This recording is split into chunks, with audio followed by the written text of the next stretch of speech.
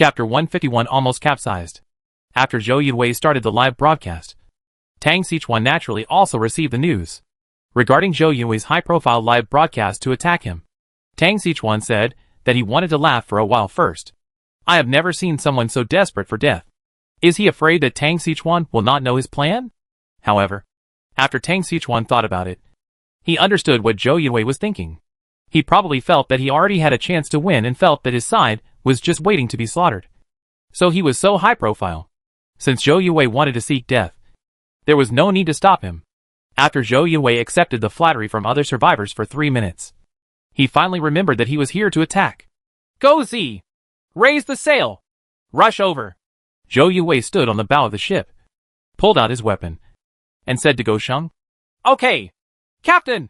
Go Sheng gave Zhou Yunwei a military salute in a weird posture, and then ran to adjust the sail. As Go Sheng adjusted the sail, the warship rushed towards the island. When the other survivors on the public screen saw this scene, they suddenly became nervous.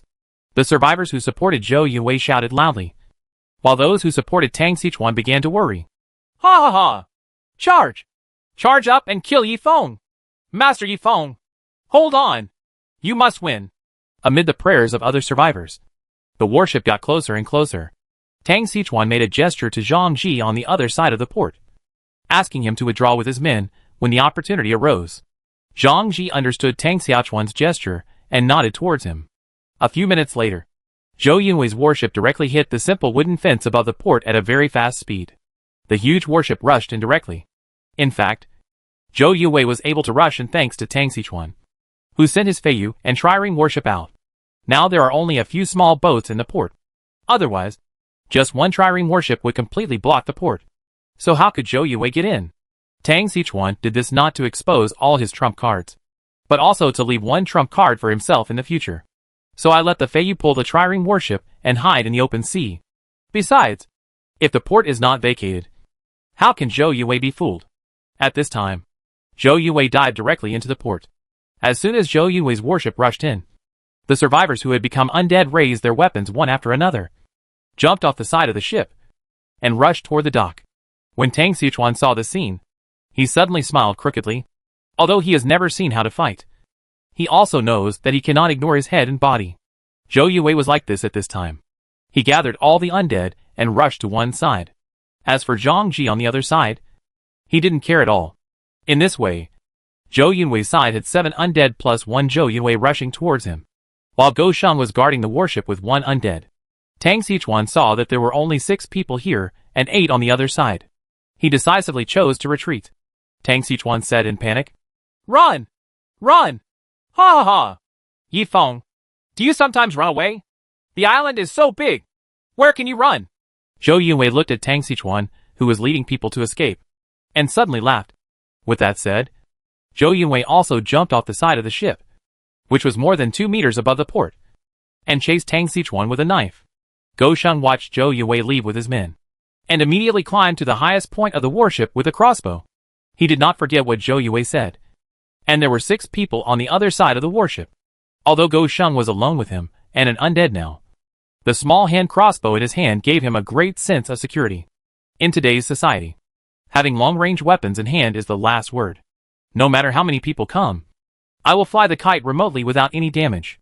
What's more, the warship under his feet is more than 2 meters higher than the port. It is very difficult to climb up without tools. Moreover, it takes time for you to climb up. With that time, the small hand crossbow in your hand can shoot the opponent into a sieve. At this time, Zhang Ji saw Zhou Yunwei leading a group of people to chase Tang Xichuan, and he wanted to lead people to seize Zhou Yunwei's warship. For him, the height of more than 2 meters is nothing at all. He can go up to a height that is easy to turn over, and it is not difficult at all. But as soon as Zhang Ji took action, Go Sheng pointed the hand crossbow at Zhang Ji and shot an arrow in a leisurely manner.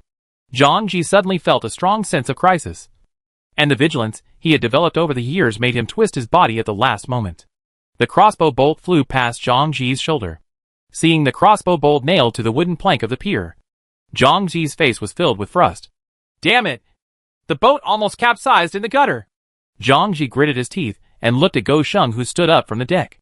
At this time, Go Sheng had a look of dismay on his face. He calmly reloaded a crossbow arrow, and then raised his fingers at Zhang Ji. Come here! Go Sheng looked at Zhang Ji provocatively. Although Zhang Ji is very angry, he is not impulsive. He doesn't even have a shield in his hand. Let him lead people to charge up. This is not bravery, but stupidity. Zhang Ji knew very well that every manpower was very valuable now, and he could not waste his precious manpower on such a meaningless attack. He thought for a while, and prepared to lead the people back. Go Sheng, who was still on the warship, saw Zhang Ji trying to run away. He thought Zhang Ji had given up attacking the warship, and went to support Tang Sichuan. If the 6 people from Zhang Ji's side were really allowed to support Tang Sichuan, then Tang Sichuan's side would immediately have a numerical advantage. Go Sheng was a little worried about Zhou Yue, but he did not dare to chase Zhang Ji himself. After all, he only has 2 people here, and he is afraid of death if he is asked to chase 6 people. However, he was afraid of death in order to survive. But the undead survivor who followed him was not afraid of death. Go Sheng thought for a while, then let the undead jump off the boat, and then chased Zhang Ji. As soon as Zhang Ji saw the undead body stiffly rushing towards him, he knew that this was probably one of those invulnerable people that Tang Sichuan mentioned. Chase! I'll let you chase. If you have the ability, keep chasing. Zhang Ji turned around and cursed secretly as he ran. The undead had no fear, holding up 2 machetes, and chased Zhang Ji and his group crookedly, while Zhang Ji was running in front with a group of natives. After Zhang Ji and others ran out of the dock, Zhang Ji waved his hand and led the people around a corner and ran out of Go Sheng's sight. Watching Zhang Ji and others disappear from his sight, Go Sheng didn't panic at all. He didn't think Zhang Ji and his group could escape from the hands of the undead. After all, he has no sense of fatigue with the undead, unless Zhang Ji and the others can really cut the undead into pieces. It will keep chasing Zhang Ji and the others. Chapter 152. Go Sheng wanted to escape, but couldn't. Zhang Ji took the people and hid behind a mound. He stretched out his head and glanced at the undead that was still chasing him, with a sneer on his face. Damn it! Are you addicted to chasing? Zhang Ji cursed in a low voice, then waved to the natives around him, and came behind an object covered by hay. Quick! Lift up the bed crossbow and adjust the angle. Zhang Ji opened a pile of hay first and greeted the natives. When the natives saw Zhang Ji's actions, a sneer appeared on their faces. Just yesterday, a large group of them had seen the power of this bed crossbow. The crossbow arrow, which was as thick as an arm, could not be seen once it was shot out. Moreover, with the huge power and range that can shoot from the northern end of the island to the southern end, they can imagine how powerful it is with their toes. Quick! Move the bed crossbow! Zhang Ji called on everyone to aim the bed crossbow at the corner of the mound. That location happened to be where the undead first appeared.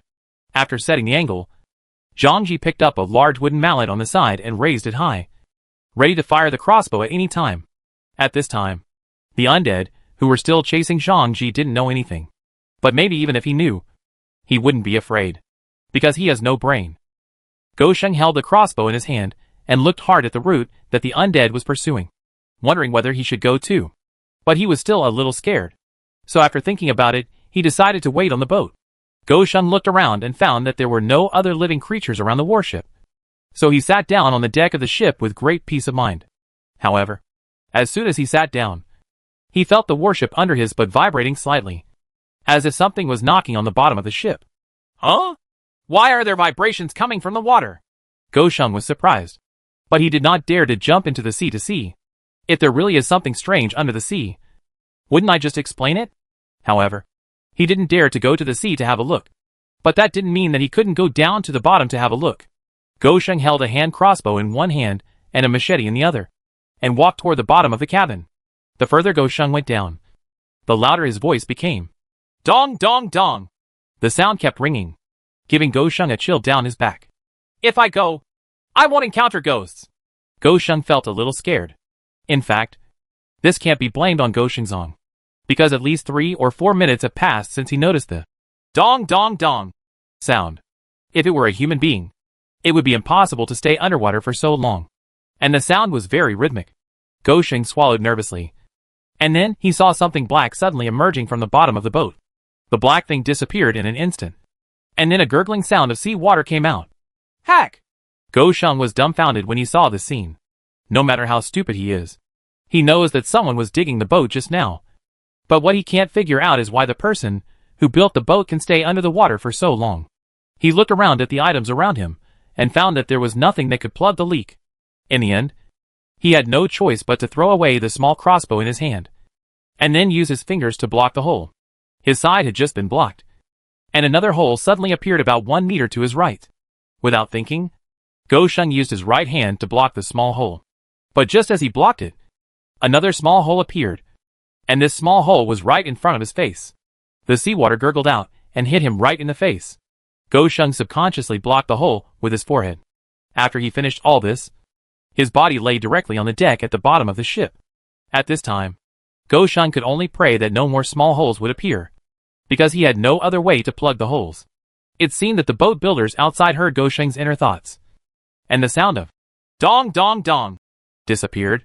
Hearing the sound of the ship being hewed disappear, Go Sheng let out a deep breath. However, just as he breathed a sigh of relief, he suddenly heard a loud bang. A giant object as thick as a child's arm pierced the hull of the ship. The sharp edge was less than 10 centimeters away from Go Sheng's head. Looking at the thing that suddenly stabbed him in front of his eyes, Go Sheng couldn't help but want to move back. But as soon as his head was released from the blocked hole, sea water poured over him again. What's even more serious is that Go Sheng found that he couldn't get his fingers out of the hole. Damn it! I'm stuck! Go Sheng secretly screamed something bad. Go Sheng was stuck because he was blocking the hole in the bottom of the ship. But Zhang Ji outside the warship was not idle. He first used the bed crossbow to shoot at the undead that was chasing him. The crossbow arrow hit the undead's chest. The huge force directly tore the undead into pieces. And then the crossbow arrows kept crossing a distance of more than 30 meters, and directly nailed into the hull. Quickly! Lift up the bed crossbow.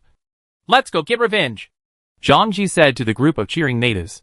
The group of natives, upon hearing Zhang Ji's words, immediately ran over and carried the crossbow towards the other side of the mound. The bed crossbow is very heavy, but 5 strong men can still lift it. However, the short distance of more than 10 meters also made these men a little out of breath. Brothers, add more force and let's pull the string of the bow together. With that said, Zhang Ji took the lead and grabbed the winch behind the bed crossbow and started to string the bed crossbow. After he strung the bow and inserted an arm-thick crossbow arrow into it, he shouted loudly to where Go Sheng was just now. Grandson, come out! If you have the ability, let's shoot at each other now. Zhang Ji still remembers the revenge of Go Sheng for shooting him. But as long as Go Sheng is not stupid, he will not choose to shoot Zhang Ji with the hand crossbow in his hand. Moreover, he is still stuck at the bottom of the boat, and he cannot escape even if he wants to. Zhang Ji shouted a few words from the shore, but saw no movement on the boat. He felt strange. There can't be any movement at all. Okay. At this point, you still want to trick me? Zhang Ji thought Go Sheng didn't say anything just to trick him. Then he has nothing to be polite about. Zhang Ji once again picked up the big mallet in his hand and hit the crossbow's slot. The unfettered bowstring instantly returned to its original position, driving the crossbow arrows to fly out. Bang!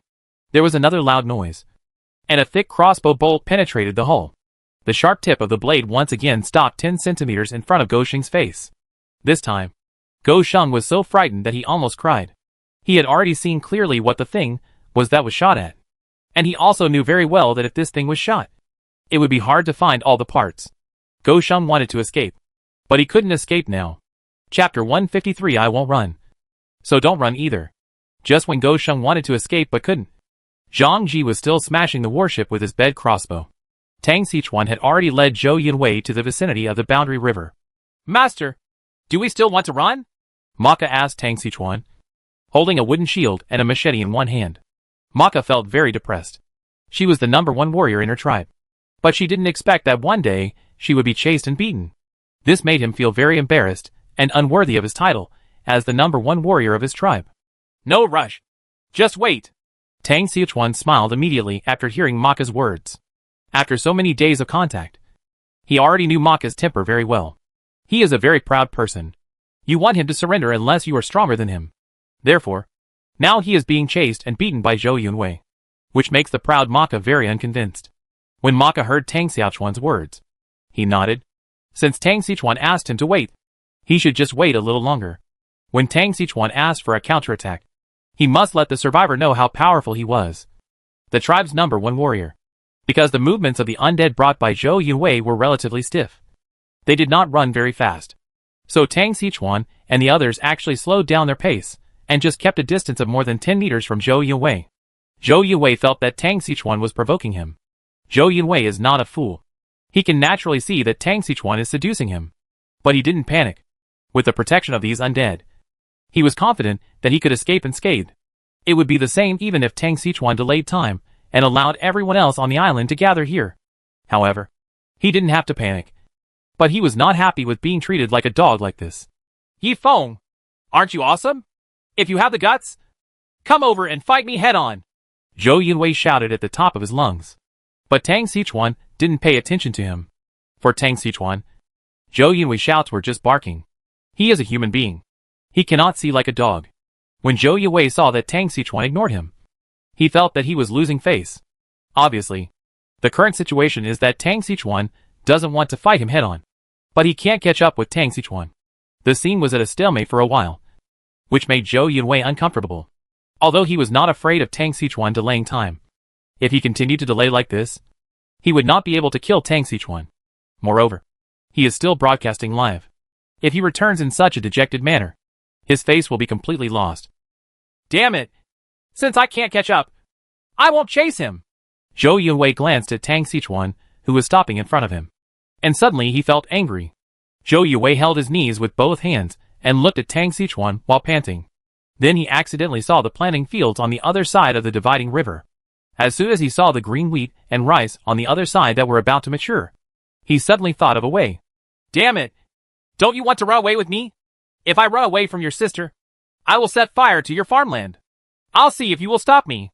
Zhou Yunwei felt cruel in his heart, and then took the undead with him, walked towards the other side of the dividing river. Tang Xichuan watched Zhou Yunwei stop and then prepared to go to South Island. And he suddenly felt happy. This was actually done by Tang Xichuan on purpose. Because he had already thought that if he walked Zhou Yunwei like this, he would be ready to burn food if he couldn't catch up with him.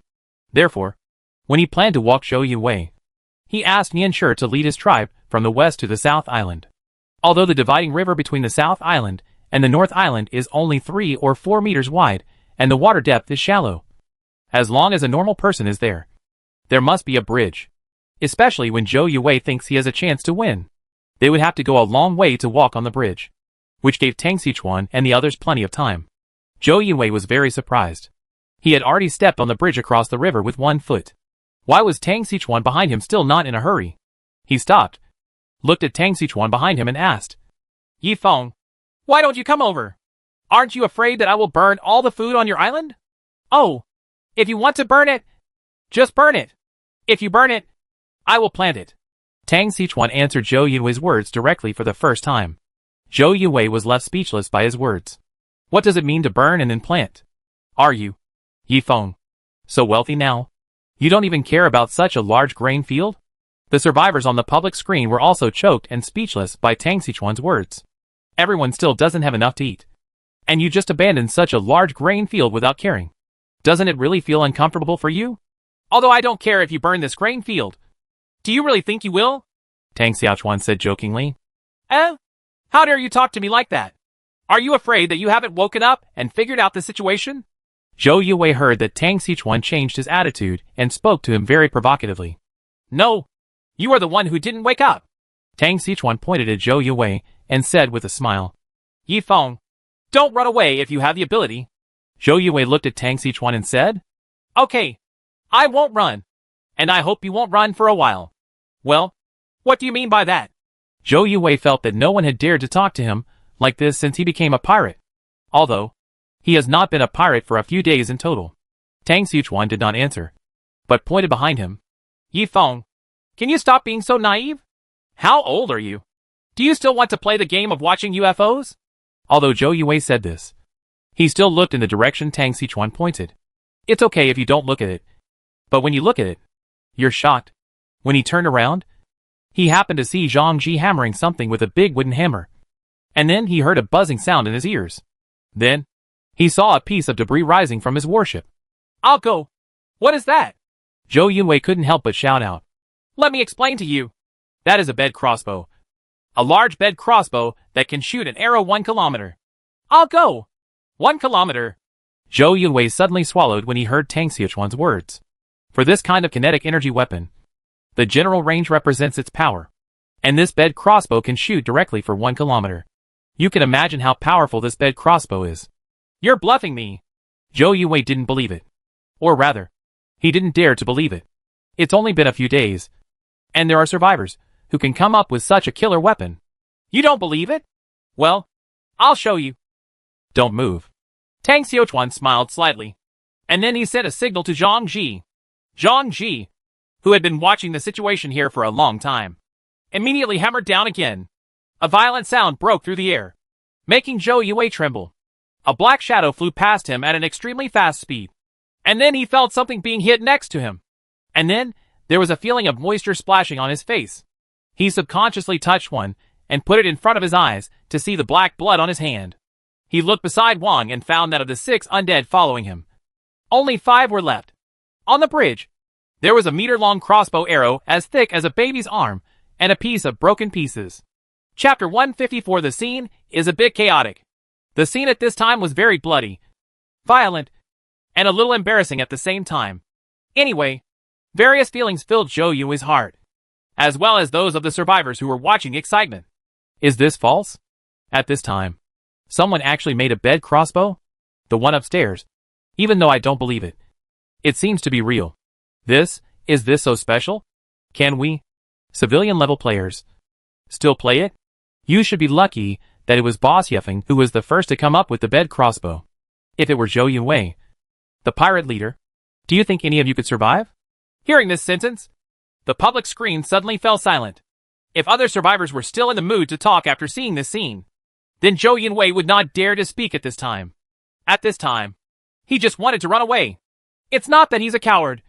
It's that he really can't do it. He didn't have the courage to rush up with the crossbow on the bed. This thing was exactly the kind of thing that would die if touched or rubbed. What? You want to run away now? Do you think you can run away? Tang Xiuquan saw Zhou Yuwei's unusual expression and immediately said to him with a smile. Yifeng, don't be too proud. I admit that your bed crossbow is very powerful. But the winding of this thing is too slow. If I want to run away, the few people around you can't stop me. Zhou Yuwei shouted at Tang Xiuquan Road. Oh, really? Do you think there are too few people here? Tang Xiuquan was not angry at all. Isn't it? You only have about 10 people. If you want to stop me, it's impossible. Zhou Yuwei said forcefully. Who told you that I only have 10 people? Didn't I tell you that there are 40 people on my island? Tang Xiuquan said with a smile. You? Zhou Yuwei was speechless when he heard Tang Xiuquan's words. If Tang Xiuquan hadn't pointed a crossbow at him, he would have retorted. Repay 40 people? I've been chasing you for so long. Where are your people? Seeing Zhou Yuwei's unconvinced look, Tang Xiuquan knew that Zhou Yuwei didn't believe it. He smiled and pointed at Zhou Yuwei's back and said to him, If you don't believe me, then look at your back. What the H.L.? Looking behind you again? Zhou Yuwei muttered when he heard Tang Xiuquan's words. But he still looked back. But after he saw it, he regretted it. If he had a choice, he would rather not look at it. Sometimes, ignorance can make you fearless. If he hadn't seen a group of dark people, holding shields and raising weapons, surrounding him, he would have regretted it. Afterwards, his first reaction was to yell at Tang Xiuquan. You hack me. When Tang Xiuquan heard Zhou Yuwei's words, he was speechless. Then he sighed and said to Zhou Yuwei, You are being tricked? I told you. There are more than 40 people on my island. And you still come. As soon as Tang Xiuquan finished saying this, he saw Zhou Yuwei jump directly from the bridge. Damn it. How afraid of death is this meow? Tang Xiuquan looked at Zhou Yuwei, who turned over and jumped into the river, with a depressed look on his face. He originally thought that Zhou Yuwei would argue with him for a while, but he didn't expect that after Zhou Yuwei said that he was cheating on him. He jumped into the river and tried to run away. However, Tang Xiuquan refused to comment on this. If he dug such a big hole and let Zhou Yuwei run away, he would not have to mess around in the future. Zhou Yuwei didn't care about this. In his opinion, as long as he jumped into the river and ran to the warship, he would have a chance to escape. As the saying goes, it is never too late for a gentleman to take revenge. As long as he could run away, it wouldn't take 10 years at all, but at most a month. He could bring a large group of undead to seek revenge on Tang Xiuquan. For this reason, Zhou Yuwei gave up all his undead souls this time. When he jumped into the river, he gave orders to the undead still on the bridge to kill them toward Tang Xiuquan. The undead have no thoughts and therefore no fear. And they faithfully begin to execute. The scene at this time was that Zhou Yunwei's body was in midair, shouting, "You are cheating on me!" Tang Xichuan expressed sarcasm about this. And at the same time, his expression was a little surprised, because he saw Zhou Yunwei's undead rushing towards him. The indigenous warriors, like Maka in front of him, also looked shocked and excited. He held his weapons high and prepared to rush towards the undead. Nushi and the others saw that a fight was about to begin on the bridge more than 50 meters away from him. He was also a little surprised. He raised his right arm with the weapon, ready to shout for his tribe to rush over. It can be said that because Zhou Yunwei did not say a harsh word and jumped into the river to escape, the whole scene seemed a little chaotic for a while. Tang Xichuan wanted to stop it, but it was too late, because Maka has already rushed forward with people. Although the number of Maka and the others is now equal to the number of these undead. These undead have no sense of fear, and are not afraid of the damage caused by Maka and their weapons. So they almost rushed up with the tips of Maka's knives. For example, Tang Xichuan saw an undead with his own eyes, and bumped into the tip of Maka's spear in order to close the distance with Maka as quickly as possible. Fortunately, Tang Xichuan had already anticipated such a situation. So the indigenous warriors in the front row were equipped with small wooden shields. This kind of small wooden shield was completely thought of by Tang Xichuan on the spur of the moment. He was just a whole thick wooden board with a handle added to it. Strictly speaking, such a shield is not a shield, but it can still be used as temporary armor. No, just use it. Maka originally thought about stabbing him with a gun and knocking down the undead in front of him. But the undead rushed over directly against his iron gun. The head of the gun pierced the undead's chest, but it raised the machete in its hand without fear and struck at Maka's head. Although Maka was surprised, she subconsciously raised her left arm and blocked the knife with a wooden shield on her left arm. Although Maka blocked it, two of the clansmen who rushed up with him were hit by the undead before they had time to block. However, the two indigenous warriors were also tough. Although they were slashed on the shoulders, they still gritted their teeth and stabbed the tips of their spears into the stomachs of the undead. The undead felt no pain and still waved their weapons at Maka and the others. Looking at these undead souls, who were not afraid of death, Maka felt troubled for the first time. Facing such an opponent, he really didn't know how to make them stop. Fortunately, this passive situation did not last long, because Nushi and the others had already rushed over with their men. Although Stubborn Stone and the others provided timely support, they also had no way to control these undead. Tang Xichuan looked at Maka and dozens of people surrounding the 5 undead in the middle. Some of them were helpless, and he also felt a little speechless. It's not that Tang Xichuan dislikes these natives for being stupid, although a big reason for this is that they don't know what to do. He still has to lament that some of these natives don't know how to adapt. Chapter 155 Night Breeze. Just wait for me. What are you thinking? Put a shield against them, restrict their movements, and then tie them up. Tang Xichuan shouted helplessly to Maka and the others. Maka and the others reacted when they heard Tang Xichuan shouting, directly blocked the shields in their hands in front of themselves, and then bumped towards the 5 undead. If Maka and the others are not smart and don't understand many things, then this group of undead have no brains. When they saw Maka rushing towards them, they didn't know how to hide. They even wanted to raise the machetes in their hands to chop Maka. Maka looked at the machete coming towards him. He raised the wooden shield in his hand to block it, and then he grabbed the undead's wrist with his right hand. But as soon as he grabbed the undead's wrist, Maka began to frown, because he felt that he couldn't hold it. This undead spirit is surprisingly strong. Just when Maka was about to take action, Nushi and the others rushed over with their men. Stubborn Stone strangled the undead's neck directly from behind and pushed his neck back hard. But the undead can't feel pain and doesn't need to breathe.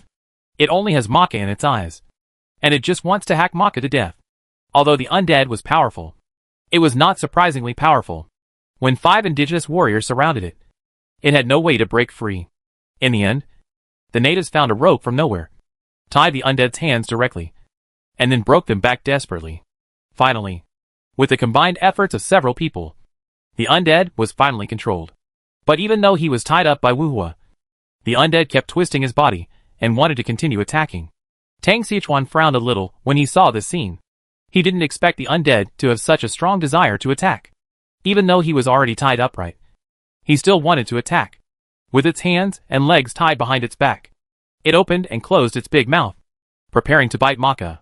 Maka almost bit her calf without noticing it at first. I'm going! Maka was startled by the clicking sound of the undead. He subconsciously took a step back. Then he felt that he was a little embarrassed like this. So he went up and kicked the undead in the neck. The undead's neck received a full kick from Maka, causing the entire neck to show a strange angle. But even so, the undead still didn't give up and wanted to bite Maka's calf. When Maka saw the scene, even though he was born brave and was the first warrior of the tribe, he couldn't help but feel numb. When Tang Xiuquan saw the scene, he also felt a little scared. Imagine a humanoid monster lying on the ground, with its hands and feet tied behind its back, its neck and body at 90 degrees, and its scarlet black teeth making clicking sounds. Listening to the clicking sound, Tang Xiuquan suddenly felt his scalp numb. "Maka! Shut up!" Tang Xiuquan looked at Maka and said, "Yes, master." Maka nodded immediately after hearing Tang Xiuquan's words. But then he had some difficulties. "Master, how can I make it shut up? Look at its neck. It's still biting." Tang Xiuquan suddenly felt a little embarrassed when he heard Maka's words. If he were a normal person, let alone a 90-degree angle to his neck, he would probably be able to shut up with just a kick. But this undead's neck was at a 90-degree angle. It was obvious that its neck was broken. But it was still biting. It was obvious that human weaknesses were no longer weaknesses to him now. "Forget it. Let's send it on its way." Tang Xiuquan thought for a while, shook his head and said to Maka, "Oh." Maka responded immediately after hearing Tang Xiuquan's words. Then he took the machete, walked towards the undead, and chopped off its head with one blow. But the undead's head was cut off, and it was still biting, but his body was not moving. Hack me. Seeing this scene, Tang Xiuquan could only feel a wave of dismay in his heart. Maka frowned, feeling that he couldn't understand it. Why did I chop off this monster's head, and it still wasn't dead? Tang Xiuquan couldn't stand it any longer. He drew out his samurai sword, walked up to the still biting head, and inserted the samurai sword into the head. As soon as the sharp blade was inserted, the strange head stopped moving. Pointed at its head and inserted. Tang Xiuquan looked at the head that was no longer biting, and then handed the katana in his hand to Maka. "Go and save those few too." Tang Xiuquan glanced at Maka and said, "Yes, master." Maka took the machete from Tang Xiuquan's hand and said to him respectfully. As soon as Maka left, Tang Xiuquan raised his head and looked at Zhou Yue, who was almost swimming to the port. "Master, do you want me to chase him?" Nushi came up behind Tang Xiuquan and asked. "Chasing? No need." Tang Xiuquan shook his head. "Master, are you going to let him go like this?" Nushi frowned when he heard Tang Xiuquan's words. "Let him leave. You're thinking too much." Tang Xiuquan shook his head, and then said, "I won't let you chase him because I already have arrangements. Haven't you noticed who is missing here?" "Who is missing?" Nushi heard Tang Xiuquan's words and had some doubts at first. But he thought of it in an instant. The rest of his tribe are here. But don't forget that there are still 2 people waiting in the water at the port. At this time, Zhou Yue looked proud as he looked at the approaching warship. "You finally let me escape. Night Breeze! You didn't keep me here this time, which was your biggest mistake. Don't worry. The next time I come to your island, I will kill you." Zhou Yue saw that he was about to escape, and then he stopped, floated in the water, and faced dozens of meters away. Tang Xiuquan, who was still standing on the bridge, said harsh words. "Zhou Yue, you should escape first and then talk about it." Tang Xiuquan immediately replied after hearing Zhou Yue's words. "Humph. Do you think you can still stop me?" Zhou Yue snorted coldly. "Whether you can stop it or not, you'll know if you try it," Tang Xiuquan said with a smile on his face. "Humph." Zhou Yue snorted coldly, and then said to Tang Xiuquan again, "Just wait for me. I will come back. We are not done with this." After saying that, Zhou Yue was also afraid of long nights and many dreams. And then he swam towards the warship not far away again, in order to prevent Zhang Ji from jumping into the water to intercept him. He deliberately chose to swim to the other side of the warship. But what he didn't expect was that Zhang Ji and the others would just hold their hands and stand on the dock looking at themselves in the water. That expression was like looking at another fool. This caring look made Zhou Yue very unhappy. But no matter how unhappy he was, he didn't dare to show his teeth at Zhang Ji and the others at this time. He just wanted to leave here now and take revenge after he made a comeback. This weird scene immediately alerted Zhou Yue. Are these people really so stupid that they would let him go?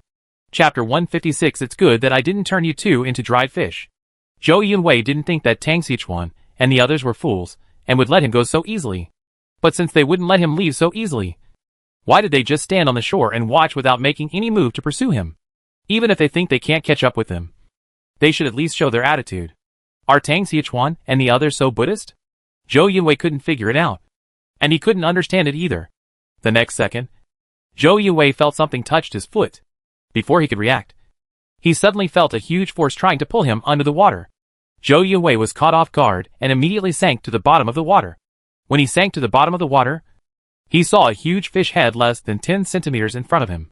The sudden fright made him unconsciously open his mouth, and a large amount of oxygen turned into bubbles, blocking his sight. Then he felt as if something had hit him hard on the chest. Before he could cry out in pain, he felt his back being hit again. The continuous impacts caught him off guard, and he felt that the air in his lungs was knocked out by these two impacts. Zhou Yunwei wanted to swim out of the water to breathe, but the big fish head in front of him stretched out a pair of big hands and hugged his thigh directly. It was only then that Zhou Yunwei saw clearly what the monster looked like. A huge fish head on the body of a child, who looked to be only 5 or 6 years old. Zhou Yunwei had never seen such a monster before. But now, it was not the time to be surprised by the monster's appearance. He just wanted to breathe under the water. But the monster obviously wanted to drag him to the bottom of the water. Zhou Yunwei tried his best but couldn't break free. The monster was surprisingly strong in the water. At this time, Zhou Yunwei was in despair. Am I really going to die here today? Zhou Yunwei wailed in his heart. However, this despair did not last long, because soon another monster hit the back of his head directly at an extremely fast speed. Zhou Yunwei passed out happily under this impact. Ba Boer Bin! Why did you hit him on the back of the head? Bin Boerba asked with some dissatisfaction. If I didn't hit him on the back of the head, where would I hit him? Ba Boerbin was a little speechless. No, you hit him on the back of the head. What if he is killed or knocked unconscious? Bin Boerba said angrily. Don't worry. I'm sensible and won't pretend to be stupid, Boerbin said confidently. However, as soon as he finished speaking, a stream of blood flowed out of Zhou Yunwei's nose. Wow! You said you were measured? Look, he's bleeding. Bin Boerba pointed at Zhou Yunwei, who was bleeding from the nose. Impossible. I hit the back of my head. I shouldn't have a nosebleed. When Ba Boerbin saw Zhou Yunwei's nosebleed, he immediately said that it was none of his business. Nonsense! It's you? Boerbin pointed at Boerbin and said, I'm going to tell the master that you killed the master's prisoner. I'm not. I didn't. Stop talking nonsense. Ba Boer denied 3 times in a row. It's okay if I don't tell you, unless you give me half of your grilled fish for the next month. Bin Boerba thought about it and said to Ba Boerbin. Ba Boerbin heard Bin Boerba's words, although he felt that this was an unfair agreement. After thinking about it, if Tang Xichuan knew about this, and he accidentally killed the prisoner he wanted, then it would probably be very serious. It's not a question of missing half the grilled fish a month. Deal. Ba Boerbin nodded his huge fish head. If Zhou Yunwei was still conscious at this time, he would definitely say, Can you get me ashore first? And then we can talk? If this continues, I will really drown. Fortunately, after Bin Boerba and Ba Boerbin finished talking about the distribution of grilled fish, they finally remembered Zhou Yunwei, who was still sinking to the bottom. Bin Boerba and Ba Boerbin looked at each other and swam towards Zhou Yunwei. Each of them grabbed a leg and swam towards the shore. Soon Bin Boerba and the others dragged Zhou Yunwei onto the shore. At this time, Tang Xichuan and Zhang Ji were already waiting on the shore. Master! When Bin Boerba and the others saw Tang Xichuan, they immediately bowed to Tang Xichuan. Tang Xichuan nodded, and then saw Zhou Yunwei, who was still suffering from nosebleeds. What's wrong with him? Tang Xiao asked curiously. I don't know. Maybe he hit the back of his head when we dragged him into the water, Bin Boerba said immediately after hearing what Tang Xichuan said. Then, he turned to Ba Bin and said, Ba Boerbin, you think so? When Boerbin heard this, he immediately nodded and said yes. However, Tang Xichuan had some doubts. Hit a rock? How is that possible? Where did the rock come from where Zhou Yunwei sank? Tang Xichuan was very confused, and Zhang Ji was also very confused.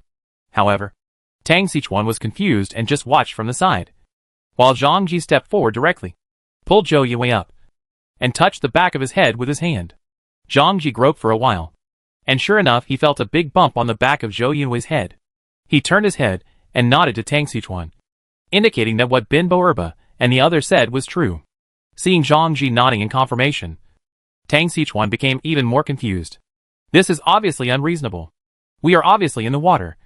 So why would we hit a rock? Tang Xiuquan, who was a little confused, directly used the telepathy of the contract card to explore the hearts of Bin Boerba and the others. The investigation turned out to be okay. And Tang Xiuquan immediately became very angry. Tang Xiuquan never expected that these two bastards would sell themselves out just for a month's worth of grilled fish. The more Tang Xiuquan thought about it, the angrier he became. He felt that his master could not even compare to a grilled fish. You too. I'll give you another chance. Tell me carefully what happened to Zhou Yunwei this time, Tang Xiuquan said with a serious face. We hit a rock, Bin Boerba said without hesitation, while Bao'erban had some hesitation. However, after hesitating, it followed Bin Boerba and nodded. Okay, if you say that, then you won't be able to eat grilled fish for a month. Tang Xiuquan felt that these two bastards were the kind of people who wouldn't go to bed for 3 days. It is necessary for me to declare to them who is the master. Huh? Why? Bin Boerba was very surprised. He didn't know where he went wrong. Why do you know it yourself? Tang Xiuquan curled his lips and said to Bin Boerba. How dare you lie to me? I didn't hang you up. It would be nice to make dried fish. Why? You still don't accept it? Tang Xiuquan looked at Bin Boerba fiercely. Master, how do you know? When Bin Boerba heard that Tang Xiuquan said that he had lied to him, his first reaction was to know why Tang Xiuquan knew. How do I know? I am your master. How do you know I know? Tang Xiuquan was so angry at Bin Boerba's words that he shouted directly at Bin Boerba. Chapter 157 in this situation. There is a price. Additional update for the popular Vote King in Feng 1988. Bin Boerba, who wanted to pick up the leak, finally got himself into a trap. After Tang Xiuquan finished dealing with Bin Boerba and the other two useless murlocs, he turned his attention to Zhou Yunwei. Brother Zhang, is he okay? Tang Xiuquan asked. It's not a big problem. I just fainted. Zhang Ji heard Tang Xiuquan's words and looked at Zhou Yunwei again and said, Can you wake me up? Tang Xiuquan asked. Yes, you can, but you have to think carefully. If you wake him up, what will you do with him? Zhou Yunwei, if you let him go, he will definitely not give up and continue to come after us. But if we don't save him, he probably won't survive. Zhang Ji looked into Tang Xiuquan's eyes and said. When Tang Xiuquan heard Zhang Ji's words, he immediately understood what Zhang Ji meant. In fact, Zhang Ji's meaning was very clear. That is, to tell Tang Xiuquan that Zhou Yunwei cannot be released. He is in a coma right now. If you don't save him, he won't survive. In this way, Tang Xiuquan will not have to bear the charge of homicide. If you save him, then tell Tang Xiuquan. Then you will have to bear the charge of homicide. Zhang Ji reminded Tang Xiuquan in this relatively subtle way. Tang Xiuquan understood and understood. But he just thought about it and said directly, Brother Zhang, I understand what you mean. However, I have something to ask him. So I still need to wake him up. As for the consequences you mentioned, I also understand. Don't worry. I won't be merciless when it's time to be cruel. Zhang Ji heard Tang Xiuquan's words and nodded. Since you have thought it through clearly, I won't say anything more. Yunwei drank a lot of seawater this week. Just give him artificial respiration. When Tang Xiuquan heard Zhang Ji's words, he immediately turned to Zhang Ji for help. I'll go. Don't look at me. I won't give him artificial respiration. Zhang Ji immediately refused. The problem is Brother Zhang. Except you. No one here knows how to do it. Come here, and I can teach you on the spot. Then forget it. When Tang Xiuquan heard Zhang Ji's words, he also refused. Then he looked at Nushi and Maka standing aside. Nushi and Maka didn't know what artificial respiration was at all. So they looked at Tang Xiuquan in confusion. Master! Maka is willing to share the worries for the master. Maka took the lead to stand up, which made Shoshu very unhappy. Okay, you come. When Tang Xiuquan saw that Maka was willing to come out and help Zhou Yunwei perform artificial respiration, Tang Xiuquan immediately agreed. When Maka saw that Tang Xiuquan agreed to let him do artificial respiration, he stood in front of Zhou Yunwei very happily. Well, how do we need artificial respiration? Maka looked at Zhang Ji and scratched her head in embarrassment. This is very simple. Just talk to him mouth to mouth, and then blow into his mouth. Zhang Ji looked at Maka with a smile on his face. Mouth? Mouth to mouth? Maka was shocked when she heard Zhang Ji's words. Yeah. What's wrong? Zhang Ji asked with a smile on his face. I have a stomachache. Yes, master, My stomach hurts. I want to go to the toilet. Maka even admired her own wit. Tang Xichuan's face suddenly turned dark when he heard Maka's words. You finally managed to capture a strong man. But now you want to back down. Have you considered the face of me? The master? Tang Xichuan was extremely depressed at this time. No. You have to finish the artificial respiration first. Tang Xichuan said with a dark face. No more. Master, I'm going to pull it out. If you dare to pull it out, I will plug it with a cork. The scene at this time was very embarrassing. Just when Tang Xichuan and Maka were at a loss. Then Bo seemed to have discovered that this was a good opportunity to please Tang Xichuan. So he jumped out immediately. Master! I can! Then Bo kept jumping on the spot and waving his hands. Can you? Tang Xichuan had some doubts when he heard Borba's words. Yes, master! I can do it! Borba nodded quickly. Okay, if you can do artificial respiration, then I will cancel your punishment for you. Tang Xichuan nodded and said to Borba. Tang Xichuan is not stupid. He knows very well why Borba jumped out at this time. When Borba heard Tang Xichuan's words, he immediately jumped up with joy. Why is he working so hard? Isn't it just so that Tang Xichuan can avoid punishment for himself because of his courage to be the savior? Now that he got what he wanted, he was naturally very happy. With Tang Xichuan's consent, then Borba turned around, glanced at Borba provocatively, and then walked towards Zhou Yunwei. Is this okay? As long as you blow into his mouth? Borba looked at Zhang Ji and asked. Yes, just blow into his mouth and that's it. Just leave the rest to me. Zhang Ji thought for a moment and said to Borba. I tell you to blow. So just blow. If I tell you to stop, just stop. Oh, I understand. Don't worry. Borba nodded immediately after hearing this. He felt that he really made a profit this time. Okay, blow hard into his mouth. Pause for about 2 or 3 seconds. Then blow again for 2 or 3 seconds. Cycle 10 times. Oh, okay. Borba nodded immediately after hearing Zhang Ji's words. Then he knelt down in front of Zhou Yunwei, took a deep breath, and then kissed him directly, puffing up his cheeks and blowing hard. Even though Borba may be small, his lung capacity is really quite big. In just 2 seconds, he blew up Zhou Yunwei's belly. Then Borba paused for a moment, and then blew into his mouth. After 10 consecutive cycles, Zhang Jisai pressed Zhou Yunwei's chest with both hands and began to perform cardiopulmonary resuscitation on Zhou Yunwei. At this time, Zhou Yunwei's subconscious had already floated into the air. He felt that he had come to a place full of white clouds, and there were some Athenian-style buildings among the clouds. Some naked little kids with little wings on their backs were flying around him. Is this paradise? Zhou Yunwei thought to himself. Then, his eyes lit up. A tall blonde female angel slowly walked towards him. When she came to her side, the female angel grabbed Zhou Yunwei's collar without any explanation, and then pulled him over. The two looked at each other, and the female angel slowly poked her head toward Zhou Yunwei. Zhou Yunwei knew immediately that this was the female angel who wanted to kiss him. He quickly closed his eyes, preparing to respond to the female angel's passionate kiss. At the same time, he also lamented that the atmosphere in this paradise is really open, and they would kiss each other passionately if they disagreed. At this time, Zhou Yunwei felt that his mind was blank. He could only sigh that happiness came too suddenly. He couldn't help but stick his tongue out into the female angel's mouth. But the next second, he felt confused. Why does this beautiful angel have a fishy smell in her mouth? Do all angels nowadays like to eat fish?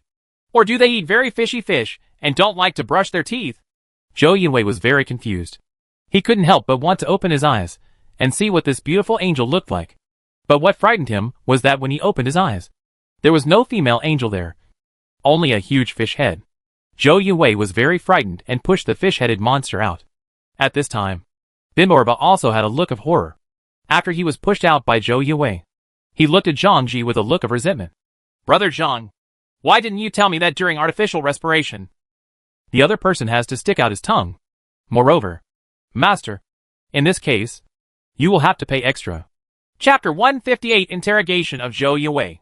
Tang Xichuan's face suddenly turned dark when he heard Borba's words. More money.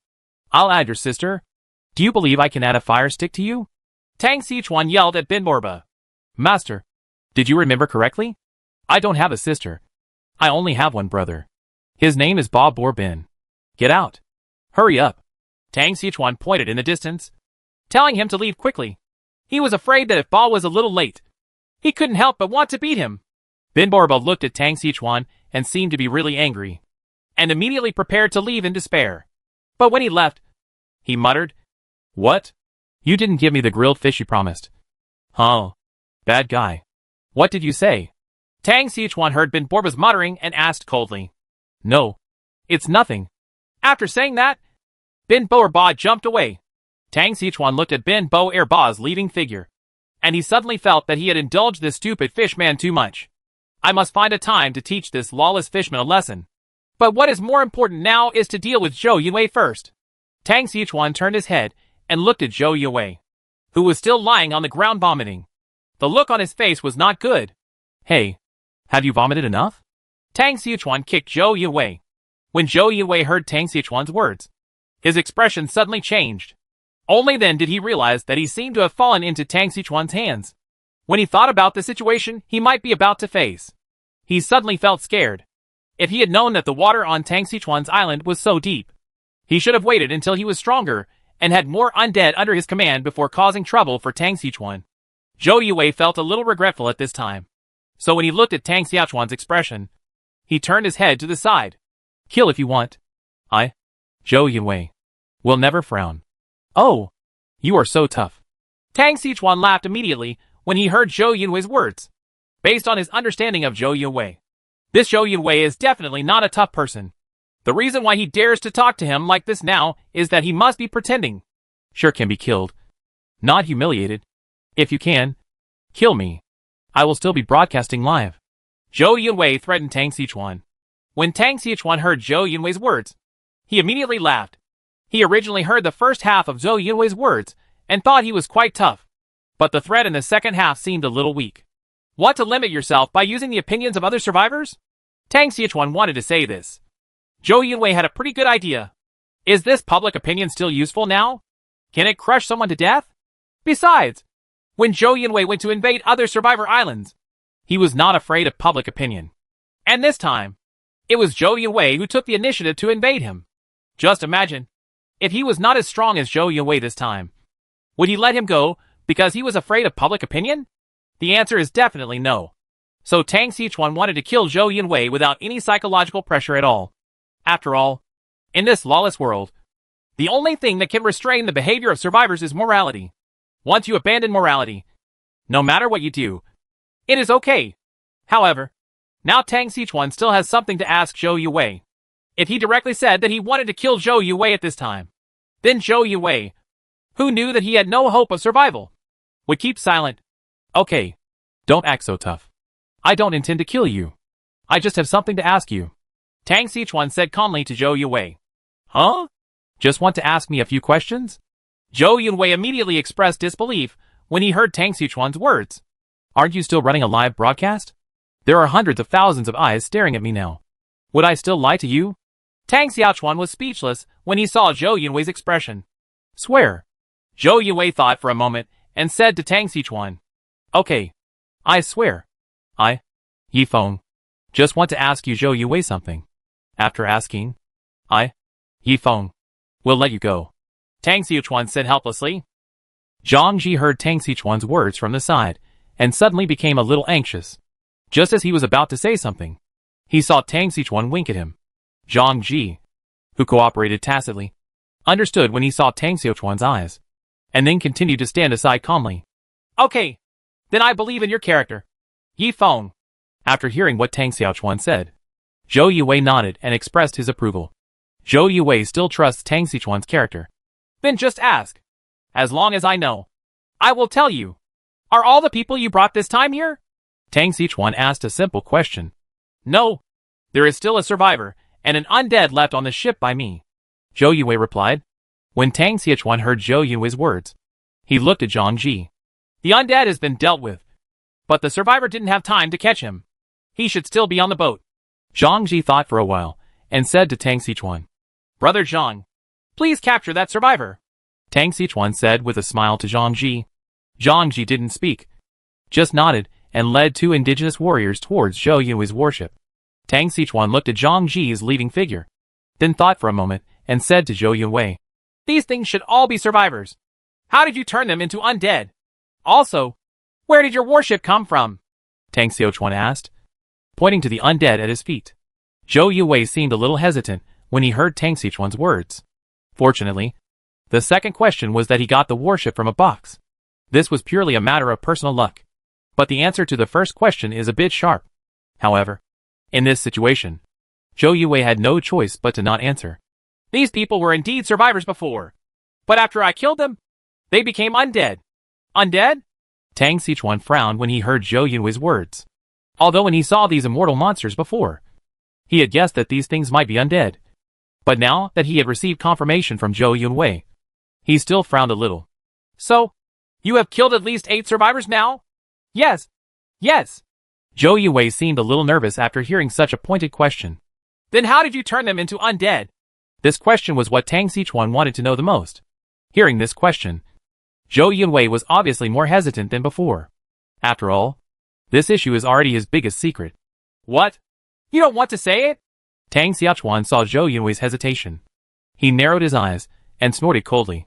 Hearing Tang Xiuquan's cold snort, Zhou Yuwei suddenly became excited. Only then did he think that he was the meat on the chopping board now. If he couldn't satisfy Tang Xiuquan today, then he would have no future. Chapter 159. Don't you know how to splash water with your hands? Therefore, when Zhou Yuwei heard Tang Xiuquan's cold snort, he said directly without even thinking, Because I have a special title. Title? Tang Xiuquan frowned when he heard Zhou Yuwei's words. What title? Undead. Zhou Yuwei answered immediately after hearing Tang Xiuquan's question. Undead? What's the use of this title?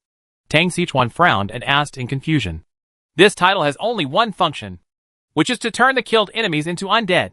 These undead can 100% obey the command of the undead, Zhou Yuwei said. Hiss. Tang Xiuquan suddenly took a breath when he heard Zhou Yuwei's words. This kind of title is completely clear to lure the owner to kill. As long as they are killed by the owner of the title, they will be directly transformed into undead.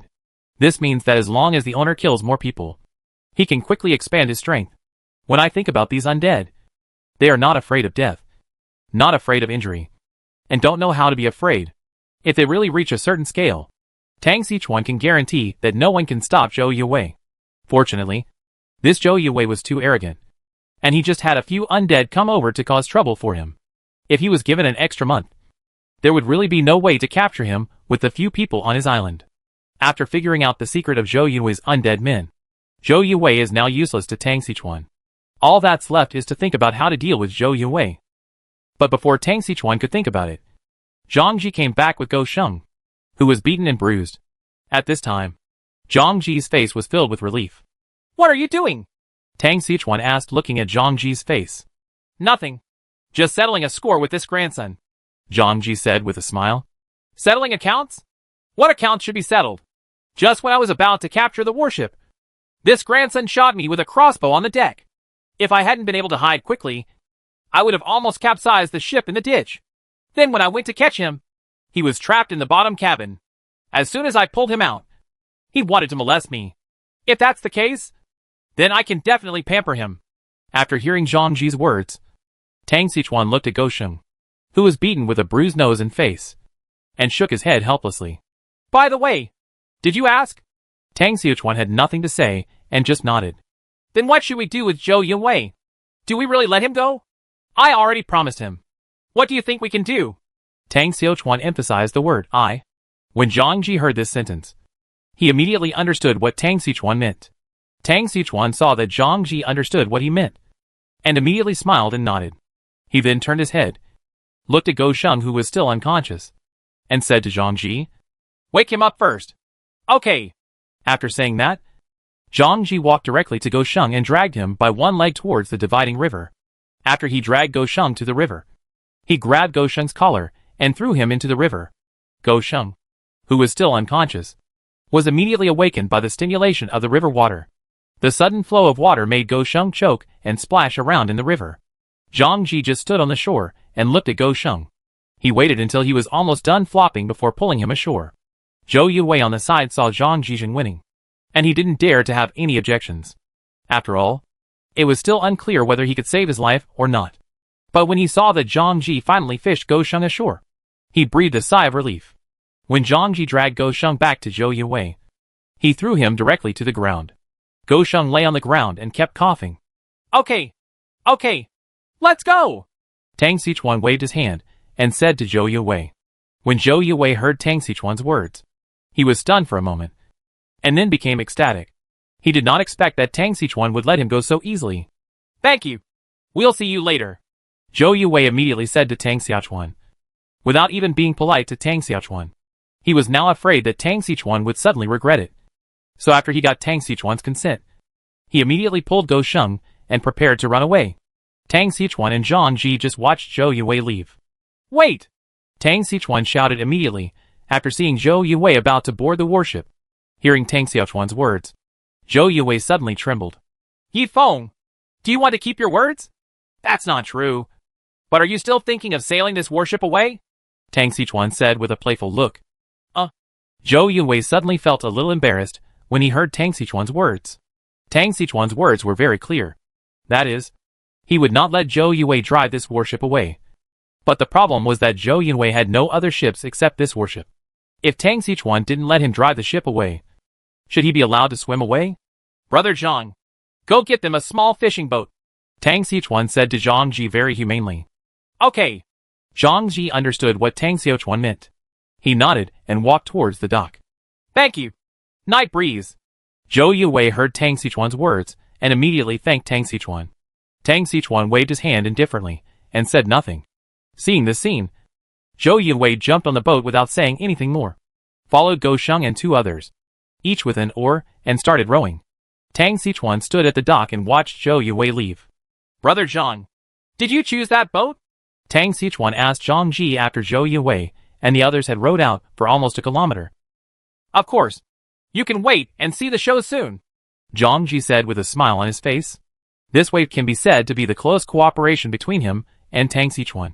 When Tang Xichuan heard Zhang Ji's words, he nodded and stopped talking, and began to watch the show quietly. At this time, Zhou Yuwei was rowing the boat and scolding Tang Xichuan. Just wait for me. One day, I will make you pay the price. I will let you know that the biggest mistake in your life is not killing me today. Zhou Yuwei looked at Tang Xichuan's island with fierce eyes. Boss, where are we going now? Go Sheng looked at Zhou Yuwei in confusion. Don't worry. Let's leave here first. Zhou Yuwei thought for a while and said to Go Sheng. As soon as Zhou Yuwei finished speaking, he felt something touching the instep of his feet. When he lowered his head and looked, he suddenly felt a chill on his back. At this time, the seawater had already submerged his feet. Boss! The boat is leaking! Go Sheng shouted in horror. Damn it! I knew Yi Feng's grandson wasn't so kind. He actually gave us a broken boat. Zhou Yuwei shouted angrily. Boss! Now is not the time to talk about this. This ship is obviously going to sink soon. Go Sheng shouted with horror on his face. Then why are you still standing there? Pour water out! Zhou Yuwei shouted at Go Sheng. But, boss, there is nothing in this boat to pour water out of. Damn it! Then you can't splash it with your hands. Chapter 160 Territory Upgrade Token. Tang Xichuan and Zhang Ji stood on the shore and looked at the sinking wooden boat, with neither sadness nor joy on their faces. Although Zhou Yuwei and the others were rowing hard towards the island, Tang Xichuan could estimate that their boat would not be able to carry them to the shore. Forget it. Brother Zhang. Just watch it. I won't watch it. Tang Xichuan shook his head and said to Zhang Ji. Okay. I'll just stare and say, okay.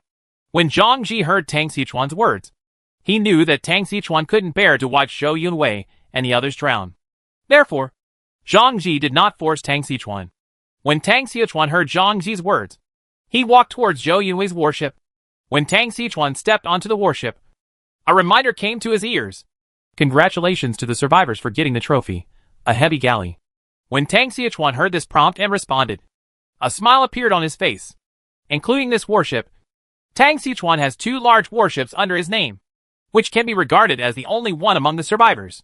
With these 2 warships, Tang Xichuan could barely form a fleet. Although this fleet only had 2 ships, it was already considered a powerful force. If both warships are fully manned, he can send out 440 troops at one time. However, based on Tang Xichuan's current population on the island, it is impossible for these 2 warships to be full. Even if all the indigenous people are included, it is just enough to fully equip a warship. When he thought that after working hard for so long, He only had enough people for a warship in the end. He immediately lamented that the population growth was too slow. Tang Sichuan shook his head and shook these thoughts out of his mind.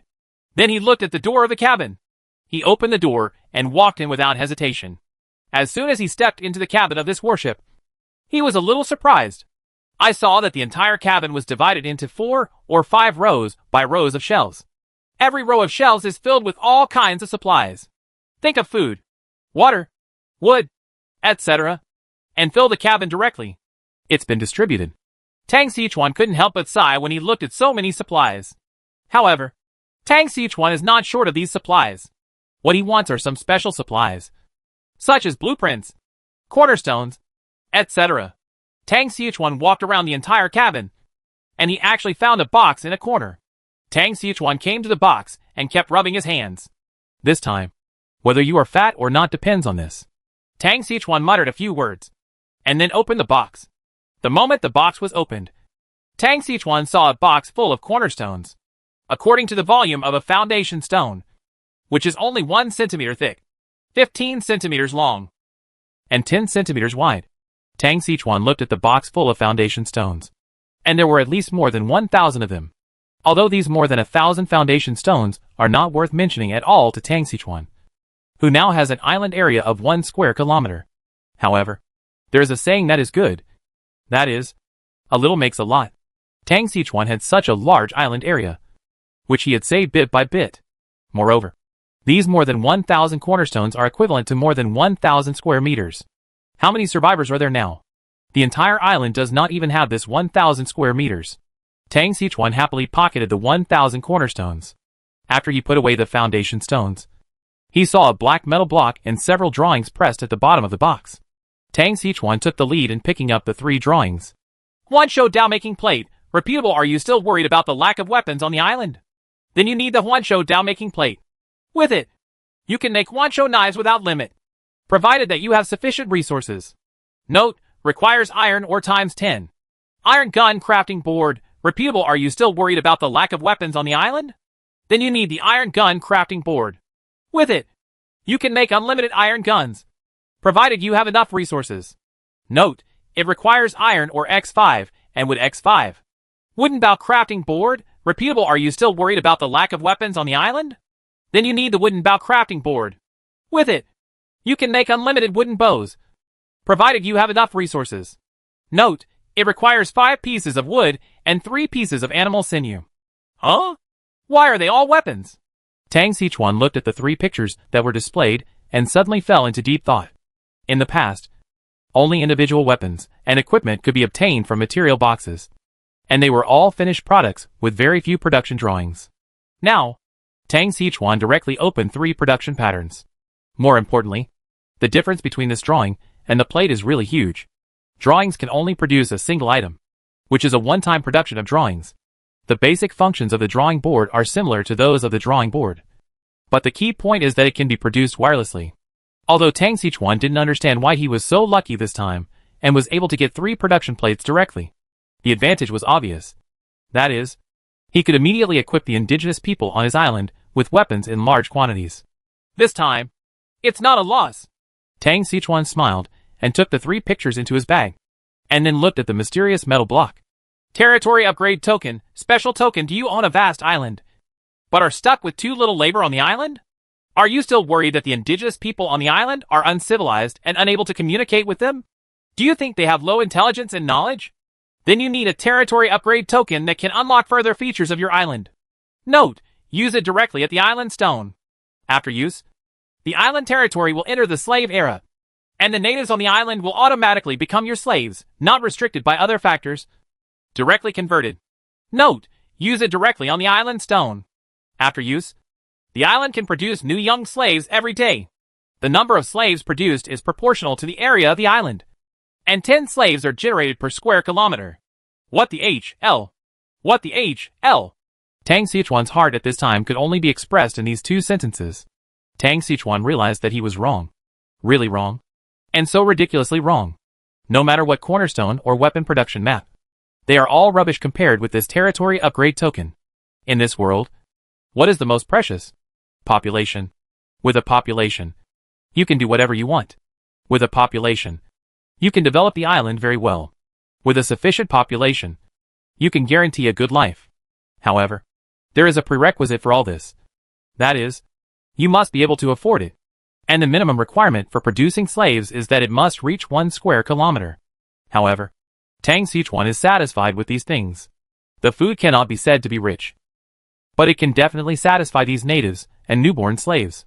Meeting these conditions means that Tang Sichuan will be able to increase his population by 10 people every day from now on. With the token, I no longer have to worry about insufficient population. Tang Sichuan was trembling with excitement, but he was still trembling, and 2 more reminders rang in his ears. Congratulations on receiving the title, Conqueror of the Sea. Congratulations on receiving the title, the Undead. Tang Sichuan? Chapter 161 Others' Reflections. What's the situation? Why are there suddenly 2 more titles? And there is another title that seems to belong to Zhou Yunwei. Tang Sichuan was a little confused when he heard these 2 prompts. But after thinking about it carefully, he suddenly thought of a possibility. Could it be said that after a survivor with a title is killed, the title will be transferred to the person who killed him? Tang Sichuan thought for a long time, and it seemed that this was the only possibility. However, Tang Sichuan was not too entangled in these issues. 2 more titles is always a good thing. He quickly checked the effects of these 2 titles. Ocean Conqueror, when you have this title, you can plunder other survivors, and the materials you obtain will increase by 20%. After conquering other survivors, the survivors will have their own loyalty attributes. Note, attached is a navigation chart that allows you to search for islands within a radius of 10,000 kilometers with yourself as the center point. Both indigenous islands and survivor islands are included in this list. I'll go. No wonder Zhou Yunwei was able to invade so many survivor islands in just 1 or 2 days. It turned out to be because of this. Tang Sichuan shouted in surprise after seeing the attributes of the title of Ocean Conqueror. He was still wondering why Zhou Yunwei developed so fast. But now he finally found the reason. Afterwards, Tang Sichuan began to check the attributes of the Undead. Undead, you can resurrect corpses within 24 hours of death. After resurrection, the undead have no consciousness and only retain the physical quality of their lives. After Tang Sichuan read the attributes of the undead, he immediately began to frown. First of all, he was able to confirm that Zhou Yunwei had not lied to him before, and that the title of the undead could indeed resurrect the recently dead corpse. But this kind of resurrection is not a resurrection in the true sense, because his attribute only makes the corpse move, but does not make the corpse have thoughts.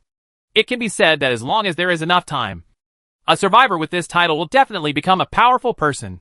And with the title, Conqueror of the Sea, you can completely stop relying on islands and become a pirate. After all, the title of Ocean Conqueror is to increase the plundering income by 20%, which means that if you want to get 20% more income, you can only keep plundering. Whether he is plundering survivors or plundering natives, he can increase his income by 20%. If he wants to farm honestly on the island, this 20% income will not be effective. Thinking of this, Tang Sichuan suddenly realized that with the addition of Ocean Conqueror and Undead, becoming a pirate seemed to be the best way out. Moreover, this is also the shortcut to the fastest development. No wonder Yunwei chose to become a pirate this week. And he was so fearless. If it weren't for my good luck and being the first to deal with the String Tribe, I might not have been able to stop him even though I didn't have enough manpower on the island. The current situation is that after getting rid of Zhou Yunwei, Tang Sichuan has 2 options. Or just like Zhou Yunwei, take everyone on the entire island to become pirates. After all, it has the attribute of increasing resource income by 20%, as well as navigation maps. And with a population of more than 200 people here, any island that you attack can be captured. As long as he can continuously capture the survivor islands, he will also be able to develop very well. However, the disadvantage is that if you do this, as time goes by, the number of survivors will be reduced to a certain extent, and you will not be able to feed such a large population. And being a pirate will definitely arouse the hostility of other survivors. Maybe later, these survivors will unite to fight against you. The more important point is that even if Tang Sichuan just develops the island, he can still develop very well. There is no need for him to be a pirate. Otherwise, wouldn't the leadership upgrade card I just got be wasted? At that time, Zhou Yunwei chose to be a pirate, but he had no choice. After all, he owed foreign debts and was being chased for debts. But I am different. Even if I just stay on the island, I can live a very good life. So why go to the sea? When Tang Sichuan thought of this, He had already made up his mind. From now on, it is the right way to develop his own island honestly. As for whether to become a pirate, Tang Sichuan thinks that if it is not necessary, it is better not to go. After collecting the most important supplies in the cabin, Tang Sichuan looked around the cabin again and found that there was nothing important inside the cabin before he walked out of the cabin again. He now wants to check on Zhou Yunwei's condition. As soon as he walked out of the cabin, he saw Zhang Ji and others gathered together. Tang Sichuan felt a little strange, so he walked towards the crowd. "What are you looking at?" Tang Sichuan stood outside the crowd and asked Zhang Ji and the others. When Zhang Ji heard Tang Sichuan's voice, he immediately turned his head and said to Tang Sichuan, "Zhou Yunwei is dead." Dead? Although Tang Sichuan had already guessed it when he got the title, he still had some feelings when he heard Zhang Ji's words. After all, this was the first dead survivor that Tang Sichuan had seen with his own eyes. Tang Sichuan seemed a little disappointed when he heard Zhang Ji's words, and he instantly lost interest in watching the fun. "Okay, there's nothing to see. Let's arrange for them to be cremated," Tang Sichuan said calmly. "Also, Nashi, you and a few people will repair this warship. From now on, this warship will belong to us."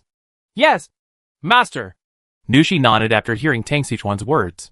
Seeing that the arrangements were in place, Tang Sichuan said to Zhang Ji, "You finish handling the matters here first, and then quickly return to the villa.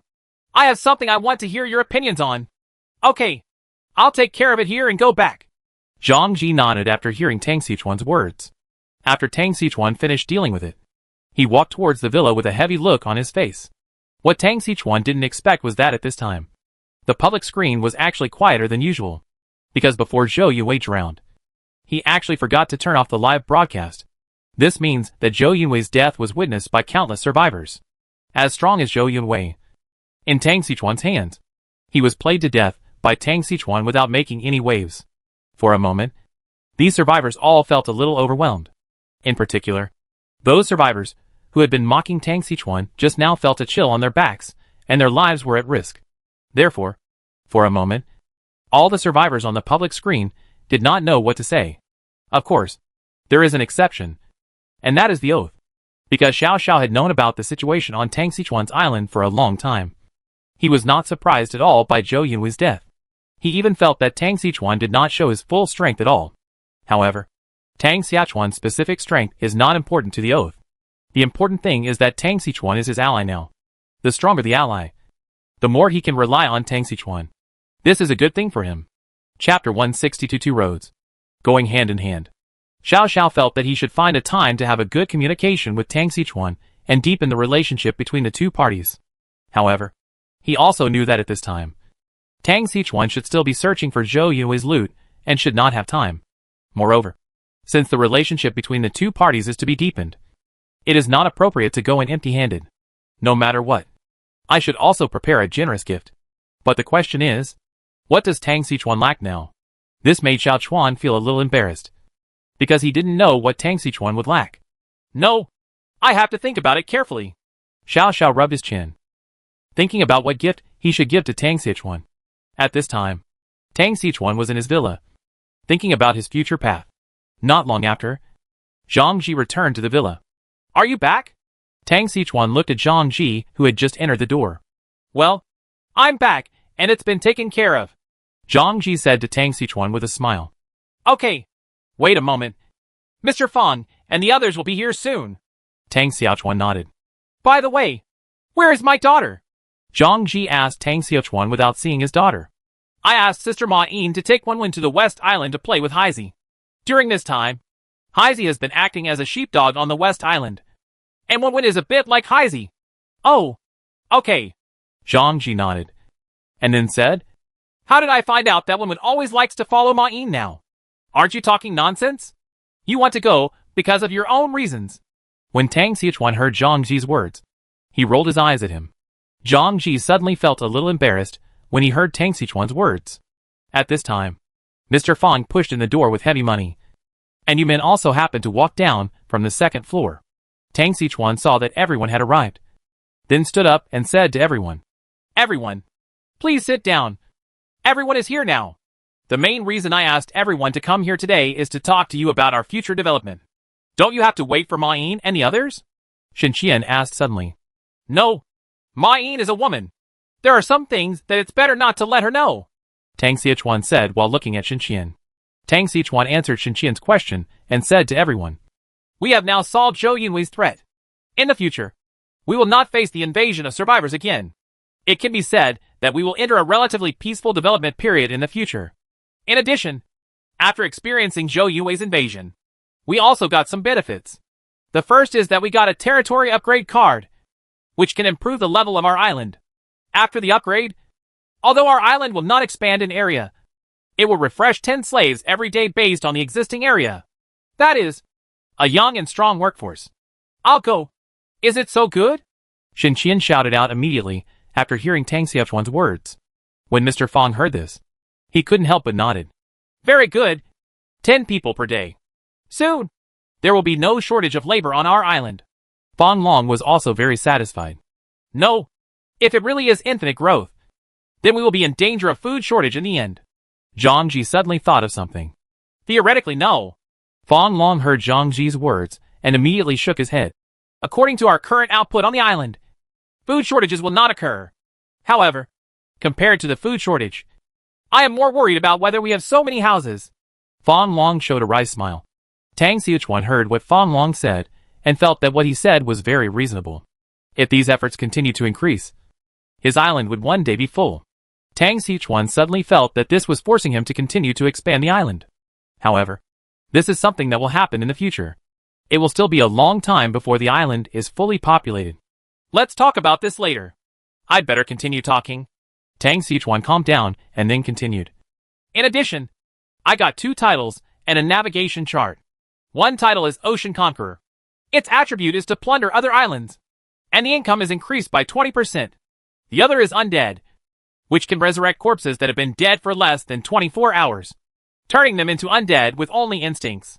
The title has the person can control it at will, and on the nautical chart, you can see all the islands within a radius of 10,000 kilometers. What the H.L. Necromancer?" Zhang Ji heard Tang Xiachuan's words and immediately shouted out. "Isn't this title Zhou Yunwei's? It was his, but after he was drowned, the title was transferred to me. However, these are not important. The important thing is, what should we do in the future? There are 2 roads before us now. One is to continue to develop our own island honestly, and the other is to do the same as Zhou Yunwei. Pirate, why don't you go both ways?" Zhang Ji asked. "I think so too.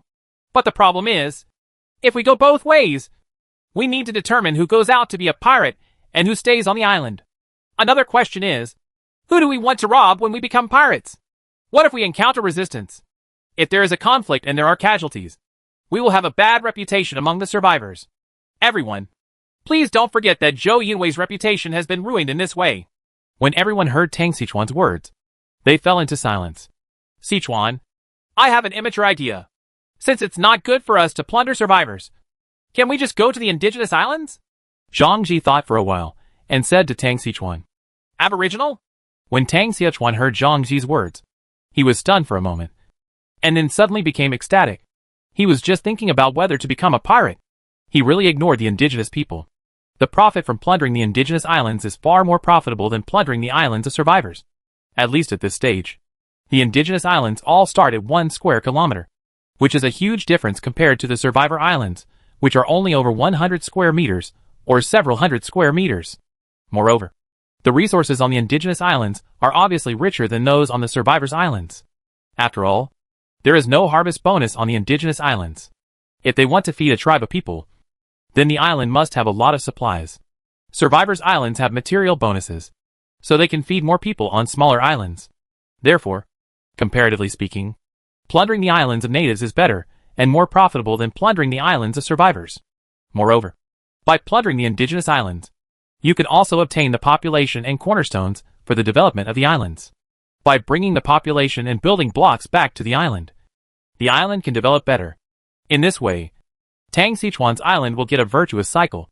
Use the resources from plundering the indigenous islands to help develop the islands. The better development of the islands will strengthen Tang Xiachuan's fleet. And the stronger the fleet will be, the more indigenous islands will be plundered. After Tang Xiachuan figured this out, an excited smile suddenly appeared on his face. Chapter 163 2 Roads. 2 Futures. Now there is only one question left. Who will lead these 2 battleships? Tang Xichuan asked the last question. After hearing Tang Xichuan's words, everyone paused for a moment. And then Fan Long said slowly, Actually, according to the most ideal setting, you should go, Sichuan. But the development of this island still cannot do without you. So, this is actually a more difficult thing to make a decision on. Tang Xichuan nodded when he heard Fan Long's words. In fact, what he originally thought was that he would lead people to search for the indigenous islands. But as Fan Long said, if he goes to sea for a long time, it will inevitably delay the island development of. Let me tell you my opinion. I think we don't need to worry about who will lead the team in the early stage. Zhang Ji thought for a while, and then said slowly, What do you mean? Tang Xichuan was a little confused when he heard Zhang Ji's words. It's very simple. Didn't you say that you have a sea chart? Can you search the sea area with a radius of 10,000 kilometers? In such a large sea area, we don't have to worry about who goes there at least for a while. After cleaning up the 10,000 kilometers of sea area, it will take 10 days and a half. If there are other delays, it may even take more than a month. It's hard to say whether the island will have become routine in a month. But at least, there will be much less things that can be confirmed that you need to confirm by then. Besides, you don't need to be involved in the search yourself. Any one of us can go. After we confirm the location of the indigenous islands, you can set out to conquer the indigenous islands. Only in this way can you maximize the benefits of your title. Zhang Ji said to Tang Xichuan. After hearing Zhang Ji's words, Tang Xichuan couldn't help but nodded. I have to say that Zhang Ji still has his own opinions on the strategic level, and what he said is indeed the most suitable method at present. Then let's all vote. Tang Xichuan thought for a while, and said to everyone. Invariably, without exception, everyone raised their hands to express their agreement with Zhang Ji's opinion. Tang Xichuan saw that everyone agreed with Zhang Ji's words, so Zhang Ji's opinion was considered to be approved by everyone. By the way, Brother Chuan, who do you plan to let lead people to explore in the later stage? Shen Qian looked at Tang Xichuan with some expectation. When Tang Xichuan heard Shen Qian's words, he immediately understood what Shen Qian meant. What? Do you want to take people to investigate? Tang Xichuan asked with a smile. When Shen Qian saw that Tang Xichuan understood what he meant, he couldn't help but nodded. When Tang Xichuan saw Shen Qian nodding, he immediately smiled and said to him, You can go if you want, but you must follow Brother Yu in the early stage. Brother Yu has been at sea all year round, and he knows the sea very well. You study with Brother Yu first. This means that Brother thinks you are ready to go out. You can lead the team alone. Okay. Shen Qian nodded immediately after hearing Tang Xichuan's words. And then he turned his eyes to Yu Min. Brother Yu, please give me more advice from now on. Don't dare to give me advice. We all learn from each other, Yu Min said with a smile. Then he turned his attention to Tang Xichuan, and then asked with a serious look. Sichuan, I have a question. Well, Brother Yu, tell me. Sichuan, after we go to sea, we will inevitably encounter other survivors. How will we deal with them then? Yu Min asked a key question. When Tang Xichuan heard Yu Min's words, he couldn't help but touch his chin. Although few survivors are capable of going to sea at this stage, this does not mean that they will not be able to go to sea in the future. If you meet other survivors on the sea, contact will inevitably occur. Then when they come into contact, there will inevitably be intersections. At this time, you need to consider your own attitude towards other survivors. What do you think? Tang Xichuan asked. That still depends on your attitude. Sichuan. Yu Min thought for a while, and said to Tang Xichuan, If you want to quickly expand your strength, then my suggestion is to capture other survivors as much as possible. If you want peaceful development, then we can adopt a more tolerant attitude and support other survivors. Yu Min said slowly. Is there any difference between the two? Tang Xichuan didn't understand what Yu Min said. It's very simple. In fact, of these two, one is slavery. You can turn other survivors into slaves on the island, and let them quickly develop our own island through labor. The other way is to support other survivors and let them develop on their own islands, and we can establish good relations with them, conduct trade, and exchange some goods that we urgently need. The more important point is that after we establish a good relationship with other survivors, we can incorporate them into our management system and let them become a transit point for us to explore other sea areas. These two methods each have their own advantages. Yu Min thought for a while and said. After hearing what Yu Min said, Tang Xichuan lowered his head and thought about it, and then said, I think the second way is better. After all, If we choose the first option, we can definitely become pirates. In addition, if we keep invading other survivor islands, we will inevitably become the joint target of other survivors like Zhou Yunwei. This is not what I want. As for the second method, I think it is feasible. According to the rules we have discovered, when the island expands to a certain extent, the island's specialty products will evolve. We only develop our own island, so we get too few special supplies. It is better to support other survivors so that we can get more special supplies. Tang Sichuan thought for a while and said to everyone, I agree with Sichuan's opinion. Fong Long nodded. I have no objection. Anyway, no matter which way we choose, these two paths are beneficial to us. Zhang Ji also agreed. Seeing that Fong Long and Zhang Ji both nodded in agreement, Shen Qian naturally had no reason to object, and he also agreed. Well, since everyone agrees, we will adopt a gentle strategy when facing other survivors in the future. We should not take the initiative to conflict with other survivors. Of course, if someone dares to provoke us, then we don't have to be polite and just hack him. Tang Sichuan said in conclusion. With your words, I know what to do. Yu Min said with a smile when he heard Tang Sichuan's words. Okay, that's it for today. Let's get busy first. Tang Sichuan thought for a while and said to everyone.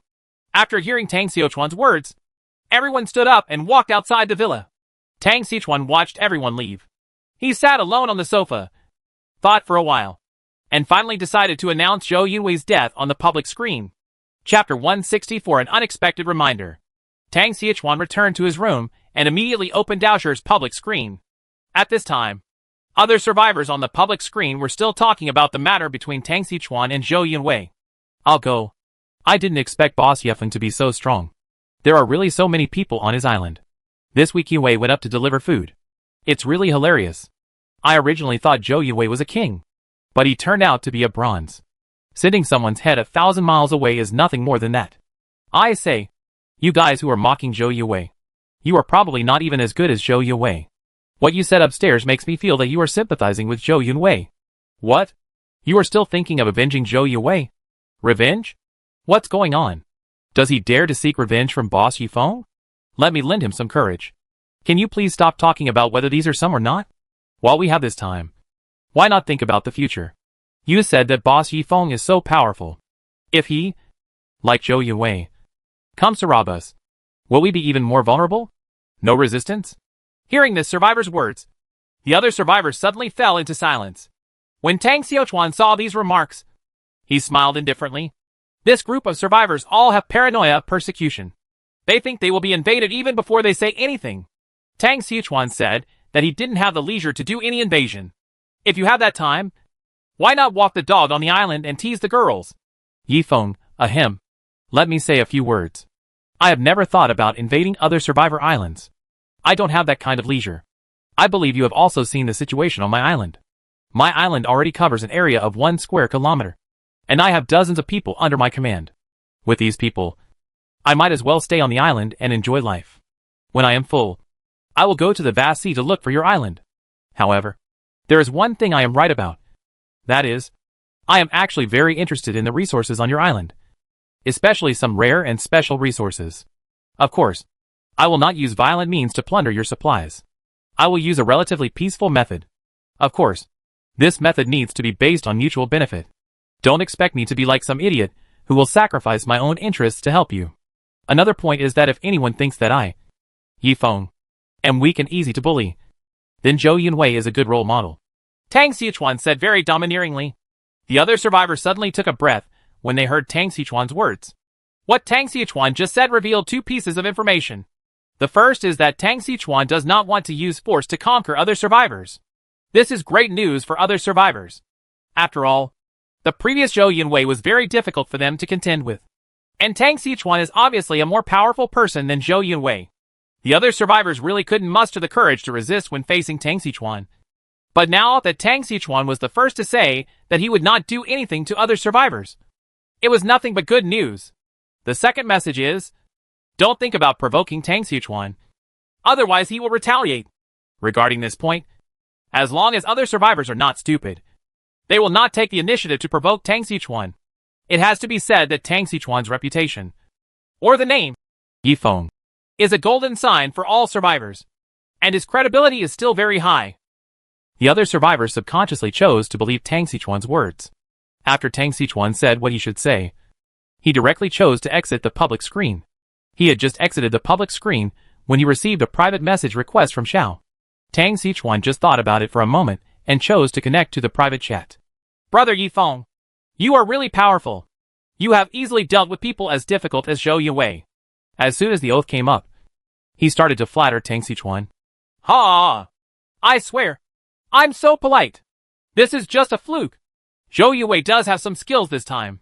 If he hadn't been too anxious to come to me, it would have been hard to say whether he would win or lose when he became fully fledged. Luck is also a kind of strength. Don't be too humble. Brother, Xiao Xiao said with a smile. It's just true. None of us thought that Zhou Yuwei would have such strength this week. The effect of his title is so incredible. Yes, it seems that we have to pay attention to the survivors with titles in the future. Tang Xiaochuan nodded.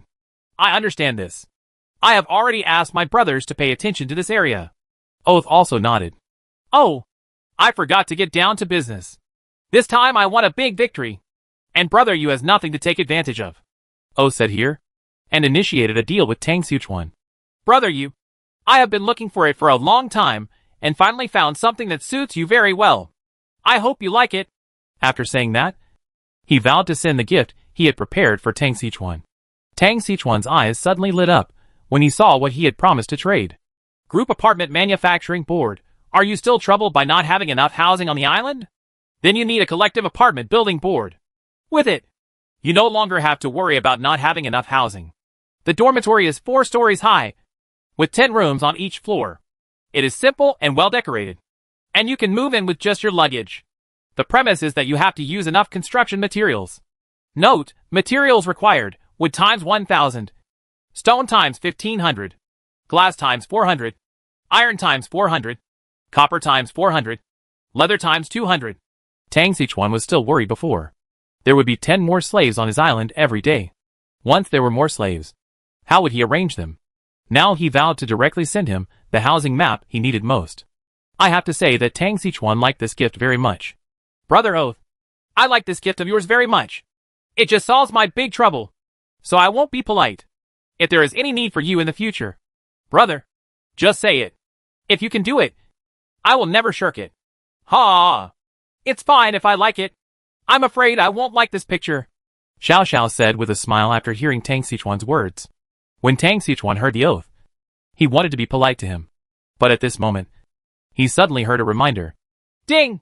Since there are survivors who have completed special tasks, a new chapter is now opening. First, SeaWorld will merge all divisions. After the merger, 7 billion people around the world will compete on the same stage. 2. Cancel the ocean fog. All survivor islands and indigenous islands will be displayed directly. There is no need to use other props to see the islands. Third, in order to strengthen communication between survivors, in addition to retaining public screen chat and private chat, the trading channel will be closed. From now on, survivors can only exchange items through trade. Fourth, turn on the era civilization function. Survivors can use special props to improve the civilization of the island. Civilization eras are ordered according to Slave Era, Feudal Era, Imperial Era, Steam Era, and Industrial Era. Every time you are promoted to Era Civilization, you need to meet certain conditions before you can upgrade. Please check the upgrade conditions yourself. Chapter 165 New Business. The sudden message alert made both Tang Xichuan and Xiao Xiao fall silent. After a long time, O said in an extremely envious tone, I'll go. Who is this boss? Why did he create a civilized era? At this time, in addition to being shocked and surprised, Tang Xichuan also felt a sense of crisis. He dared to conclude that he had not completed any special tasks. So this newly expanded module was definitely not triggered by him. If Tang Xichuan hadn't triggered it and proposed the concept of a civilized era, it would mean that among the other survivors, there were still people who could improve the level of the territory. Although it is unclear to what extent the other party can raise the level of civilization. One thing is certain. The other party will definitely not be lower than the slave era. Because the system just gave a reminder that the lowest level is the slave era. This is the lowest bottom line. And the other party may be more advanced than this era. If there is improvement after the civilization era, then the latter one will merge all the survivors together. and also lift the fog module of the island. This means that all survivors will survive together in the future, which greatly increases the difficulty for Tang Xichuan. He didn't think that with a population of 7 billion, some people with adventures wouldn't emerge. Tang Xichuan is not arrogant to this extent. That is to say, the island world will not be peaceful for a long time to come. The last thing is that the transaction module has been cancelled, and future transactions can only be conducted face to face. This is forcing all survivors to not just stay on the island. It seems that the price of foundation stones and ship drawings will skyrocket in the future, Tang Xiaochuan murmured. Brother, what did you say? Xiaoshi heard Tang Xichuan mutter to himself, but he did not hear clearly what Tang Xichuan said. I said that the price of cornerstones and ship drawings will increase in the future, Tang Xichuan said with a sigh. Really? Xiao was stunned for a moment when he heard Tang Xichuan's words. Then he recalled that the prompt just now seemed to mention canceling the transaction block. F***CK! Oath suddenly shouted. Only then did he realize the seriousness of the problem. The survival group of survivors is a spontaneous organization and is not something originally used in this world. The vast majority of the reasons why the survival group can survive is based on the trading module. Transactions between survivors, or survivors selling or purchasing supplies in a survival group, can be guaranteed by the survival group. This kind of guarantee can be very effective in preventing cheating or cheating the other party's materials. Of course, this guarantee is not free, but requires a commission. The more people who trade, the greater proportion of materials the survival team can extract. The more materials the survival group extracts, the more he can improve the welfare benefits within the survival group to attract more survivors to join. It can be said that this is a virtuous cycle. But now, the entire trading module is being cut across the board. This means that the most basic and core trading module of future survival groups will be gone. That means that the survival group will lack its core income in the future. Without income, the survival group will have no way to continue to grow itself. Even the current scale cannot be maintained, because there is no trading module. Transactions between survivors can only be done face to face, which means that in the future, everyone can completely skip the survival group and trade with other survivors on their own. Since there is not much meaning in staying in the survival group, why stay among the survivors? When he thought that the survival group he had worked so hard to build might fall apart, Oath felt a sense of impatience. Brother Yifeng, this setting is too restrictive for us survival groups. Oath frowned and said. When Tang Xichuan heard the words of the oath, he immediately understood what the oath meant. But now, these rules have been re-established, and there is nothing he can do to change them. What can be done now is to find ways to adjust the survival style of the survival group. Tang Xichuan didn't want to just watch the Oath survival group collapse. After all, he had finally established a relationship with the Oath. A vow to have a survival group is definitely more useful to Tang Xichuan than a vow to be alone. To put it simply, the oath of a survival group will come up with some good things from time to time. But the oath of a lonely person is not of that much value to Tang Xichuan. Therefore, if possible, Tang Xichuan still wants to keep the oath of the survival group. But the problem now is that the transaction module has been cancelled, which is equivalent to being drained of salary. If you want to keep the survival group, you must find another way to let the survival group regain a stable income line. Regarding such difficulties, Tang Xichuan suddenly fell into deep thought. After a long time, Tang Xichuan suddenly had a flash of inspiration. Tang Xichuan suddenly thought of a problem. The cancellation didn't seem to be a transaction, but just a remote transaction. In the future, transactions can only be face-to-face. And this face-to-face can only be carried out after people arrive at their destination. When two people meet, they encounter a new problem. That is whether the other party is worthy of trust. This trust is the same whether it is for the person who buys or the person who sells. If the buyer is strong and a seller is weak, why should I pay? Wouldn't it be nice to just kill you and rob you of your finances? Vice versa. Therefore, face-to-face transactions are actually more threatening than remote transactions. If you are cheated in remote transactions, the most you will lose is materials. But if you are cheated face-to-face, the most you will lose may be your own life. Looking at it this way, it seems that there is a lot of room for manipulation. If someone could make a trip on behalf of the person who needs to trade and conduct the transaction for both parties, wouldn't it be much safer? This is a bit like running errands in reality.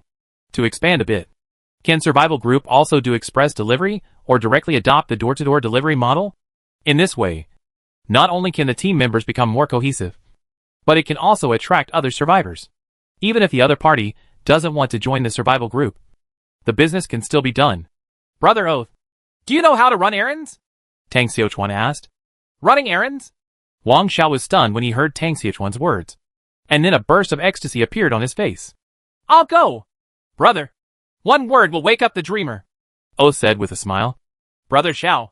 You're welcome. Not only can you do errands, you can also do express delivery or door-to-door delivery. Tang Xiuquan smiled slightly. And then said seriously. However, there is a prerequisite for all of this. That's what you need to have a strong fleet and a bunch of people to do errands for you. Well, I know. But anyway, thank you very much this time. Oath nodded. And then continued. Brother, let's not talk anymore. I will go to the senior management to discuss it first. This matter needs to be decided as soon as possible, lest it drags on for too long and other members choose to leave the survival group. Brother, you should be busy first. I also have some things to deal with here. Tang Xiuquan nodded. Chapter 166 Forcing everyone to kill each other. After Tang Xiuquan hung up the communication with Oath, he switched directly to Daoshi's main page. He directly took out the territory upgrade token and immediately heard the prompt from Daoshi. Ding! It is detected that the survivor has a territory upgrade token. Do you want to use it? Use? Tang Xiuquan did not hesitate and directly chose to upgrade his island. Ding! The token was used successfully. And now the island of survivors has officially entered the slave age. Ding! Congratulations on being the second survivor to enter the slave age and earning the rare title, Slave Master. Slave Owner, with this title, you can directly turn newly added natives into your own slaves. Slave output increases by 15%. Note, with this title, the loyalty of slaves on the island will be reduced to a certain extent. If it is not handled well, there may be a danger of slave uprising. Tang Xiuquan? At this time, Tang Xiuquan was very confused.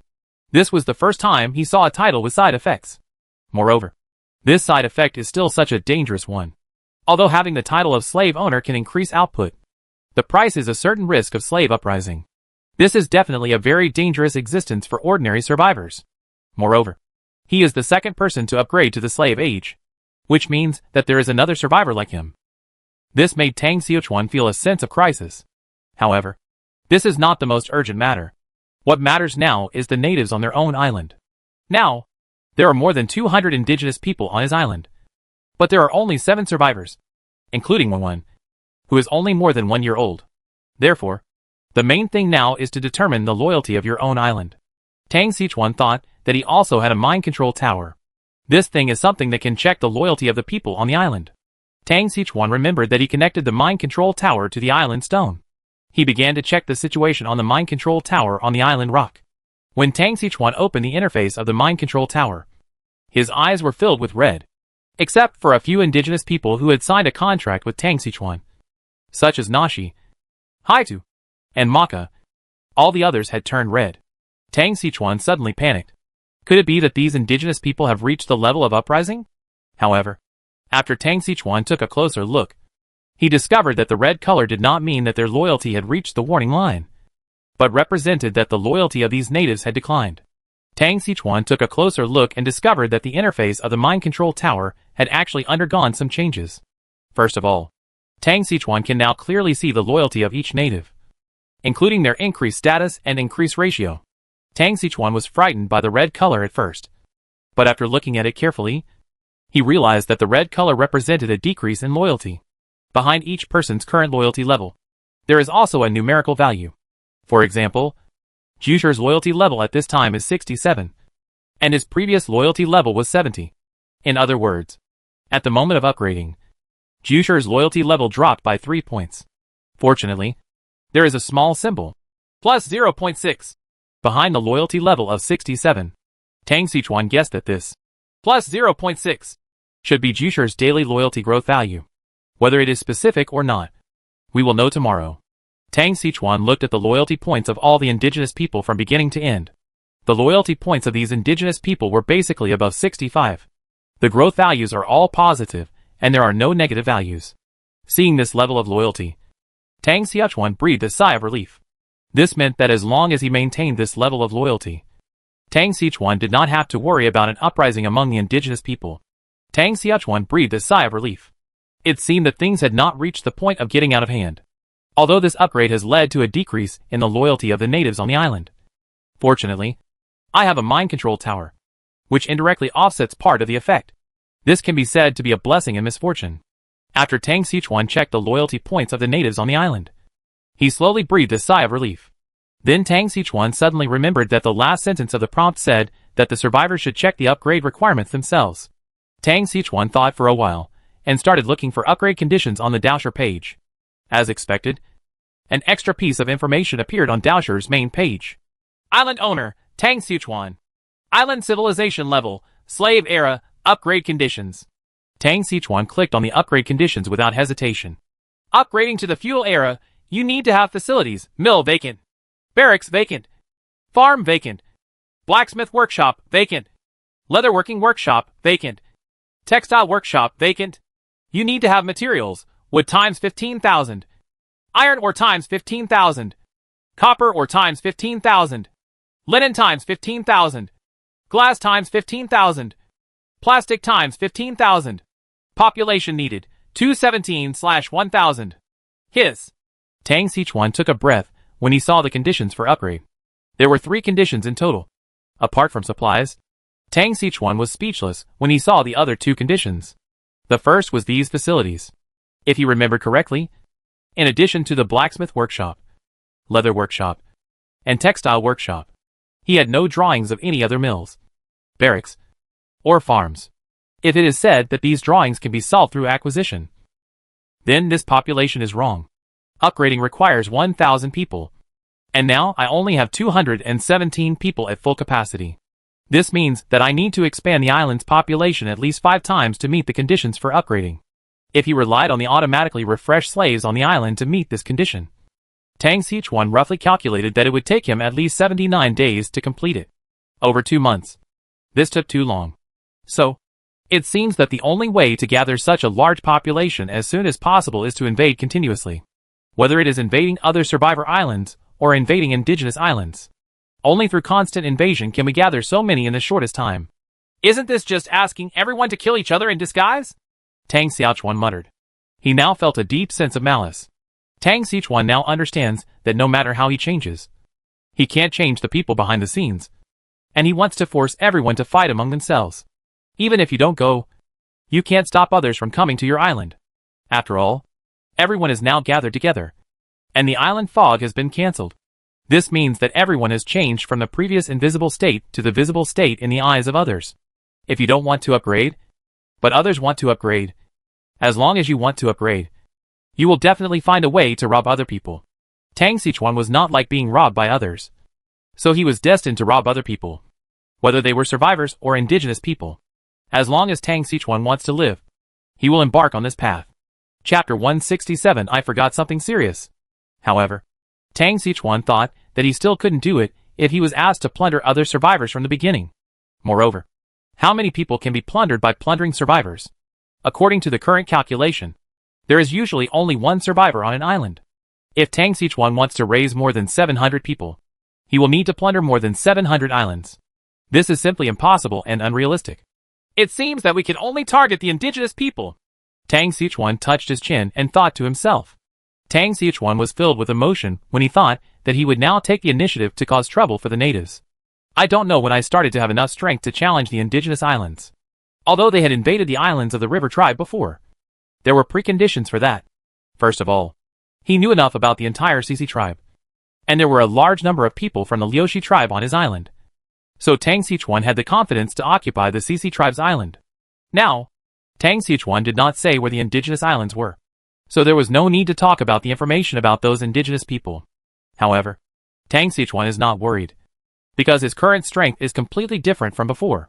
The population on his island has exceeded 200, and even among young and strong men, there are only 80 people. These people are all warriors of the former CC tribe. They have all been on the battlefield. If you equip the people of these stream tribes with weapons and armor, they are fully capable of fighting against twice the number of natives. If the casualties were not considered, Tang Xichuan believed that he could fight against 3 times the number of natives. After thinking about it clearly, Tang Xichuan made up his mind to improve the civilization level of the island as soon as possible. Thinking of this, Tang Xichuan took out the 3 drawings he had obtained before, and then directly chose to build. As the supplies on Tang Xichuan's island were greatly reduced, 3 buildings to be placed appeared on the map above the island stone. Tang Xichuan just thought for a moment and placed these 3 workshops directly on the East Island. After Tang Xichuan placed the 3 workshops, he suddenly thought that he seemed to have buried a batch of metal pieces in Dongao a long time ago, and he didn't know what happened to them now. Thinking of this, Tang Xichuan immediately exited the Daosher page. Then, in the tool room of the villa, he took out a shovel and walked outside. As soon as Tang Xichuan walked out of the villa, he saw Zhang Ji and Fan Long walking towards the villa anxiously. "What's wrong with you?" Tang Xichuan asked, looking at the two of them. "Sichuan, did you just hear the prompt message?" Zhang Ji asked first. Tang Xichuan nodded, and then said to the two of them, "I heard it. I have already thought of what to do. As long as you know, you are the master of the island. Since we have already figured out what to do, we won't say anything more." Fan Long nodded after hearing Tang Xichuan's words. "Don't worry. I have already thought about it. The best way for us now is to plunder other indigenous islands," Tang Xichuan said with a smile. "Plunder other natives? Do you have a target now?" Zhang Ji asked. "Not yet. I plan to ask people from the Creek tribe first to see how much they know about the surrounding indigenous islands. Currently, we are not strong enough, so we can only start with some small tribes. Once the population on our island is sufficient, we can encircle and suppress the surrounding indigenous people faster. However, Mr. Fang, as the population on the island increases, we must have a stable and diverse food source. Now that the civilization of the times has been launched, remote transactions between survivors have been directly cancelled. I am worried that other functions will be cancelled in the future, and it may even cancel the growth rate of crops on the island. If we do remove the rapid growth of crops on the islands, we risk facing food shortages. In order to avoid this situation, I think it's better to store as much food as possible," Tang Xichuan said with some worry. Fan Long nodded when he heard Tang Xichuan's words, and then said to Tang Xichuan, "I understand. I will pay attention to this. As for the food, I'll leave it to Mr. Fang." Tang Xichuan nodded. When Zhang Ji saw the two of them finish talking, he saw Tang Xichuan still carrying a hoe on his shoulder. "Sichuan, what are you going to do?" Zhang Ji asked curiously. "Oh." When Tang Xichuan heard Zhang Ji's words, he immediately put down the shovel on his shoulder and said to Zhang Ji, "Before you went to the island, I buried a batch of metal pieces on the East Island. I wanted to give it a try. Can you turn them into veins of minerals? Now the island is covered 1 square kilometer, so I plan to go and have a look. The metal piece evolved into a mineral vein? Sichuan, are you okay?" Zhang Ji immediately expressed disbelief when he heard Tang Xichuan's words. "Brother Zhang, have you seen the mountain behind the villa?" When Tang Xichuan heard Zhang Ji's disbelief, he didn't say much and just pointed to the mountain behind him.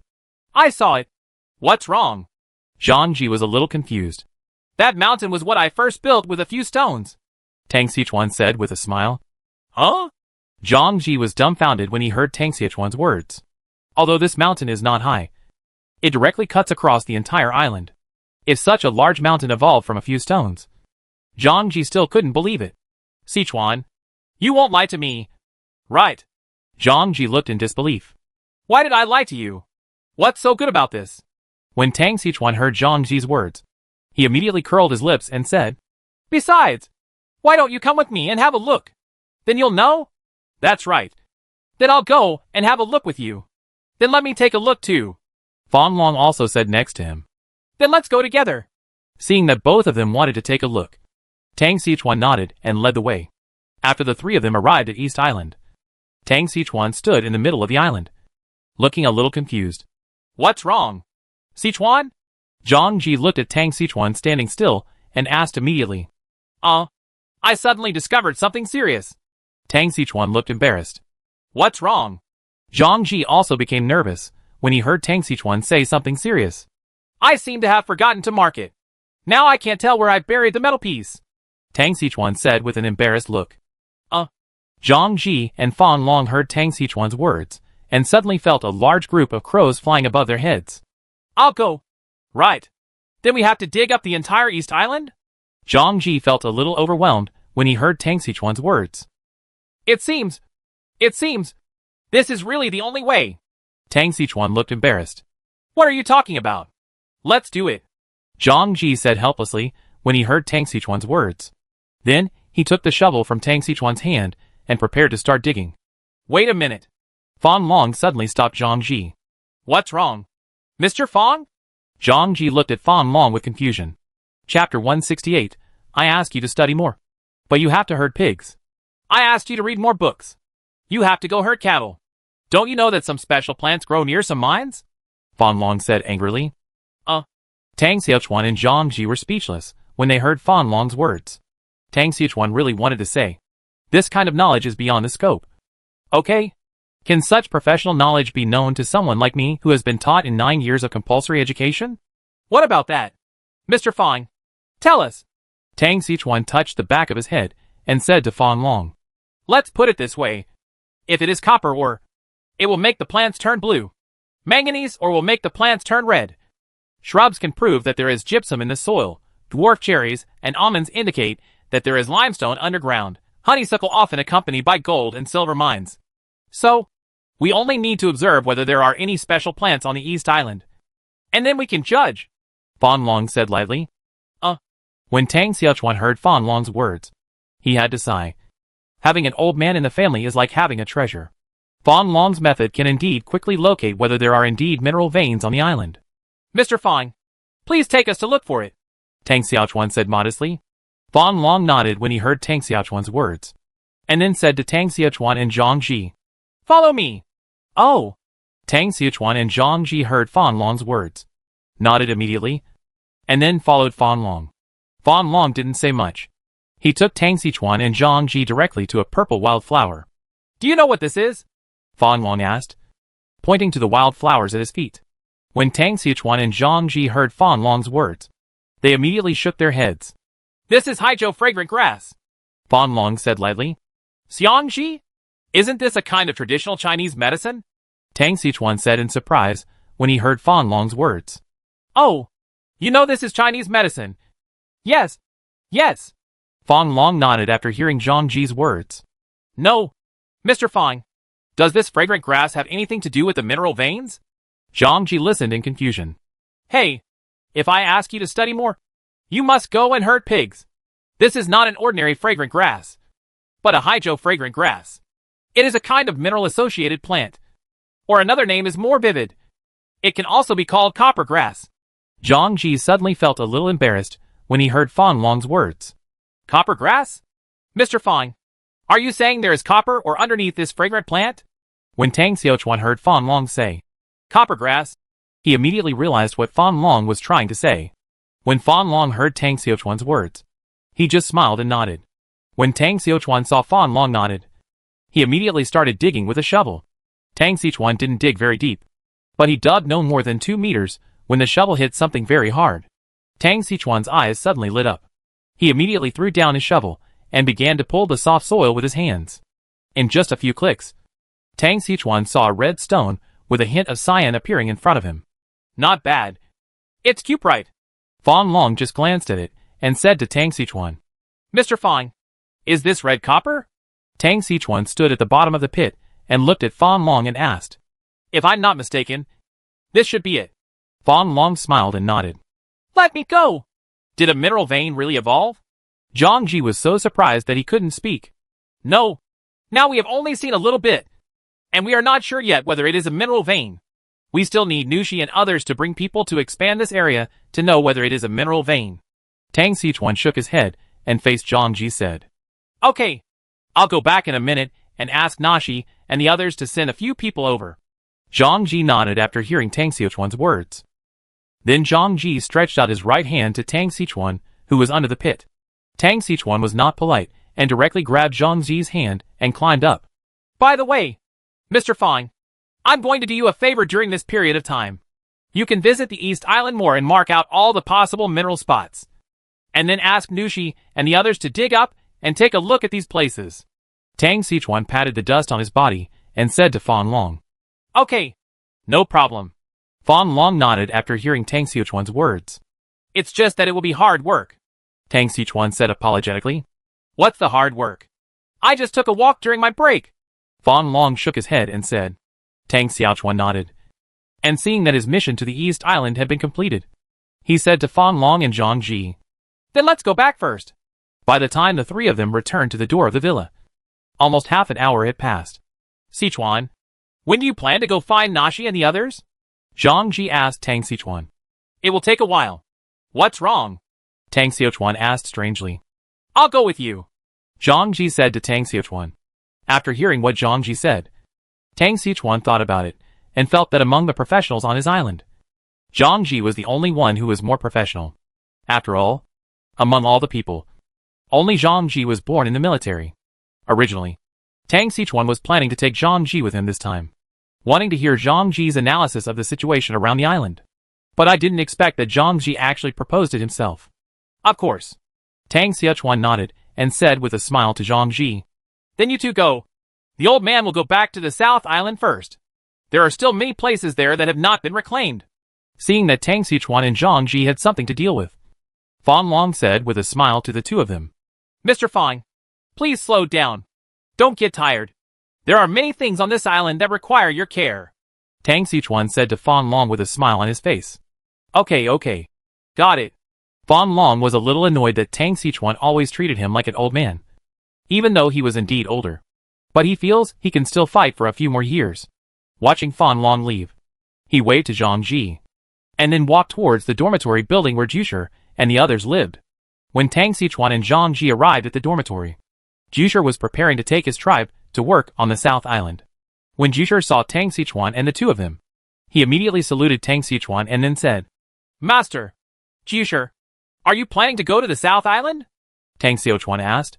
Yes. The tribesmen feel that they can eat well and live well on the island, and they are very grateful to the owner, so they can't wait to do some work. Jusher smiled and nodded. Let them go first. I have something to ask you. Tang Xiuchuan smiled and nodded, and then said to the boulder. When Jusher heard that Tang Xiuchuan wanted to tell him something, he first turned around and waved to the clansmen. After watching the clan members leave, Jusher looked at Tang Xiuchuan. Master, what's the matter? Jusher, I want to ask you, how much do you know about the other indigenous people near us? Tang Xiuchuan looked at Jusher and asked solemnly. Chapter 169 Mud's Tribe. Indigenous people from other islands? After hearing Tang Xiuchuan's words, Jusher immediately fell into deep thought, and then shook his head at Tang Xiuchuan. This is not very clear. Although our tribe has had contact with people from other tribes before, it was usually the high priest who talked to them. Moreover, the high priest seems to have the ability to communicate with the high priests of other tribes remotely. Therefore, generally we rarely meet people from other tribes. Unless it's a war, we will send out tribal warriors to go to the other side's island. Jusher thought for a while, and said to Tang Xiuchuan. Wait! Did you just say that the high priest had the ability to communicate remotely with people from other tribes? Tang Xiuchuan suddenly noticed an important piece of information that Jusher said. Jusher didn't know why Tang Xiuchuan cared about this, but he nodded anyway. What's wrong? Is there any problem? Zhang Ji asked strangely when he heard Tang Xiuchuan being so surprised. It's okay. Tang Xiuchuan shook his head, and then asked the boulder. So, you communicate with other tribes through the high priest?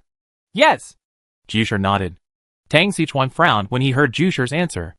Master, what's going on with you? Jusher also asked curiously. Oh, that's it.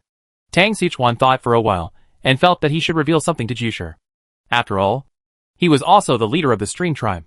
No matter how little he knew, he still knew more than survivors like himself. There is still a big population gap on the island, so I am going to visit other tribes to see if I can recruit some indigenous people. Is the staff gap still a bit big? Jusher suddenly seemed a little confused when he heard Tang Xiuchuan's words. Although he only came to the island yesterday, he also visited the entire island. Although this island is larger than the previous island of the Stream Tribe, it is not much bigger. When I was in the tribe before, it was very difficult to feed these 200 people. But now, Tang Xiuchuan still thinks there are few people. If people come up at that time, and the food storage is not enough, it will be bad. Master, if you think our work efficiency is low, I can ask the tribesmen to do more. There is no need to recruit more people to the island. What if more people come, and we don't have enough food in stock? Something bad will happen then, Jusher said with some worry. When Tang Xiuchuan heard what Jusher said, he immediately laughed. He understood the reason behind Jusher's thinking very well. It was simply that Jusher's concept was still based on the idea that food could be cooked every few months or even half a year. If the food on the island really matures every few months, Tang Xiuchuan may need to think about it. But now the food on the island is ripe every 7 days. It can be said that no matter how many people come, Tang Sichuan can currently digest such a large population. Big Rock, you don't have to worry about food. There is enough food on our island. And there is still a lot of surplus. It can be said that even if the current population on the island is 5 times larger, I can still support it. You may not believe it. But if you wait a few more days, you will understand what I mean. Tang Sichuan smiled at the boulder, and then pointed to the planting land on the South Island. Did you know? These crops grown throughout the South Island only take a few days to grow. But looking like this, they will mature immediately. As long as this crop of grain is harvested, we will have a lot of grain in stock, and we won't be able to finish it no matter what we eat by then. So, don't worry about insufficient food, Tang Sichuan said with a smile. When Jusher heard Tang Sichuan's words, he looked at Nandao. It was hard for him to imagine that such a large area of food planting land was planted just a few days ago. Although he didn't know how much the food would be after harvesting, he knew very clearly that the food would be enough for him and his people to eat for a long time, since these grains only take a few days to mature each time they are planted. The giant stone no longer blocks Tang Sichuan's idea of recruiting other indigenous people. After all, the greater the population on the island, the greater the labor force on the island. The size of the labor force population will directly affect the future strength of the island. Now that he and his tribe have arrived at Tang Sichuan's island, he can only place his bets on Tang Sichuan. The stronger Tang Sichuan becomes, the better off he and his tribe will be. Understood, Master. Jusher nodded, and then asked Tang Sichuan, Master wants to recruit other indigenous tribes? Yes. Do you have any good recommendations? Tang Sichuan nodded. Master, I am not very familiar with the tribes in this sea area, but there is a tribe in our original sea area, just northwest of the Sisi tribe, about 3,000 kilometers away. We have had contact with their tribe before, and their tribe is similar to the Creek tribe. To be prepared, the Sisi tribe may be stronger. The opponent's tribe has a total number of about 200 people, but they have fewer young people than us. Only about 60 people. The rest are women, children, the elderly and children. If the master wants to occupy that tribe, it should be very easy. Jusher thought for a while and said to Tang Sichuan, Only 200 people? Tang Sichuan touched his chin after hearing Jusher's words. Logically speaking, the total number of the opponent's tribe is equal to that of the Brook tribe, and the number of Qingzhuang is smaller than that of the Brook tribe. This is actually a very good goal. If you go to the other side's island and want to recruit them, you will definitely conflict with them. After all, the other party's high priest would never sit back and die so easily. Once a conflict occurs, if you want to reduce casualties as much as possible, you can only capture them alive. If you want to capture them alive, you must ensure your numerical advantage, with superior weapons and equipment and superior numbers. Tang Sichuan could not imagine the possibility of failure. As long as this tribe can be captured, the population on his island will at least double. By then, you will be able to do more things, and the island will develop faster. After Tang Sichuan roughly understood the situation, he nodded to the boulder and said, Come with me. We will go to the villa to chat and confirm the other party's location and some basic information. Seeing that Tang Sichuan was serious about it, Jusher nodded seriously. Master, if you want to know something about the Mud's tribe, you need to call Maka and the others. They visited the Mud's tribe a few years ago. Chapter 170. The island is not there. Tang Sichuan nodded when he heard Jusher's words. Since Maka and the others have been to the Mudze tribe, let's invite them along. Jusher, go call them, and let's talk together, Tang Sichuan said to Jusher. After Jusher heard Tang Sichuan's words, he turned around and ran towards Nandao. Let's go, Brother Zhang. Let's go to the villa and wait, Tang Sichuan said to Zhang Ji, and then walked towards the villa. Tang Sichuan and the others returned to the villa, and after just waiting for a while, Jusher took Maka, Mushi and the others outside the villa. Come in. You're welcome. Tang Sichuan waved to the 3 people outside the villa. The 3 of them, Jusher, saluted to Tang Sichuan after they came in. Okay, everyone, take a seat. Tang Sichuan waved his hand, and then used the projection function on the island stone to project the navigation chart. This island stone has the function of projection, which Tang Sichuan just discovered by himself. But the thing to be projected must have a real object to be able to project. Therefore, Tang Sichuan could not project the map that came with Daosher, but he could project the navigation chart. You all come and see where the Mudze tribe is. Tang Sichuan pointed to the projection on the wall and said to the boulder and the others. Jusher and the others looked at a map that appeared out of thin air. Their faces full of shock. They have never seen this kind of projection technology. Looking at this map that appeared out of thin air, their faces were full of shock. Master, what is this? Jusher asked, looking at the navigation chart. This is a navigation chart, Tang Xichuan said with a smile. You all go take a look and mark the islands of the Nias tribe. Master, we can't understand that. Maka suddenly looked bitter when she heard Tang Xichuan's words. It's not that he doesn't want to mark it. It's that he simply doesn't understand it. He doesn't even know where he is now. So how can he mark the Nias tribe? When Tang Xichuan heard Maka's words, he looked at Jusher and Mu Shi, who also looked embarrassed, and shook his head helplessly. Brother Zhang, come on. Tang Xichuan thought for a while, and said to the piece of paper, Okay. Zhang Ji nodded, then walked to the projection and took a look. Zhang Ji quickly found the location of the island he was on. As for why Zhang Ji was able to locate the location so quickly, it was because the main navigation chart had Tang Xichuan's location as the center point, and the dot keeps flashing. After determining the center point, Zhang Ji quickly located the address 7,200 kilometers away. Although the current location is now a vast ocean, Zhang Ji pointed to the location where it was located, and said to the boulder, Chief of the boulder, this is where your original island was. It turns out that the previous CC tribe was so far away from here. Jusher looked at the location pointed by Zhang Ji, then looked at the other point pointed by Zhang Ji, and couldn't help but sigh that the two places were too far away. By the way, Jusher, you said before, where is the Nias tribe? Tang Xichuan asked, looking at Jusher. It is located 3,000 kilometers northwest of the original CC tribe. When Zhang Ji heard Jusher's words, he started to calculate. But as soon as Zhang Ji finished the calculation, he suddenly frowned, because he calculated the location 3,000 kilometers northwest according to the location mentioned by the giant stone, and found that there were no islands there. Tang Xichuan also saw the position of Zhang Ji's finger, and then he said to Zhang Ji, Brother Zhang, look at whether there are other islands near this point. Zhang Ji nodded when he heard Tang Xichuan's words, and then started searching for this place where there was nothing, usually 500 kilometers away. The results came out soon, but this result made Tang Xichuan and Zhang Ji even more confused, because there are indeed many islands in the sea area he screened out. But these islands, judging from the map, are only a little big.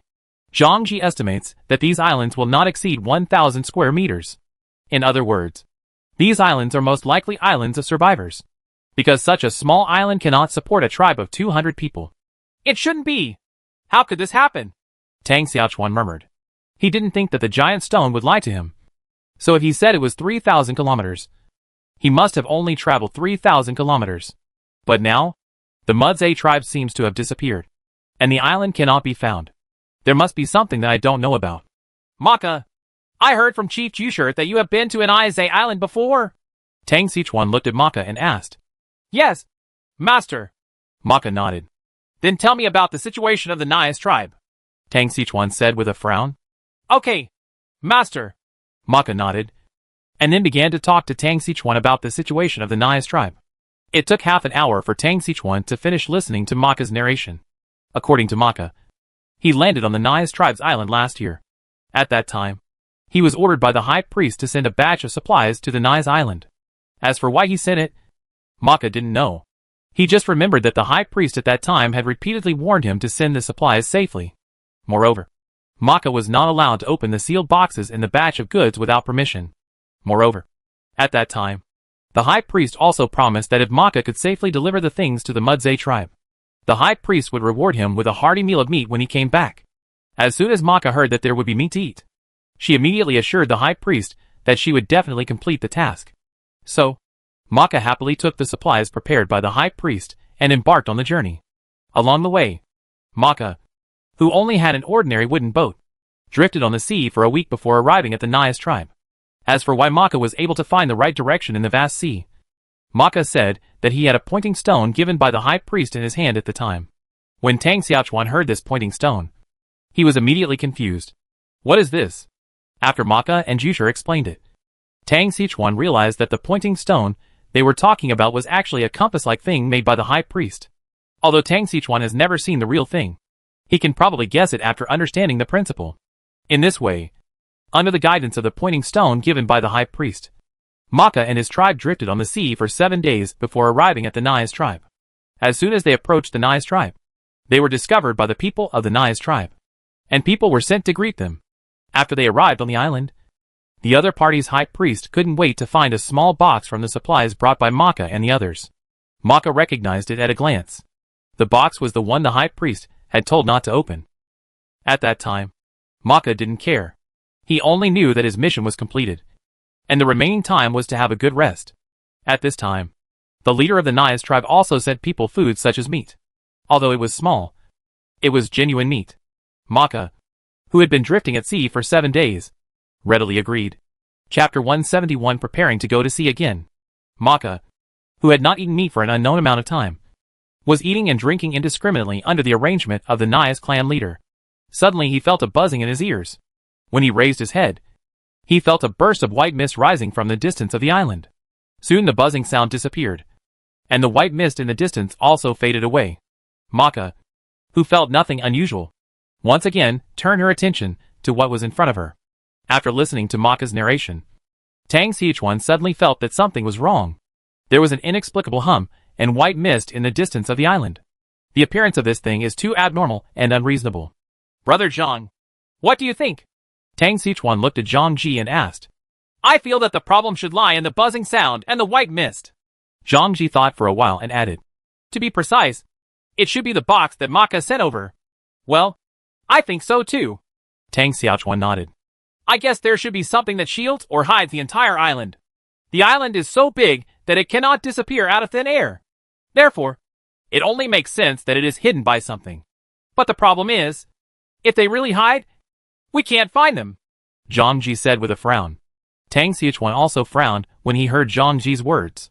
If it doesn't work, then we can only go over and take a look first. Do you want to see it in person?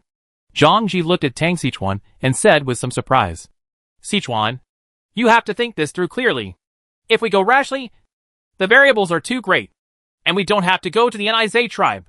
We can choose to go to other indigenous islands. In this vast sea, if you are looking for an island, you don't know where it is. It's really better to go and see other indigenous tribes. What we lack now is just population. We don't have to go to the Nais tribe. There are many targets we can choose. Zhang Ji dissuaded. I know, but I'm curious about what method they use to hide the entire island. The current situation, as you know, our situation is getting more and more difficult. Before we just had to face hunger and face food sources. Now, with everyone gathered together, our dilemma has changed from how to survive to how to deal with the invasion of other survivors.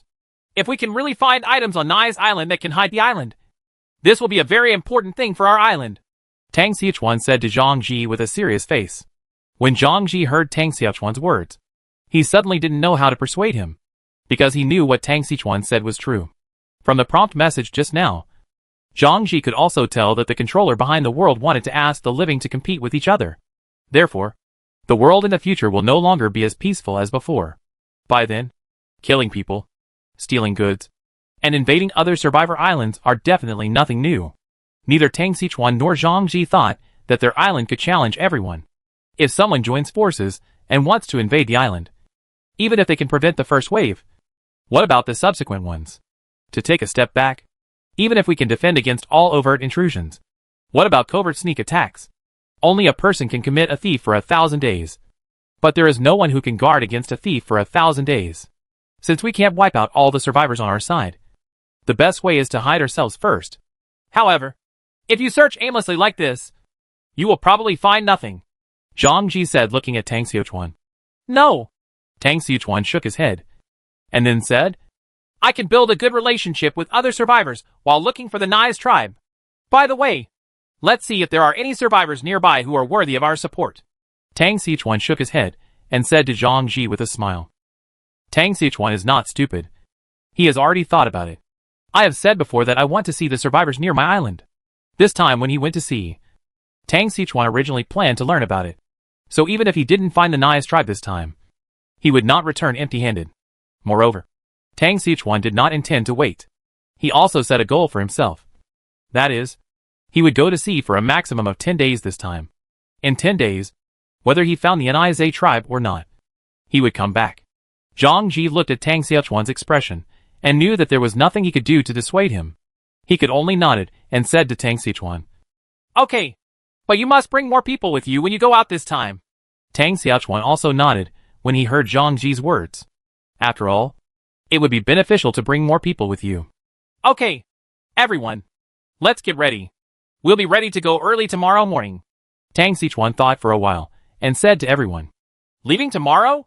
So soon?" Zhang Ji was a little surprised when he heard Tang Xiaochuan's words. "Brother Zhang, we are pressed for time now, and there is no extra time to delay. Therefore, if we set off early, we can be one step ahead of others. Also, Brother Zhang, after I set off tomorrow, in addition to leading people to patrol the island every day, you also need to train the people of the Sisi tribe. You need to let the people have a certain ability to protect themselves as soon as possible. In addition, the mineral spots on East Island also need to be explored as soon as possible, and then excavation can begin.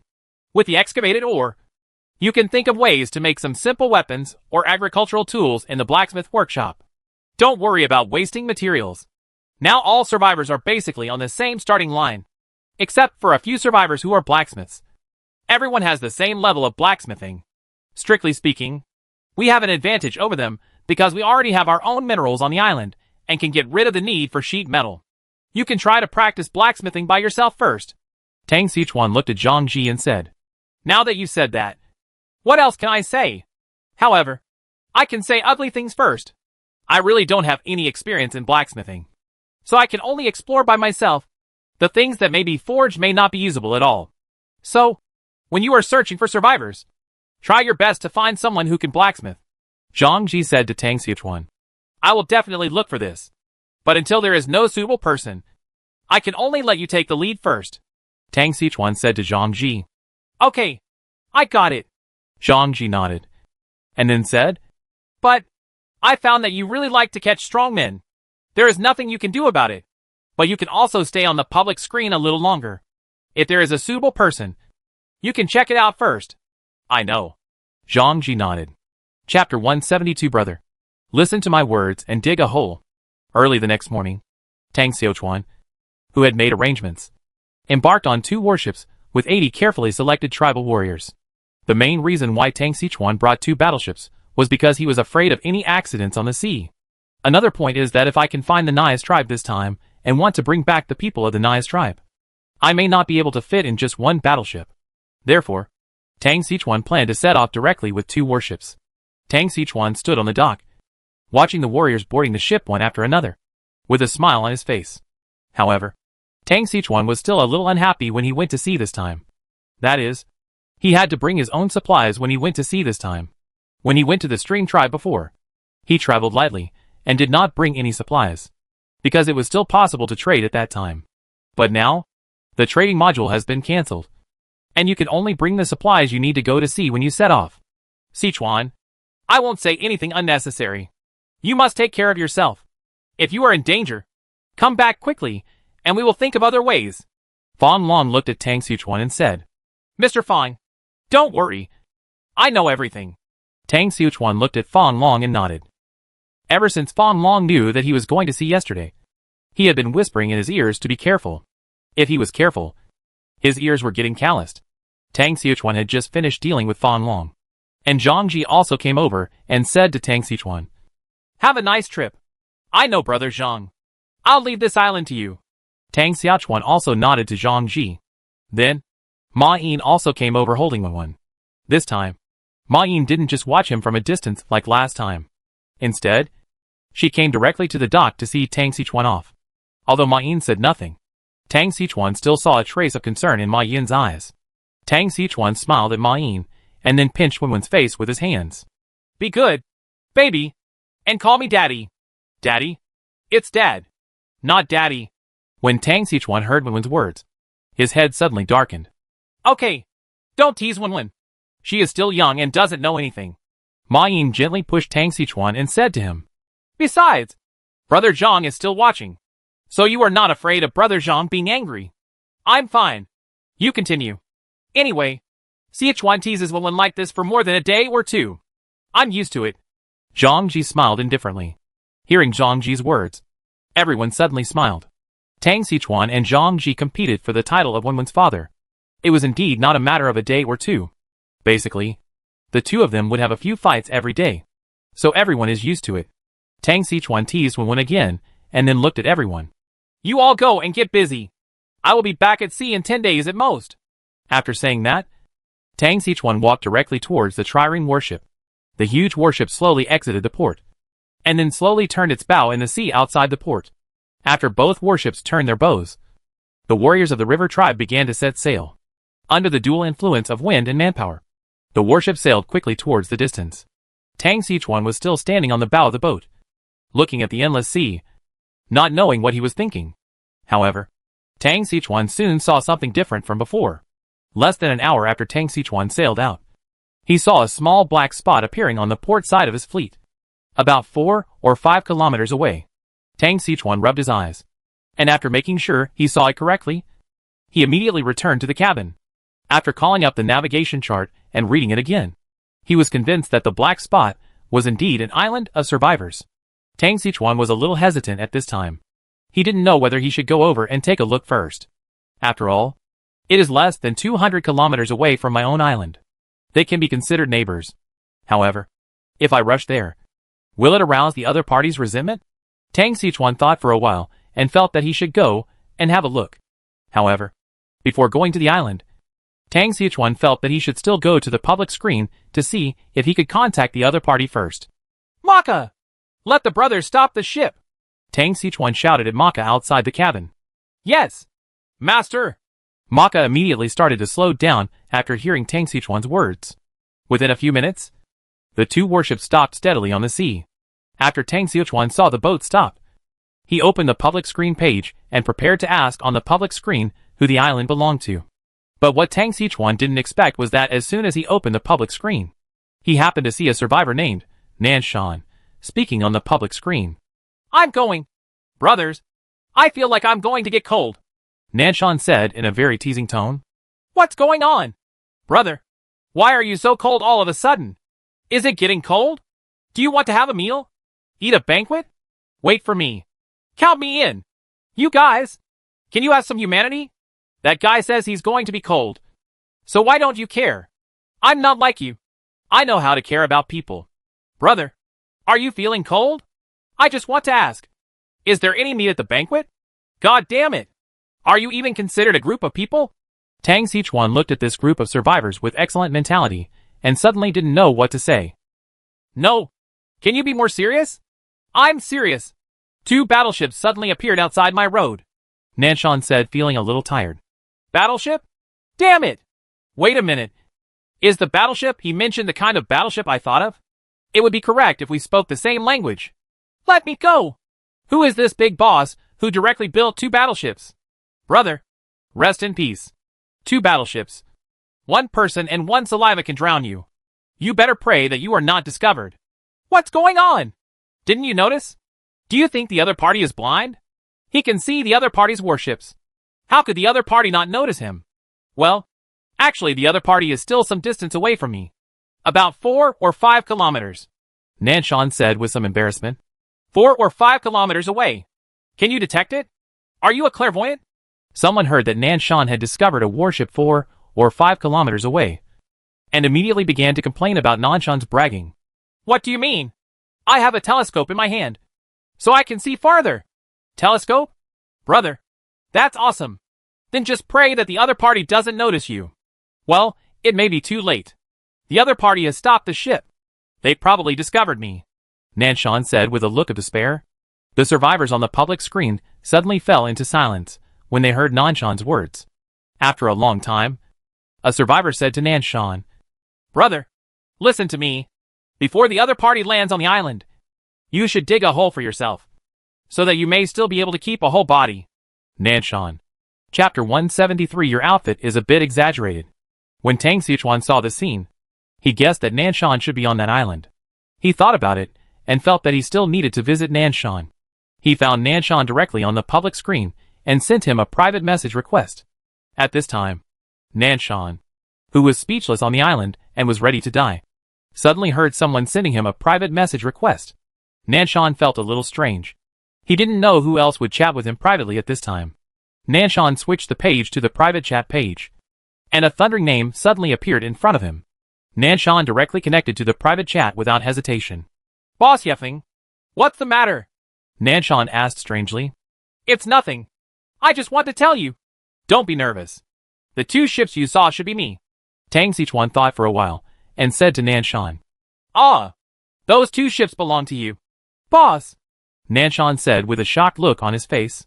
Well, it's mine. Tang Xiaochuan nodded, and then said to Nanshan. Is it convenient for you? Is it convenient? Nanshan was a little confused when he heard Tang Xichuan's words. He didn't know what Tang Xichuan meant by this convenience. However, he only hesitated for a moment and said to Tang Xichuan. Boss, everything is fine here. What's wrong? If you are willing, I would like to visit your island, Tang Xiaochuan said. And then, he was worried about Nanshan's misunderstanding and added. Don't worry. I have no ill intentions. I just want to communicate with you. After all, our 2 islands are quite close to each other. Boss, your island is also near here? Nanshan asked in surprise. Yes. Tang Xiaochuan nodded and stopped talking. He was waiting for Nanshan's answer. If Nanshan agrees, he will go to Nanshan's island to have a look. But if Nanshan didn't agree, he would turn around and leave. However, Nanshan will definitely be on his blacklist. Nanshan just thought for a moment, and then said to Tang Xiaochuan, If the boss comes to my island, I will sweep the couch to welcome you. When Tang Xiaochuan heard that Nanshan agreed to go to the island, he didn't say much. He just said to Nanshan, Okay, then you wait. Then Tang Xiaochuan hung up the communication and walked out of the cabin. Master. Maka saw Tang Xiaochuan coming out and immediately greeted him. Maka, let the tribe change course. Let's go to that island first, Tang Xiaochuan said, and then pointed to the island in Nanshan. Maka glanced in the direction of Tang Xiaochuan's finger, and then nodded to Tang Xiaochuan. Okay, Master, Maka responded, and then went to notify his tribe and began to change the course.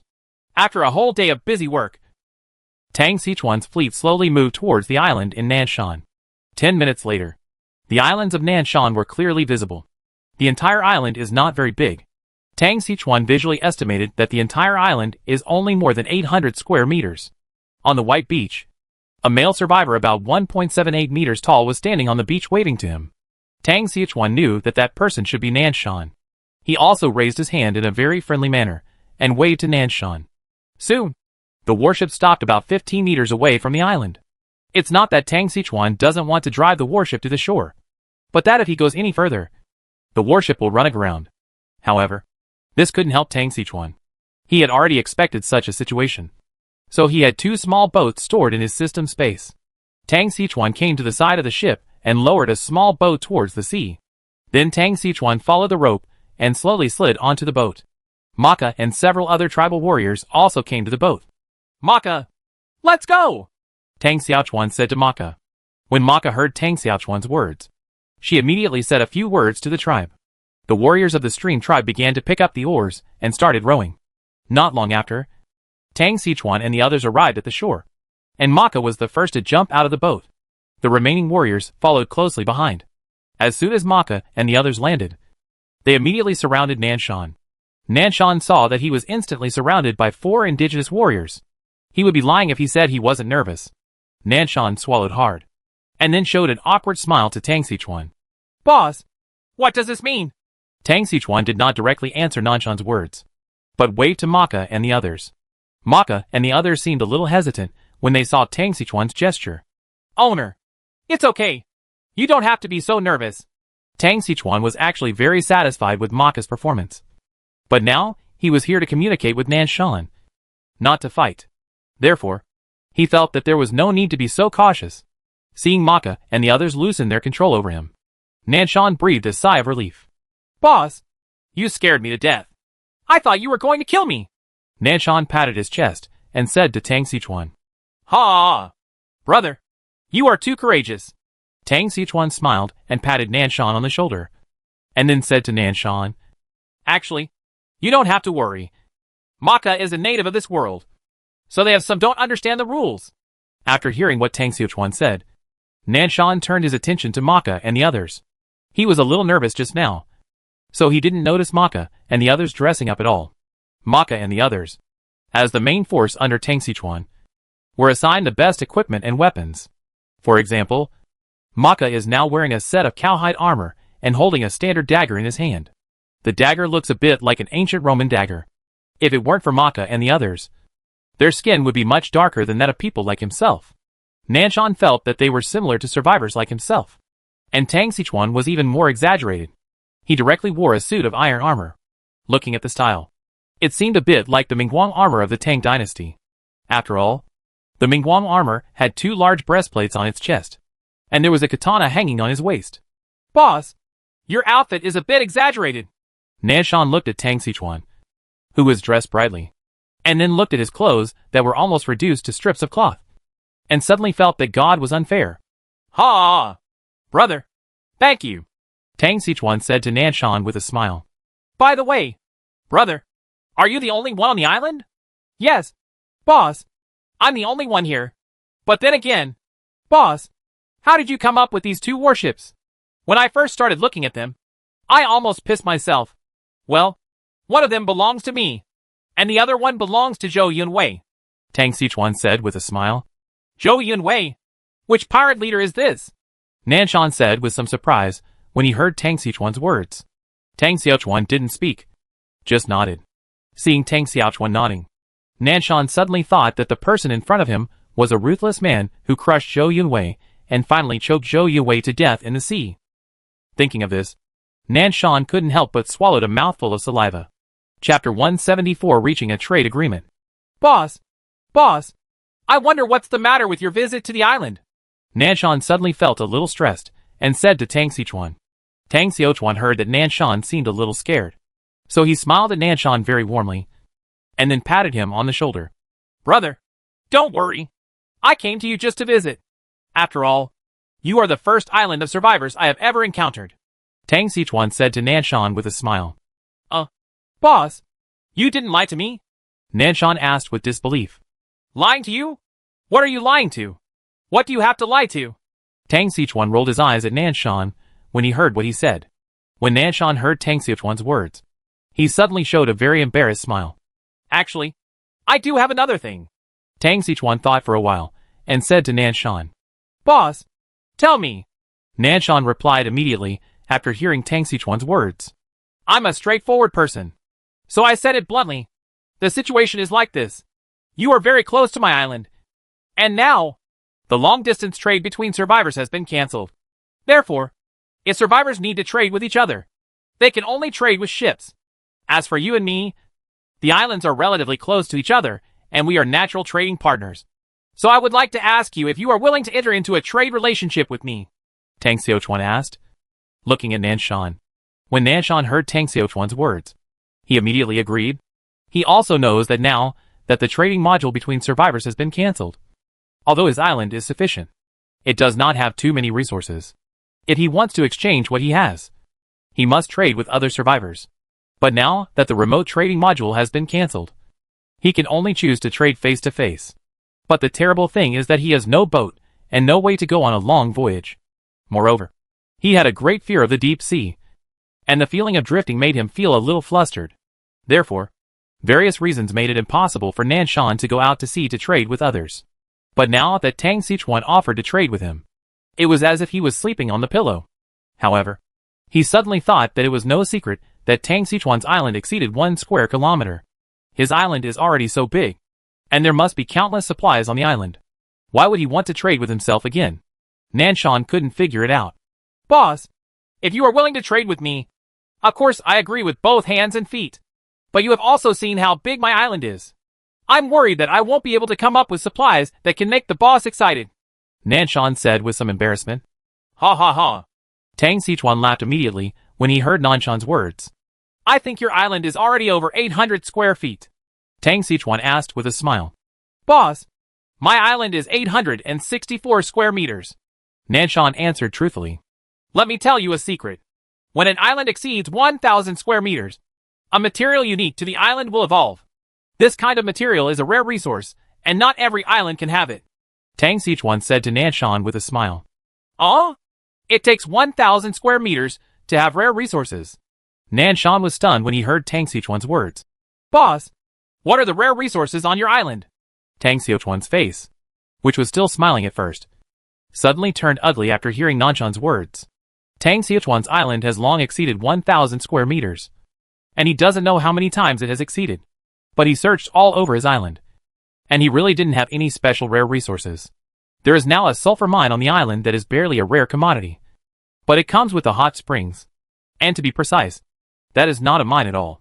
The sulfur is the sulfur that appears through precipitation after the hot spring water flows out. The quantity collected is also unstable. After Tang Xichuan enlarged the island, he collected all the sulfur crystals that appeared incidentally. Then he dug another pit and buried all the sulfur crystals in it. It is hoped that these sulfur crystals can evolve into real sulfur ores, just like the metal pieces buried before. However, these things have never evolved from other ways and nature. Tang Xichuan, who couldn't find the unique resources of his island, felt that he was weak enough. And now Nanshan actually asked him in front of him, where did he put his face? Well, the special materials on my island are hidden a little deep, and they haven't been found yet. Tang Xichuan could only tell the truth. Hearing Tang Xichuan's answer, Nanshan was dumbfounded. He didn't know what language he should use to answer Tang Xichuan's words. He could only smile awkwardly. Okay, you can laugh if you want, Tang Xichuan said weakly. No, no, Nanshan said to Tang Xichuan while holding back a smile. Originally, he thought Tang Xichuan was a very serious person, or someone who was not very easy to get along with.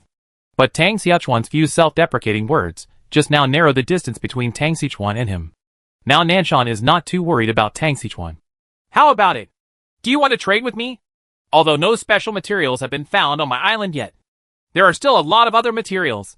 Whether it's food or mineral resources, there's still plenty on my island. Yes, of course I want it.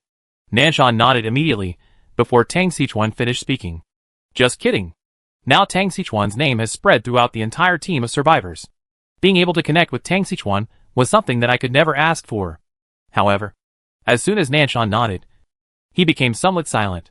His current island is only 864 square meters, which is still 136 square meters away from the 1,000 square meter mark. Tang Xichuan saw that Nanshan was a little embarrassed, and he guessed what Nanshan was thinking. Brother Nanshan, I know what you are thinking. I have a proposal here, Tang Xichuan said. Boss, tell me. Nanshan looked at Tang Xichuan and said, I'll have someone send you 200 yuan of foundation stones, so that you can immediately expand to an area of 1,000 square meters. In this way, you will immediately know what the special resources are on your island. However, I need 200 units of special resources on your island. What do you think? Tang Xichuan said, looking at Nanshan. When Nanshan heard Tang Xichuan's words, he suddenly fell into deep thought. In fact, according to Tang Xichuan, this method is the best and fastest. Otherwise, he would have to collect the more than 100 cornerstones himself. Although these cornerstones may not seem like much, God knows how many days it will take to raise them all. In addition, by expanding to an area of 1,000 square meters in advance, I have also developed rapidly. Therefore, Nanshan just thought about it briefly and said to Tang Xichuan, Boss, I agree. Aren't you thinking about it? Tang Xichuan was a little surprised that Nanshan agreed so quickly. I've already thought about it. Nanshan looked at Tang Xichuan and said with a smile. When Tang Xichuan saw that Nanshan was so happy, he didn't say anything, just nodded, and then said to Nanshan, Okay, I'll have someone bring it to you in a minute. Chapter 175 Mirror of Truth. Hearing Tang Xichuan's words, Nanshan nodded. Then he looked at the two warships still parked on the sea, and asked Tang Xichuan, Boss, what are you going to do? Why are you bringing so many warships with you? People? When Tang Xichuan heard what Nanshan said, he looked back at the two battleships, and then said to Nanshan, It's nothing. I just want to take people on a long trip to find something. Wow. Boss, are you planning to become a pirate? Nanshan immediately became interested after hearing Tang Xichuan's words. What a pirate. When Tang Xichuan heard Nanshan's words, he immediately said to Nanshan with a smile, If I wasn't really in an emergency, I wouldn't want to go to sea. How useful would I be staying on the island? Tang Xichuan shook his head and cursed with a smile. That's true. If my island could be that big, I wouldn't want to move and just stay on the island. That would be great. Nanshan nodded when he heard Tang Xichuan's words. indicating that he recognized Tang Xiuquan's words. But, boss, if you take so many people out to sea, what will happen on your island? Nanshan asked with some confusion. It's not a big problem. There are still many people on my island, Tang Xiuquan just said lightly. Nanshan heard that Tang Xiuquan seemed unwilling to say anything more on this matter, so he could only nodded and said nothing. Okay, I'm pressed for time, so I'll leave first, Tang Xiuquan said, looking at Nanshan. Ah? We're leaving now. Why don't you have lunch or something? Nanshan asked with some surprise. No, I have something to do over there, and am in a hurry. Tang Xiuquan shook his head, then turned around and prepared to board the ship and leave. Nanshan saw that Tang Xiuquan was not joking and was really ready to leave. He suddenly felt that Tang Xiuquan was still very reliable. At least, he didn't have any bad intentions and didn't want to seize his own island. In such a world without rules, Nanshan felt that he should seize the opportunity to meet such a principled person. With Tang Xiuquan's thighs, as long as he can hold them, he can take off on the spot. Therefore, Nanshan felt that he should come up with something good to get closer to Tang Xiuquan. But the question is, what does he have that can catch Tang Xiuquan's eyes?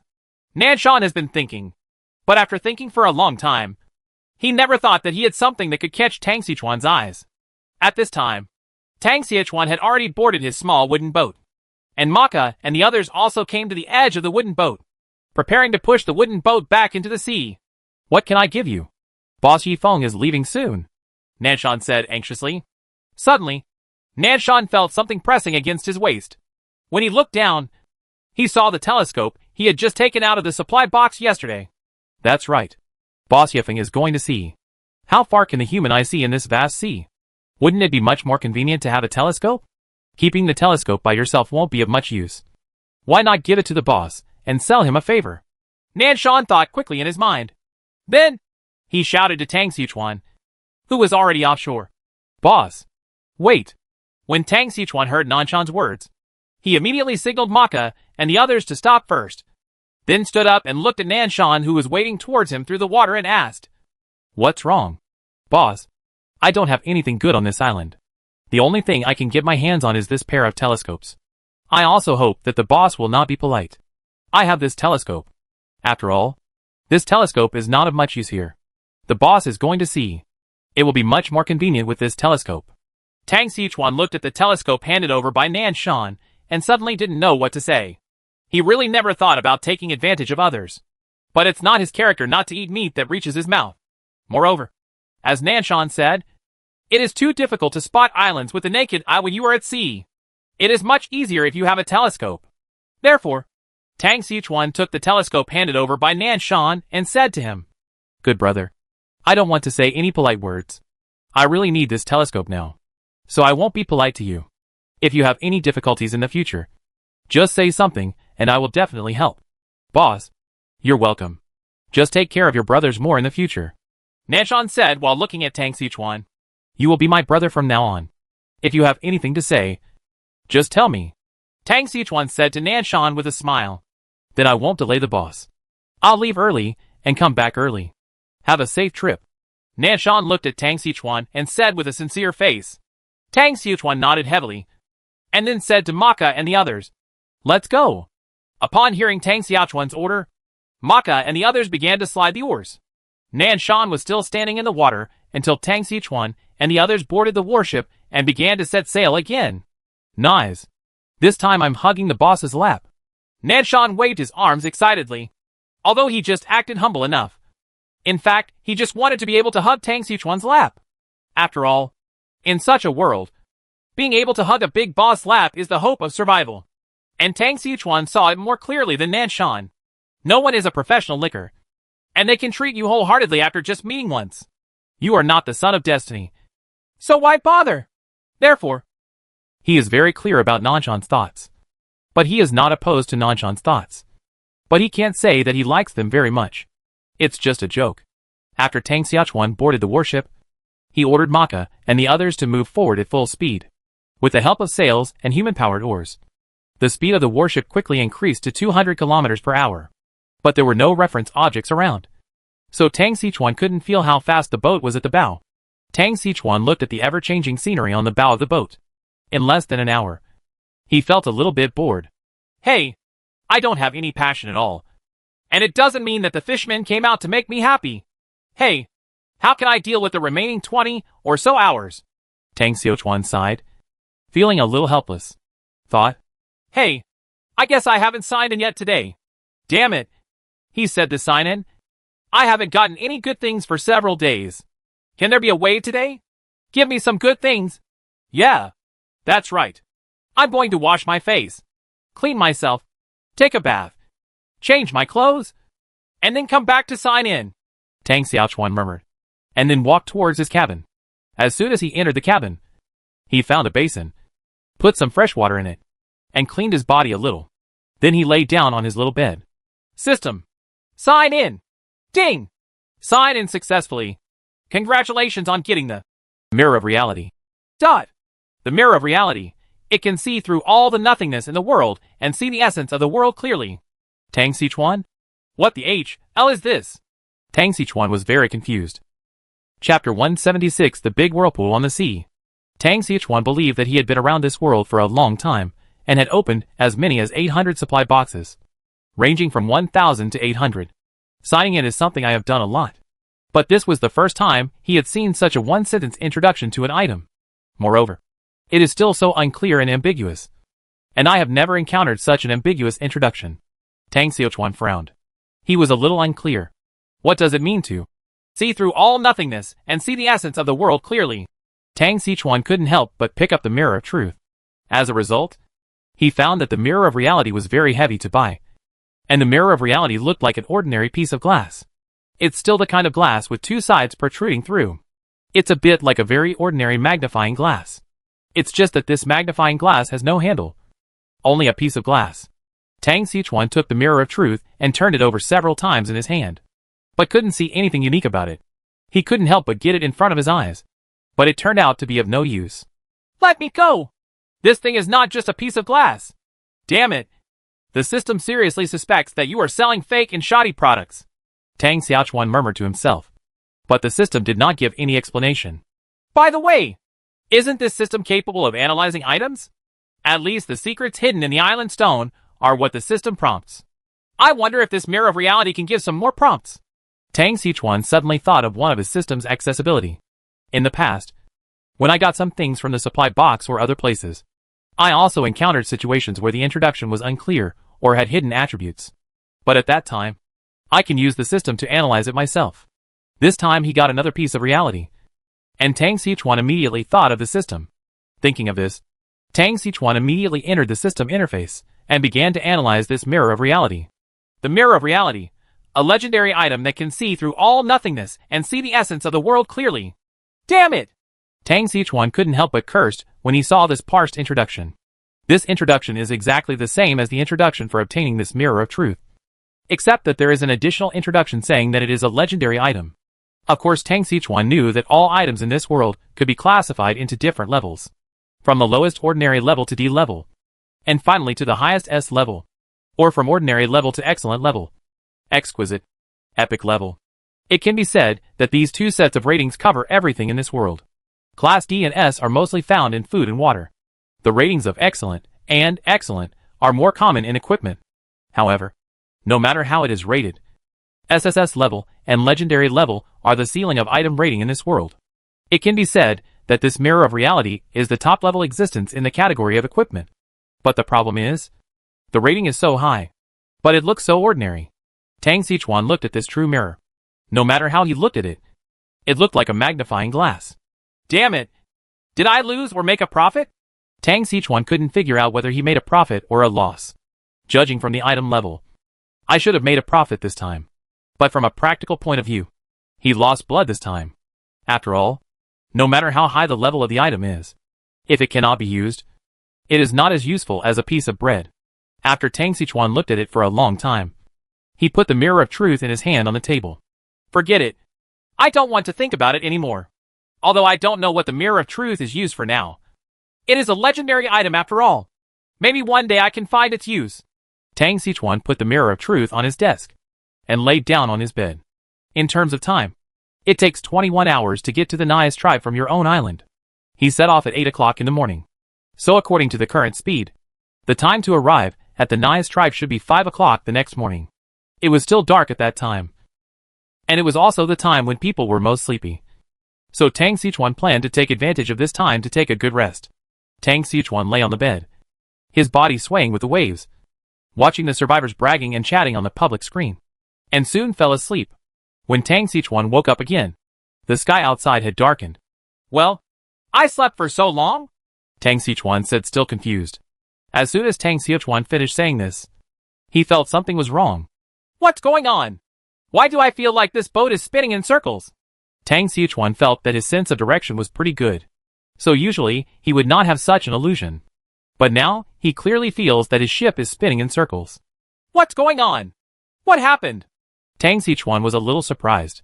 He immediately sat up from the bed, then picked up his samurai sword from the table beside him and rushed out. As soon as Tang Sichuan walked out of the cabin door, he saw that Maka and the others, who were supposed to be rowing, were already sitting crookedly in their seats. He had obviously passed out. The same was obviously true of the other ship. The tribal warriors tilted their heads and sat on the side of the ship. A huge whirlpool appeared on the sea in the distance, and the seawater was swept into the seabed by the whirlpool. Farther away, between the sea and the sky, there were several tornadoes spinning crazily, and a large amount of seawater was swept up into the air by the tornadoes. At this time, the sky is no longer blue, and the sea has lost its blue color and turned into a dark gray. I'm going!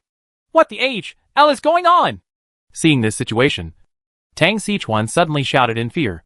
This kind of scene seems abnormal no matter how you look at it, as if some monster is about to emerge from the bottom of the sea. What's more serious is that now it seems that everyone except himself has passed out. Tang Sichuan walked quickly to Maka and found that Maka was actually breathing very steadily at this time, as if she was asleep. Tang Sichuan reached out and patted Maka's face, but Maka didn't react at all. Tang Sichuan felt fierce in his heart, and slapped Maka hard twice. But after these 2 slaps, Maka had no reaction at all. When Tang Sichuan saw this, he immediately felt bad. It was obvious that Maka and the others were knocked unconscious on purpose. But the strange thing is why he didn't pass out. At this moment, Tang Sichuan suddenly heard a burst of singing coming from his ears. Damn it! How can anyone sing in this kind of environment? And this singing voice sounds a bit like a female voice. But there are no women here. Tang Sichuan felt something was wrong, and immediately pulled out his samurai sword and became alert. At this time, Tang Sichuan saw something coming out of the large whirlpool in the distance. The first thing that emerged from the sea was a tall mast, and then a sail with holes everywhere. Finally, a dark warship with a dilapidated hull emerged from the whirlpool. Damn it! It's really a ghost! Tang Sichuan looked at the warship with only one thought in his mind. Chapter 177 Aquan from the bottom of the sea. Tang Sichuan looked at the sailboat, which was completely black and had holes all over its hull, with shock on his face. He never imagined that a ship would suddenly appear from the bottom of the sea. Moreover, this boat was so dilapidated that it could still float on the sea. However, such a strange thing happened in front of his eyes, and Tang Sichuan suddenly became alert. He held a katana in his hand, leaning against the wall of the cabin, with a guarded expression on his face. Just when Tang Sichuan was on guard, the broken ship suddenly lowered its sails and moved towards him. When Tang Sichuan saw the scene, his first thought was to immediately release the Feiyu to prepare for escape. But what surprised him was that the system space, where he could usually freely access items, did not work this time. He wanted to take out the Feiyu, but the system reminded him that he was currently in a special situation and could not use the system space. Damn it! You're trying to kill me! Tang Sichuan growled. Since there was no way to escape now, he could only choose to stay and fight. Looking at the warship getting closer and closer to him, Tang Sichuan had a stern look on his face. Finally, the broken ship had advanced abreast of his own ship. Tang Sichuan was waiting for it. He wanted to see what could come out of the ship.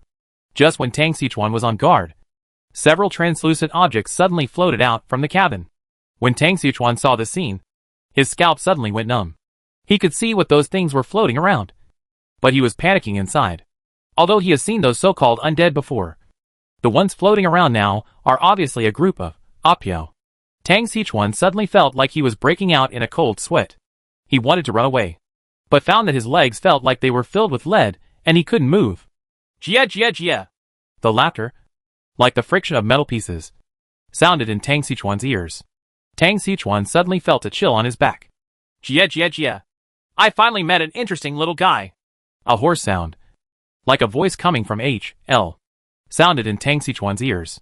Tang Xichuan swallowed a mouthful of saliva and asked with some difficulty, "Who are you? What do you want to do?" Jia. Little guy. You have too many questions." As he finished speaking, a translucent body appeared in front of Tang Xichuan's eyes. "Little guy. You are very brave. You can still keep yourself from fainting when you see our group of ghosts," the ghost said. "Is it useful if I faint?" Tang Xichuan held a samurai sword in his hand and pointed at the ghost. "If you faint, we will kill you without hesitation," the ghost said coldly. "Also, put down your weapon. You should also be able to see that we are ghosts and weapons like yours cannot hurt us."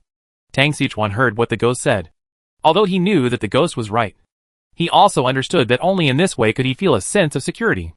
After the ghost saw what he had said, Tang Xichuan still pointed the tip of the knife at him. It was not angry and just shook its head. He looked at Tang Xichuan with empty eyes. "Humans, they are still so ignorant. But forget it." The ghost shook his head, and then said to Tang Xichuan, "Humans, I have a mission here. I hope you can do it for me." "Mission?" Tang Xichuan frowned when he heard the ghost's words.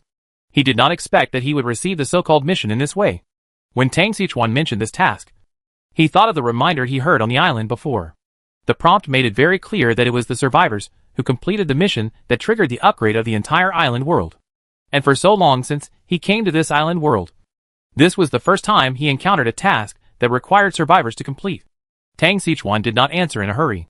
He was secretly thinking about the pros and cons of this matter.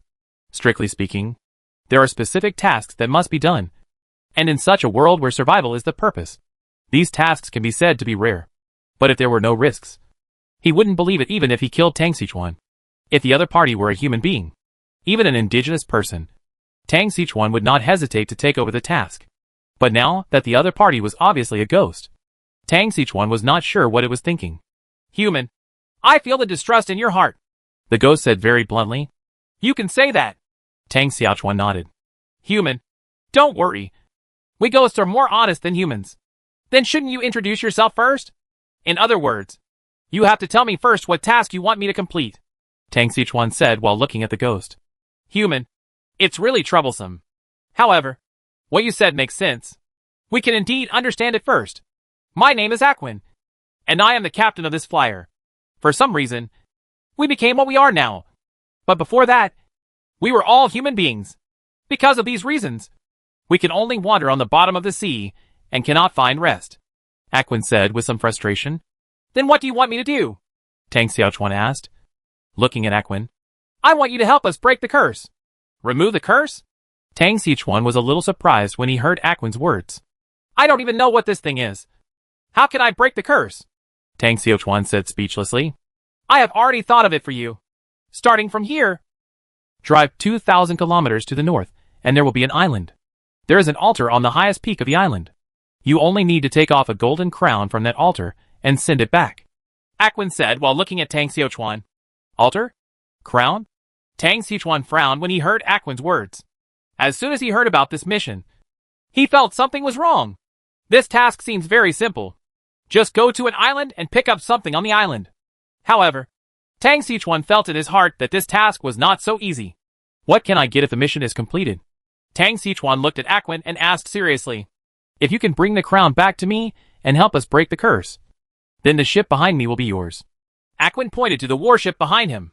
Tang Xichuan looked in the direction of Aquin's finger, and then he frowned. "Aquin, have you made a mistake?" Tang Xichuan curled his lips, and then said, "You must also know that your task is not as easy as it seems on the surface. If I'm not wrong, that island is not that easy to visit, let alone bring you the crown again. It can be said that there are many difficulties in the middle. And the reward you gave is just this ship full of holes? There is no such business in the world. Right?" Chapter 178, Being Tricked. When Aquin heard Tang Xichuan's words, he suddenly showed a smile that was uglier than crying. "Human, you are very smart. As you said, that island is not that easy to visit. And there is a very powerful guardian beast on that island. It is indeed difficult to defeat the guardian beast. But you have also underestimated the warship behind me. You have to know that the flyer is a very powerful warship. The warship you are currently standing on will be reduced to dregs by him compared to him. How is that possible? What's your ship like? How awesome is my trireme battleship? Tang Xiachuan burst out laughing when he heard Aquan's words. What? You don't believe it? Aquan suddenly smiled when he heard Tang Xiachuan's words. I don't believe it. Tang Xiachuan shook his head. Let me tell you this. This warship is a sailboat, and it is equipped with artillery. When Aquan said this, he suddenly showed a smile. Ahem. What did you say? When Tang Xiachuan heard Aquan's words, he choked on a mouthful of saliva and coughed. When Tang Xiaotian heard Aquan say that the flyer was a sailing warship equipped with artillery, he became uneasy. You know, there are only a few survivors who have entered the slave age. In the slave era, the vast majority of survivors still use cold weapons. Tang Xiachuan heard that this soarer was equipped with artillery, which was enough technology to crush all survivors. Although he cannot guarantee that this cannon is the only one among all the survivors, one thing he can be sure of is that this warship will definitely be ranked among the top 3 best warships. However, the better the reward, the higher the risk of the task. Tang Xiachuan felt more and more that this task was not easy to complete. Human, what are you hesitating about? Aquan saw Tang Xiaochuan's hesitation, and he suddenly smiled. You know, the flyer is more advanced than the warship under your feet. If you could own such a warship, how much wealth can you plunder? Aquan still encouraged Tang with words. Ogawa. Tang Xiachuan suddenly became sober when he heard Aquan's words. He felt that Aquan seemed to be very eager to go to the island. When something goes wrong, there must be a demon. Tang Xiachuan thought to himself. Tang Xiachuan thought about it for about half a minute. He felt that he still had no way to quench his desire for a sailing warship. Moreover, Aquan did not say that he must complete it now. You can definitely take on the task first, and then choose to complete it when you are strong enough. Aquan, I can take on this task, but I have other things to do now. So this task will have to wait for a while. Don't worry. Just don't forget this. Aquan once again showed a smile that was uglier than crying. After saying this, Aquan took out a gold coin from his arms and stuffed it into Tang Xiachuan's hand. This gold coin can summon me to come to you, no matter where you are in the sea. Just throw this gold coin into the sea, and I will come to you. However, you have to remember that you can only summon me after you get the crown. Tang Xiachuan nodded when he heard Aquan's words. Later, Tang Xiachuan discovered that Aquan's body was gradually fading, and the dilapidated flyer behind him also faded along with it. Finally, both Aquan and the flyer disappeared. When they disappeared, the storms and whirlpools on the sea also disappeared. The sun once again shines from the clouds onto the sea. Seeing the sun appear again, Tang Xiachuan knew that Aquan was gone. Tang Xiachuan slowly put the katana in his hand back into the scabbard on his waist. At this time, Maka and the others also began to wake up. The first time Maka woke up, she shook her head to wake herself up. Then he saw Tang Xiachuan appear in front of him at some unknown moment. Master! Maka quickly saluted Tang Xiachuan. Why are you all asleep? Tang Xiachuan looked at Maka and asked. Master, I don't know. We were rowing just now.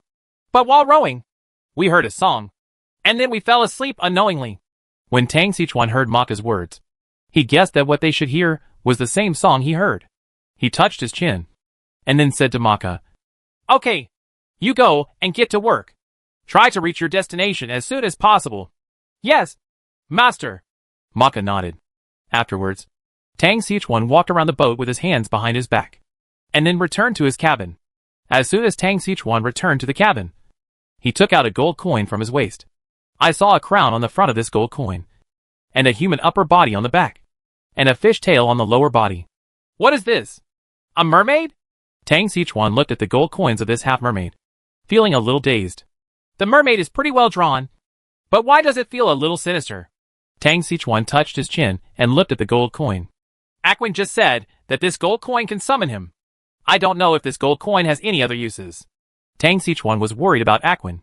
After all, a man suddenly knocked out all your men, then appeared in front of you and told you to do a task. Anyone with a normal mind would have doubts. Tang Xiachuan thought for a while, and then used the system's analysis function to analyze the gold coin. Aquan's gold coin. Throw the gold coin into the sea to summon Aquan. Note, Aquan is a very famous pirate king. But because of his greed, he stole the treasure belonging to Poseidon. So he was cursed by Poseidon, causing him to sink to the bottom of the sea forever. He needs to get his own crown back to break Poseidon's curse. This gold coin is the wealth that belongs to Poseidon.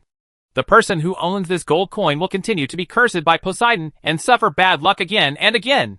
The longer the time goes by, the worse the bad luck will be. Current owner, Tang Sichuan. I hacking knew it. This bitch was trying to trick me. No wonder he was so calm when I said I wanted to do other things first. Emotionally, he wasn't worried at all that I wouldn't complete his mission. Tang Sichuan looked at it after this introduction. He started to curse directly. In this wave of feelings, not only was he being used to steal the Pirate King's crown, but he was also cursed by the Poseidon. This Aquan is really tricking people without blinking an eye. He obviously wanted to drag himself into the water. Tang Sichuan really wanted to throw the gold coin away, but he was afraid that after he threw it, the curse would still follow him. Damn it! He's forcing me! Tang Sichuan gritted his teeth and said viciously, Maka! Turn! Let's go north first! Tang Sichuan yelled at Maka outside the cabin. Chapter 179 The Mysterious Singing Voice. When Maka heard Tang Sichuan's words, she immediately walked in from outside the cabin. He looked at Tang Sichuan and asked in surprise, Master, aren't we going to find the Nai's tribe? Let's not go now! Let's go to another island first! Tang Sichuan gritted his teeth and said to Maka.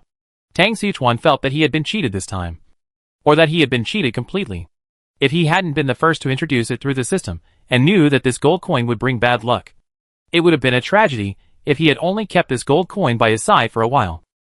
Don't say you look down on this kind of misfortune. Although it is a little bit enhanced.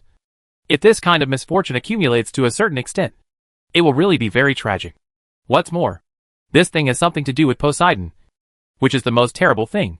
Tang Sichuan considers himself a promising young man in the new era who can hold up a red book. But his current life experience has educated him. There are some things that can only be understood but cannot be expressed in words. If you don't see them, it doesn't mean they don't exist. Therefore, Tang Sichuan tried his best to avoid having anything to do with any god. If it weren't for this bad luck mechanism, Tang Sichuan might not even go back to do this task. The curse attached to the gold coins could only make Tang Sichuan choose to complete this task as soon as possible. After all, the longer you delay, the worse it is for you. Therefore, Tang Sichuan was forced to complete this task. How could this make Tang Sichuan feel better? Oh! Good master. Seeing that Tang Sichuan's expression was not good at this time, Maka didn't dare to say anything at all. So she could only nod it and walk out. Soon, the two warships began to change directions and sail towards due north. The 2,000-kilometer journey seems very far, but at the speed of the warship, it only takes 10 hours. When Tang Sichuan sailed the two warships near the coordinates given by Aquan, he felt something was wrong. At this time, the sun had already set in the west, and a full moon hung high in the sky. The sea seemed calm, but Tang Sichuan felt an inexplicable chill down his spine. Maka, how far are we? Tang Sichuan looked at Maka and asked. Master, according to the left side you gave, we should arrive in half an hour. Maka made an estimate and said to Tang Xiao. Half an hour? So it's only 100 kilometers away. Tang Sichuan murmured. Although it only took half an hour to reach the island with the altar that Aquan mentioned. Tang Sichuan felt more and more uncomfortable in his heart. It was as if he was reminding himself that if he went to that island at this time, something bad might happen. Tang Sichuan thought for a while, and then said to Maka, Inform the tribesmen to stop the boat where it is. We will not leave tonight. Are we just going to stay where we are today? Maka asked with a surprised look on her face. He didn't quite understand. He was not about to reach his destination. So why did he stop suddenly? If you are asked to go, just go! Tang Sichuan looked at Maka, who was still in a daze, and suddenly became angry. Moreover, while Maka was in a daze, the warship under her feet was still moving forward. In this short time, the ship moved forward several kilometers. And these few kilometers made Tang Sichuan feel even more panicked. Hearing Tang Sichuan's roar, Maka ran towards her tribe. Under Tang Sichuan's urging, the two warships stopped steadily. After Tang Sichuan saw the warship stop, he said to Maka, You and your tribe will have a hard time today and take turns to rest during the fight. Master, what's going on? This was the first time Maka saw Tang Sichuan look so serious. I can't explain clearly, but the further we go, the more panicked I feel. I always feel like there is a beast staring at me in front of me. Tang Sichuan looked at the sea directly in front of him, frowning. Master, do you want us to return directly? Maka said hesitantly after hearing Tang Sichuan's words. No, there is something very precious to me on that island. I must get it. Otherwise, our entire island will be in big trouble. Tang Sichuan shook his head and said to Maka. In this case, why not, master? You just wait here, and I will take a boat to the island with the clansmen. Maka suggested again.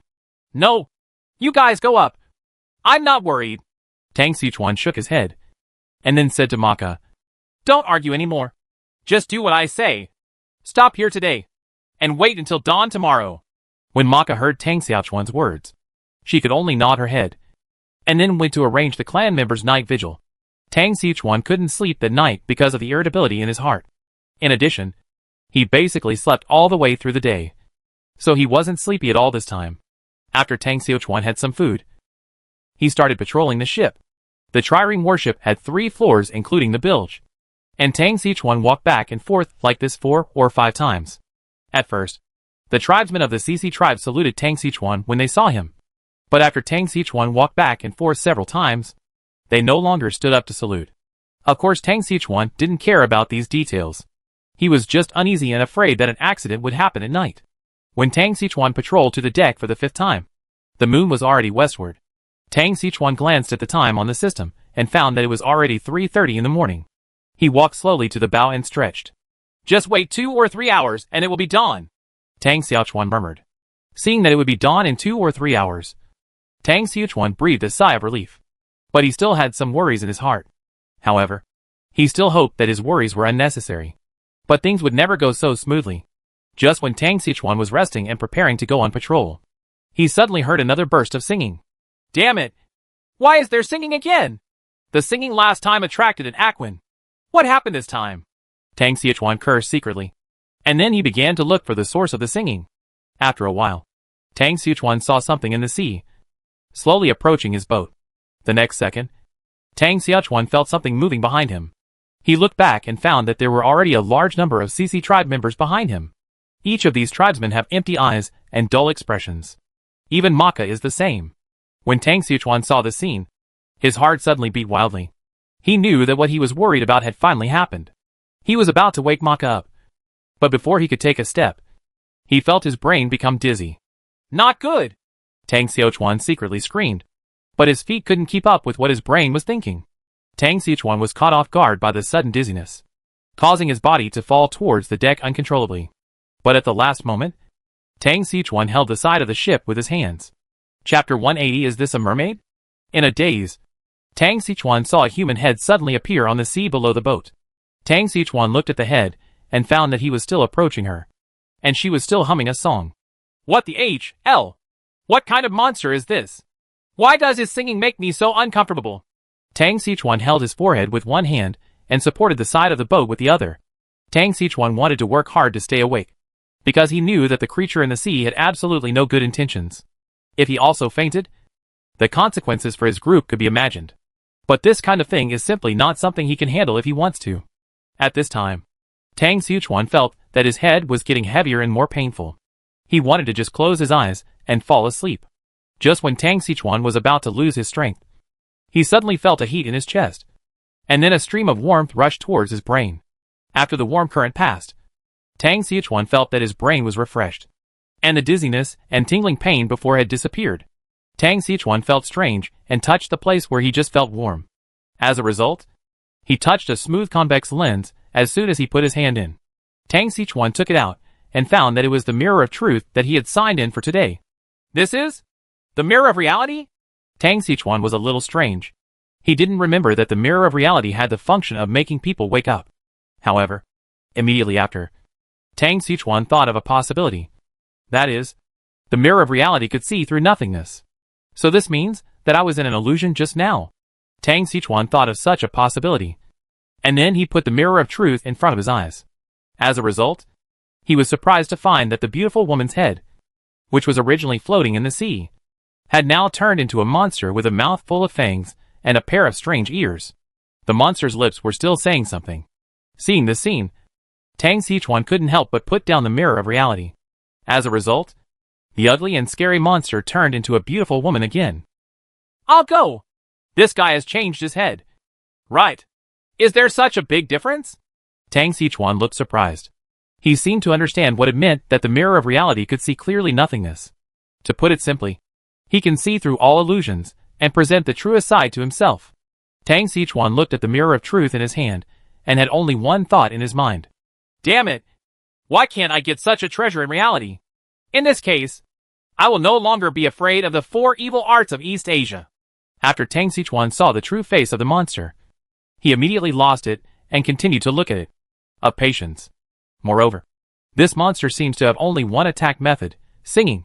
After he was freed from the monster song, it seemed that there was nothing scary about the monster. Tang Xichuan thought for a while, then took out the repeating crossbow from his back and slowly pointed it at the monster in the water. Whoosh whoosh. 3 crossbow bolts were fired at the monster. The monster didn't expect that someone would be able to stay awake under his singing and then attack him. Caught off guard, the monster was hit by 3 arrows and died immediately. As the monster died, his singing stopped, and Maka and the others also fell back after the singing stopped. Hiss! Maka's fall caused him to grin in pain. Are you awake? Tang Xichuan asked when he saw Maka covering the back of his head. Master, what's wrong with us? Maka asked with a strange look on her face. We encountered an attack. You were all hypnotized by the attacker. Tang Xichuan said calmly. We encountered an attack. Maka suddenly looked surprised when she heard Tang Xichuan's words. But it's okay. I have defeated the attacker. Tang Xichuan pointed to the body floating on the sea and said. After Maka heard what Tang Xichuan said, he looked in the direction Tang Xichuan pointed and found a body floating on the sea. Master! Maka looked at the corpse and was about to speak when a harsh scream sounded in the distance. Tang Xichuan suddenly felt bad when he heard the scream. Maka! Quick! Inform the tribe and prepare to meet the enemy. Tang Xichuan reacted immediately, and he pulled out the weapon from his waist with his backhand. At this time, Tang Xichuan was holding a knife in one hand and a repeating crossbow in the other, looking warily at the direction where the scream came from. Soon, Tang Xichuan saw waves suddenly appearing on the sea in the distance, rushing towards his warship. Those waves are all one after another, just like torpedoes. Tang Xichuan had seen Binbo Erba and the others swimming at full speed, which was similar to the situation now. Therefore, Tang Xichuan reacted immediately. He knew that the creatures coming towards him now were the creatures of the sea tribe. At this moment, Maka and the others also put on their leather armor and rushed onto the deck with weapons in hand. Master! Maka stood next to Tang Xichuan with a shield in her hand. Tell everyone. Get ready. The enemy is coming. Tang Xichuan didn't say much. After Maka heard Tang Xichuan's order, he waved directly to the tribesmen, and these tribal warriors leaned together to prepare for defense. At this time, there was another scream, and Tang Xichuan saw something rushing out of the sea. When the monster jumped out of the water, Tang Xichuan finally saw the monster's overall appearance clearly. Each of these monsters has the upper body of a human, waist-length hair, and slender arms, but the entire face does have teeth and a grin. To put it simply, if you only look at the back of this monster, you will think she is a beauty. But don't look at the face. And similarly, don't look at the lower body, because her lower body is a fish tail. Oh no! Is this a mermaid? Tang Xichuan's first reaction when he saw this monster was to shout out in surprise. Although Tang Xichuan was surprised, he did not stop moving his hand. He raised his arm very naturally, and then shot an arrow at the monster still in midair. Because the arrow was very close and was not blocked by the seawater, it directly penetrated the monster's body. Although Tang Xichuan killed a monster with one arrow, this did not have much impact on the current situation. Those monsters still jumped onto the ship very smoothly. Then the monsters opened their mouths and roared at Tang Xichuan and others. Tang Xichuan looked at the monsters with their mouths wide open. Although they didn't make any sound, he still felt his body shaking. Before Tang Xichuan had time to react, the monsters smashed the deck with their thick and powerful tails, and then rushed towards Tang Xichuan with the help of the reaction force. The shark claws left 3 bloody marks on the chest of an indigenous warrior. Chapter 181 True Physics Ban. Tang Xichuan was stunned when he saw this scene. Damn it. What did he see? Physical plus magic attack? You must know that these tribal warriors are all carefully selected by Tang Xichuan. They are all strong and equipped with thick leather armor. However, they were slapped by this monster and got 3 bloody marks. Moreover, the monster just opened its mouth and roared at her. Although she did not hear the sound, it did not mean that she did not roar. Therefore, Tang Xichuan felt that this monster must have used infrasound waves to attack him. What the hell are you doing? Tang Xichuan felt that something was a bit tricky. Although there were more than 40 warriors on a ship on his side, and only a dozen of these monsters took turns using infrasound waves. making Tang Xiaochuan unable to even stand, let alone want to fight back. No! We can't go on like this! If they take turns attacking with infrasound waves, they will all die here! Tang Xiaochuan was a little anxious when he saw this. Anxiety is a matter of urgency. But Tang Xiaochuan has nothing to do now. He can now see that the body defenses of these monsters are not high. The only trouble is actually his infrasound waves. Infrasound waves of this frequency can seriously affect people's judgment of balance. Moreover, there is no way to defend against sound wave this time. If it is noise or something, you can also think of ways to slow down the congestion in the ears.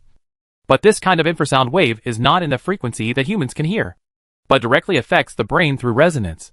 Therefore, trying to slow it down by plugging your ears simply won't work. If you want to isolate this kind of infrasonic attack, you must create a vacuum layer to isolate yourself from those monsters. But the problem is, there is no way to create a vacuum layer. Tang Xiaochuan endured the extreme dizziness, and his brain quickly thought about how to deal with it. Generally speaking, there are two ways to solve problems. One is to solve the problem, and the other is to solve the person who raised the problem. To put it simply, since Tang Xiaochuan has no way to solve the problem of infrasound waves now, he should find a way to stop those who emit infrasound waves from speaking out. But the problem is, it's not that easy to shut up these monsters. After these monsters got on the ship, they kept a distance from people like themselves, and would only get close to them when they launched an attack. In such an environment, Tang Xiaochuan didn't think there was any good way to silence these monsters. Tang Xiaochuan just covered his head while thinking about what he should do. At this moment, Tang Xiaochuan suddenly thought that there seemed to be something in his system space that might be able to solve the current dilemma. Thinking of this, Tang Xiaochuan endured the huge pain in his head and took out a small package from the system space. Then he took out a small glass jar from the package and threw it towards the monster. The glass jar shattered the moment it hit the ground. And then some gray liquid and some small gray squares flowed out of the jar. Immediately afterwards, a very strange smell filled the air. The smell was like two small drills, drilling directly towards the monster's nostrils. The smell is a little bit heady. Those monsters subconsciously cover their mouths and noses with their hands. But Tang Xiaochuan wasn't done yet.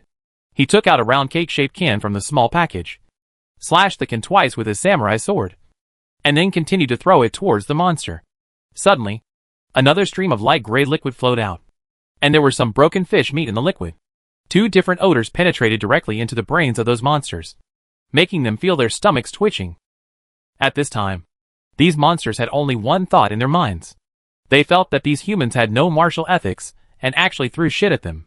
Of course, that's assuming they know what shit is. Tang Xiaochuan was actually very smoked at this time, especially when he threw the canned herring. His hands were stained with some soup. That's right. What Tang Xiaochuan just threw was a canned herring, and the glass jar was filled with stinky tofu. These two things were obtained by signing in when Tang Xiaochuan came back from the Cici tribe.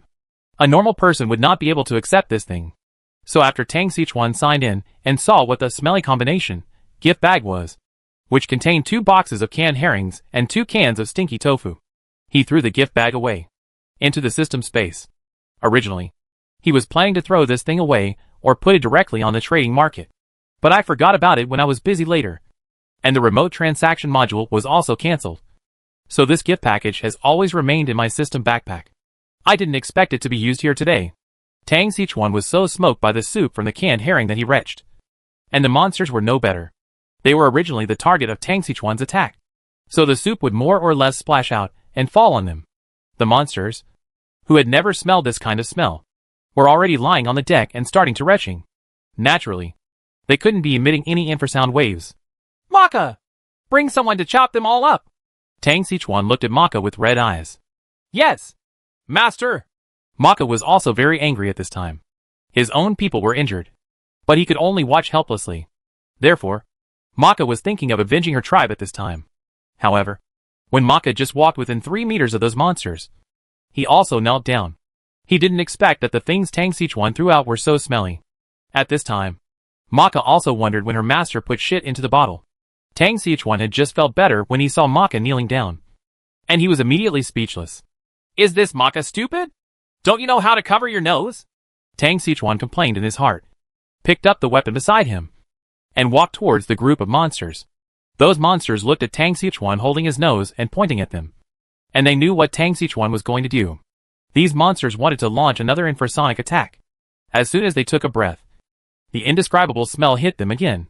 The movements of these monsters were naturally noticed by Tang Xichuan. Damn it! If you want to cast a spell under the attack of my physically forbidden stink bomb, you are overthinking it. Tang Xiaochuan sneered, and then rushed over quickly with a knife. Tang Xichuan raised the knife and inserted the blade directly into the back of the monster in front, pinning her firmly to the deck. The monster began to howl in pain, and Tang Xichuan covered his ears in pain. He's meowing. He's like this. And you're still screaming. Tang Xichuan howled at his back and felt uncomfortable, so he directly increased the power in his hands.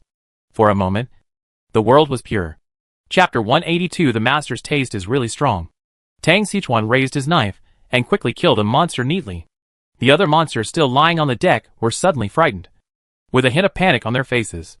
Then he supported his body with his arms and slowly stepped back. When Tang Xichuan saw the monsters' movements, he knew that these monsters were preparing to run away. Damn it! He comes when he wants and leaves when he wants? It's not that easy! Tang Xichuan snorted secretly in his heart, then looked at Maka, who was still bending over and vomiting, and shouted, Maka! What are you doing? You need to vomit for a while, and then vomit again.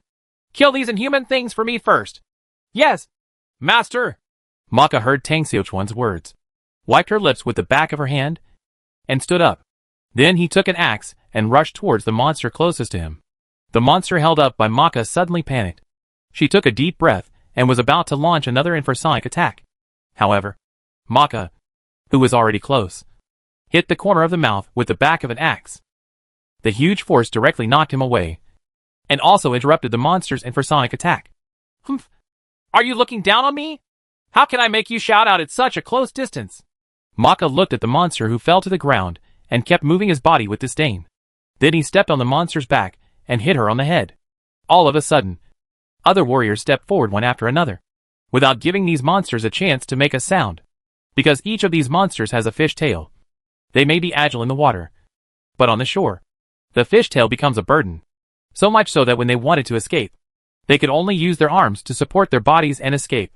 Therefore, their movements were not as fast as in the water. The warriors on Tang Xichuan's side hit the back of the head one after another with blunt objects and fainted. Of course, there were also a few monsters that managed to escape, but after they entered the water, they ran straight away and did not dare to stop at all. Seeing these monsters jumping into the water, it was too late for Tang Xichuan to chase them, because their speed is too fast. It's so unlucky that they really escaped, Tang Xichuan said helplessly. I'm sorry, Master. Maka came to Tang Xichuan with an axe in hand and apologized to Tang Xichuan. Forget it. There's nothing to be sorry for. I didn't intend to annihilate them all at the beginning. Tang Xichuan waved his hand and said to Maka, Thank you, Master. What should we do with these monsters?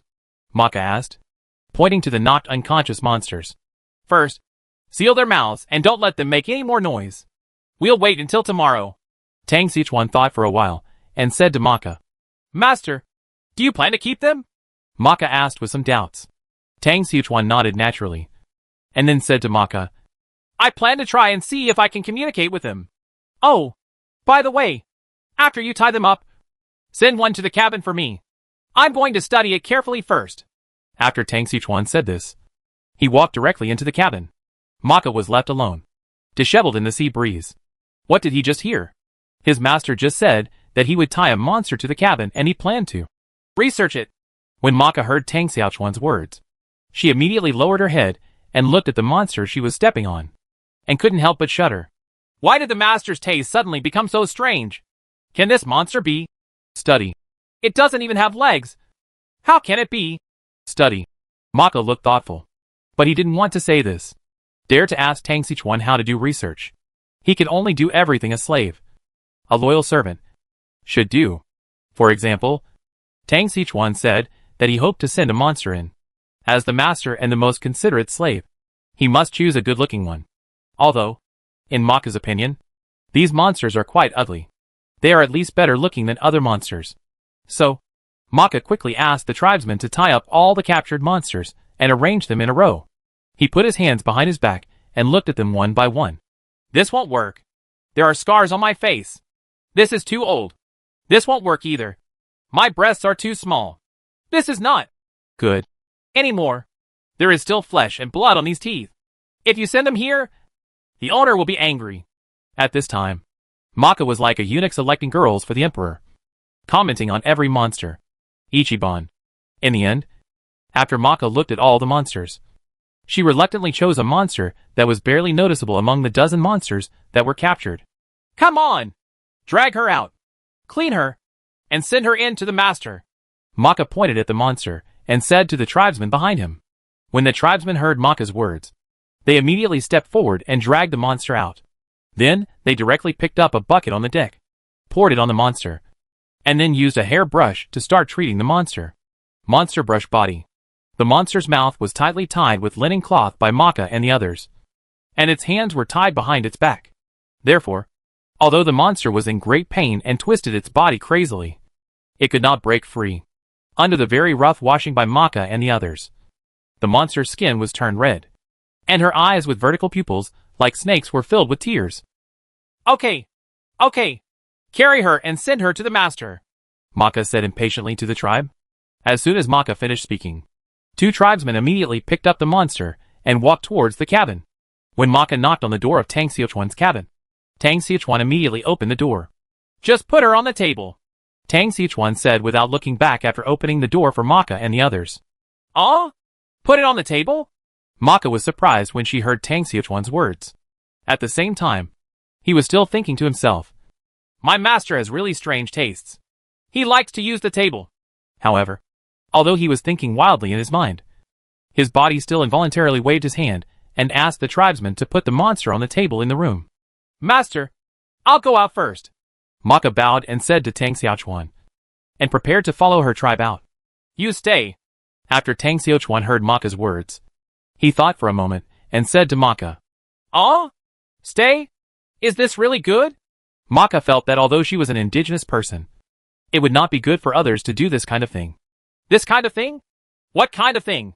Tang Xiuquan felt a little strange when he heard Maka's words. Isn't it that kind of thing? Maka was embarrassed to say it clearly. She just looked at Tang Xiuquan very tactfully and said softly. Tang Xiuquan's face suddenly turned dark when he saw Maka's extremely vulgar expression. Chapter 183. Is this a siren? Tang Xiuquan looked at Maka and was so angry that he couldn't speak for a moment. Damn it. This kind of thing. That kind of thing. I obviously just wanted to study this thing that looked like a mermaid. You must know that Tang Xiuquan often listened to Andersen's fairy tales when he was very young. He liked mermaids very much. And now that I finally saw the mermaid, I couldn't help but want to study more. But what Tang Xiuquan didn't expect was that his own research, in Maka's understanding, turned out to be something to do. This is an insult to his personality, and even more an insult to his aesthetics. But Maka didn't seem to notice how ugly Tang Xiuquan's face was. And she said blah blah blah. Master, I'm not saying this. This monster is too ugly. It's really not as beautiful as Miss Maine, nor as good looking as the women in our tribe. If, Master, you really have an idea, I can introduce you to the beauties of our tribe. Maka! Are you itchy? Tang Xiuquan finally couldn't bear it and yelled at Maka. What's wrong? Master? Maka heard Tang Xiuquan's angry roar and looked at Tang Xiuquan strangely. He couldn't understand why Tang Xiuquan was angry. If you don't speak, no one will treat you as mute. Tang Xiuquan looked at Maka with a fierce look in his eyes. Also, which ear did you hear? I'm going to do that. Hey, Master, didn't you say you wanted to study it? Maka looked at Tang Xiuquan with a strange look on his face. The research I'm talking about is pure research. What are you thinking? Tang Xiuquan yelled at Maka again. After Maka heard Tang Xiuquan's roar, she immediately stopped talking. Tang Xiuquan also felt that he really had nothing to say to Maka. After rolling his eyes at Maka again, he turned his attention to the mermaid-like monster lying on the table. This mermaid-like monster has the upper body of a human woman, with brown-red hair that sticks to the chest, blocking certain parts. A pair of eyes that resemble the vertical pupils of a cold-blooded reptile, revealing fear at this time. The outer auricle is somewhat elongated, but still looks very beautiful. But that was all. And his mouth was actually full of fangs, some of which looked like the teeth of carnivorous fish, and each one looked like a small dagger. And between her fingers, there were actually webs. Her lower body is a dark red fish tail on the back, and there is a dorsal fin from her neck to the upper part of the fish tail. Tang Xiuquan looked at the monster's body carefully and found that her lower body had very large scales. And although her upper body looked smooth, It actually had very small scales. Out of curiosity, Tang Xichuan stretched out a finger and slowly touched the arm of the monster. It's weird. It's really weird. When you touch this skin, it feels like human skin. But when you touch it backwards, it's a little prickly. Tang Xiaochuan murmured while touching the monster's arm. Maka on the side saw this scene and immediately complained in her heart. I still don't want to do that. This is starting to happen. After Tang Xichuan touched it for a while, he took out the island stone and started to contact Zhang Ji and the others.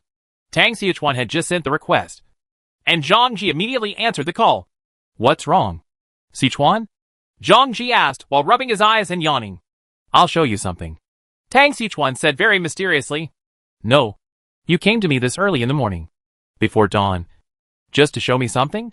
Zhang Ji said with a look of displeasure. This thing will definitely make your eyes light up. Tang Xichuan said with a smile. And then he turned the screen to the fishman-like monster. I'll go. You just went out to sea, and you caught a mermaid? Zhang Ji's eyes widened, and he shouted directly. It's nothing. It's nothing. Tang Xichuan said proudly. Hey. No. Wait a minute. Are you a mermaid? Why are you so ugly? Don't you say that mermaids are all beautiful women? Zhang Ji suddenly saw the monster's face, and asked strangely. When Tang Xichuan heard Zhang Ji's words, he immediately smiled and nodded. Ha ha ha. You noticed it too? I also feel that something is wrong. And these monsters are very violent in character.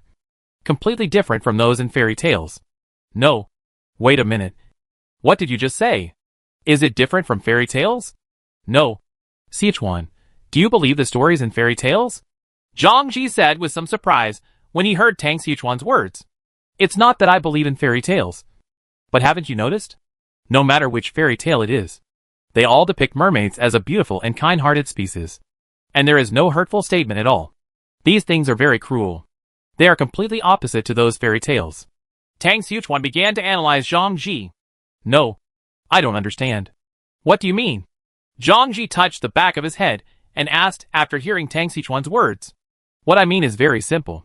Do you think there is a possibility that they are not mermaids at all, but another species? No.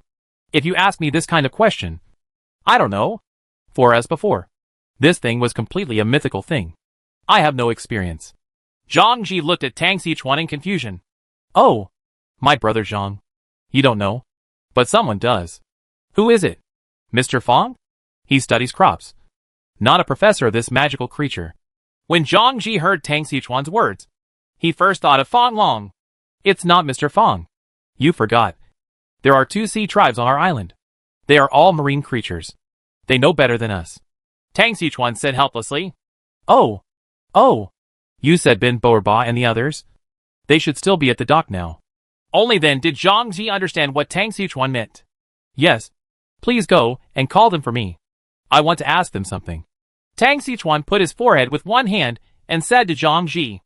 Okay. Just wait. Zhang Ji nodded immediately when he heard Tang Xichuan say this, and then hung up the communication. When Zhang Ji sent another communication, 10 minutes had just passed. Master, you called us? Bin Boerba's huge fish head appeared in the video. Tang Xiaochuan nodded, and then said to Bin Boerba, there is something wrong. Take a look first. Do you know this kind of creature? With that said, Tang Xiaochuan moved away from the screen, revealing the half-human, half-fish creature behind him. I'll go. The master is awesome. He can actually catch the siren. Bin Boerba shouted immediately when he saw this monster. Siren? This is a siren? Are you sure? When Tang Xiaochuan heard Bin Boerba shouting, he immediately showed an expression of surprise. Chapter 184 Master. My respect for you is like the water of the dividing river. Master, you are just questioning my professionalism. When Bin Boerba heard Tang Xiaochuan's words, he immediately showed an expression of, you are sorry for me. You doubt me. Master, I can be 100% sure that this is the siren, because the mermaids of the royal family don't look like this.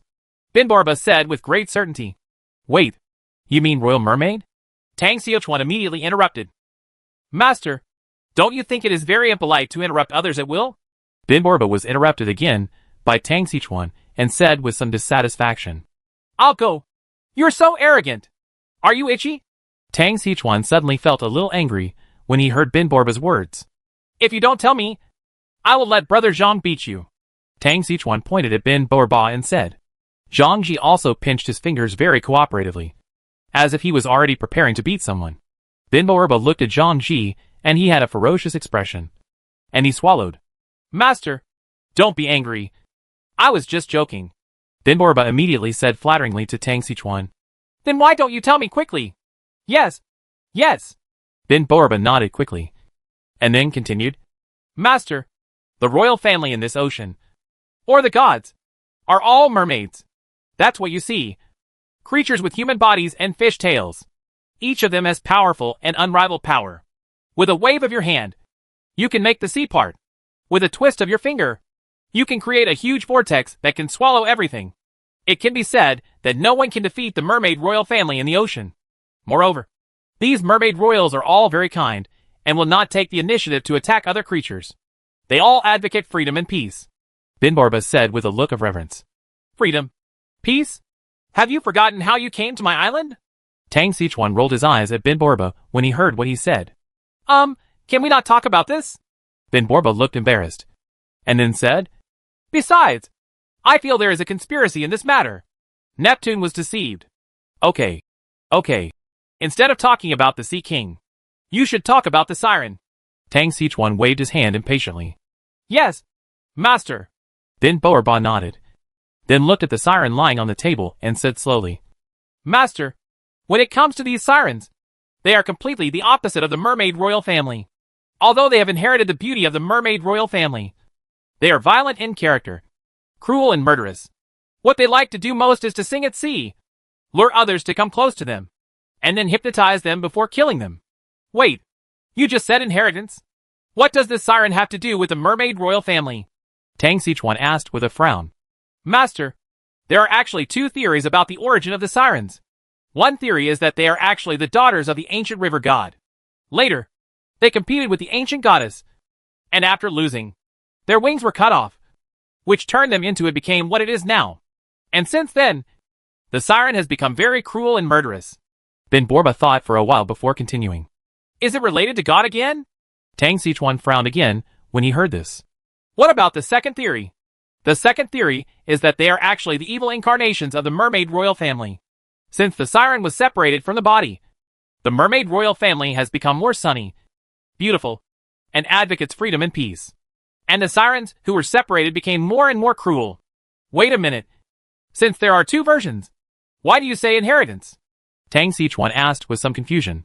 Master, in fact, there is no conclusion about the origin of this siren among our sea tribe. It's just that many people selectively believe that the siren is part of the mermaid royal family. Bin Boerba said with some embarrassment. I'm going to tell you that you have said so much. Are these all just hearsay? This is not a record of your sea clan at all? Tang Sichuan shouted in surprise when he heard what Bin Boerba said. It's not just hearsay. Many of these are unofficial histories. Then he's not called unofficial. Then he's called Yi Shi. You cheater. Master, if you insist on saying that, it's not impossible. Bin Boerba imitated Tang Sichuan's habitual movements and touched his chin. Damn it!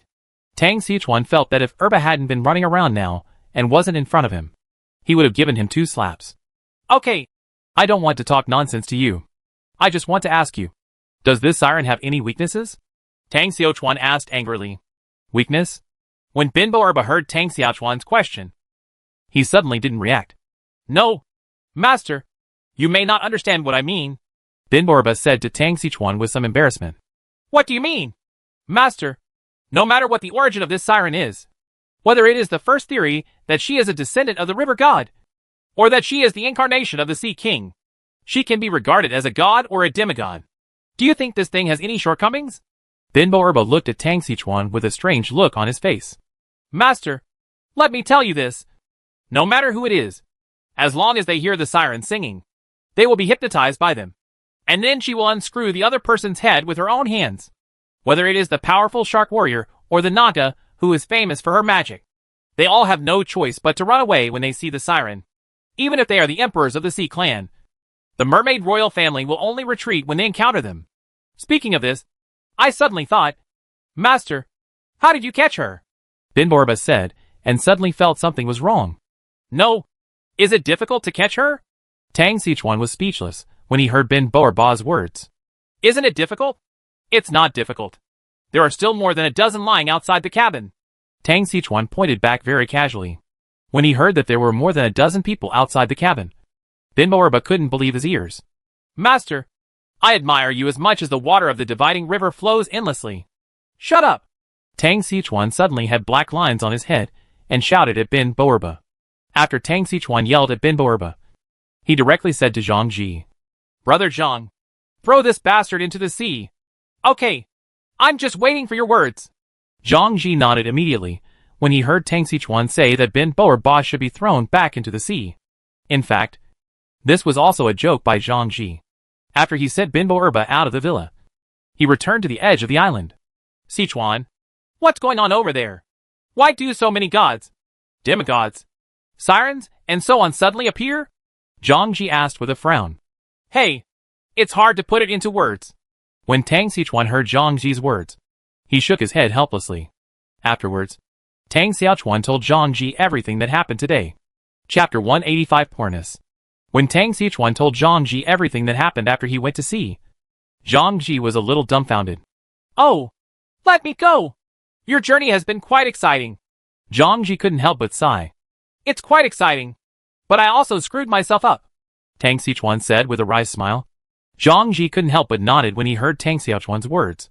And then he asked Tang Sichuan, Sichuan, do you feel that the things you will encounter this time when you go to sea are worse than the first time you go to sea?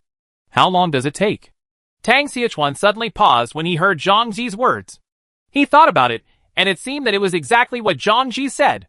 After he went out to sea, he met Nan Shan, then Aquin, and then came to the Island of Gods. Along the way, apart from encountering Nan Shan as a survivor, Aquin and the God Island are at the mission level. When I went to sea for the first time, let alone the mission, I didn't even meet any survivors. Does this mean that after everyone comes together, human missions will appear randomly on the ocean? If this is really the case, then those who can go to sea will have a huge advantage. Brother Zhang, are you talking about this mission I encountered? Tang Xiaochuan asked. Yes. Zhang Ji nodded. Have you noticed that this time you went to sea, you first met survivors, and then received a mission? Well, I understand what you mean. And I've also discovered this. I think it's probably because everyone gathered together this time. So there is such a situation. Tang Xiaochuan said to Zhang Ji. Then what do you think? Zhang Ji looked at Tang Sichuan and asked. Opinion? At present, tasks and risks coexist. As long as you are brave, Sadako can take maternity leave. As for these tasks, I think you should still take them. After all, if you want to accumulate advantages, you must be close to fully expanding your strength. I have to say that the rewards for this kind of mission are still very generous. Tang Xiaochuan thought for a moment and said to Zhang Ji. Well, what you said makes sense, but you should carefully consider the risks involved. If the danger is really too great, it would be better for you to give up the mission. Zhang Ji looked at Tang Sichuan and said, I understand. Don't worry. I'm not a reckless person. Tang Xiaochuan nodded. Brother Zhang, please rest first. I still have some things to deal with here. After Tang Sichuan said this, he hung up the communication directly. Master, what do we need to do with these sirens? Maka asked immediately after seeing Tang Sichuan end the communication. When Tang Xiaochuan heard Maka's words, he turned his attention to Siren, who was still lying on the table. As a result, Tang Sichuan discovered that there was a trace of prayer and tears in the Siren's eyes. Tang Sichuan saw Siren's tears of prayer, and he immediately felt that the meaning was strange. Strange? Why does this Siren look like this? Can he understand what I say? Tang Sichuan frowned and thought for a while. Then he said to Maka in Chinese, Maka, take this Siren out and skin her for cramps. Her fish skin is quite good. Tang Sichuan stood out of sight of the Siren and blinked at Maka. Maka didn't understand what Tang Sichuan meant at first. He felt that he had never done this kind of work before. And given Tang Sichuan's character, he shouldn't be so cruel. As a result, when he saw Tang Sichuan blinking fiercely at him, he understood what Tang Sichuan meant. Okay, Master. Maka nodded and replied. By the way, remember, deal with it cleanly, and then let everyone have a good rest. Although Tang Xiaochuan was facing Maka, his peripheral vision was still staring at the Siren. As a result, Tang Xiaochuan discovered that the Siren had cramps when she heard that Tang Xiaochuan wanted to skin her, and she was so frightened that she twisted her body crazily. Seeing the siren's reaction, Tang Xichuan immediately understood that this siren could actually understand his words.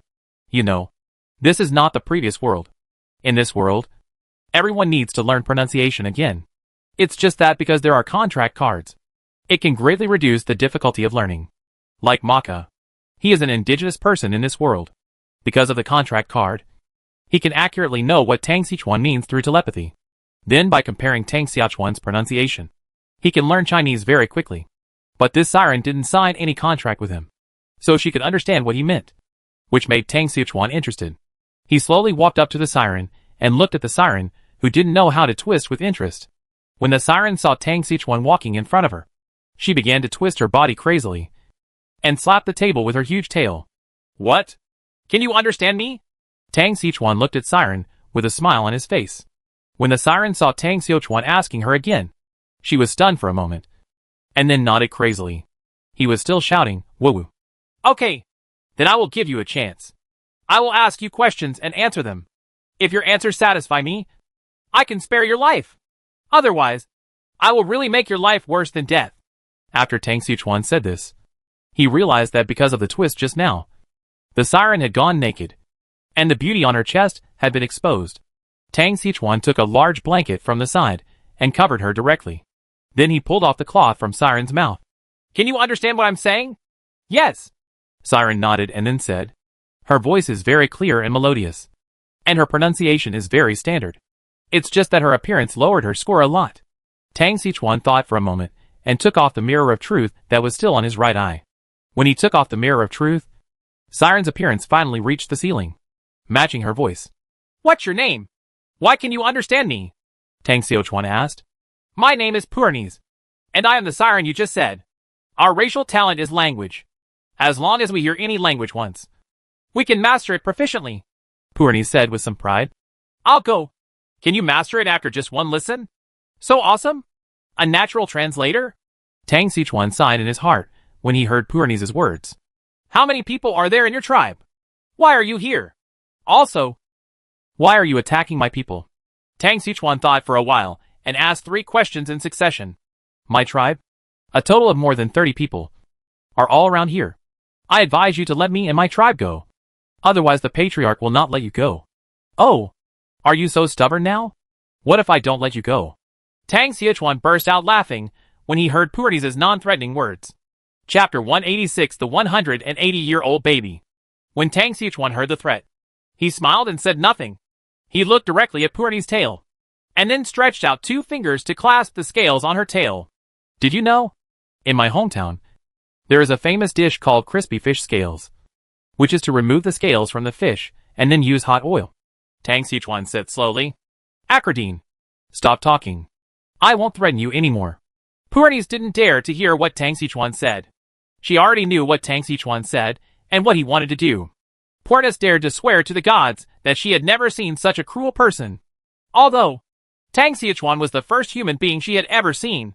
Tang Xichuan snorted inwardly when he saw Purnis giving in so quickly. Tell me, why are you here? And why did you come to attack me and my people? We are here because of God's will to protect the Poseidon altar. You have entered the area of the Poseidon altar, so we will attack you. Purnis told her everything she knew. Like pouring beans. Poseidon altar? Is the Poseidon worshipped on the altar? Tang Xichuan asked with a frown. Well, yes. Purnis nodded. So, does Poseidon really exist? Tang Xichuan asked with some worry. He had already made up his mind. As long as Purnis nodded, he would immediately give the order to run away. At this stage, when facing gods, there is no way to escape death. Tang Xichuan is not the kind of person who is so arrogant that he doesn't know how much he weighs. He is not so arrogant as to think that he can challenge those so-called gods now. God? I haven't seen it before. We have lived here for hundreds of years, and have never seen the so-called God. Purnis shook her head when she heard Tang Xichuan's words. Have you never seen God? Then how do you know there is the Poseidon altar? Tang Xichuan asked with some confusion. This is what the patriarch told us. So, apart from the Poseidon altar, is there anything else on that island? Tang Xichuan asked. I don't know. Purnis shook her head. Then do you know what other creatures are on the island? I don't know. Purnis shook her head similarly. Why don't you know anything? What can I do? I'm still young, and I've never been to the island. Seeing that Tang Xichuan was a little angry, Puernes almost burst into tears. Are you still young? When Tang Xichuan heard Puernes' words, he couldn't help but cast his eyes on Puernes' breasts. Damn it. You're still young. Isn't Sister Ma Yin still underdeveloped? Tang Xichuan added involuntarily in his heart. How old are you? Tang Xichuan asked subconsciously. 180 years old. How much? Tang Xichuan almost choked to death when he heard Puernes' words. 180 years old. What's wrong? You are 180 years old. Are you still young? Tang Xichuan looked at Puernes and yelled. We sirens are considered adults when they are 180 years old. I have just come of age. Puernes said a little at a loss. When Tang Xichuan heard this, he couldn't help but sigh. Sure enough, the perception of time is different among these species. If this human being can live to be 180 years old, there are very few people who cannot live to be 100 years old. The sirens are considered adults at the age of 180. Who are you going to talk to about this? No. If you don't know, then who knows? Tang Xichuan looked at Puernes and said speechlessly. Yes, maybe the clan leader should know. Clan leader? Where is your clan leader? She should still be in the bay. The bay? How far is it from here? Tang Xichuan asked. There are still about 90 kilometers left. No. 90 kilometers? So far away. How did you find us?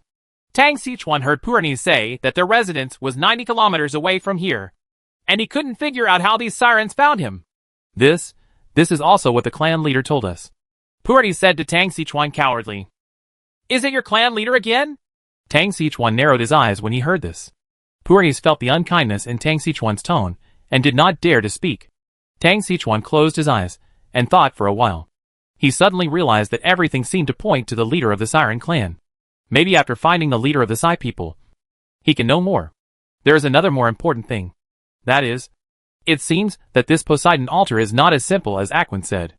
It can be said that he is still on the periphery of the altar island. Or it is not even the periphery. It can only be said to be on the edge. He directly encountered a mythical race like the Siren. If he continues to move forward, imagine how many other races he will encounter.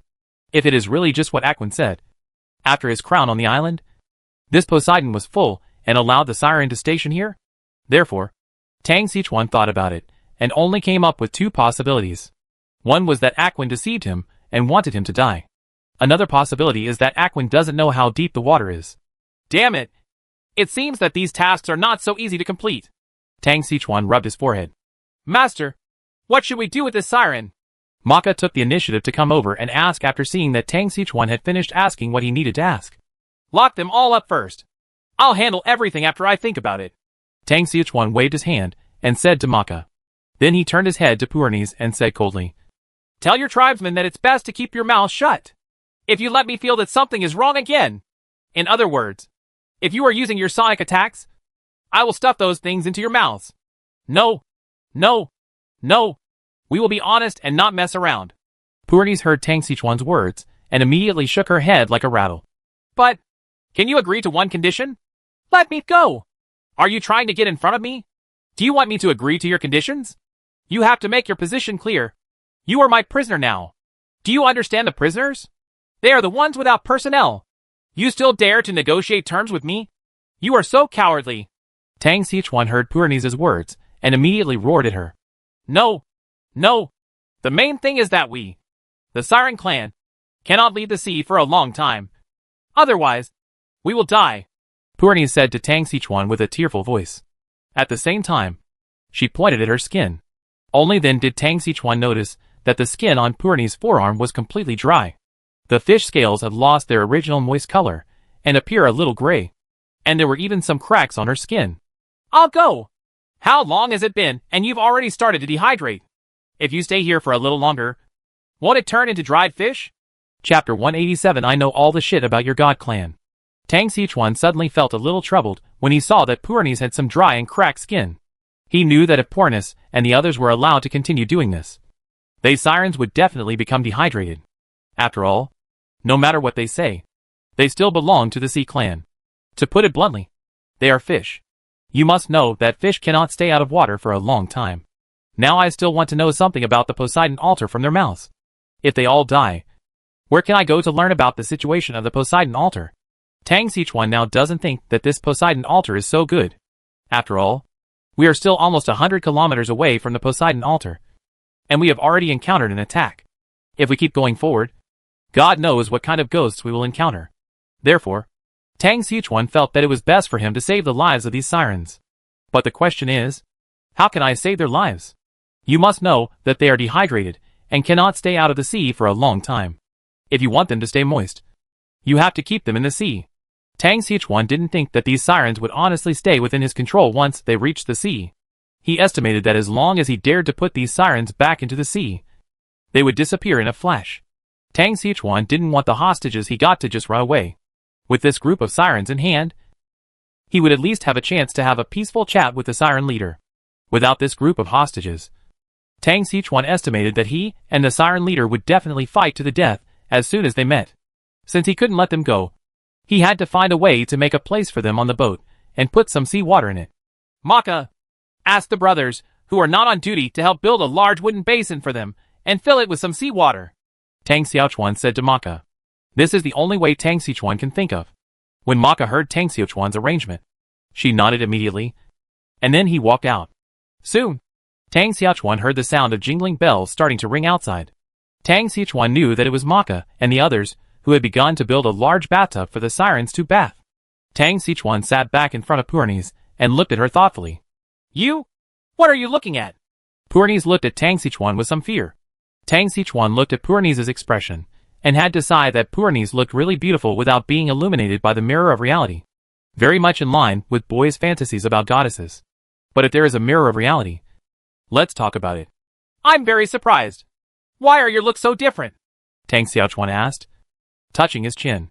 What's your appearance? Purnies didn't understand what Tang Xiaochuan was saying at first. But after a moment, she understood. You can see me as I am? Purnies shouted in surprise. What? Is it weird to see you like that? Tang Xiaochuan curled his lips, and then continued.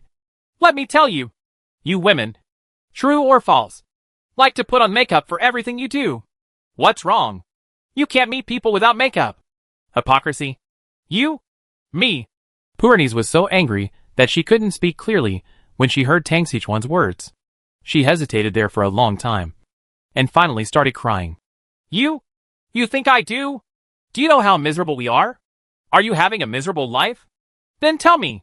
When Tang Xiaochuan heard Purnies' words, he immediately became interested. You want to hear it? Purnies looked at Tang Xiaochuan with some surprise. Just tell me. There's nothing to do now anyway. It will take a while until Maka and the others set up a wooden box for you to soak in water. Okay then. Purnies nodded slowly after hearing Tang Xiaochuan's words. Then she looked at Tang Xiaochuan again and said slowly. Actually, we haven't always been like this. According to legend, our siren clan is actually the descendant of the river god. Later, because of some things, we were cursed by the god. That's why we became like this. Purnies said with some frustration. Curse? God? What's going on? Tang Xiaochuan frowned when he heard Purnies' words. Tang Xiaochuan was a little worried. He suddenly felt that during his trip to sea, everything he encountered along the way was about God. From the moment I met Aquin, everything I encountered was related to gods, and all were curses. Tang Xiaochuan is a little confused as to why this kind of Western god always likes to curse others. If it were an Eastern god, he would probably be killed directly. Thinking of this, Tang Xiaochuan suddenly became interested again. Now that he has begun to contact Western gods, is it possible to see Eastern gods? However, these things seem to be too far away from me. With my current small body, I guess I am facing the lowest level of gods. That is, serving food. Since we don't have access to those now, we'd better think of a way to complete the current mission. Can you tell me specifically what the situation is? I'm quite interested. Tang Xiaochuan looked at Purnies and said. Of course. If it's inconvenient, forget it. No. It's actually not inconvenient. Purnies said quickly. Actually, this matter is not a secret at all. As long as the race related to gods, everyone knows about it. The ancestor of our siren clan is said to be a descendant of the river goddess. She was originally very beautiful and good at singing. She was a very popular goddess. But once, the ancestor accidentally offended the goddess of literature and art. And then the goddess of literature and art launched a challenge to the ancestor. The ancestors had no choice but to agree to the artistic girl's request. But what no one expected was that in order to win over the ancestors, The artistic goddess actually seduced the god lord. In the end, the goddess of literature and art won the competition. But the goddess of literature and art was not satisfied with just winning the competition. And she also pulled out the wings of the ancestors. She also cursed the ancestors to only feed on flesh and blood in the future and show their ugly appearance to others. So, our Siren clan has become what we are now. Puernes said with some disappointment. Let me go. Are you Protoss so fierce? Just pull out your wings. Do you also like to play dirty? Tang Xiachuan heard Puernes' words and shouted out in surprise. Puernes wanted to defend herself when she heard Tang Xiachuan's words.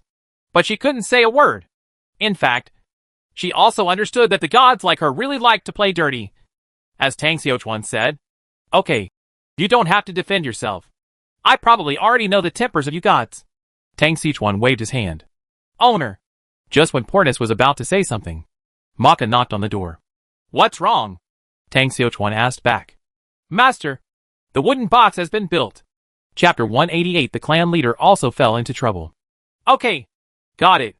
After Tang Xiachuan heard Maka's words, he first responded to Maka, and then turned his head to look at Puernes. Just stay in the wooden box with your kind for now.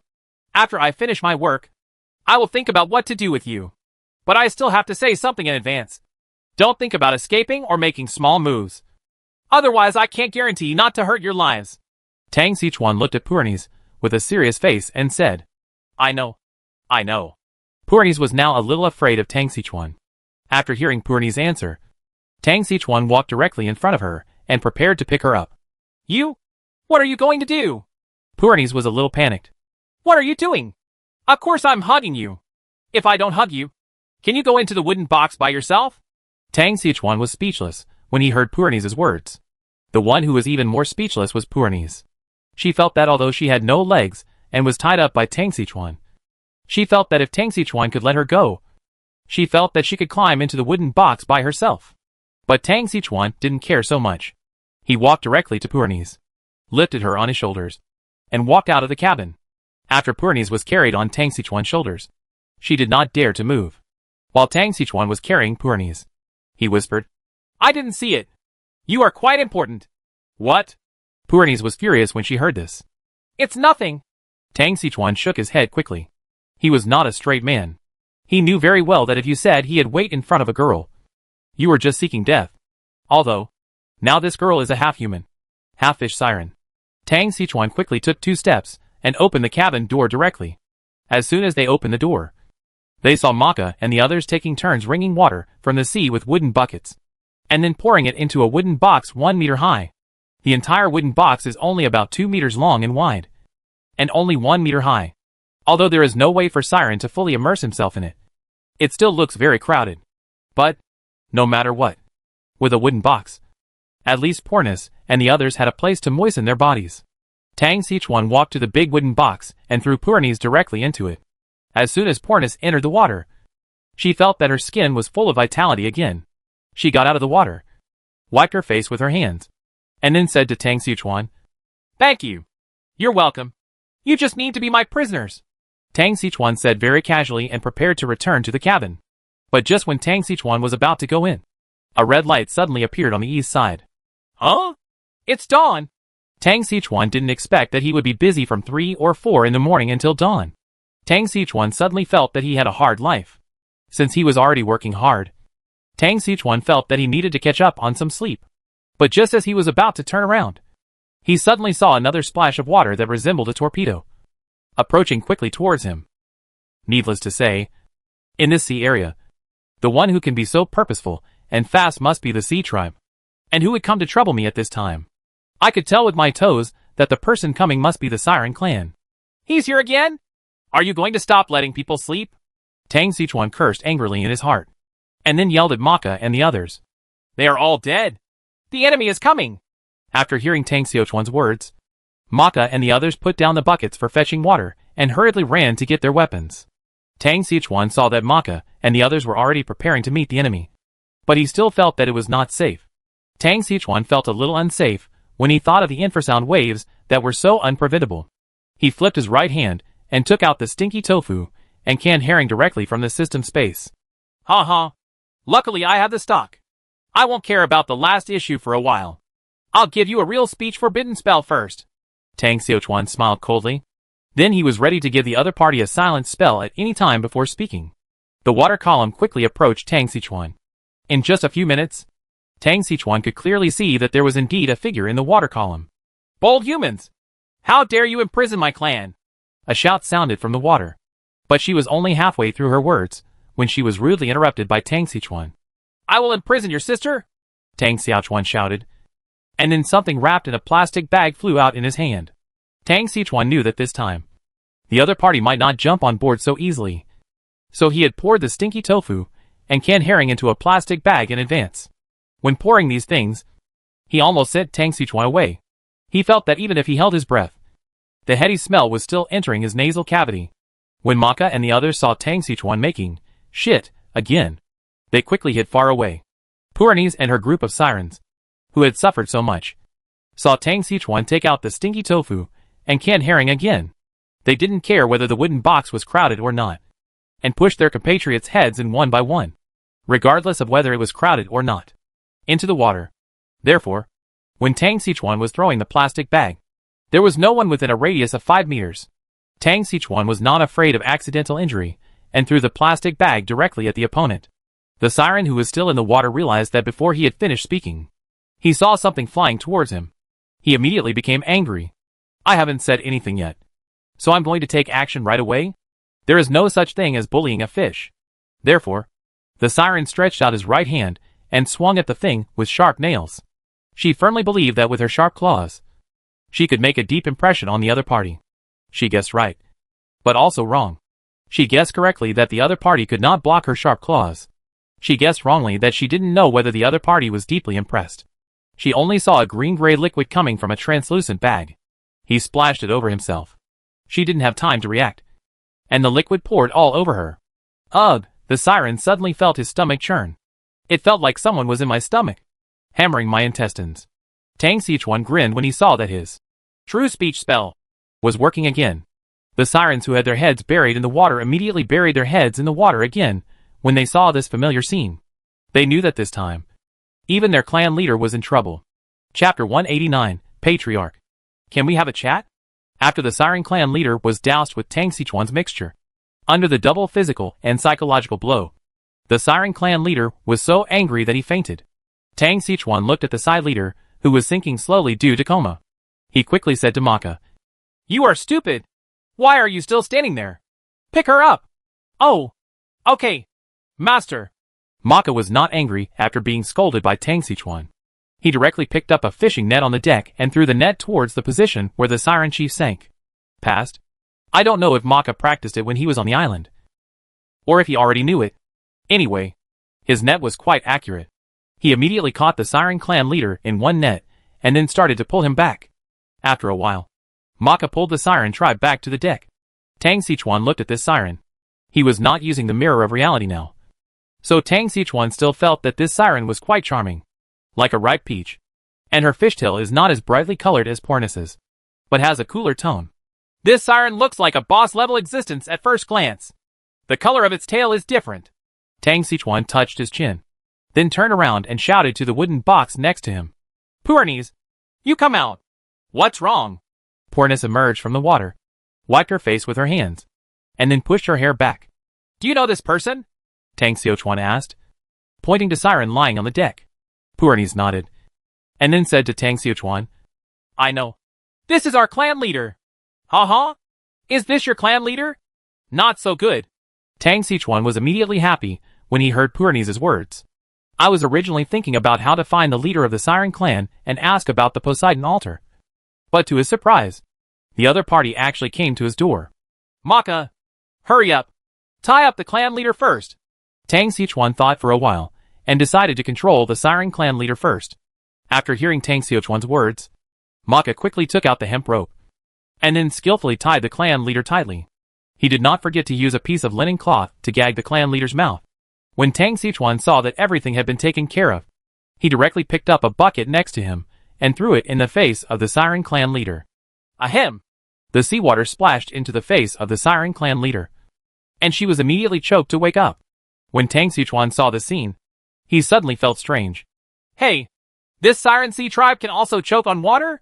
It's amazing. However, Tang Sichuan didn't care whether Siren would choke on the water. What he cared about was that the clan leader woke up. Nice to meet you. Nice to meet you. Tang Sichuan said to the patriarch immediately when he saw that he was awake. Huh? When the clan leader heard Tang Sichuan's words, he immediately turned his head to the side. The patriarch's temper is still stubborn. Tang Sichuan smiled slightly, and then continued, I like a stubborn person like you. Yi Feng, have 1,000 ways to make it impossible for you to survive in this sea area. If you want to try it, Yi Feng, might as well play with you. I heard that your Siren clan belongs to the Sea clan. I don't know if it would be delicious if you were made into a barbecue. Humph. The leader of the Siren clan expressed his attitude with a cold snort. Hey, you are not afraid of death. Then I want to ask, do you know what it feels like to be dried by the sun and your body is extremely dehydrated? Do you want to try it? Let me tell you, if you get dehydrated, your beautiful skin and scales will fall off piece by piece. Tang Sichuan continued to scare the Siren clan leader. But the Siren leader still expressed his attitude with his silent silence.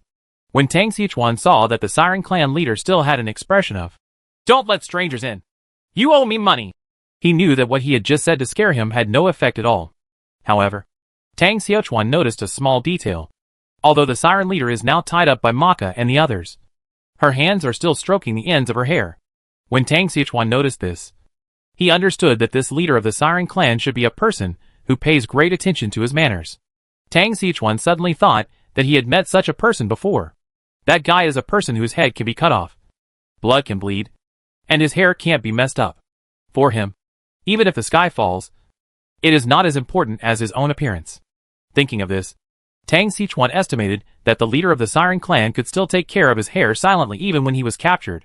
Tang Sichuan felt that this clan leader should be like a buddy he met before. Master Patriarch, are you satisfied with the gift just now? Do you want some more? I still have a lot here. Tang Sichuan said with a smile to the Siren Patriarch.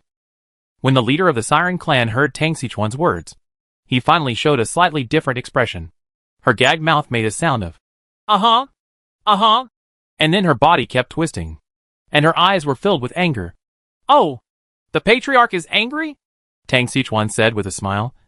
And then he took out another bottle of stinky tofu and canned herring directly from the system space.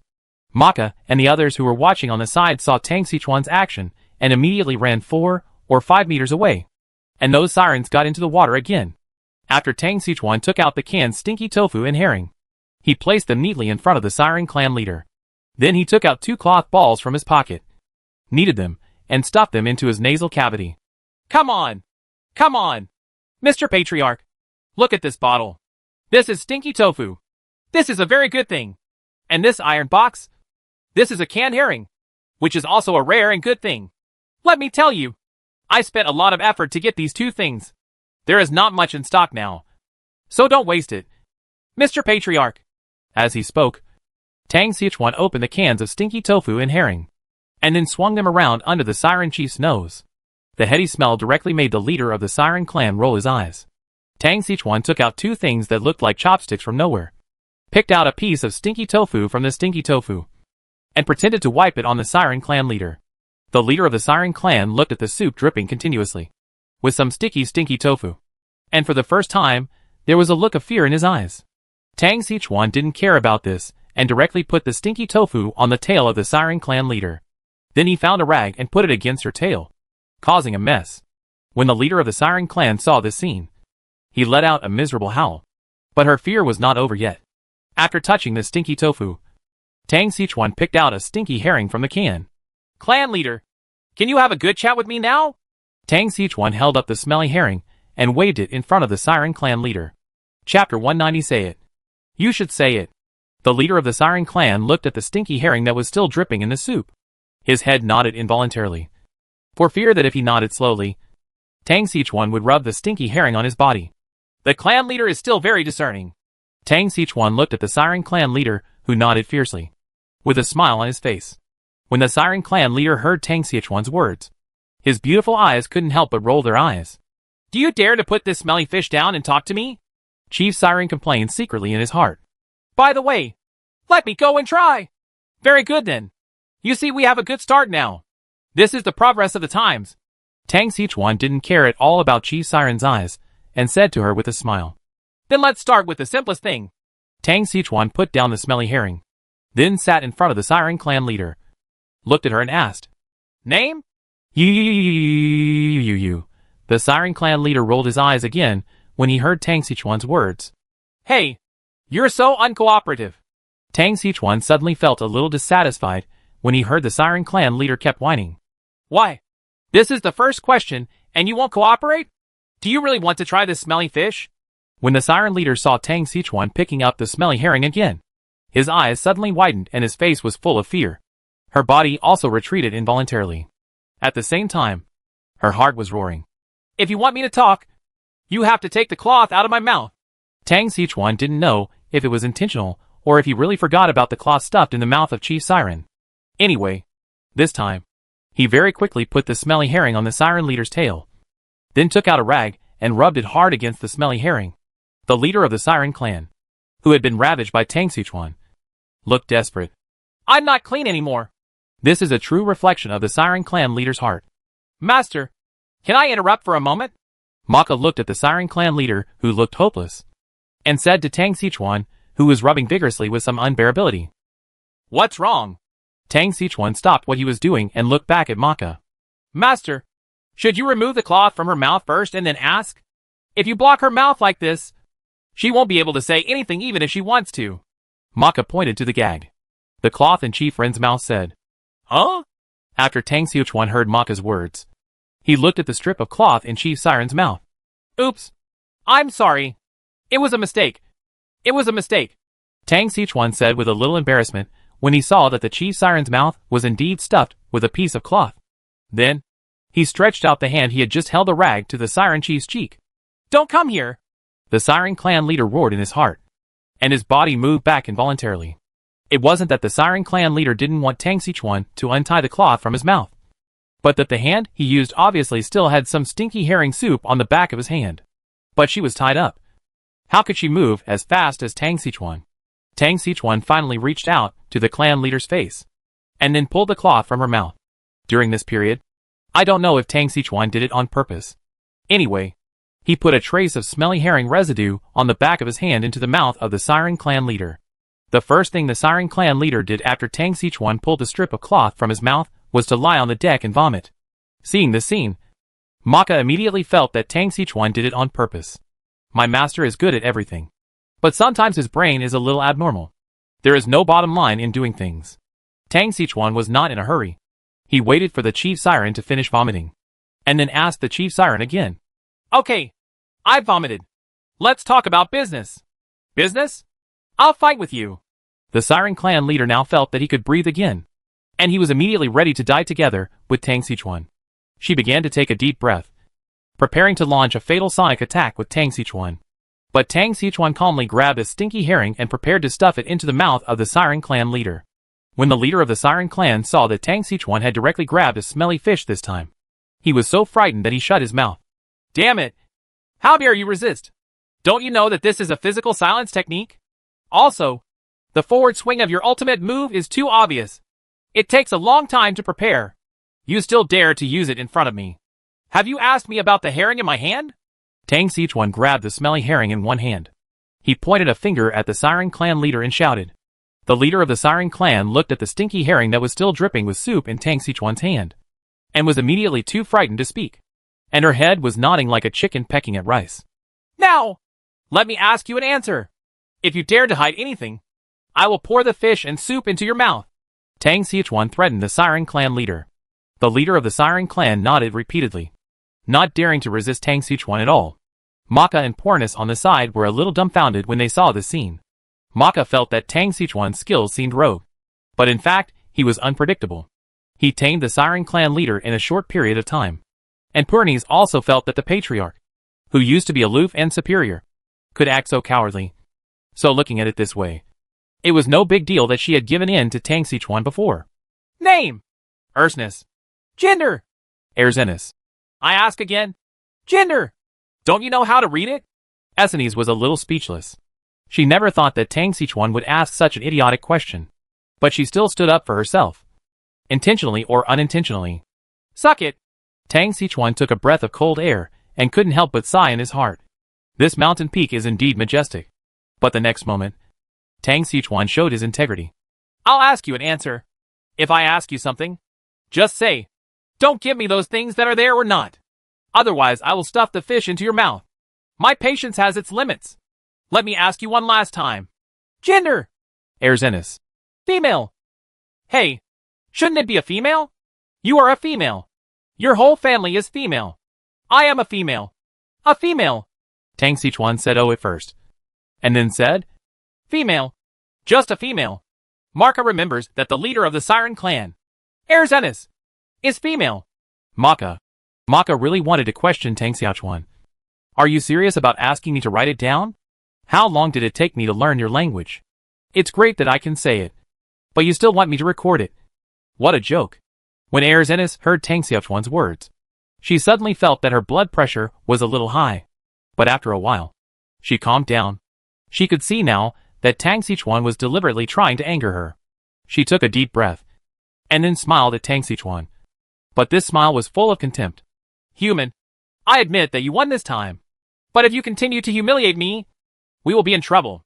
If you want to know something from me, then please be respectful. When Tang Xiaochuan heard what Essenes said, he also put away his teasing, nodded to Essenes solemnly, and then said, since the patriarch said so, let's start over. Chapter 191 said it. But it seemed like it didn't say anything. Chief Erzenis. Actually, I don't understand a bit. I heard Purni said that you asked them to attack my fleet. But what I don't understand is that my fleet is still 100 kilometers away. How did you know about my existence? Tang Xichuan sat back down opposite Essenes and then asked, is this what you want to know? When Essenes heard Tang Xichuan's words, she immediately showed an expression that said she was an idiot. Chief Essenes, this is just one of my questions. In addition, I don't want you to show this expression to me again, since we are talking openly and honestly now. I also hope you can have a good attitude. Tang Xichuan said with some dissatisfaction when he looked at Erzenes' unflattering expression. Okay. Erzenes nodded after hearing Tang Xichuan's words, and then continued, actually, there is nothing that cannot be said. Don't you belong to this world? Erzenes asked. Yes. Tang Xiaochuan nodded, and then said to Erzenes, actually, what makes me a little strange is that there seems to be your legend in our world. Although, I don't know why this is, but it does exist. Moreover, this is also something that makes me curious. What if? Let me tell you. We don't belong to this world? Essenes thought for a while, and suddenly said lightly, what do you mean? Tang Xichuan frowned when he heard Essenes' words. You want to know? Erzenes suddenly raised her charming eyes, and looked at Tang Xichuan. Yes. Tang Xichuan nodded decisively. Then you plan to talk to me like this? Erzenes looked down at her tail, and then asked, sorry. After Tang Xiaochuan heard what Essenes said, he remembered that the Siren clan could not stay on land for too long. Moreover, there are still some remnants of stinky tofu and stinky herring on her tail. Tang Xiaochuan knew that Essenes was a misophobic person, and it was really not good to let her tail continue to be covered with these things. Maka, why are you still standing there? Didn't you see that the patriarch needs a bath? Tang Xiaochuan looked at Maka, who was still standing stupidly aside, and immediately said to him. When Maka heard Tang Xiaochuan's words, she felt aggrieved. You obviously put it on her. So why does it become my problem? However, although he felt aggrieved in his heart, he still happily asked his tribe to help build a smaller wooden box, then began to add a large amount of sea water into it. I'm sorry, Patriarch Essenes. My subordinates don't know the rules very well. I've neglected the patriarch, Tang Xichuan said as he looked at Essenes lying down in the wooden box after being cleaned. Forget it. You can't blame them for this. Although Essenes said she didn't blame Maka, her eyes revealed that it was all your fault. Patriarch, can you tell me now? Tang Xiaochuan asked, looking at Erzenes emerging from the water again. Okay, I can tell you about this. Erzenes nodded, then thought about it, and then said to Tang Xichuan, you just said that in your world, the story of our sirens is also spread. Right. Yes. Tang Xiaochuan nodded. Although Tang Xiaochuan didn't know much about Western mythology, he still had a basic understanding of sirens, mermaids, Zeus and so on. This siren belongs to the mythological system of ancient Greece. Actually, those sirens you are talking about are us. Moreover, not only as sirens, but also other sea tribes. Gods have existed before. Essene said this, suddenly paused, and then said, well, let's call them gods for now. When Tang Xiuquan heard this, he frowned immediately. What does it mean that they have always existed before? And what does it mean to call them gods for the time being?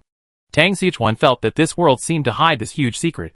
Erzenis looked at Tang Xiuquan's strange expression, and he knew what Tang Xiuquan was thinking. Then why? Don't ask. I don't know if you ask. Essenes knew what she was going to ask as soon as she heard Tang Xiuquan speak, but she didn't know what Tang Xiuquan wanted to ask. What do you mean? When Tang Xiuquan heard what Essenes said, he thought it was because she didn't want to say it. Do you want to ask why we suddenly disappeared from that world, and why we suddenly appeared here? Why are you here? Essenes asked. Tang Xiuquan nodded involuntarily when he heard her words. Look around you first. Essenes sighed and said to him, what are you looking at, Zhou? When Tang Xiuquan heard what Essenes said, he was still a little confused about what she meant. But when he looked around, he was stunned. Everything around him seemed to be imprisoned by some mysterious force. It's like someone suddenly pressed the pause button on time. Except for him and Erzenis. Everyone else was motionless. Not only could they not move, but not only people could not move. Even Porna's tail splashed with water and was frozen in midair. What did you do? Tang Xiuquan turned around and glared at Essenes, his voice full of anger. You are wrong. I didn't do this. Erzenis didn't care at all about Tang Xiuquan's anger, but said calmly, what do you mean? Tang Xiuquan asked with a frown. This is the rule of the world. Because what you are coming into contact with now is the most confidential thing about this world. Apart from the person involved, other creatures, or the surrounding time and space, are imprisoned, which is more appropriate. Eusenes raised the corners of her mouth slightly, and showed an unflattering smile to Tang Xiuquan. Can even space and time be imprisoned? Is there really a god in this world? Tang Xiuquan frowned when he heard Essene's words. If you insist on saying it's a god, it's not impossible. Then what exactly is he? Tang Xiuquan asked after hearing what Essene said. It seemed that there were different opinions in her words. I don't know. I only know one thing. This world has its own rules. As for what he wants to do, no one knows. Essene shook her head and said to Tang Xiuquan. When Tang Xiuquan heard Essenes' words, he began to lower his head in thought.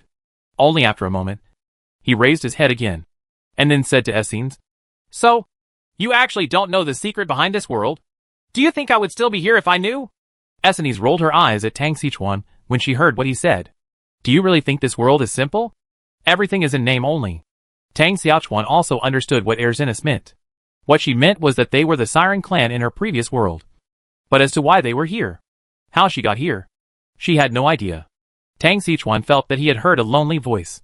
She seemed to have said some terrible secret, but she seemed to have said nothing. Chapter 192. Do you want to conquer us?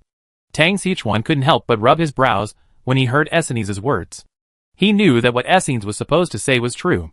If Essenes really knew anything, it couldn't be called a secret. Whether it is the Sirens in Greek mythology, or the combat power displayed by the Sirens now, it shows that they are not the top force in the world. The reason is simple. If they were really the top combat force in this world, then they wouldn't be here. Okay, I have another question.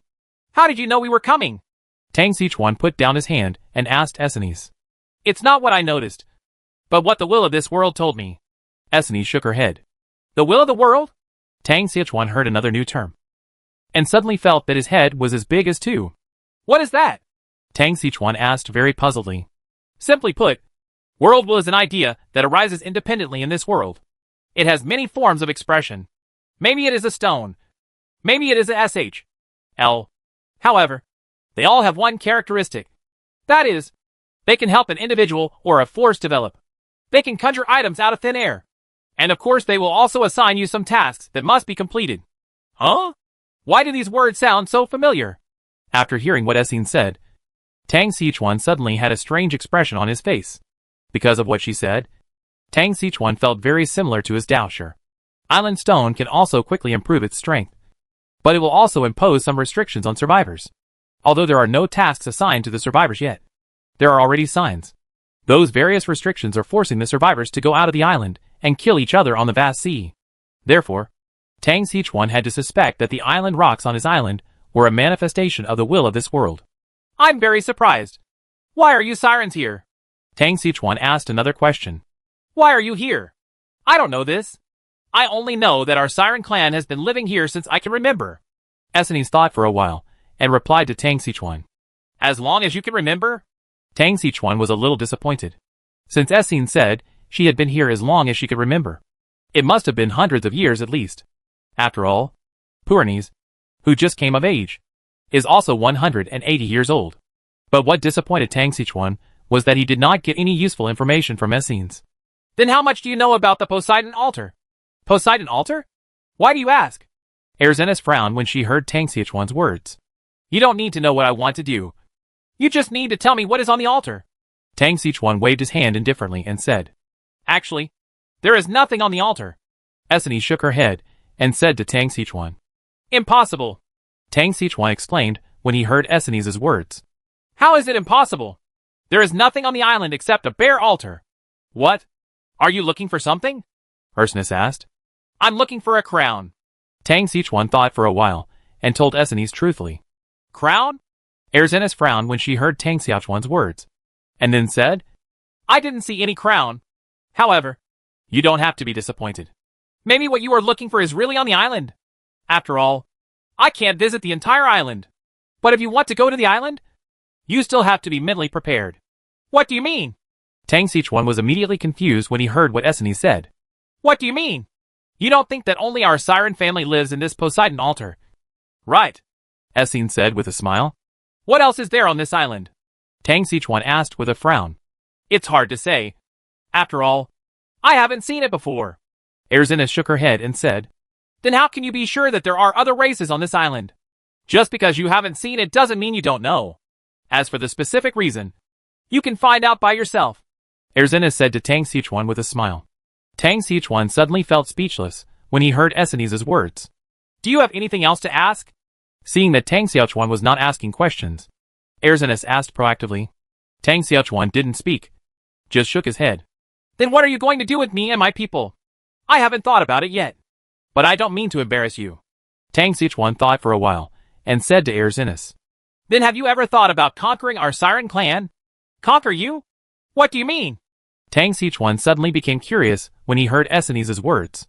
It is impossible to say that Tang Sichuan has no ideas about these sirens. Not to mention that these sirens are descendants of the gods, and can barely be regarded as demigods. At this stage, among all the survivors, there is one who can have the allegiance of a demigod race. This honor, or this sense of vanity, is absolutely overwhelming. In fact, there is another important point. That is, Tang Sichuan took a fancy to the abilities of these sirens. Although their melee combat abilities are not great, their ability to charm people is still very strong. Just imagine, when hostile forces invade on a large scale, these sirens hide in the sea and give the enemy such a voice. The effect will be immediate. However, what Tang Sichuan couldn't figure out was why Essenes suddenly said she wanted to take refuge in him. You Siren clan are not living well here. Why do you suddenly want to join me? You know, we were enemies just a moment ago. Tang Sichuan asked his doubts. You just need to say whether you are willing to accept the surrender of our clan. That's it. There are some things that you can't know now. Don't ask further. I can't tell you the reason for this matter yet. You can completely regard this surrender as a gamble. It depends on whether you have the courage to accept it. A strange smile appeared on the corner of Erzenes' mouth. Tang Sichuan frowned when he heard Essenes' words.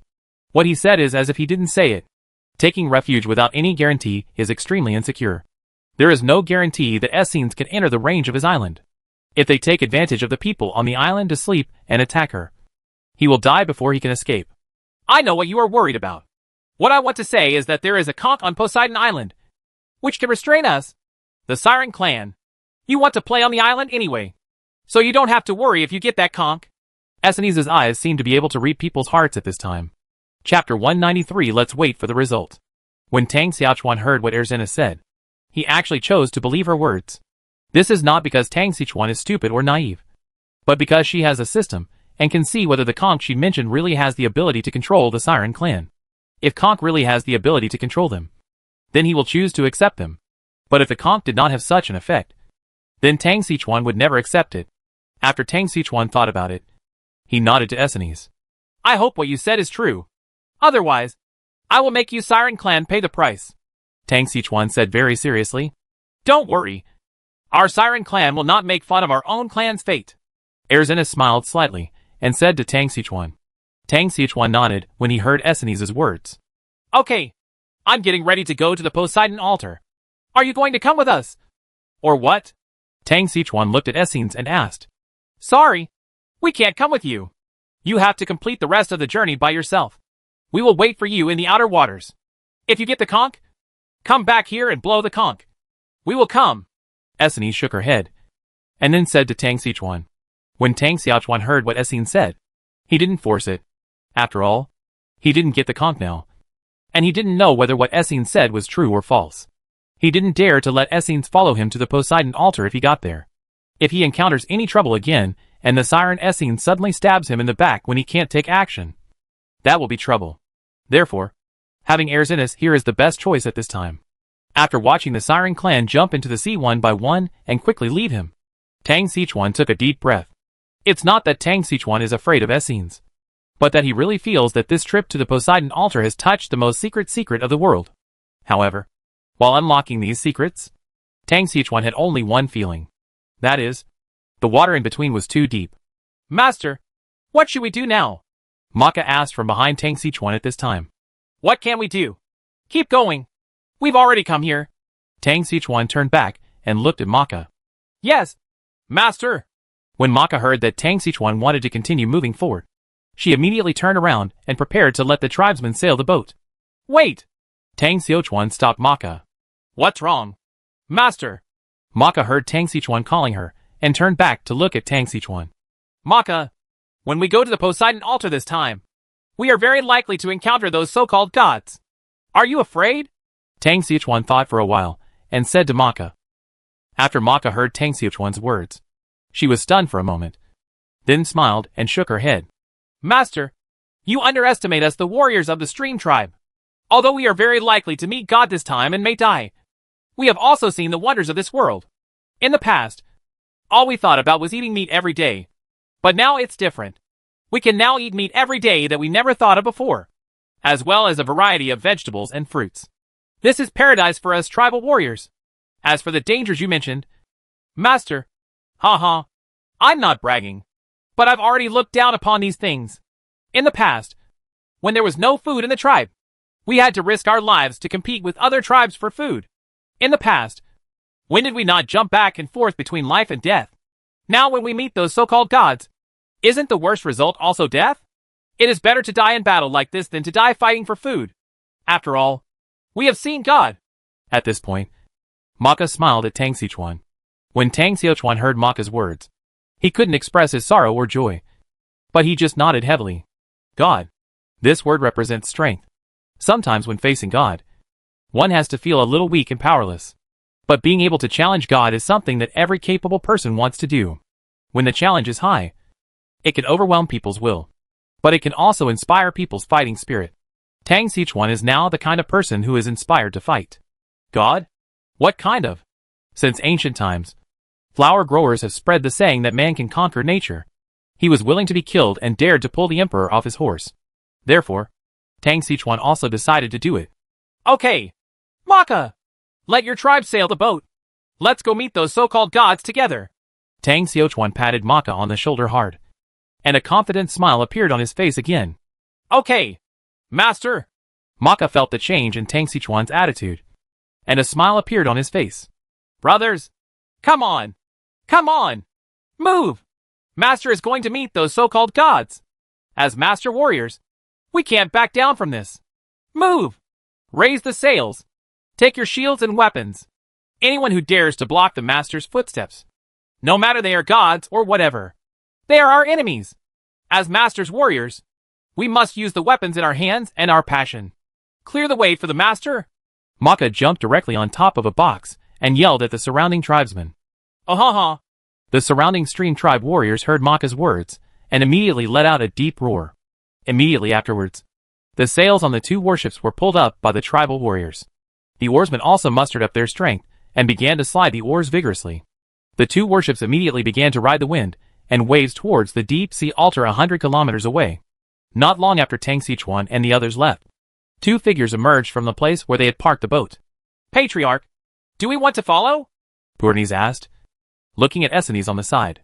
What are you following for? Erzinus heard Purni's words and turned back to look at her and asked, Huh? Patriarch, didn't the prophet say that this stranger is the key to getting rid of the curse? Are we just looking at it? Why don't we go up and help? Purnis asked strangely. He is our savior if he comes back from the altar alive. If he dies, he is nothing. Essene shook her head and faced Purnis. You are still too young. You have to remember that we are the only ones left in the Siren clan. We must preserve our strength. We cannot rush to take sides before we are 100% sure. This game is not only crucial to our Siren clan, but also to those gods. We, the Siren clan, are weak, and we cannot afford to gamble unless he can prove himself. Ursinus looked at Purnis and said, By the way, what happened to the clansmen who pretended to be dead before? Patriarch, they have been sent to the prophet, and the prophet has healed them. Well, very good. Then let's continue to wait for the results. Chapter 194 What a Big Snake.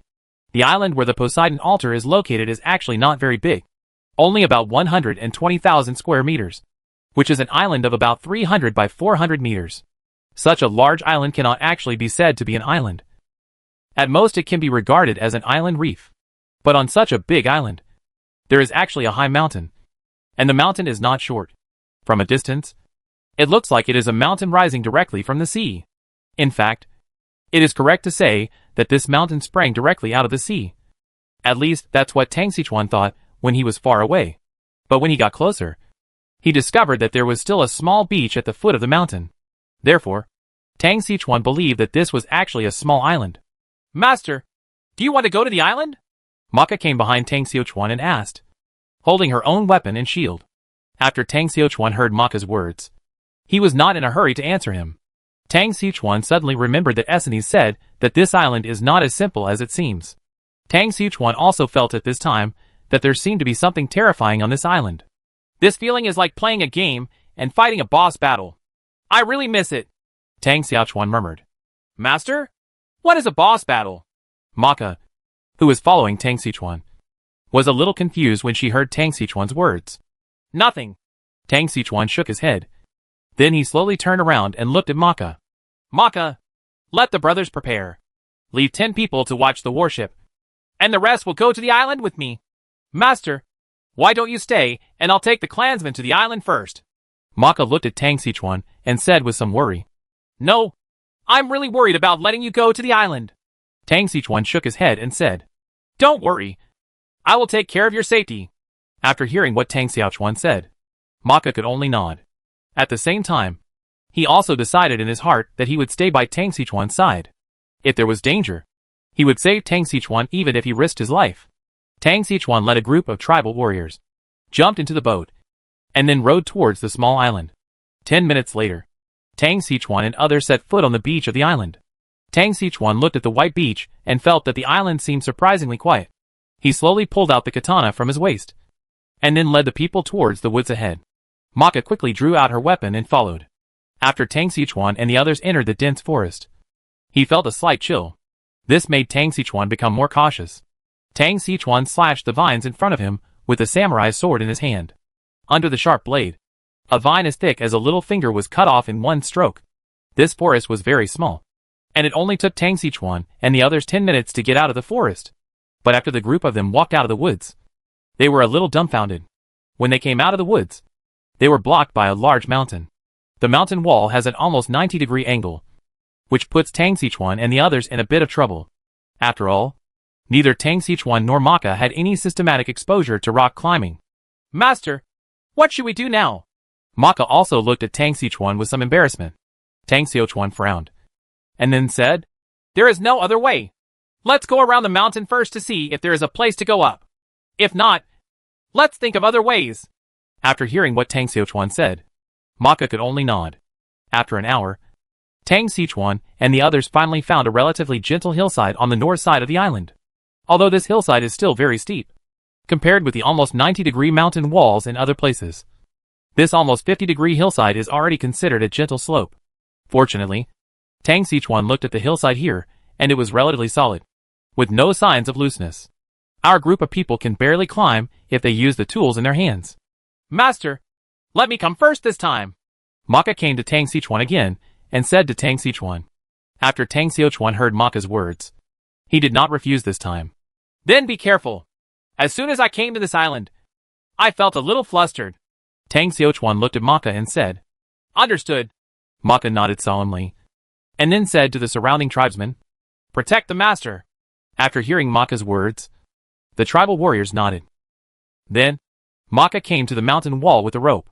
He first put the shield on his back, then rubbed his hands, raised his head, and squinted at the mountain wall, and roughly calculated his climbing route. Then he started climbing. After he climbed up about 5 meters, he took out a fixed nail from his back pocket. This fixed nail was prepared by Tang Xiuchuan in advance when he was preparing to raid the Nias tribe, in case the Nias tribe was on guard at a place where they could log in, so he could use it to climb. Unexpectedly, these fixing nails were actually used here. However, the fixing nails I prepared in advance this time are used here, which is considered to be worth the money. As soon as Maka reached a height of 5 meters, he used a hammer to smash the fixing nails into the mountain, and then passed the rope through the fixing nails before continuing to climb up. The group of people climbed up one after another in this order. Tang Xiuchuan and his team were very fast. In about 2 hours, when the sun rose to the top of the sky, they had already completed half of the journey.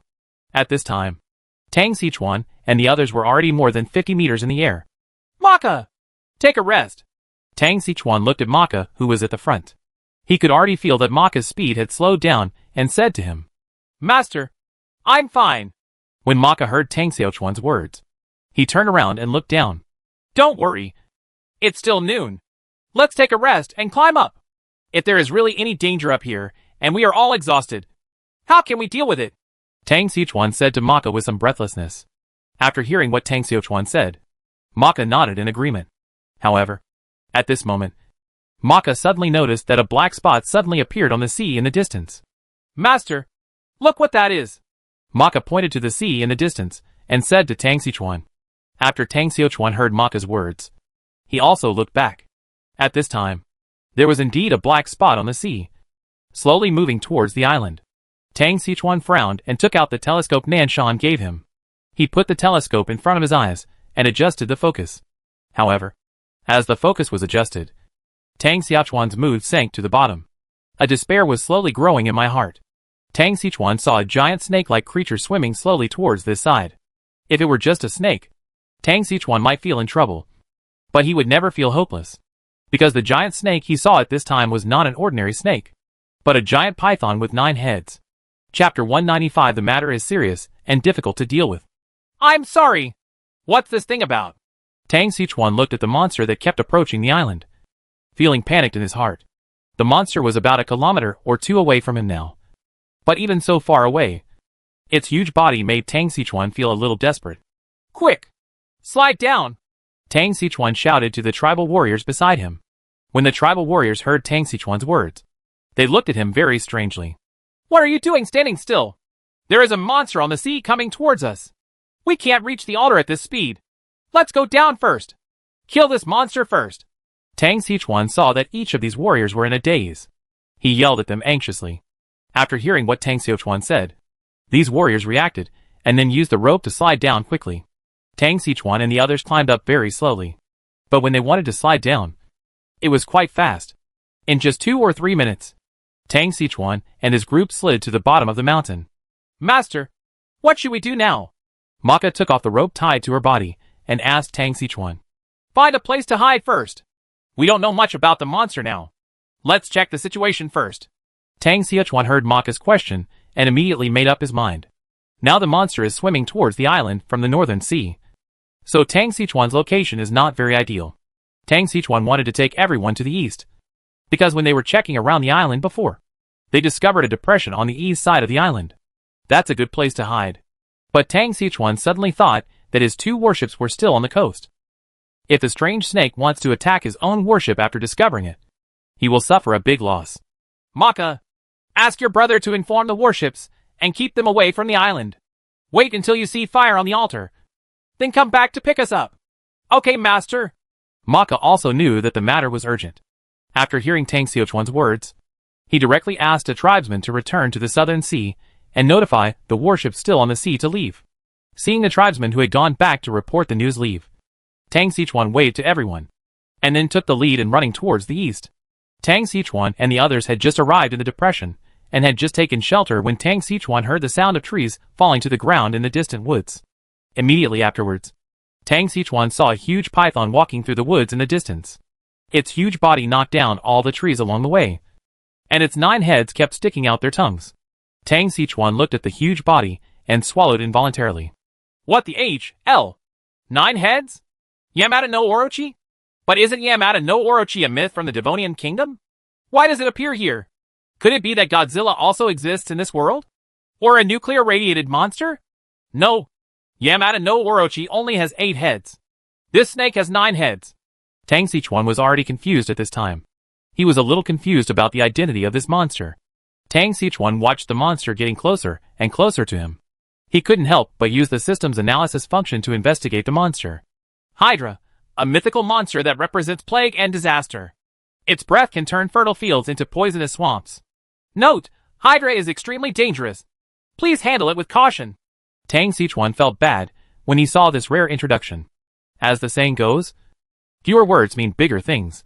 This conclusion is also very appropriate here. It's not that Hydra is a mythical monster, an existence that can fight with gods. Even Tang Sichuan found it difficult to deal with his height of 100 meters. And the height of 100 meters is only its standing height. Who knows how long its body lying on the ground is? Tang Sichuan was still sighing. But one of the snake heads in Hydra over there seemed to have felt the presence of Tang Sichuan and the others, and looked towards Tang Sichuan. Not good!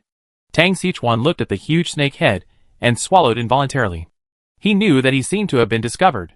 The snake head looking towards him suddenly opened its mouth and roared towards Tang Sichuan. A fishy smell suddenly hit his face. Just when Hydra was about to pounce towards him, Tang Sichuan heard another roar. That roar sounded a bit like a lion's roar. After Hydra heard this roar, it immediately turned its attention to the direction of the altar. Immediately, Hydra's body began to hover. Its 9 heads kept twisting, and they roared at the altar at the same time. Immediately afterwards, Tang Sichuan saw a black shadow rising into the sky from the direction of the Poseidon altar.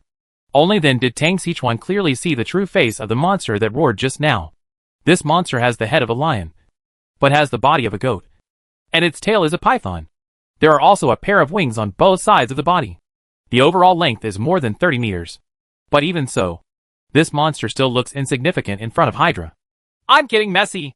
What the H.L. is this? Tang Sichuan looked at the monster flying in the air, and suddenly felt that he was messy again. Tang Sichuan felt that a lot of cold sweat had begun to appear on his forehead. Is this kind of monster really something that survivors at this stage can deal with? It was clearly about a survival world. So why did it suddenly turn into a myth? He was afraid. But Tang Sichuan still tried his best to use the system's built-in analysis to check the information about the lion-headed monster. Chimera, a mythical monster with a lion's head, a sheep's body, and a snake's tail. It can breathe fire and represents disaster. Note, Chimera is extremely dangerous. Please handle it with caution. Sure enough, it's still his mythical monster. When Tang Sichuan saw the information about the monster, he suddenly felt a headache and rubbed his brow. Master! I feel like we can't handle these 2 monsters. Maka swallowed and said to Tang Sichuan. I'm not blind. I can see that these 2 monsters are not easy to deal with. Tang Sichuan said with some bitterness in his mouth after hearing Maka's words. Obviously, he just wanted to come and see what the Poseidon altar looked like and get a crown on the way. But who would have thought that he would meet the sirens first? And then these 2 men. Sirens are okay, except for the fact that their roar makes people uncomfortable. But their melee capabilities are pitifully weak. But these 2 masters are good. One can breathe poison, and the other can breathe fire. Which of these 2 abilities is not more powerful than the siren's voice? As for their melee combat abilities, you can tell by looking at their physiques that they are not easy to mess with. With Hydra's big body, are we going up there to cut off his cuticles? As for the Chimera, Tang Sichuan estimated that his group would be shot away if they went up. It's difficult. Tang Sichuan rubbed his eyebrows painfully. Chapter 196. Can such a short sword penetrate? But what Tang Sichuan didn't expect was that the 2 monsters Hydra and Chimera started fighting each other as soon as they met. The Chimera can fly. It has the advantage in the air, and can slap Hydra from the sky. But Hydra is not something to be trifled with. The scales on its body are enough. The Chimera pawed down, causing sparks and lightning, making a sound like metal friction. At the same time, Hydra has many heads. Although each of its heads seems to have an independent thought, When facing the enemy, each of its heads has only one thought, and that is to kill the opponent. Therefore, this is equivalent to anyone facing Hydra, which is actually a 1 versus 9 situation. Fortunately, the Chimera can fly and Hydra cannot catch up with it. The two parties are like this: you scratch me, I spit poisonous phlegm at you, and the beating is very enjoyable. However, this made the little people like Tang Sichuan, who were hiding, extremely uncomfortable. Whether it's Chimera's flame breath or Hydra's venom breath, Tang Sichuan couldn't bear it. Each breath of Chimera's flame breath is like a powerful incendiary bomb. Wherever it hits, it will burn. Hydra's venom breath is more like a mouthful of thick phlegm, sticky and green. When the venom breath fell into the originally green woods, the surrounding woods quickly withered, and when it fell on the ground, it turned into a quagmire like a swamp. Those quagmires are difficult to deal with as soon as you look at them. However, these things seem to have no effect on Chimera and Hydra. The Chimera's flame breath fell on Hydra's body, only to create a few small sparks. And then nothing happened. Hydra's breath was easily dodged by Chimera. Tang Sichuan finally saw that these two monsters were the kind of existence where you can't kill me, and I can't kill you. Although the two of them fought back and forth, they were still unscathed, but it was a pain for Tang Sichuan and his group. Master, what should we do? It's too dangerous here. Maka looked at the forest not far away from her, and said with an unnatural expression, after being ignited by the Chimera's breath. Of course Tang Sichuan also saw it. He was not a stubborn person. Seeing the opponent being so fierce, he would not rush to kill someone shamelessly. Well, you're right. It's very dangerous here. Let's prepare to run away. Tang Xiaochuan nodded and said to Maka. Maka was stunned when she heard Tang Xiaochuan's words. That's not right. When did Master become so easy to talk to? Just leave right away. Maka was a little dazed and thought to herself. Although Maka was curious as to why Tang Sichuan chose to escape so decisively this time. His movements were not slow either. When Tang Sichuan began to retreat slowly, Maka and the others also followed suit. In fact, Tang Sichuan and the others' attempts to escape were not hidden from Chimera and Hydra at all. It's just that the two of them have no time to talk to Tang Sichuan at this time. These two have really hit it off. Although the two of them seemed uninjured now, it still hurt after being beaten. Hydra was hit by the Chimera's flame breath, and the snake vomited wildly, and the smelly mouth also let out painful howls. Although the Chimera flies very fast, if it is stuck a little bit by Hydra's venom, it can be corroded and howl. The originally white feathers have now turned red and green. Under such circumstances, how could the two of them be in the mood to cause trouble for Tang Sichuan? When Tang Sichuan and the others retreated to the southern seaside, he let out a long breath. Although the battle scene can still be seen very clearly here, but it's better here than right under their noses. Master, there is no way. Maka quickly ran to Tang Sichuan and said to him, I'm not blind. I can see.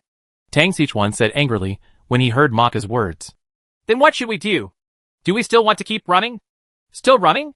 Where are you running? There's not even a boat now. Are you swimming? Tang Sichuan was furious when he heard Maka's words. Master, what should we do? Maka was speechless when she heard Tang Xiaochuan's words. What to do? Salad.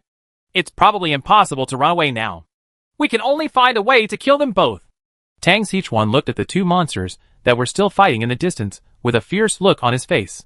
Tang Sichuan had actually calmed down at this time. It was the first time he had seen this kind of mythical monster just now, and he was indeed frightened. But after this period of time, he has calmed down. This Hydra and Chimera do look scary, breathing fire and poison.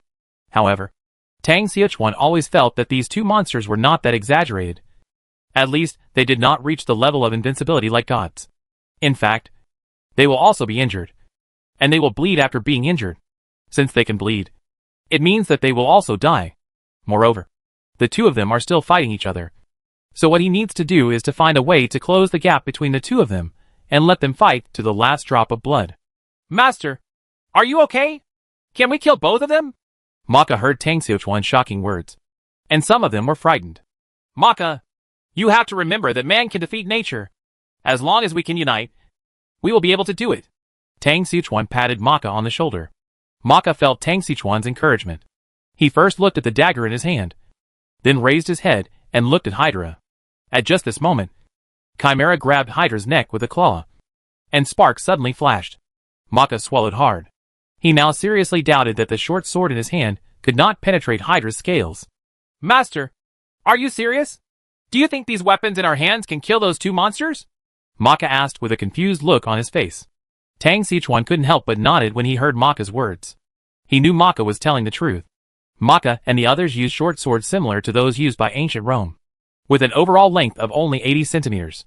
It is indeed difficult for such a short weapon to cause damage to a monster of Hydra's size.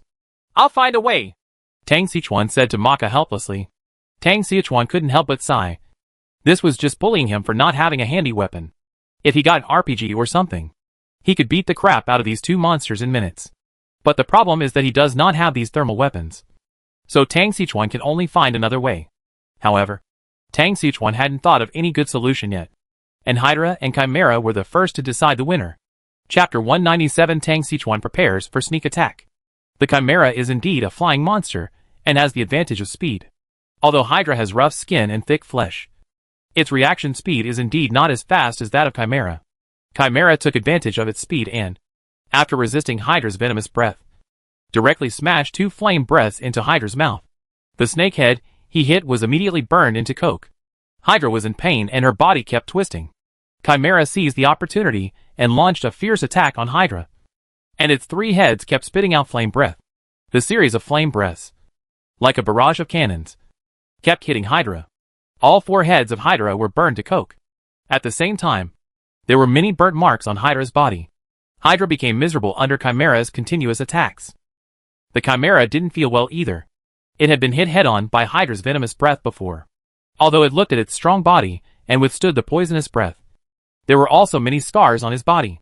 And because Hydra's breath is also toxic and corrosive, the Chimera's originally white and flawless wings became a little tattered. There are also many corroded wounds on its body, and white bones can even be seen in those wounds. The Chimera's series of flame breaths also exhausted its last bit of strength. Tang Xichuan could tell that this time, both Hydra and Chimera were hurt. But in comparison, Hydra's injuries are more serious, because its strength is linked to the number of its heads. The fewer heads it has, the weaker its strength. Now that Hydra had exploded 5 heads of Chimera in a row, it was beginning to feel a little panicked. Although its head can grow back immediately after being chopped off, it means being chopped off, not burned. The burned head left only a large piece of charred black. Hydra felt that it couldn't fight, so it immediately began to give in. It first lowered its 4 remaining heads towards the Chimera, and then began to coil its body into a ball. After Chimera saw Hydra giving in, it also stopped attacking and roared at Hydra. Hydra did not yell at the Chimera this time, but silently endured the Chimera's roar. After roaring for a while, the Chimera flew crookedly towards the Poseidon altar. Not long after, the Chimera's figure disappeared on the peak of the Poseidon altar. What a good opportunity! Tang Xichuan suddenly became interested when he saw that both monsters had been defeated. Obviously, both Hydra and Chimera are at the end of their game, and this is their best chance. Tang Xichuan turned his head and looked at Maka. Maka! Call the brothers and follow me to kill those 2 monsters. Master, are we going to do it like this? Maka was speechless when she heard Tang Xichuan's words. He really couldn't figure out where Tang Xichuan got the courage to fight these 2 monsters head-on with these short weapons in his hands. Tang Xichuan was a little confused when he heard Maka's words. But then he thought that he didn't seem to have signed in today. Damn it! Give it a try! Tang Xichuan now pins all his hopes on signing in every day. This check-in system has never let him down, and I hope it will continue today. System, sign in! Ding! You signed in successfully. Congratulations on getting the legendary weapon, the Demon Breaking Blade. Demon Breaking Blade, a legendary weapon. Indestructible, with armor-breaking properties. Whether it's the scales of a divine beast or the body of a god, it's like paper in front of Payao. Of course, the premise is that you can hit the opponent. Note, although the Demon Breaking Blade is powerful, it has cursed properties. If used for a long time, it will bring bad luck to the user. Okay, so strong. When Tang Xichuan saw this attribute, he could only sigh that this magic-breaking blade is very strong. This strength is not only reflected in its ability to defeat all defenses, but more importantly, it can bring bad luck to the user. If I remember correctly, this was the first time Tang Xichuan saw a weapon with negative attributes, and it's so fierce this time around. Tang Xichuan was a little hesitant at this time. He didn't know whether he should use this weapon. Damn it! Why do you even think about it? When did this happen? If not, people like me probably wouldn't be able to escape. Tang Sichuan narrowed his eyes and made up his mind. Maka, after we get up there, I will be the main attack. You guys can help me attract the attention of those monsters on the sidelines. Tang Sichuan made up his mind and said to Maka. Oh? Master, are you the main attacker? Is that okay? How about I do it instead? Maka said with some worry when she heard that Tang Sichuan was going to be the main attacker. No, I'll come this time, and you just need to take cover. Tang Sichuan shook his head. Then he began to slowly touch towards the position where Hydra was entrenched. Only after Tang Sichuan entered the woods again did he realize that this time the road was not easy to walk. Trees that had been smashed or burned lay scattered among the woods. Not only that, there are still unquenched flames on the ground and the venom quagmire left by Hydra. Tang Sichuan looked at the green and bubbling quagmire on the ground, and he had no interest in getting into it. Anyone with a discerning eye will know at a glance at this kind of scene that there is definitely a way out of this quagmire. Tang Sichuan immediately decided to go around. So, he turned around, waved to Maka, and then walked towards his right side. As for why they chose to go on the right side, the reason is simple. They were going from the south to the north of the island. The Poseidon altar is in the middle of the island. If you go to the left, you will be in the direction of the altar. Tang Sichuan has no interest in jumping back and forth between the two monsters now. So he chose to go to the right because that side was the sea. After walking less than 30 meters, Tang Sichuan led Maka and the others around the poisonous quagmire. After passing the poisonous quagmire and walking another 100 or 10 meters, Tang Sichuan saw Hydra's huge body. At this time, Hydra was coiling its body into a ball, with its only 4 heads protected by its body. The scales on its body were black and shiny, and each scale felt to Tang Sichuan to be more than 1 meter wide. Such large scales don't look like scales at all, but more like a shield. Sure enough, none of these creatures are easy to deal with. Tang Sichuan sighed in his heart, and then hid back in the ditch where they were hiding. Maka, when we fight later, you try to attract the monster's attention and create opportunities for me. Tang Sichuan said to Maka. I understand. Master. Maka nodded first, and then felt a little confused. Master, it's easy for us to attract his attention. But the question is, what should you do? That monster is so big, it will be difficult to kill him. It's okay. I have a way. You just need to do what you should do, and that'll be it. Tang Sichuan shook his head and said to Maka and the others. He actually understood very well that even if he wanted to kill Hydra with the demon-breaking blade in his hand, it would probably be extremely difficult. Therefore, he could only choose a sneak attack. Let Maka and the others attract attention. And then he takes the opportunity to climb onto Hydra's back and give him a fatal blow. No matter how powerful Hydra is, it is still a snake. As long as it is a snake, it has a fatal weakness. That's 7 inches of him. Tang Sichuan didn't believe that Hydra had 9 heads and 9 hearts. Chapter 198 The Sharpness of the Magic-Breaking Blade. Tang Sichuan held the demon-breaking blade and nodded towards Maka and the others. Maka understood, took a deep breath, and nodded to the group of tribal warriors behind him. The tribal warriors immediately grabbed their own weapons and rushed over with Hydra. Maka and the others rushed towards Hydra while roaring loudly. But before they had rushed out far, Hydra woke up. Its 4 remaining heads were raised high, and then it roared at Maka and the others. But this time, Maka and the others were not intimidated by Hydra, and they still rushed towards Hydra. Maka ran the fastest. He was the first to run to Hydra, and then he raised the weapon in his hand and slashed at Hydra. But at this moment, Maka was dumbfounded. The short sword in his hand was directly cut off by him, and his jaw was shattered, leaving his right arm numb. Hydra, on the other hand, was fine and all. The scales on its body were not even damaged at all. The only thing that could prove that Maka had just used her full strength was the white mark on the scales. Maka! Back away! Blackfish behind Maka saw the weapon in Maka's hand was broken. He immediately yelled, then raised his dagger and stabbed at Hydra. But his attack also achieved nothing. The seemingly sharp dagger was shattered under this fierce blow. It's just that Heiyu was already prepared for such a thing.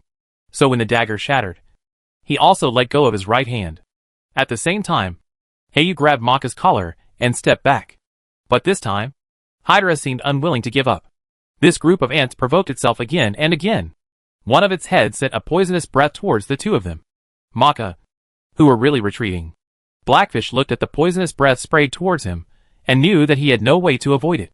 His heart skipped a beat, and he pushed Maka hard while quickly retreating. Although Heyu pushed Maka out, it also caused his body to lose balance. In addition, he did not notice that there was a broken log under his feet. Heyu fell to the ground without any accident. When he raised his head again, Hydra's poisonous breath was poured on him. Ah! A painful roar came from Heyu's mouth. Even though he was a tough guy, he couldn't help but cry out in pain. I saw the black fish that had been doused with poisonous breath. White smoke began to rise from all over his body. And then the flesh and blood on his body began to melt, and then fell off piece by piece. Seeing the tragic situation of Heyu, the warriors around him took a breath. But then, their eyes showed anger. Heyu was their companion day and night. But now, they could only watch their companion being tortured, and finally turned into a pool of blood. Maka, who was rescued by Blackfish, was angrier than anyone else at this moment. His eyes were already red. This Blackfish has been with me since I was still in the Stream Tribe. He can be regarded as his confidant and good friend. But now, Maka could only watch as her best friend turned into a pool of blood. I'll kill you! I'll kill you! Maka's eyes were red. She looked around herself and found that except for a wooden stick as thick as an arm, there was nothing suitable to use as a weapon. Maka picked up the stick without hesitation and prepared to rush towards Hydra. The tribal warriors around him saw how brave Maka was, and they were also ready to charge with Maka. As soon as they rushed to Hydra's side, they slashed and smashed at Hydra. Hydra's remaining 4 heads suddenly revealed a strange, very human smile. It seemed to be mocking Maka and the others for overestimating their abilities. While Maka and the others were pounding Hydra, Tang Sichuan was still hiding in place. Naturally, he also saw the Blackfish being corroded into a pool of blood by Hydra's venom breath. He recognized Blackfish, which was the island he went to with Maka and the others. Heyu is usually very low-key, but he works very hard and rushes to do any dirty and tiring work. Tang Sichuan had a very good influence on him, but I didn't expect that Heyu would die here. However, Tang Sichuan had no time to feel sad now. The best way to pay homage to Heyu was to kill Hydra and use its head to pay homage to Heyu. Tang Sichuan took a deep breath, took the demon-breaking knife, and began to follow the edge of the depression to get around. After a moment, Tang Sichuan walked around to the side of Hydra. He looked up at Hydra. I found that its attention was not on my side now. He bent over and ran towards Hydra quickly. When Tang Sichuan came to the back of Hydra and looked at the body that was taller than his, he couldn't help but sigh what Hydra ate to grow up. However, after sighing, Tang Sichuan was still ready to grab Hydra's scales with both hands and feet and climb up its back. Tang Sichuan, who climbed onto Hydra's back, was no longer polite. He directly picked up the magic-breaking blade and pointed it at Hydra's back, stabbing it with one knife. The demon-breaking blade was indeed a system-certified weapon, and Tang Sichuan didn't feel the slightest resistance when he struck out with the sword. The smooth feeling is like dove. It is really as smooth as silk, and it goes to the hilt without any pressure. Tang Sichuan was very excited as he watched the blade, which was more than 1 meter long, pierce into Hydra's body. Although he had already guessed that the knife was sharp, he really didn't expect it to be so smooth. Since it's so smooth, why do you still want to find Mao's heart? Wouldn't it be nice to just open a big hole in Hydra's body? What kind of heart should I go through all the trouble to find? Ever since, Tang Sichuan bent down and pulled the demon-breaking blade and ran all the way. The sharp blade was dragged behind Tang Sichuan, causing a huge wound on Hydra. In just a few seconds, Tang Sichuan pulled out a gaping hole of more than 30 meters in Hydra's back. In fact, considering the size of Hydra, the wounds of more than 30 meters can only be regarded as small wounds. But the terrible thing is that Tang Sichuan's demon-breaking blade is 1.2 meters long and can pierce Hydra's backbone if used properly. Even the bones reflected in the steel could not cause any obstruction to the demon-breaking blade.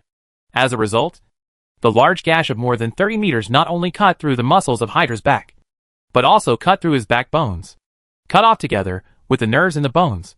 This will cost my life. Hydra felt that its back was cut open, and it suddenly wanted to twist its body in discomfort.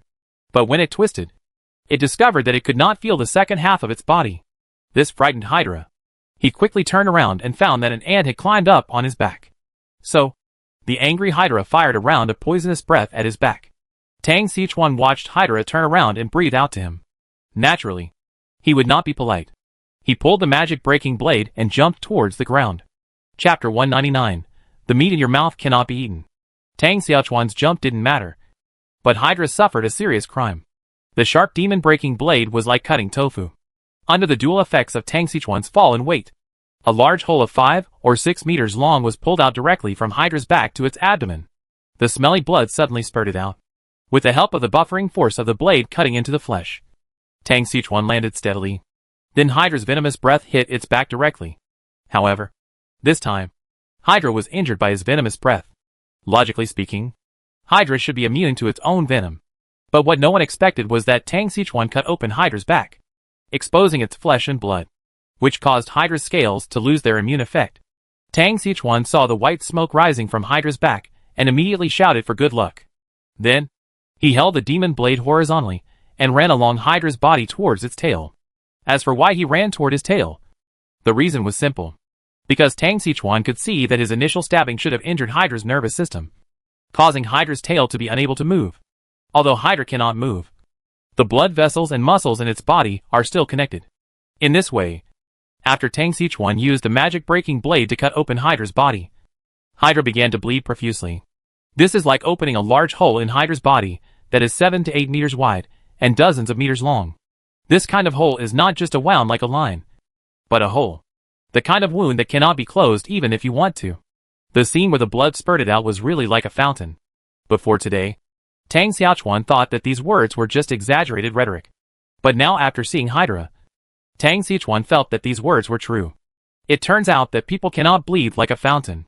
It is not an exaggeration to say that blood flows like a fountain. But the amount of blood in the human body is too small to spurt out. And Hydra can. After Tang Xichuan slashed it 3 times, it immediately turned into a walking fountain. There is only one consequence of Hydra spewing out so much blood, and that is rapid anemia. In the body, Hydra, which was low on blood, began to sway. That's a sign of ischemia. Hydra was originally tall, especially his heads, which were at least dozens of meters above the ground. With this massive loss of blood, it couldn't help but start to feel a little dizzy. Hydra, who had never experienced anything like this before, immediately began to panic. When he panicked, he began to spit out poisonous breath. However, due to excessive blood loss, he became dizzy and couldn't accurately spray the poisonous breath. He spit out a total of 4 puffs of poisonous breath, 3 of which hit him directly. The only puff of poisonous breath that didn't hit him was spit out dozens of meters away from Tang Xichuan. The poisonous breath he spat on himself also landed very accurately on his own wound. Another burst of white smoke floated up, and Hydra let out a final scream, and then fell to the ground. The huge snake head hit the ground, creating 4 huge craters. Tang Xichuan watched Hydra fall to the ground, unable to hold on anymore. And a sneer suddenly appeared on his face. Let you dance? Let you pretend? It's over now. Tang Xichuan looked at Hydra, who had fallen to the ground, and let out a GG laugh. Master, are you okay? Maka ran over from a distance and asked Tang Xichuan. It's okay. What can happen to me? Tang Xichuan smiled and shook his head. Maka was relieved when he heard Tang Xichuan say that he was fine. Then he turned his attention to Hydra, who was still breathing. What should I do with this person? How to deal with it? Of course. Send him on his way. Tang Xichuan glanced at Hydra and said very casually. And then he walked towards Hydra with the magic-breaking blade. When Tang Xichuan walked in front of Hydra, Hydra had not yet expired. It was panting very weakly, and his eyes were full of fear and a trace of panic. Why? Are you starting to get scared now? Tang Xichuan said with a smile. But it's too late now. Hearing Tang Xiaochuan's words, Hydra twisted her body, as if she still wanted to defend herself. But as soon as it moved, it suddenly felt dizzy again. The huge snake head hit the ground again. Tang Xiaochuan saw that Hydra still wanted to resist, so he immediately picked up the magic-breaking blade in displeasure and slashed at Hydra's neck. The demon-breaking blade flew in Tang Xiaochuan's hand, slashing at Hydra's neck. Hydra wanted to resist at the beginning, but in the end, she could only lie on the ground and scream in pain. In the end, she didn't even scream anymore. Tang Xiaochuan fiercely attacked Hydra's neck for 10 minutes, and finally chopped off one of Hydra's heads. Hydra, on the other hand, died due to excessive blood loss after being decapitated by Tang Xiaochuan. After feeling that Hydra was dead, Tang Xiaochuan saw a faint red thread gathering towards the demon-breaking blade in his hand, and got directly into the blade. At the same time, Tang Xiaochuan felt that the demon-breaking blade in his hand suddenly became much heavier. He almost lost his grip. But the next second, the demon-breaking blade changed back to its original appearance. The strange performance of the demon-breaking blade immediately aroused Tang Xiaochuan's vigilance. He had not forgotten that in the introduction of the system. This thing brought its own bad luck. However, I have to say that this demon-breaking blade is really easy to use. Even the scales, as hard as Hydra, are not much harder than Tofu for the demon-breaking blade. It's just that this attribute that can bring bad luck really makes people feel sick. Damn it! This thing is really evil. It seems that you have to be careful when using it in the future. Tang Xiuquan sighed softly, and then turned his attention to Hydra's body. He is now considering whether he should collect Hydra's body. Tang Xiuquan felt that Hydra was a mythical creature after all. It had some good things in it, such as the scales. Tang Xiuquan was wondering whether to pull off all the scales, and then take it back, and make it into a shield for Maka and the others. Tang Xiuquan still remembered that when Maka stabbed him with a sword just now, the sword was shattered. But the scale armor was not a problem at all. If this was made into a shield or armor for him, Tang Xiuquan didn't think anyone could break through Maka's defense. However, this idea is good, but the problem is that this Hydra is too big. Its body is at least 200 to 300 meters. Tang Xiuquan does not think that his ship can carry such a huge body. But if Tang Xiuquan just gave up Hydra's body, he felt it wasn't worth it. After all, this thing is full of treasures. Damn it! I can't eat the meat in my mouth. I'm really upset. Tang Xiuquan rubbed his forehead with some pain. Just when Tang Xiuquan was still thinking about what he should do, he suddenly heard a scream coming from the Poseidon altar. Chapter 200 Resurrection of Hydra. Damn it! How could I forget that there is a chimera on this island? Tang Xiuquan only remembered the chimera when he heard this roar. Suddenly I felt something bad was going on. Sure enough, after the roar, a huge black shadow jumped down from the top of the Poseidon altar. Although the chimera is much smaller than the Hydra, that is only relative. No matter how small it is, its size is still over 30 meters. Moreover, the chimera is more difficult to deal with than the Hydra, because the chimera can fly. But Tang Xiuquan and the others cannot fly. Looking at the chimera rushing towards his group, Tang Xiuquan suddenly felt a little numb. He immediately yelled at Maka and the others. Quick! Run! Tang Xiuquan just finished shouting and rushed out. Now they are still in the open area. And if they continue to stay here, they will only become targets for the chimera. When Maka and the others heard what Tang Xiuquan said, they reacted and immediately ran away with Tang Xiuquan. The chimera in the sky looked at Tang Xiuquan and the others, roared suddenly, and then breathed out a breath of fire at Tang Xiuquan and the others.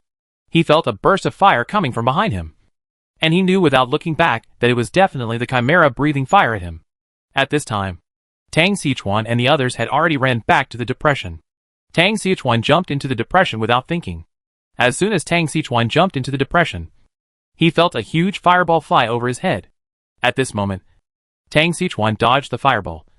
But the several warriors following him were directly grazed by the fireball, because their movements were a beat slower. The next second, their bodies began to burn. The warriors were surrounded by fire, and let out heart-rending wails. When Tang Xiuquan heard the wailing, he stuck his head out and looked at the warriors. He saw that they were surrounded by flames, and were rolling on the ground crying in pain. Damn it! Tang Xiuquan looked at the chimera standing in midair, and dug his hands firmly into the soil. However, Tang Xiuquan has no good way to face the chimera now. Although the chimera does not fly high, it is only 10 meters above the ground. It was the height of more than 10 meters that stopped Tang Xiuquan. No! We have to find a way to get this chimera to the ground. Otherwise, he is in the air, and I can't do anything with him. Tang Xiuquan gritted his teeth and thought as he looked at the chimera roaring proudly in the air. But the question now is, how can Tang Xiuquan get the chimera to the ground? There is nothing it can do about people like myself. If Hydra is still alive, there may be a chance to cooperate with Hydra. Wait! Hydra is still alive? Thinking of this, Tang Xiuquan suddenly had an idea. It seems that it is not impossible to bring Hydra back to life. Tang Xiuquan suddenly thought that he seemed to have the title of Undead. This title of Undead can resurrect corpses and turn them into undead to cooperate with you in battles. This title was taken from Zhou Yuwei, and he has never used it since he took it. I don't know if this title can resurrect Hydra, but this is Tang Xiuquan's last chance. If Hydra cannot be resurrected by himself, then his group of people will really not leave this island. Damn it! Let's fight! Tang Xiuquan roared. And then he was about to jump out of the depression and rush towards Hydra. Master! Come back quickly! Maka shouted immediately when he saw Tang Xiuquan rushing out. But Tang Xiuquan was not in the mood to deal with Maka at this time. He used his fastest speed to rush towards Hydra and at the same time activated the Undead title attribute directly in the system interface. As soon as Tang Xichuan activated the attributes of the Undead, he felt a burst of heat coming from behind him again, and he immediately jumped next to him. The huge fireball flew past Tang Xichuan's body, and he could even smell the burnt smell coming from the hair on his body. However, Tang Xichuan's leap narrowed the distance between himself and Hydra's body. Tang Xichuan, who had just landed, heard a prompt from the system. I found that there are resurrectable corpses around. Do I need to resurrect them? Resurrection options: Hydra, mythical creature; Hepgrass, tribal warrior; Yellowstone, tribal warrior. That's great. It really works. Tang Xichuan shouted out immediately after hearing the prompt given by the system. He just lay on the mud and waved his fist excitedly. Resurrect Hydra! Tang Xichuan shouted in his heart. Ding! The resurrection is successful. Ding! Mutations occurred during resurrection. The survivor level is too low and Hydra cannot be fully resurrected.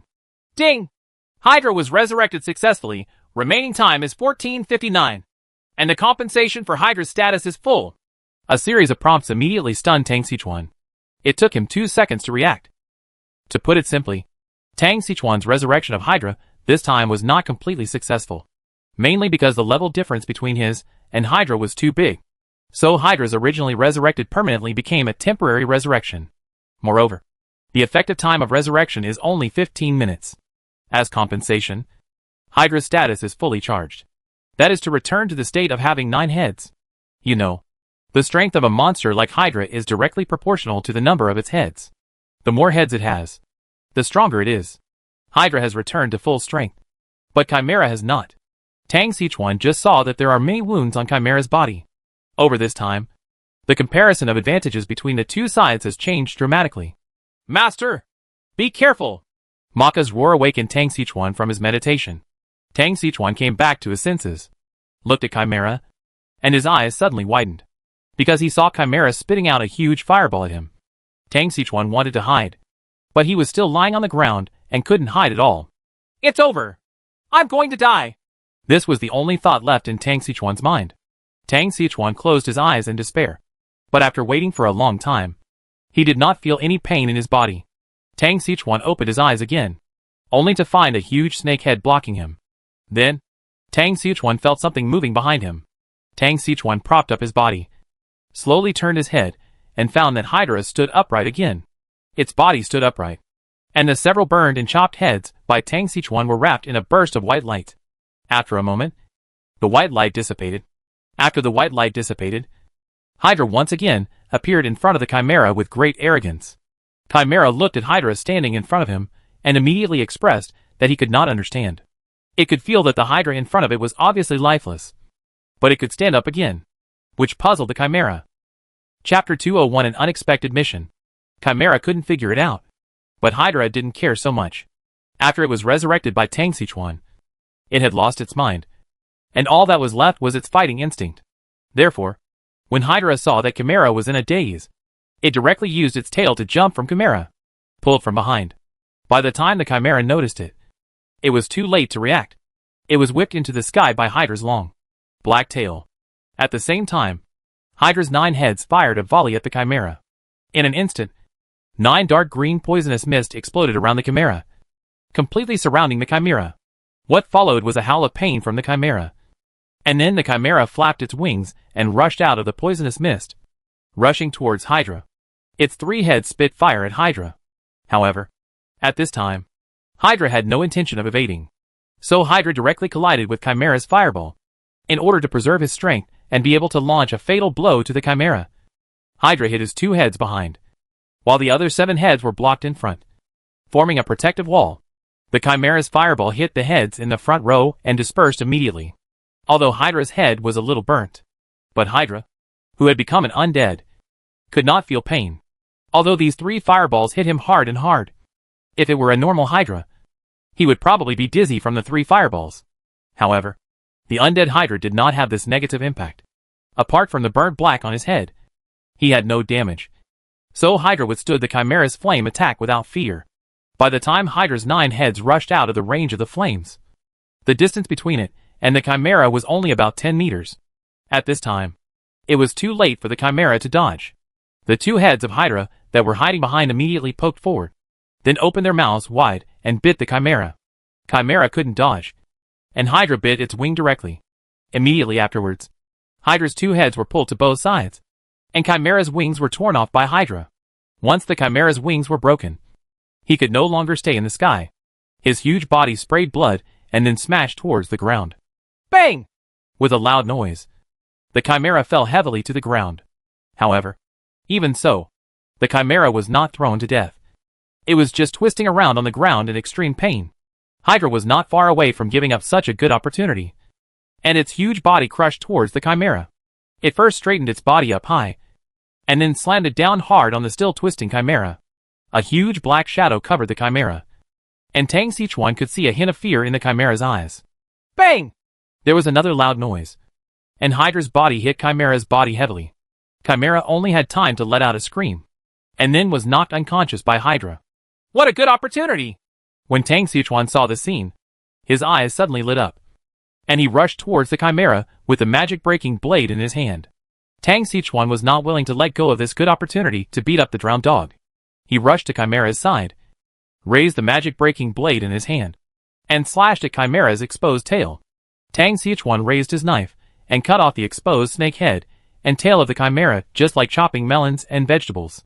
Suddenly, blood spurted out from where the Chimera's tail was severed, as if it had a jet attached to its butt. Tang Sichuan couldn't avoid it and was sprayed in the face. Bah! Bah! Bah! Tang Sichuan wiped his face, and then spat out the blood that splashed into his mouth. Damn it! This tastes really strong. After Tang Sichuan spat out all the blood in his mouth, he cursed at the Chimera's severed tail. Then he turned his attention to Chimera, who was still pressed by Hydra, and Tang Sichuan motioned to Hydra to lift his body. However, he also slapped the Chimera to give him a desperate counterattack. So Tang Sichuan directed Hydra to surround the Chimera with his own head. It has to be said that this is one of Hydra's advantages. After all, it has many heads and can form a wall with its heads. After making these preparations, Hydra slowly moved his body away. After he moved his body away, Tang Sichuan saw that Chimera had fainted at this time. Tang Sichuan was worried that the Chimera was actually pretending to be dead. So he commanded Hydra to spit a few more poisonous breaths at the Chimera.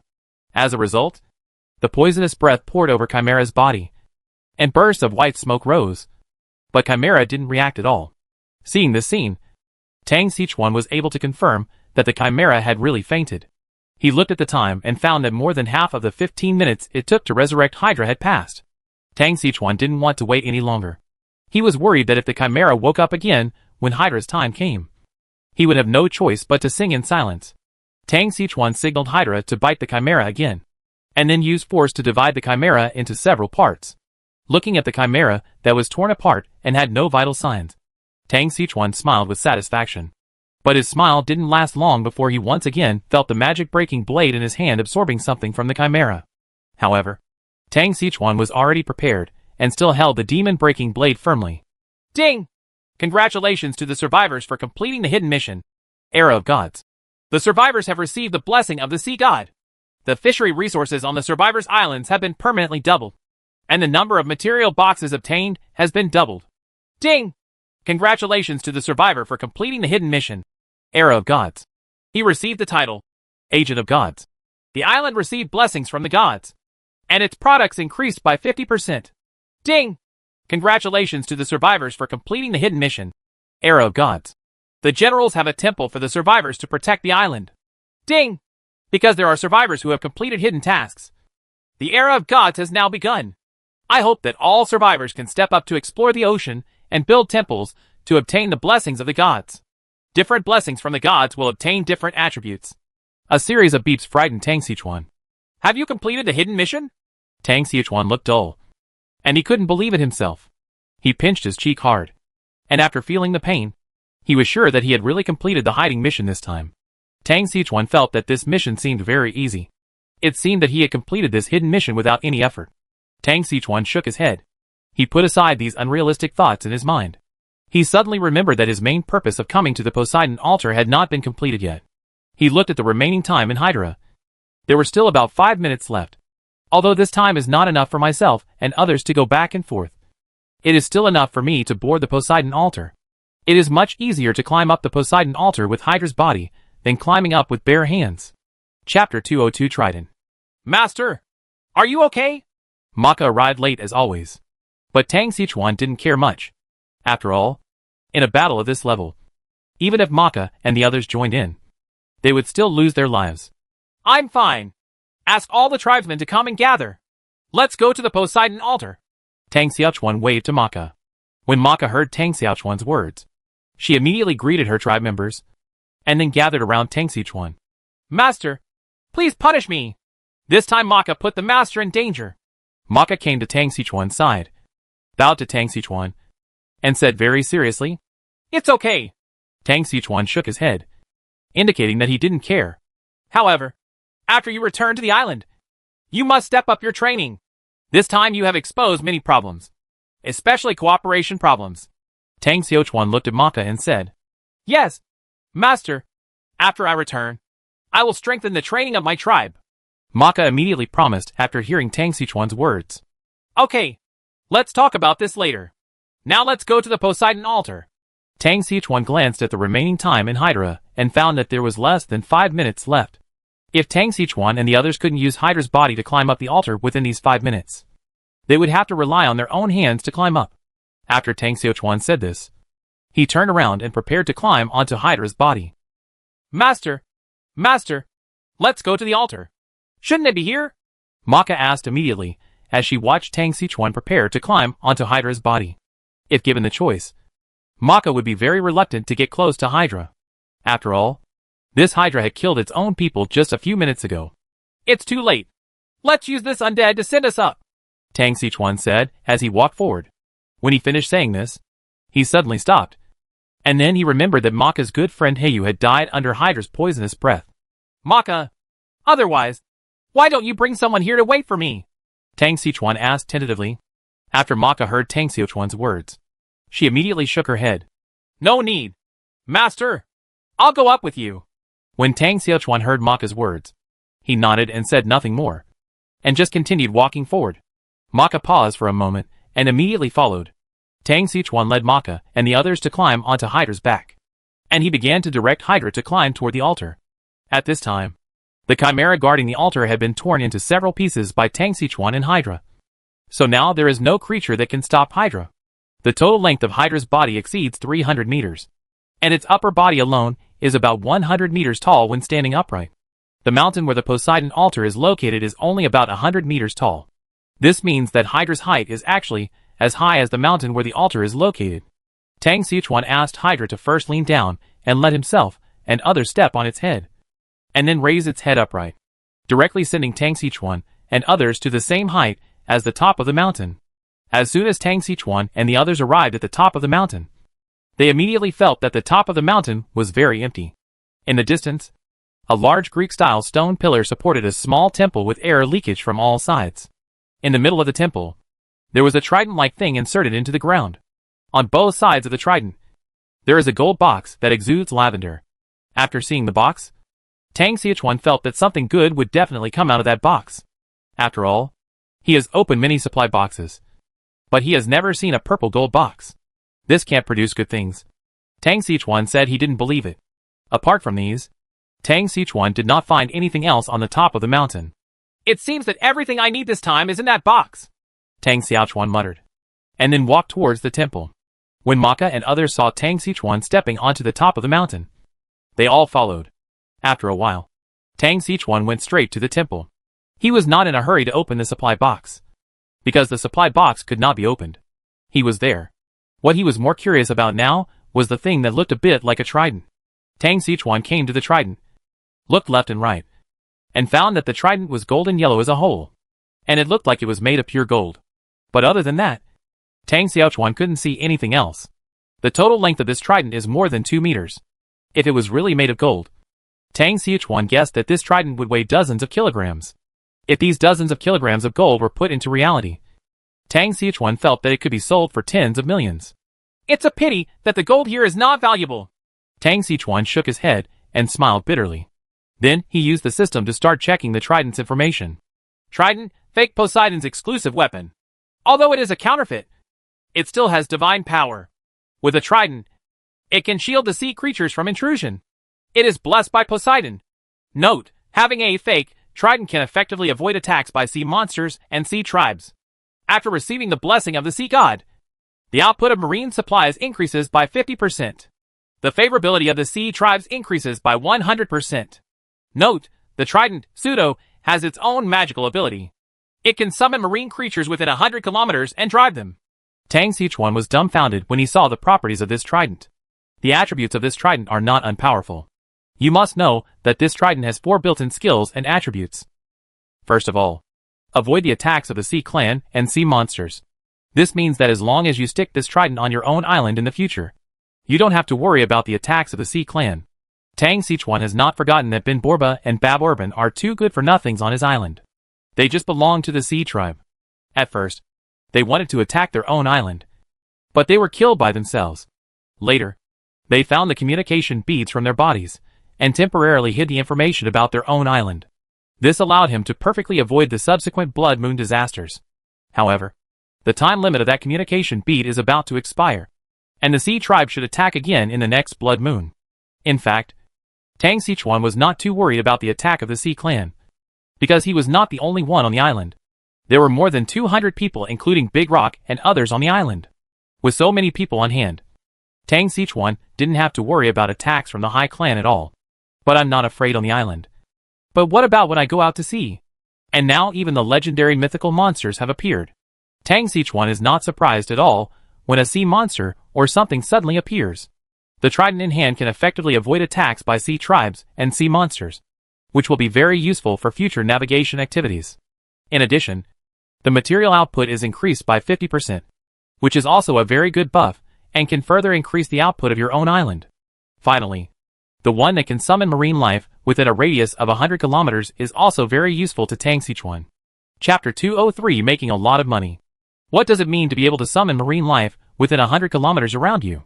This means that Tang Xichuan will have food anytime and anywhere in the future. A lot of food. In the future, I will no longer have to work hard to catch fish, as long as there is nothing to eat. Wouldn't it be nice to just summon the fish in the sea and swim into the pot yourself? Of course, this is a joke. This can summon marine life hundreds of kilometers around. The biggest advantage is that your island will be safer in the future.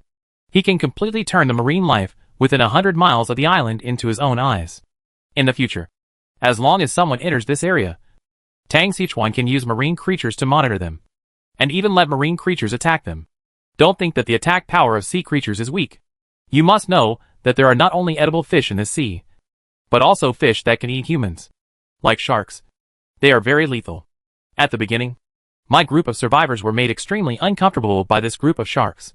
Not to mention, those whales are bigger than sharks. And that thing is just like flipping over a boat. Therefore, Tang Xichuan feels that this is the most correct way to open the trident. As for the latter one, it can increase the favorability of the High Clan. Tang Xichuan thinks this is the second best. After all, I am not a sea clan. So if I want to control the sea clan with a trident, I don't have to think about it. It would be nice to be able to prevent the sea tribe from attacking me. But are I afraid of these sea tribes? Tang Xichuan felt that he didn't need to be afraid. So Tang Xichuan didn't care whether the High Clan would attack him. It can only be said that this last one can increase the favorability of the sea clan. And this one can only be regarded as a bonus. After thinking about this clearly, Tang Xichuan was still very difficult to be satisfied with the properties of this trident. When Tang Xichuan thought of this, he wanted to pull out the trident. But when Tang Xichuan grabbed the trident and exerted force, the trident didn't move at all. You can't pull it out? Tang Xichuan was very surprised when he looked at the motionless trident. He knows his own strength. He has been eating high-end ingredients for a long time during this period. Whether it is water or food, his level has been taken away. In particular, the A-level sea people were tired of being eaten by Tang Xichuan. His physique had long been comparable to the weightlifting champion in his previous life. Lifting an object weighing more than 200 kilograms is not easy. But it definitely doesn't take much effort. But even so, he couldn't lift the trident? This was far beyond Tang Xichuan's expectation. Damn it! I still don't believe it!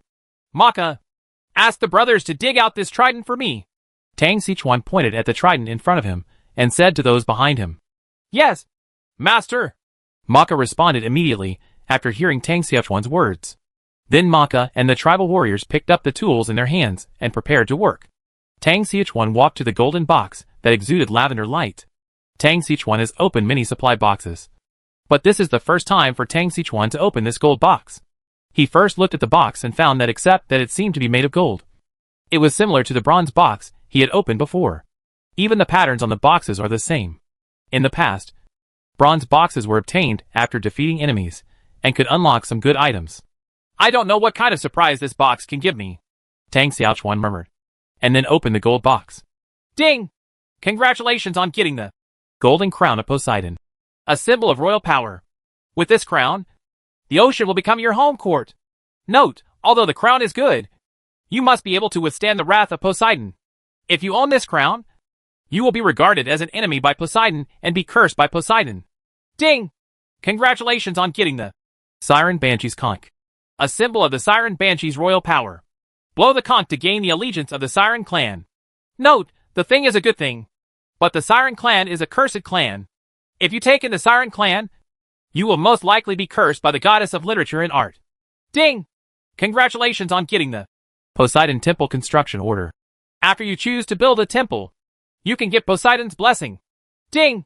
Congratulations on getting the Island Area Doubling card. After using the doubling card, the current island area will be doubled. Ding! Congratulations on getting Kraken's Fang. Kraken is the overlord sea monster in the frozen sea. If you have Kraken's Fang, you can gain Kraken's friendship. I'll make a profit. Tang Xiachuan looked at the 5 items in the gold box, and his eyes suddenly showed excitement. Except for the crown, which he had promised Aquan before. He could use everything else.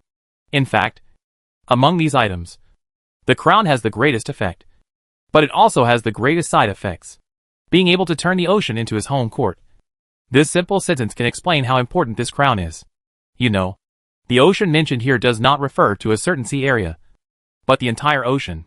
What is this world? Isn't it a world of island survival? If he could turn the entire ocean into his home field, then he would be able to sweep away all the survivors. If anyone doesn't like it, a huge tsunami will pass over it, leaving no chickens or dogs behind. Therefore, this crown is a big killer for this group of survivors. Whoever gets it will be very powerful. But the problem is, this crown is good, but it also has serious side effects. Siren's conch may still be cursed by the goddess, which means that he still has a chance to reconcile with the goddess. And if you take this crown, you will 100% make Poseidon an enemy. It makes sense when you think about it. The Siren just offended the goddess. This kind of thing is nothing more than admitting his mistake and bowing his head. To put it bluntly, this kind of thing means losing face. And how much is face worth? Tang Xiachuan, who has been severely beaten by society, feels that in the adult world, face is the least valuable thing. But the crown is different. It is the crown of Poseidon. When you take the crown away, to put it bluntly, you just grab Poseidon by the collar, and then give him a few slaps. In this case, it would be strange if Poseidon didn't kill you. Therefore, this crown is good, but Tang Xiachuan does not intend to keep it for himself. After all, something is good if you can keep it and enjoy it. That kind of thing that you can take with your life, but not enjoy it with your life is poison. The second good thing is the Siren Banshee's conch. This thing can control the Siren clan, which can be said to be quite good. Adults, who doesn't want to have a few mermaids at home? Although the Siren is not a mermaid, she looks like it. Placing this thing near your own island is also a means of defense. If anyone has an idea for his own island, wouldn't it be nice to just ask the Siren to sing a song, and then go and collect the people himself? As for the possible curse of the goddess, just keep your head down and that'll be fine. If the opponent is not strong, Tang Xiachuan doesn't mind being the god killer for once. As for the subsequent construction orders, the double card and Kraken's Fang are much inferior, but they are rare and good items. Chapter 204, Don't Disgrace the Survivors. Although the remaining 3 things are considered good things, they are not what Tang Xiachuan urgently needs. For example, the construction order of this Poseidon temple. Tang Xiachuan remembered that he had just guessed a temple of the gods. The gods were worshipped in this thing, and could be blessed by the gods, including the god of the sea. However, a single building type of Poseidon temple can only receive the blessing of Poseidon. Therefore, this Poseidon temple is really not a good thing for Tang Xiachuan. As for Kraken's fangs, let's just think about it. Didn't I see that Kraken is in the frozen sea? There's no telling whether I can get there or not. It's too early to think about it now. The only remaining island area doubling card is quite popular for Tang Sichuan. After all, in this world, the size of the island directly affects the future development potential of the island. However, for Tang Sichuan, it is not worthwhile to use the double card at this time. At least we have to wait until people like ourselves occupy the Nias tribe first. After annexing the islands of the Nias tribe, it is most cost-effective to use the double card. In any case, Tang Sichuan made a lot of money this time. After Tang Sichuan collected the trophies, he looked back at Maka, who was still digging a hole. It turned out that after so long, Maka and the others still hadn't dug up the soil under the trident. How could it be? Tang Sichuan was surprised. He didn't expect that after so long, Maka and the others still hadn't dug it out. This was not scientific at all. It was obviously soft soil, but it had not been dug up at all for so long. Tang Sichuan didn't believe it at all. He even wondered if Maka and the others were being lazy. But then I thought about it, and thought it was impossible. Maka, what's going on with you? Haven't you dug it yet? Tang Sichuan walked up behind Maka and asked. Master, there is something weird about this trident, Maka said with an unnatural expression. What's wrong? Tang Sichuan asked. What should I say? Forget it. Master, you can see for yourself. After saying that, Maka raised the shovel in her hand to demonstrate to Tang Sichuan. He first dug the soil with the shovel. But when Maka poured the soil in the shovel aside, he looked again and saw that the pit that was originally dug was filled again. I'll go. What's going on? Tang Sichuan was dumbfounded when he saw the scene. The soil was obviously dug out, but the hole was filled again. This is obviously unscientific. But Tang Sichuan calmed down a little and felt that this was reasonable. After all, even God has appeared. And why are you still talking about science here? Now that the dug hole has been filled back in, it proves that it is unrealistic to dig out the trident. In other words, when Poseidon placed the trident here, there must have been some prohibition that prevented people from taking the trident away by digging it. Since the soft one is not enough, the only option is the hard one. Tang Sichuan looked at Hydra, who was still lying on the edge of the mountain, and thought to himself, this guy should be able to pull out the trident. Thinking of this, Tang Sichuan looked at Hydra's resurrection time. There was only 1 minute left, and he immediately ordered Hydra to pull out the trident. After receiving Tang Sichuan's order, Hydra stretched its body towards this side, then opened its mouth wide, bit the trident, and began to pull it out with force. But even Hydra did not pull out the trident the first time it exerted its force, but only let the trident loosen a little. Although the trident was not pulled out, Tang Sichuan could clearly see that the trident was loose, which was enough to prove that Hydra could pull out the trident. The remaining question now is whether Hydra can be pulled out in less than a minute. Hydra! Use all your strength to pull out the trident for me! Tang Sichuan shouted at Hydra. Hydra carried out Tang Sichuan's orders unconditionally. Therefore, after receiving Tang Sichuan's order, Hydra's body began to emit a burst of blood mist. As the blood mist appeared, the trident began to be pulled out bit by Hydra. Tang Sichuan watched from the side and clenched his fists. He already felt that his hands were full of sweat. Time passed by, and the trident was pulled out bit by bit. Finally, at the last second when Hydra's resurrection time ran out, it finally pulled out the trident. As soon as the trident was pulled out, Hydra's body fell directly to the ground. Tang Sichuan also heard a prompt in his ear. Hydra's resurrection time is over. It's so scary. I finally pulled it out. Tang Sichuan patted his chest. He has now discovered that he thought the trident was too simple at first. Even for a mythical monster like Hydra, it would take a minute to pull out the trident. If it were him, he probably wouldn't have to pull out the trident. However, now that Hydra has pulled out the trident, Tang Sichuan is relieved. He walked to Hydra and looked at the trident in its mouth. The total length of this trident was more than 2 meters. Tang Sichuan stretched out his right hand, grabbed the trident, and prepared to pull it out of Hydra's mouth. But just as Tang Sichuan's hand touched the trident, he heard a prompt. Congratulations on getting the fake trident. The island of survivors is blessed by the sea god. Nice. I finally got it. Tang Sichuan waved his fist excitedly. He finally got this pseudo-artifact. Tang Sichuan was very excited. He looked around again and found that there was nothing to take around. So he decided to leave the Poseidon altar. But now without Hydra's help, Tang Sichuan and the others had to spend a lot of effort to get down.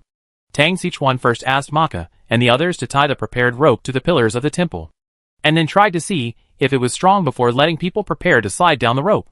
It had already taken almost an hour for their group to descend to the foot of Altar Mountain. when everyone gathered and prepared to walk towards the coast, Tang Xichuan suddenly realized that he seemed to have forgotten something important. Then, he raised his head and saw Hydra's huge body. Go! Why did I forget this? Tang Xichuan felt that he was a little sorry for the title of survivor. There are obviously 2 corpses of mythical monsters on this island. But I actually think that there is nothing good. This shouldn't be the case. You must know that both Hydra's scales and its venom are very useful things. Scales can be used as armor or shields, and venom can be used to smear weapons and enchant them. As for their corpses, although Tang Xichuan was not sure whether their meat could be eaten, he was sure that the grade of the meat would not be low. After all, it is a mythical creature. Even if it cannot be eaten directly, it would be quite good to use it to make some ingredients. Tang Xichuan felt that he should continue to carry forward the excellent qualities of Yan Guo's hair plucking, and not lose the face of the survivors. Chapter 205 Brother Zhang. Do you believe in God? Maka! Maka! Tang Xichuan shouted to Maka in the crowd. What's wrong? Master? Maka heard Tang Xichuan calling him, and he immediately ran to Tang Xichuan and asked, Maka, let the brothers do their work. Pick up the corpses of the 2 monsters and put everything that can be used on the boat. Oh? Master? Are you serious? Maka was dumbfounded when she heard Tang Xichuan's words. He was wondering whether his master had been stimulated by something, and why he suddenly thought of disassembling the bodies of the 2 monsters in Hydra and bringing them on board. He looked at Hydra's huge body and felt that this was a difficult task. Tang Xichuan looked at Maka's expression and knew what Maka was thinking. Although this was an arduous task, Tang Xichuan was not willing to just give up these 2 hard-won corpses of mythical beasts. Maka, let's just be lucky and take as much as we can. Tang Xichuan patted Maka on the shoulder and said to him. Hearing Tang Xichuan's words, Maka nodded with relief. Fortunately, my master is still sensible. Otherwise, even if it takes a year, he may not be able to deal with these 2 monsters. Maka secretly breathed a sigh of relief in her heart. Then Maka called on his tribe to walk towards Hydra. They planned to dismantle Hydra first. Tang Xichuan also walked over. After all, time is tight now, and one more person can harvest more supplies. When Tang Xichuan came to Hydra's body again, he had to sigh at the power of the creator. What did such a big creature eat to grow up? But this is no longer important. What matters now is how much material he can get from Hydra. Ding! I checked that there are recyclable materials around. Do you want to recycle them? An unexpected system prompt made Tang Xichuan tremble. What's the situation? Recyclable materials? Tang Xichuan suddenly felt a little surprised. Then he clicked on the system to see what could be recycled. When Tang Xichuan opened the system again, he discovered that there was an additional recovered page in the system. And on this page were the bodies of Hydra and Chimera. What's going on? I remember that this function didn't exist at the beginning. Why did a recycled page suddenly appear? Tang Xichuan couldn't figure it out. However, this function is very news to Tang Xichuan. With this recycling function, I can save at least 1 day. Moreover, this recycling is better than that of people like me. Maka, what about that? You go to the beach first and call our warship over. Tang Xichuan said to Maka. Oh? Master, don't you need to recycle these materials? Maka asked in surprise when she heard Tang Xichuan's words. I won't need you for the time being. I'll take care of this matter. Tang Xichuan said a little embarrassed. After all, 1 minute he asked them to come back to pack their things, and the next second he asked them to leave. By doing this, it feels like you are deliberately playing tricks on them. Fortunately, Maka and the others didn't think so much. After hearing Tang Xichuan's words, they just nodded and walked towards the shore, preparing to call their tribesmen to bring the warship over. After Tang Xichuan watched Maka and the others leave, he turned his attention to Hydra's body. System, start recycling, Tang Xichuan said in a low voice. And then he saw a burst of white light emanating from Hydra's body, and then wrapped Hydra's body. Then, Hydra's body began to shrink, and then turned into countless light spots, flying towards Tang Xichuan, and finally submerged into Tang Xichuan's body. Ding! The recycling is complete. Please check in the system space. Upon hearing this prompt, Tang Xichuan immediately entered the system page to check. Hydra's complete scale armor, SS level, X 2245. Hydra's poison sac, S level, X9. Hydra's fangs, S level, X 132. Hydra's flesh, SS level, X 2413 inch. Chimera's fangs, S level, X4. Chimera's flame crystal, S level, X3. Chimera's flesh, SS level, x 438. Hey, the quantity is wrong. These two guys are so big. How come they only have so little supplies? Tang Xichuan looked at the supplies recovered in his system and felt that they were so few. But Tang Xichuan just thought about it for a moment and felt relieved again. After all, these things are not that small. If I were to collect these things by myself, it would probably take several days to collect them. But now, it only takes a few seconds. Tang Xichuan didn't feel any loss no matter how much he thought about it. Okay, now the entire island has been raided by me. Now you can consider going to the Nai's tribe. Tang Xichuan did not forget why he went to sea this time. Now he came to the island of Poseidon Altar very unexpectedly. Although he made a lot of money, he did not forget that he went to sea this time to plunder the population. By the time Tang Xichuan arrived at the beach, Maka and the others had already lit a very large fire and were sending signals to their tribesmen. After waiting for a few minutes, Tang Xichuan saw two warships heading towards the island. After Tang Xichuan asked Maka to arrange for the tribesmen to board the ship, he took the lead in boarding the warship, preparing to tell Zhang Ji and the others the news that he had obtained the temple. Xichuan, are you done over there? Zhang Ji asked immediately after answering Tang Xichuan's call request. Yes, it's been taken care of. How is it? Is it exciting? Zhang Ji asked very curiously. It's exciting. It's so exciting. When Tang Xichuan heard Zhang Ji's words, he suddenly felt dumbfounded. Let me tell you, this time I not only saw the Siren family, I also saw some mythical creatures, such as Chimera and Hydra. Hydra? Hydra? Zhang Ji asked strangely when he heard Tang Xichuan's words. Yes. Tang Xichuan nodded. I'll go. It's amazing. Hey, tell me, does Hydra really have 9 heads? Zhang Ji asked. Well, not only does it have 9 heads, but this guy is more than 300 meters long. So it's a huge figure. And its scales have amazing defensive power. Go ahead. It's so fierce. Then how did you kill it? Zhang Ji heard Tang Xichuan's words and could already feel the ferocity of Hydra. He was very surprised how Tang Xichuan killed this Hydra. Let me tell you, this is also my luck. As soon as Hydra appeared, the Chimera flew out from the altar and fought with it. We both lost. In the end, I took advantage of it. However, this is not what I want to say to you today. What I want to say is another thing. What's the matter? Zhang Ji heard Tang Xichuan's words and realized that he really had something important to tell him. And he became serious. Brother Zhang, do you believe in God? Tang Xichuan was silent for a while, and then said to Zhang Ji, Chapter 206 Chinese Tune Scrambled Eggs Without Eggs. I didn't believe it before. But now. Zhang Ji didn't know what to say when he heard Tang Xichuan's words. Brother Zhang, I think you should choose to believe it. When Tang Xichuan heard the first half of Zhang Ji's words, he knew what Zhang Ji was going to say. Huh? What do you mean? Zhang Ji heard Tang Xichuan's answer, and he was a little confused. You can see for yourself. Tang Xichuan laughed awkwardly, and then handed the title and reward he received to Zhang Ji. I'll go. Is this serious? Zhang Ji was a little surprised when he saw what Tang Xichuan had given him about God. Tang Xichuan didn't speak, just nodded. Okay, then I will make arrangements and choose the location of this temple. When you come back, you will build the temple directly. Zhang Ji said with a sigh. Tang Xichuan nodded when he heard Zhang Ji's words. He came to Zhang Ji this time because of this matter. After all, these things are all about God. Unlike other buildings, which can be placed at will, Tang Xichuan grew up watching ancient Greek mythology. He knew very well that the gods in the West were all stingy. There is no atmosphere of Eastern gods. In the past, he felt that these things were all false. So whether he took them seriously or not was just an attitude. And now, he can confirm that these sub-gods are real. Although he doesn't know where these gods live now. He is not respectful to them at this time. He can't say whether these stingy gods will be there. Hold him back behind his back.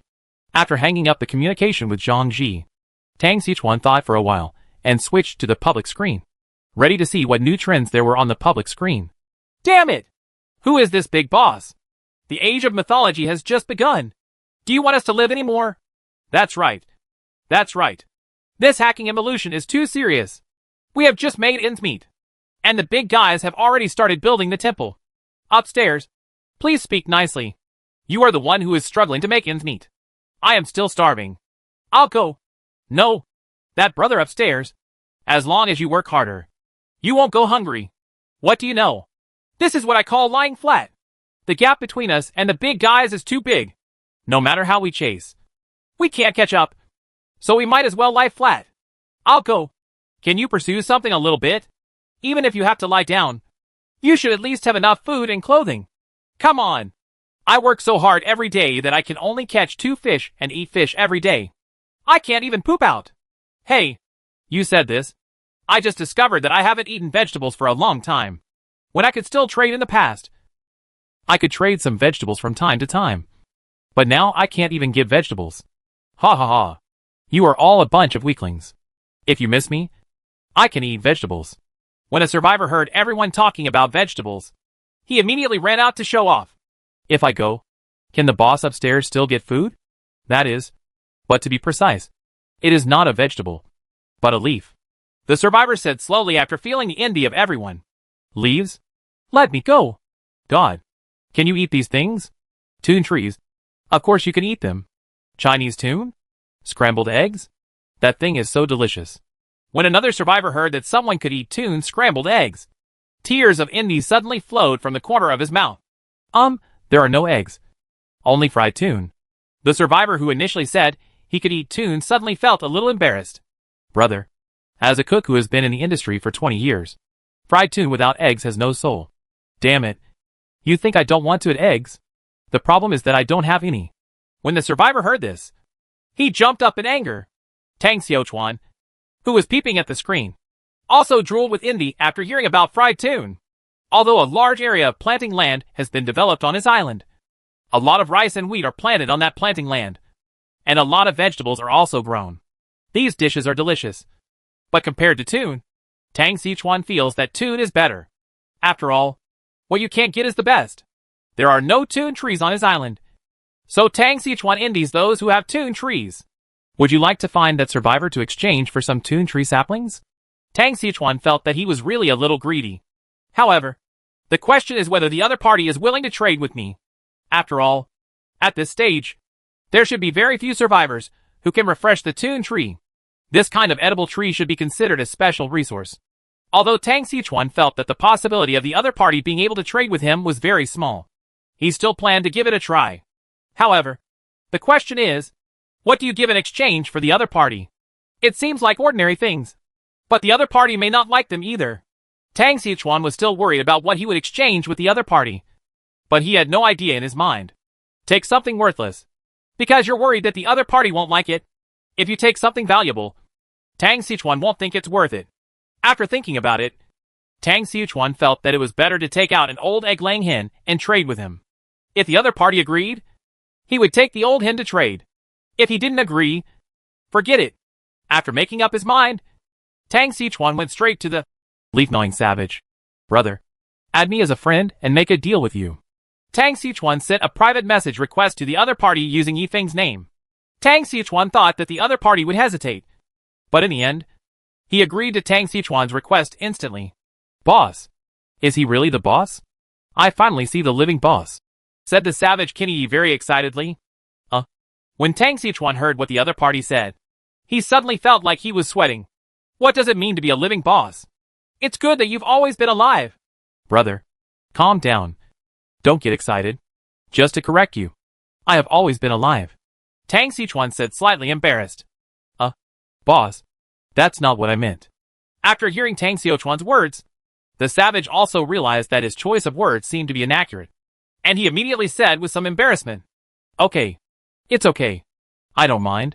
Tang Xiaochuan smiled, and then said to the savage, By the way, brother, I want to make a deal with you. Deal? What deal?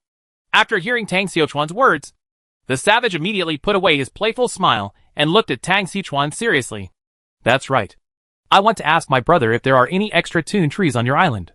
Tang Xiaochuan asked tentatively. Tuna tree? After the savage heard Tang Xiaochuan's words, he was stunned for a moment, and then he immediately understood what Tang Xiaochuan meant. Boss, although I am your little fan, you should also know that this tune tree is an edible tree and is considered a special resource. Although I have extra tune trees here, the price may be a bit high. The savage also pretended to be a businessman and began to discuss the price with Tang Xiaochuan. Chapter 207 has a sense of conspiracy. Tang Xiaochuan narrowed his eyes, when he heard the other party's words. The other party said this, indicating that he had the idea of trading Toon trees. But the price might be very high. Then what do you want? Tang Sichuan was not stupid. He had no intention of showing his trump card from the beginning. I know that the boss's island is very big, and there should be no shortage of good things. So, boss, see what you can give me. If it's suitable, I will trade with the boss. The savage didn't know where Tang Sichuan's bottom line was. He was also afraid that if he quoted randomly, he would offend Tang Sichuan. After all, when Zhou Yue led his men to attack Tang Sichuan a few days ago, he exposed Tang Sichuan's trump card. Tang Sichuan made it clear that he only had a strong thigh, and there was no need to offend this thigh to death. Tang Sichuan did not expect that the opponent would say the price was high 1 second before kicking the ball back. That's great.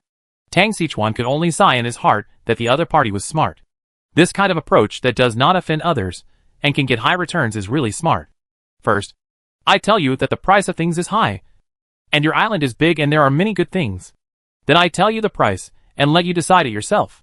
This is clearly telling you that if you give less, you are stingy and unethical. If you give too much, then you are a typical example of people who are stupid and have too much money. When Tang Sichuan heard what the savage said, he immediately felt that he was difficult to deal with. Brother, you are good at business. Tang Sichuan looked at the savage and said with a smile, Ha ha, you're welcome. Boss, I only have this little ability. The savage also said with a smile, since brothers have said so, I can't let you suffer. How about 100 units of vegetables and a hen that can lay eggs for you? Tang Sichuan thought for a while and said the savage. In fact, the price given by Tang Sichuan is slightly higher than the normal level, but it's not much higher. Although Tang Sichuan added an extra 100 units of vegetables to his original expectations, these 100 units of vegetables were not a lot. For ease of calculation, materials are calculated based on 1 unit equal to 1 cubic meter. As for food, it is customary to calculate it according to the weight of 1 kilogram. Therefore, when Tang Sichuan said that 100 units of vegetables are actually 100 kilograms, for Tang Sichuan, who owns South Island planting land, this is just a drop in the bucket. After all, there were too many vegetables, and they couldn't eat much. Maka and his group of indigenous people had a special liking for meat, and they ate very little vegetables. Therefore, the vegetables produced in the South Island are basically eaten by survivors like Tang Sichuan. This time, giving the other party 100 units of vegetables can be regarded as helping him eliminate his inventory. When the savage heard Tang Sichuan's words, he immediately swallowed his saliva. He suspected there was something wrong with his ears. What did he hear? 100 units of vegetables? And an old hen? Boss, are you kidding me? Do you think I would be so boring and kidding you? Tang Sichuan was speechless when he heard what the other party said. I'll go. Boss, I really want to hold you by your thigh and never let go. The savage said to Tang Sichuan. Okay, don't be so stupid. If you agree, just give me the coordinates. I'll handle a few things here, and then I'll go find you. Tang Sichuan thought for a while and said to the savage. Agree. Of course I agree. The savage is not stupid. He will naturally choose to agree. You know, he hasn't eaten other vegetables for almost a month. He eats tune every day, and now even his farts smell of tune. The savage immediately gave Tang Sichuan the coordinates of his island. After Tang Sichuan received the coordinates, he compared it on his own chart. Oh my god, it was directly 20,000 kilometers away. Even if I use the Feiyu by myself, it will take more than a day and a night. If an ordinary warship is used, it will basically take 100 hours and more than 4 days. This trip is really far enough. Tang Sichuan looked at such a long distance and suddenly smiled awkwardly. However, such a long distance seems to be a good choice for the first trade voyage. Okay, I'll take care of the matter as soon as possible, and then I'll go find you. Tang Sichuan thought for a while and said to the savage. Okay, boss, then I'll wait for you on the island. The savage nodded immediately after hearing Tang Sichuan's words. I'm very surprised. Aren't you afraid that I will have evil intentions towards you? Tang Sichuan suddenly thought of something and asked a little strangely. Actually, it would be a lie to say that I'm not worried. But I think with the boss's character, it's worth taking a gamble. Savage thought for a while and then said to Tang Sichuan. When Tang Sichuan heard this, he smiled immediately and then said, Don't worry. I'm not the kind of person who wants to plunder other people at will. I just want to do business well. As soon as Tang Sichuan finished speaking, he heard someone knocking on the door of his cabin. Okay. You want to be busy. I still have a few days to get to you. After saying this, Tang Xichuan hung up the communication, and then shouted at the cabin door. Come in. Upon hearing this, Maka opened the door and walked in. Master, everyone has boarded the ship. Shall we set off now? Maka looked at Tang Xichuan and asked. Well, let the brothers sail the boat. When we get to the place where we met the siren before, we will stop for a moment. Tang Xichuan thought for a while, and said to Maka. Okay, master. After hearing Tang Xichuan's order, Maka immediately exited the cabin and prepared to let her tribe set off. After a moment, Tang Xichuan felt that the entire warship began to rotate slowly, and then began to accelerate slowly. After the warship started to move at full speed, Tang Xichuan took out the Siren Banshee's conch from the system space. Tang Xichuan looked at the conch in his hand and fell into thinking. He had heard from Essenes before that on the altar of Poseidon, there was a conch that could control the entire Siren clan. At first, Tang Xichuan thought that Erzinus was lying to him. But after he actually got the conch, he realized that Erzinus was telling the truth. This made Tang Xichuan unable to understand. This Siren clan is a mythical clan, or it is not an exaggeration to say that they are demigods. Logically speaking, they should have the same bad habits as the Western gods. They should be arrogant. But why do they surrender so easily? This is obviously inconsistent with common sense. If the effect of this conch is opposite to what Essenes said, it would be easy for Tang Xichuan to understand. But unfortunately, the effect of this conch was exactly the same as what Essenes said. This gave him the feeling that Essenes and the others were deliberately approaching him.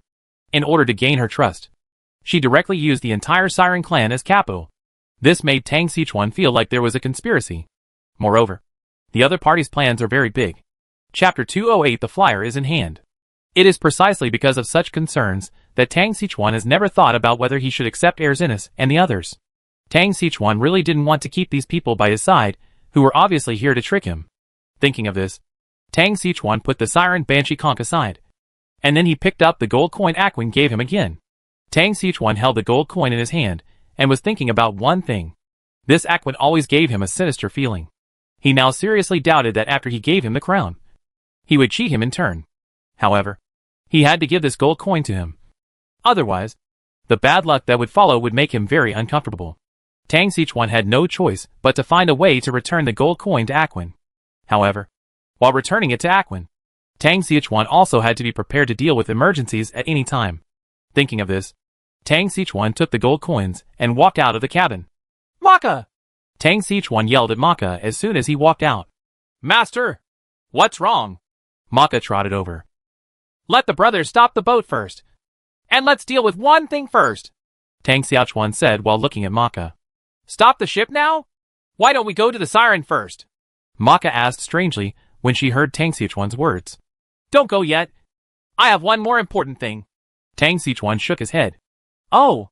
When Maka saw Tang Xichuan nodding in confirmation, he immediately asked his tribe to stop the boat.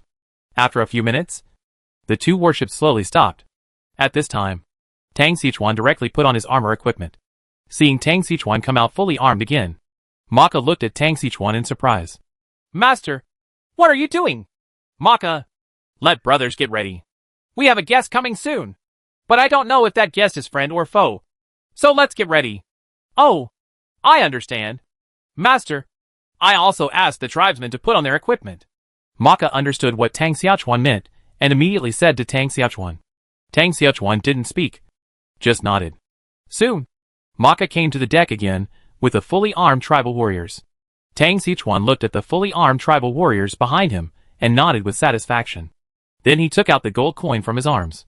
After a little hesitation, he threw the gold coin into the sea. As soon as the gold coin sank into the water, a large number of bubbles appeared on the sea surface not far away, and some seawater began to rise from the bottom. When Tang Xichuan saw the scene, he held the katana at his waist with one hand and slowly took 2 steps back. When Maka and the others saw such a scene, they immediately gathered around Tang Xichuan. When Tang Xichuan saw the scene, he was still very satisfied. After all, he knew what was about to appear. But Maka and the others did not. In unknown circumstances, they were able to stand up bravely and protect themselves subconsciously, which made Tang Xichuan very satisfied. However, this situation did not last long. As a huge, dilapidated warship emerged from the bottom of the sea. As soon as the warship appeared, Maka and the others drew out their weapons and stood in front of Tang Xichuan. Tang Xichuan gently pushed Maka away, and then stood at the outside of the crowd. Soon, the flyer quickly approached Tang Xichuan. A black shadow appeared on the deck of the flyer, and Tang Xichuan knew that the black shadow was Aquan.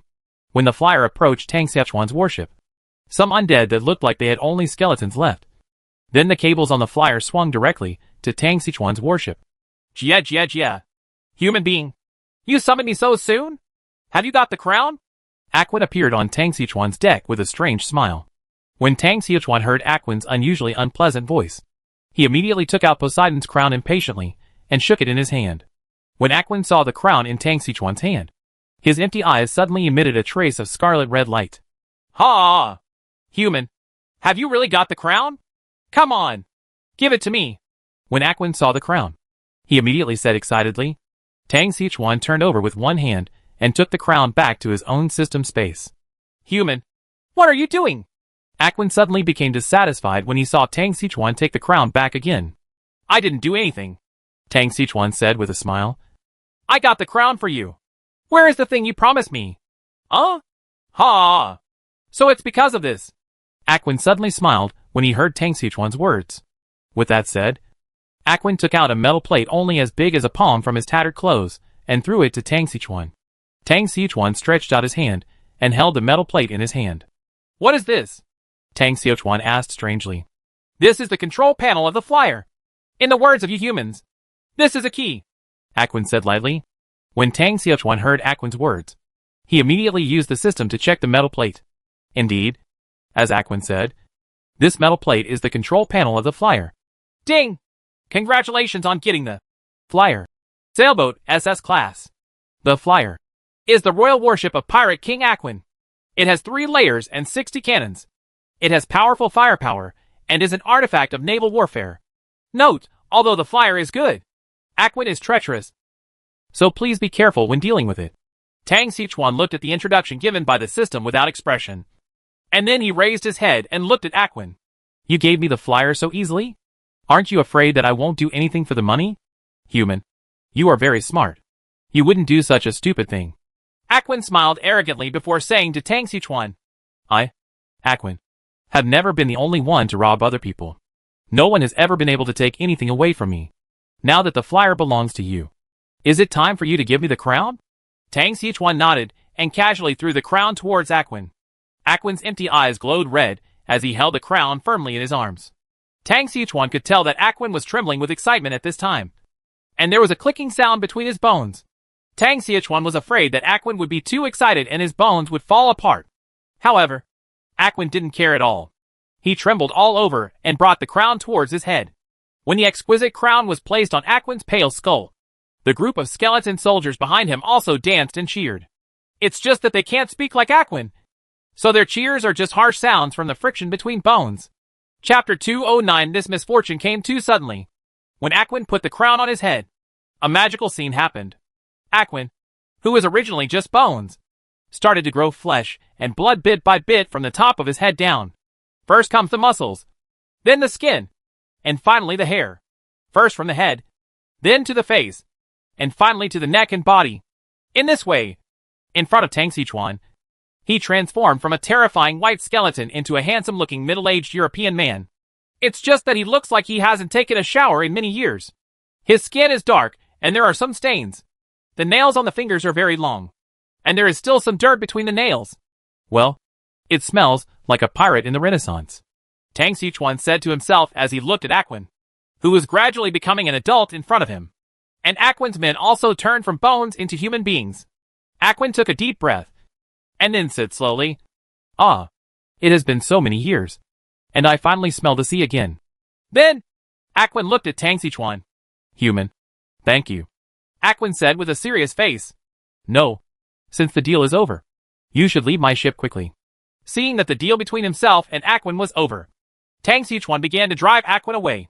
Well, yes, the deal is over. Aquan nodded, and then continued, but we can't leave yet. What do you mean? Tang Xichuan frowned when he heard Aquan's words. Human. Oh, no, I can't call you human now. After all, I am human now. I should say. Stupid guy. Have you forgotten who we are? Listen to what you mean. Do you want to regret it? Tang Xichuan squinted his eyes and looked at Aquin. At the same time, Tang Xichuan put his hands behind his back and made a gesture to prepare for attack towards Maka and the others. Repent? No. No. No. Aquin, never regret anything I do. I told you a long time ago. We are pirates. But you still want to do business with pirates. I really don't know whether you are big-hearted or stupid. Aquin said with a sarcastic look. It seems that you want to take the flyer back again? Tang Xichuan asked with squinted eyes. No. I not only want to take back the flyer, but I also want your 2 ships and your life. Aquin said with an arrogant look. Stupid guys. Just use your blood to welcome the return of the pirate king of this world.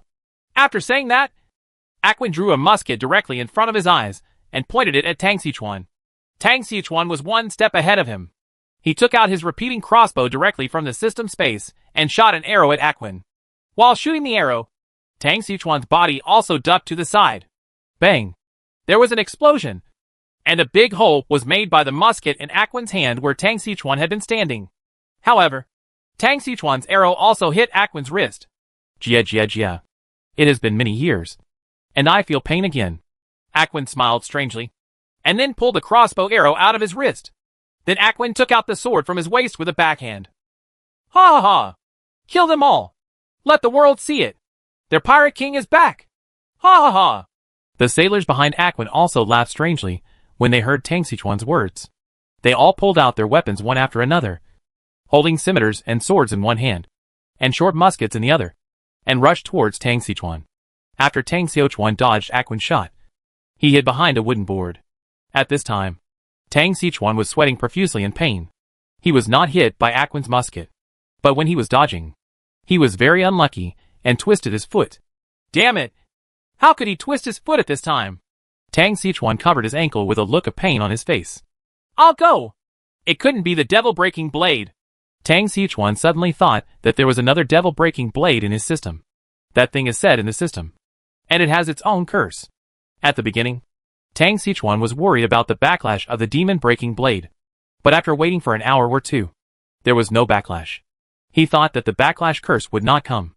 But what Tang Xichuan didn't expect was that not only did this curse come, it also came at such a timely time. The current situation is that Tang Xichuan covered his ankle and hid aside, while Maka and the others attacked Aquin without Tang Xichuan's command. If it were a hand-to-hand fight with swords, Maka and the others wouldn't say they could win, but at least they wouldn't lose.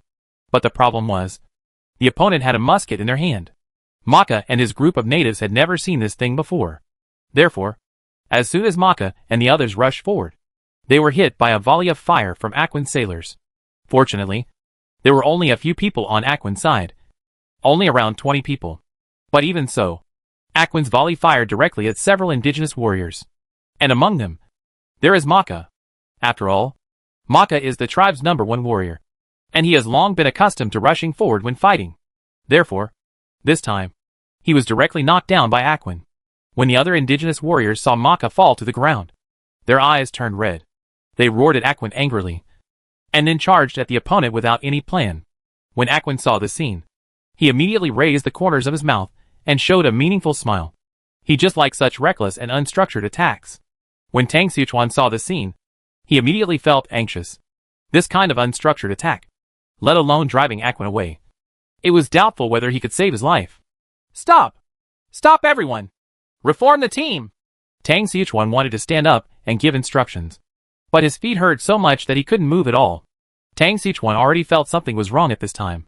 He had twisted his foot before, but even with a broken ankle, it was not so painful that he couldn't stand up even if he was holding something on.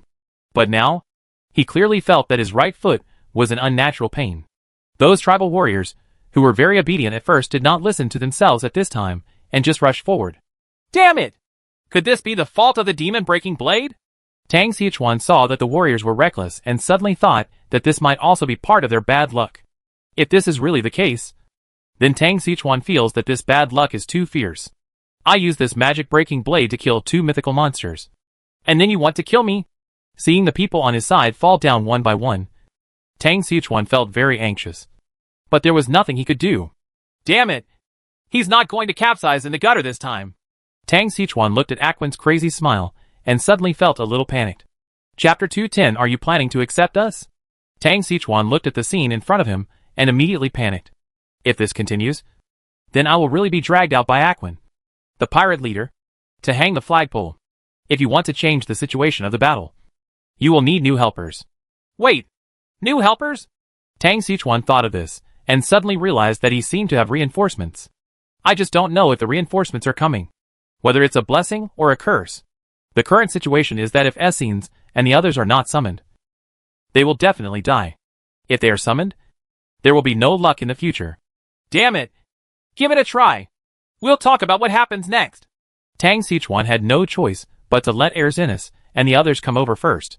Thinking of this, Tang Sichuan took out the Siren Banshee's conch directly from the system's backpack, put it directly to his mouth and blew it. Tang Sichuan blew the conch, and a distant sound came from the conch, causing both parties, who were still fighting, to stop immediately. Aquan looked at where Tang Sichuan was hiding, with an ominous premonition in his eyes. The next second, he discovered that a wave appeared on the port side of the ship. Those waves were more than 10 meters high and were rushing toward him quickly. Seeing this scene, even a fool would know that this was 100% reinforcements summoned by the other party. Quick! Kill them all!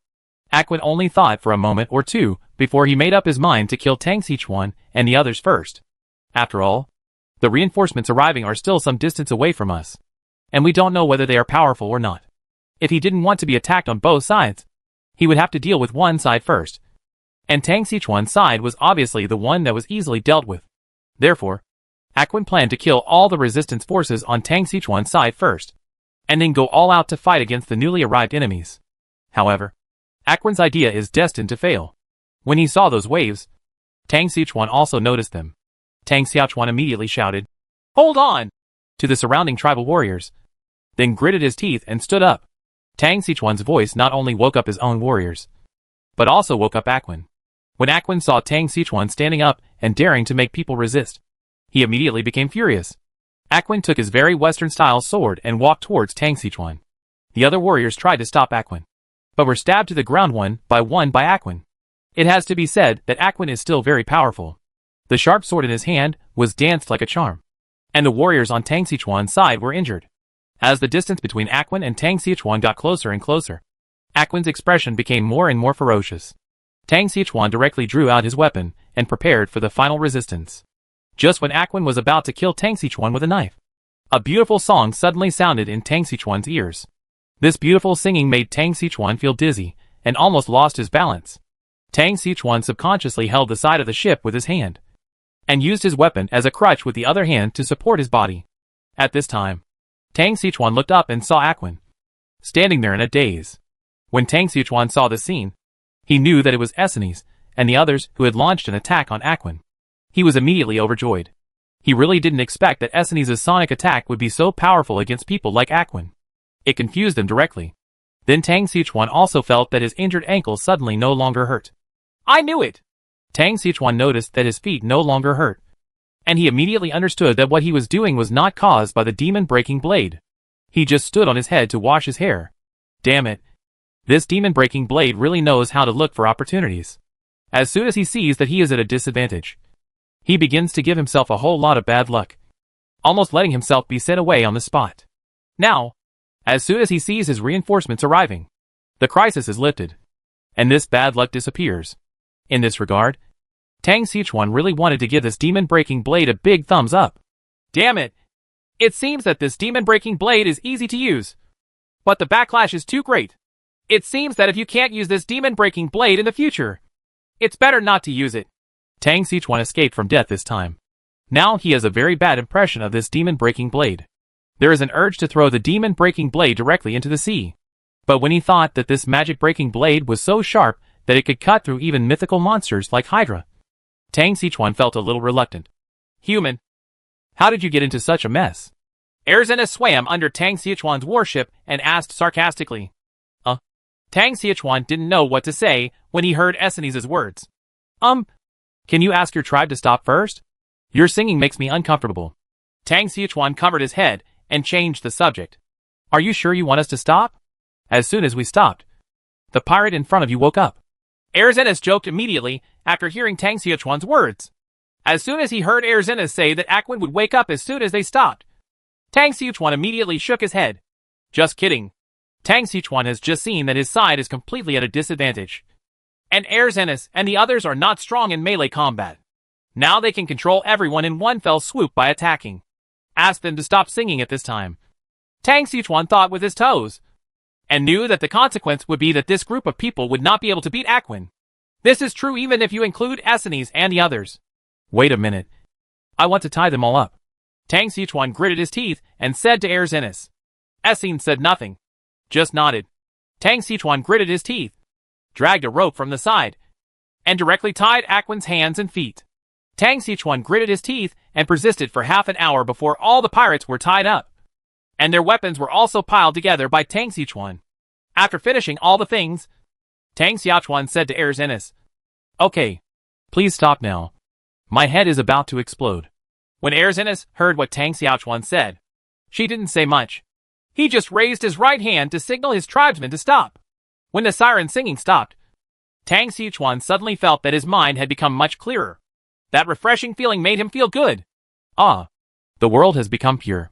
Tang Xiaochuan exhaled a deep breath and sighed. Erzenes did not speak, but smiled at Tang Xiaochuan. You blew the conch. Are you planning to take over our siren clan? Essenes asked Tang Xiaochuan with a smile.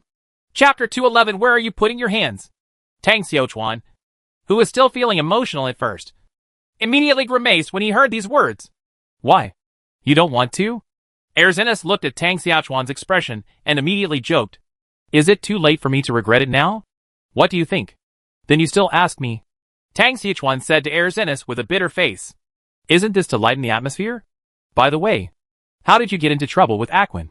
Erzenes asked. Huh? Do you know Aquin? Tang Xiaochuan was very surprised when he heard Essenes say Aquin's name. Of course. He is registered with Poseidon. Essenes nodded when she heard Tang Xiaochuan's question. What's the situation? Actually, it's very simple. Aquin stole Poseidon's crown by chance and was cursed by Poseidon. Erzenes said very lightly. Sure enough. When Tang Xiaochuan heard Essenes' words, he immediately understood that his previous guess was right. At first, when Tang Xiaochuan heard that Aquin asked him to retrieve the crown, he suspected that Aquin had stolen the crown. So he was cursed. Including later, when Tang Xiaochuan got the crown and saw the introduction given by the system, he became even more convinced of this.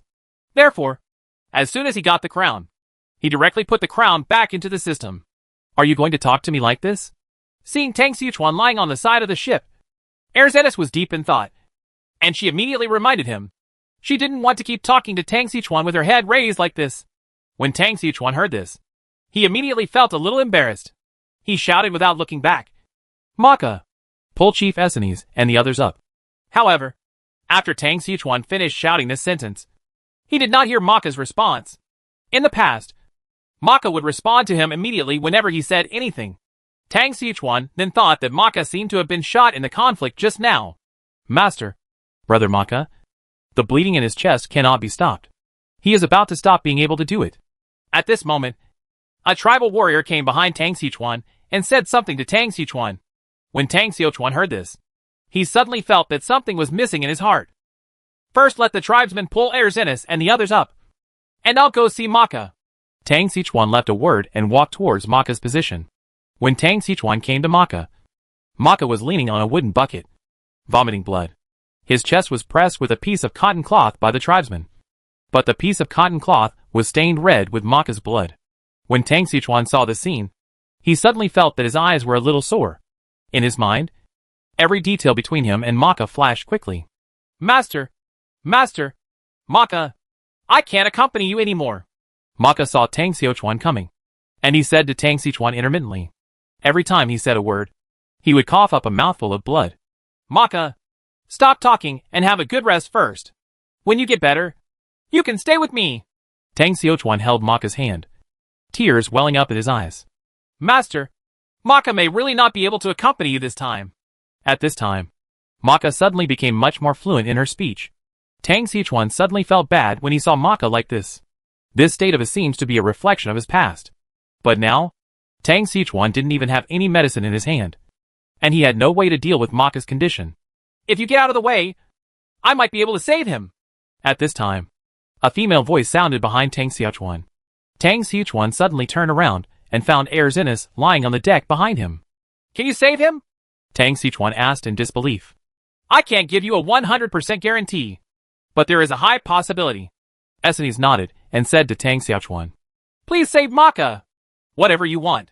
I will give it to you. After hearing what Essenes said, Tang Xiaochuan thought for a moment, then bowed to her and said, He should be your slave. Right. I can see that there is a contractual relationship between you and him. Do you care so much about a slave? When Essenes saw Tang Xiaochuan bowing to her, she fell silent in reality. Then he said to Tang Xiaochuan. Tang Xiaochuan was stunned. He didn't expect that Erzinus could see clearly the relationship between him and Maka. But there is nothing to hide at this time. No, you are wrong. He is not my slave, but my friend and brother. So, please save her, Tang Xiaochuan said very solemnly. When Erzinus heard Tang Xiaochuan's words, she paused for a moment, and then nodded. Then she said to Tang Xiaochuan, Are you just going to watch there? Can't you come over and carry me over? Wait for me to crawl over by myself. Sorry. Tang Xiaochuan immediately felt a little stupid when he heard Essenes' words. Indeed, I have something to ask for now, and it would really not be good if I let Essenes crawl over like this again. So, Tang Xiaochuan walked directly to Essenes, and then bent down to carry her over. Tang Xiaochuan's hands passed under Essenes' body. Essenes was lying on the deck now. If Tang Xiaochuan wanted to pick her up, he had to have one hand pass through her tail, and the hand needs to pass through her upper body. I don't know if Tang Xiaochuan is inexperienced and doesn't know how to hold a princess, or if it was intentional. His arm directly pressed on a certain part of Erzinus' body. The Siren clan, as a member of the Sea clan, the Banshees in the sea, cannot have the same habit of wearing clothes as humans. Therefore, Tang Xiaochuan's arm touched that indescribable part. Ah! Where are you putting your hands? Erzinus exclaimed when she felt that a certain part of her body was touched by Tang Xiaochuan. I'm sorry! I didn't mean it! When Tang Xiaochuan heard what Essenes said, he also found something inappropriate, and he immediately apologized to Essenes. You? Bastard! Essenes blushed and cursed at Tang Xiaochuan. No! You're a naked person. So you have the nerve to call me a hooligan? Tang Xiaochuan complained in his heart, but he didn't dare to say it directly. After all, he was still counting on Erzinus to save Maka. Why are you still standing there? Hug me over. Don't let go of your hands this time, Erzinus said with a blush as she looked at Tang Xiaochuan, who looked embarrassed. Oh, Tang Xiaochuan responded. And then he carefully passed through Erzinus' body, picked her up, and walked to Maka. At this time, Maka had already lost consciousness, if it weren't for the fact that his chest was still rising and falling slightly. Tang Xiaochuan almost thought he was dead. Are you sure? Tang Xiaochuan put down Erzinus and asked with a worried look on his face. It's not a big problem. But there's something I want to tell you clearly. If I save him, the contractual relationship between him and you will be gone, and he will undergo some unknown changes. Erzinus looked at Tang Xiaochuan and said solemnly. Chapter 212 How do Sirens reproduce the next generation? Unknown changes? Tang Xiaochuan suddenly seemed hesitant when he heard Essenes' words. In fact, for Tang Xiaochuan, it doesn't matter whether he still has a contractual relationship with Maka or the others. He is very confident that even if there is no contractual relationship now, Maka will not betray him easily. But the problem is that this unknown change makes Tang Xiaochuan a little uncomfortable. As the saying goes, the unknown is the scary thing. Tang Xiaochuan didn't expect that when he took Maka and the others out to sea, they were fine. But when they returned, they would become strange. Can you be sure what kind of change it is? Tang Xiaochuan looked at Essenes and asked. If I could know, it wouldn't be called an unknown change. Essenes spread her hands, indicating that she didn't know either. However, you can rest assured that this kind of change is usually for the better. Make your decision quickly. I estimate that your subordinate will not last long. When Tang Xiaochuan heard what Essenes said, he immediately nodded and agreed with Essenes. After all, it is better to mutate than to lose your life. You go ahead, Tang Xiaochuan said, directly put Erzinus on the deck, and then took 2 steps back. When Erzinus heard Tang Xiaochuan's words, she didn't say anything more. She directly stretched out her hand towards Tang Xiaochuan. What's wrong? Tang Xiaochuan was a little confused when he saw Essenes' action. Give me a knife, Essenes said calmly. When Tang Xiaochuan heard Essenes' request, He didn't hesitate. He turned his head and looked around at the warriors around him. Then he saw one of the warriors had a dagger on his waist. "Give her the dagger." Tang Xichuan pointed at the tribal warrior and said. The tribal warrior took out the dagger from his waist without hesitation, and then handed it to Essenes. Essenes showed a sweet smile to the warrior. Seeing this smile, the warrior of the tribe suddenly blushed like a monkey's, and immediately retreated into the crowd. Essenes watched the warrior she provoked run away quickly, and she no longer focused on him. She turned her head and looked at Maka, who was still lying on the deck, barely breathing. She slowly raised the dagger and cut a gash on her left wrist. Scarlet blood immediately flowed from the wound. Erzenes quickly put her wrist to the corner of Maka's mouth. Blood dripped down Erzenes's wrist and onto Maka's mouth. Maka, who was almost out of breath, subconsciously licked the blood into his mouth when the blood dripped down to the corner of his mouth. A magical scene appeared. As soon as Maka licked Essenes's blood into his mouth, a trace of blood appeared on his face. His breathing became stronger, and his injuries were recovering at a speed visible to the naked eye. When Tang Xichuan saw the scene, he looked at Essenes differently. Tang Xichuan never thought that Erzenes could have such an effect. Now in Tang Xichuan's eyes, Erzenes was no longer a person, but a big health pack that could move on its own. As if sensing Tang Xichuan's gaze, Essenes turned back to look at Tang Xichuan. Only then did Tang Xichuan realize that Erzenes' face was frighteningly pale at this time. She was so sickly pale that she was completely different from Erzenes just now. "I'll go. Are you okay?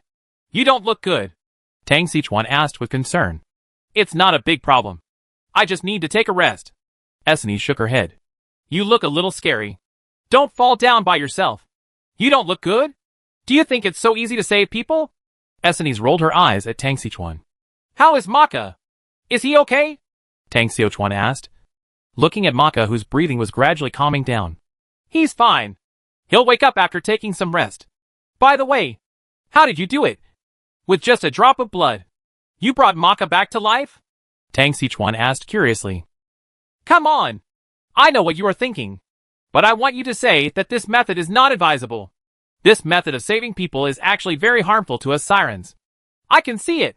Your face is as white as a piece of paper."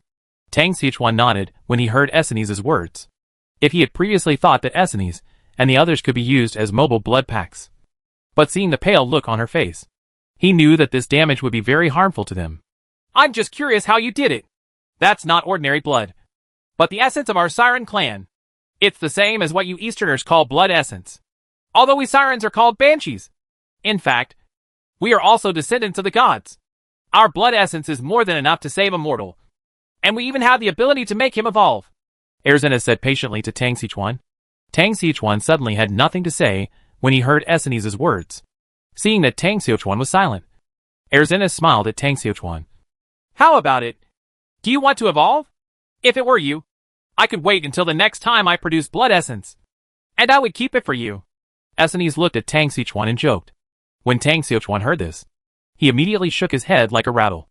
What a joke. Let yourself take the blood of the sirens? After taking this, wouldn't it turn him into a monster? Erzenes said that even if Maka was seriously injured, her essence and blood could heal the injury and then evolve it for him. I am not injured or in pain. If I take the essence and blood of Essenes directly, wouldn't I evolve more completely than Maka? If this makes me turn into a fish tail, then the happiness of my lower body will be gone. Speaking of this, Tang Xichuan's thoughts began to fly randomly. He suddenly thought, how did the Siren clan reproduce? Erzenes felt Tang Xichuan's eyes staring at her, and she suddenly felt a little unnatural. What are you looking at? Erzenes became a little angry when Tang Xichuan saw her. No, I didn't see anything. After Tang Xichuan heard what Essenes said, he immediately shook his head and denied what he was thinking just now. Since your subordinates are back, can we have a chat now? Essenes gritted her teeth and said, after seeing Tang Xichuan's shameless expression, there was no way. Now Essenes knew that Tang Xichuan actually did not fully accept her ethnic group, and she was not qualified to show off in front of Tang Xichuan. After Tang Xichuan heard what Erzenes said, he nodded solemnly. He also felt that he should have a good chat with Essenes. After all, for this moment, he already owed Essenes 2 people. Chapter 213. Our goals are the same. However, it was Essenes who was begging for her now. And on her side, there were still some tribal warriors who were injured and lying on the deck.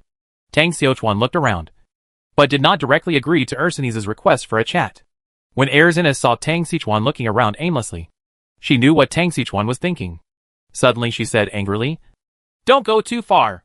When Tang Sichuan heard what Essenes said, he knew that Essenes understood what he meant. So he immediately smiled awkwardly at Essenes. "No way! These are my brothers!"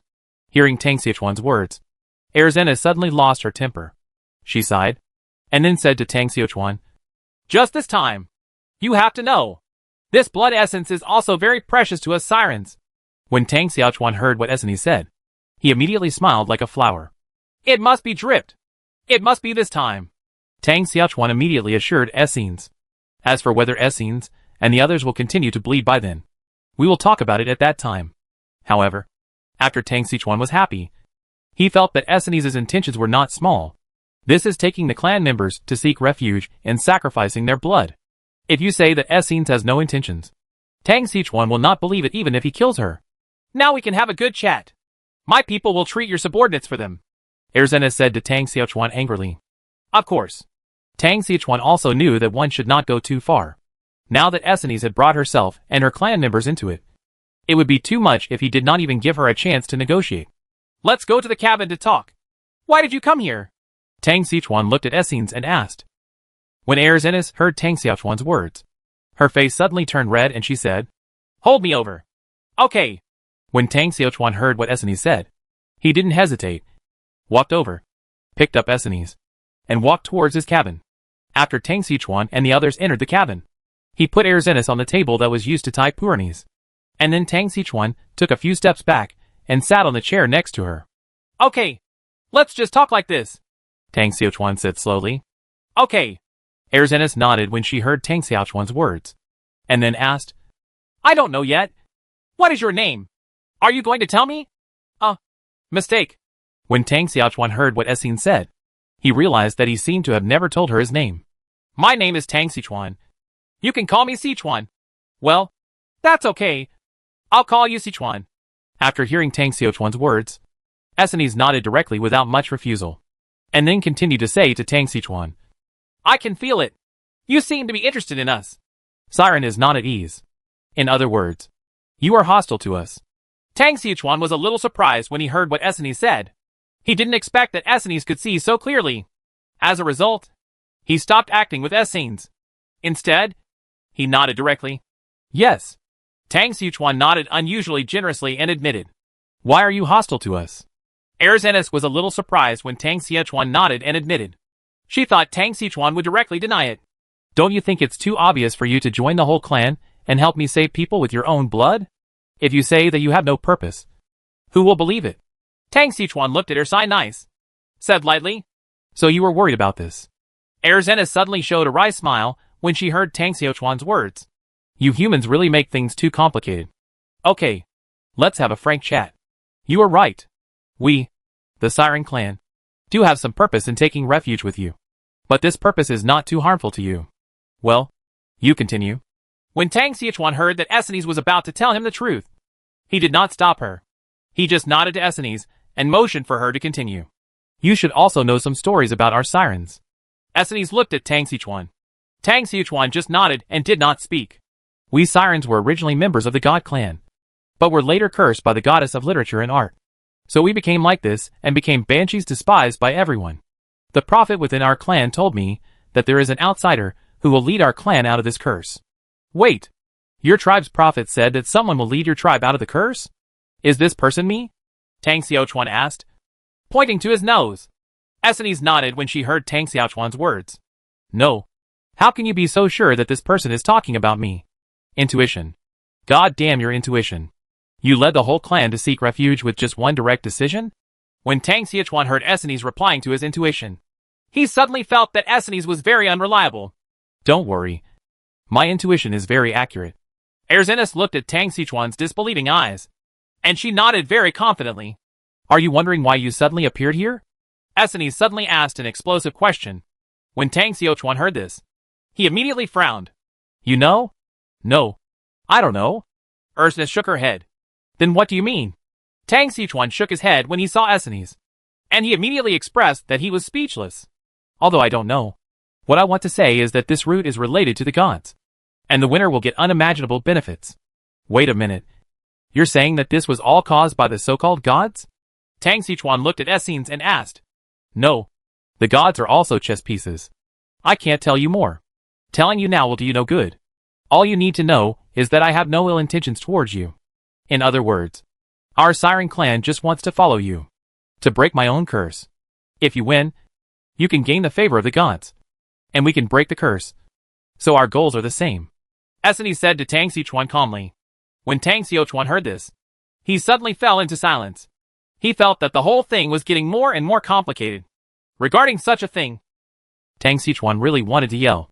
The water is too deep, and I can't control it. However, after thinking for a few minutes, he raised his head again and looked at Essenes. He had already made a decision. Since you are now trapped in this and can't escape, you can only face it bravely. If you want to face it bravely, the more cards you have in your hand, the more likely you are to survive. Therefore, no matter whether this Siren clan truly surrenders to themselves or not, they must work hard to survive until the end. In this case, it is not impossible to accept Essenes' surrender. Anyway, as Essenes said, everyone has the same goal. Just as Tang Xichuan was about to agree, he heard a loud shout from outside. Chapter 214 Your tactics no longer apply. Let me go! You stupid humans!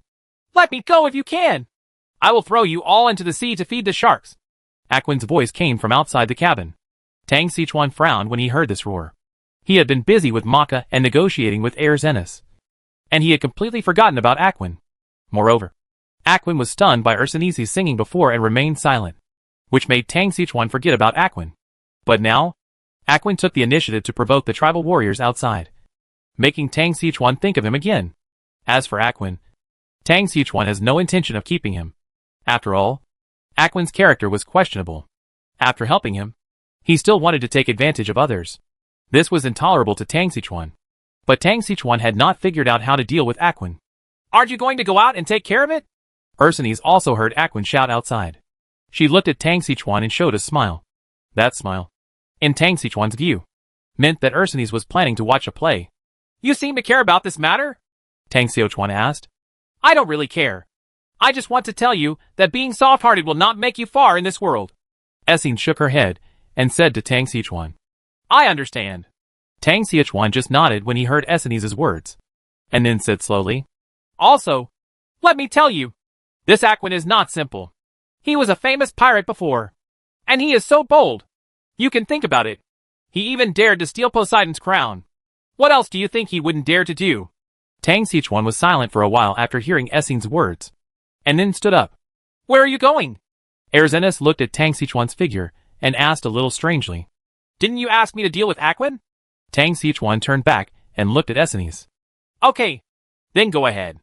Essenes nodded, and then said, But, do you plan to just leave me here? Tang Xiuchuan heard what Heir Zenas said, thought about it, and then said, If you don't mind, you can use the wooden box that I prepared for Portnes before. Wooden box? Heir Zenas was speechless when she heard Tang Xiuchuan's words. She had seen the so-called wooden box. She couldn't imagine that if she squatted in that wooden box, where would she put her former dignity? When Tang Xiuchuan saw that Essenes didn't speak, he assumed that she was not willing to take her in the wooden box. So he did not force her. But just as Tang Xiuchuan reached the door, Essenes stopped him. You put me back into the sea, and we will follow your ship in the sea. Being out of the water for too long is not a good thing for our Siren family. Can you keep up? Don't worry. I can keep up. Essenes nodded and said with great confirmation. When Tang Xiuchuan heard this, he just smiled in his heart. You're kidding. Although this boat is not as good as the Flying Fish, it can still reach a speed of 200 kilometers per hour. And it operates 24 hours a day. 24 hours a day. No matter how fast your Siren is. Can you swim continuously for 24 hours? Tang Xiuchuan complained in his heart. But he did not say this sentence. If she said this, Essenes would think that she looked down on her. Therefore, Tang Xiuchuan felt that it was better for them to hit the wall on their own for this kind of thing, so that they would know that times have changed. Okay, since you want to swim, I won't stop you. Tang Xiuchuan nodded, and then prepared to go out with Heir Zenas in his arms.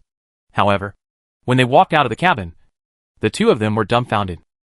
At this time, the situation on the deck outside was beyond the imagination of Tang Xiuchuan and Heir Zenas.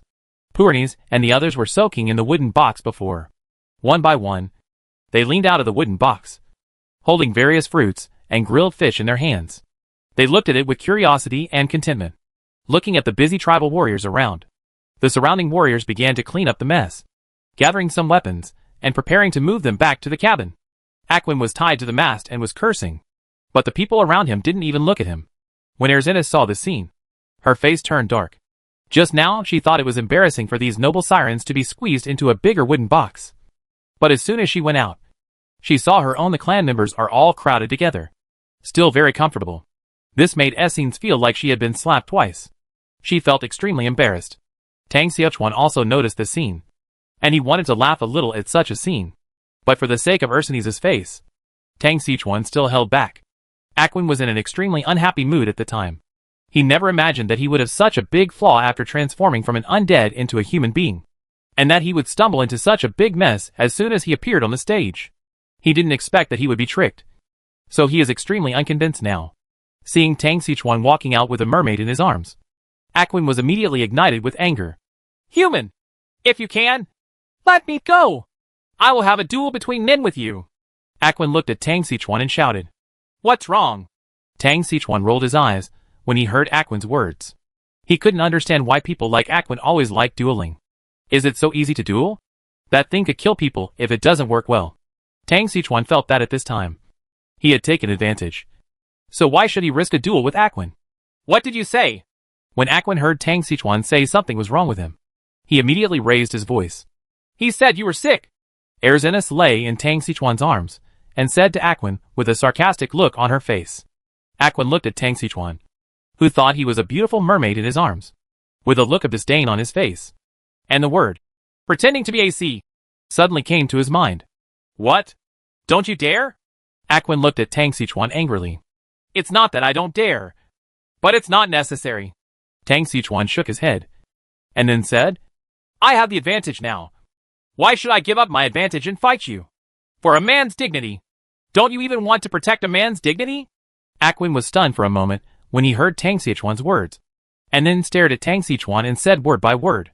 In his opinion, a man's dignity is above all else. But Tang Xiaochuan doesn't think so. Although it doesn't mean that dignity is unimportant. It means that there is no need to give up one's advantages for the sake of false dignity. This is not called bravery, but stupidity. Hey, it seems you still don't understand. Tang Xiaochuan shook his head, and then said, These times have changed, and the way you adhere to is no longer applicable in this world. Chapter 215 Repairing the Flyer.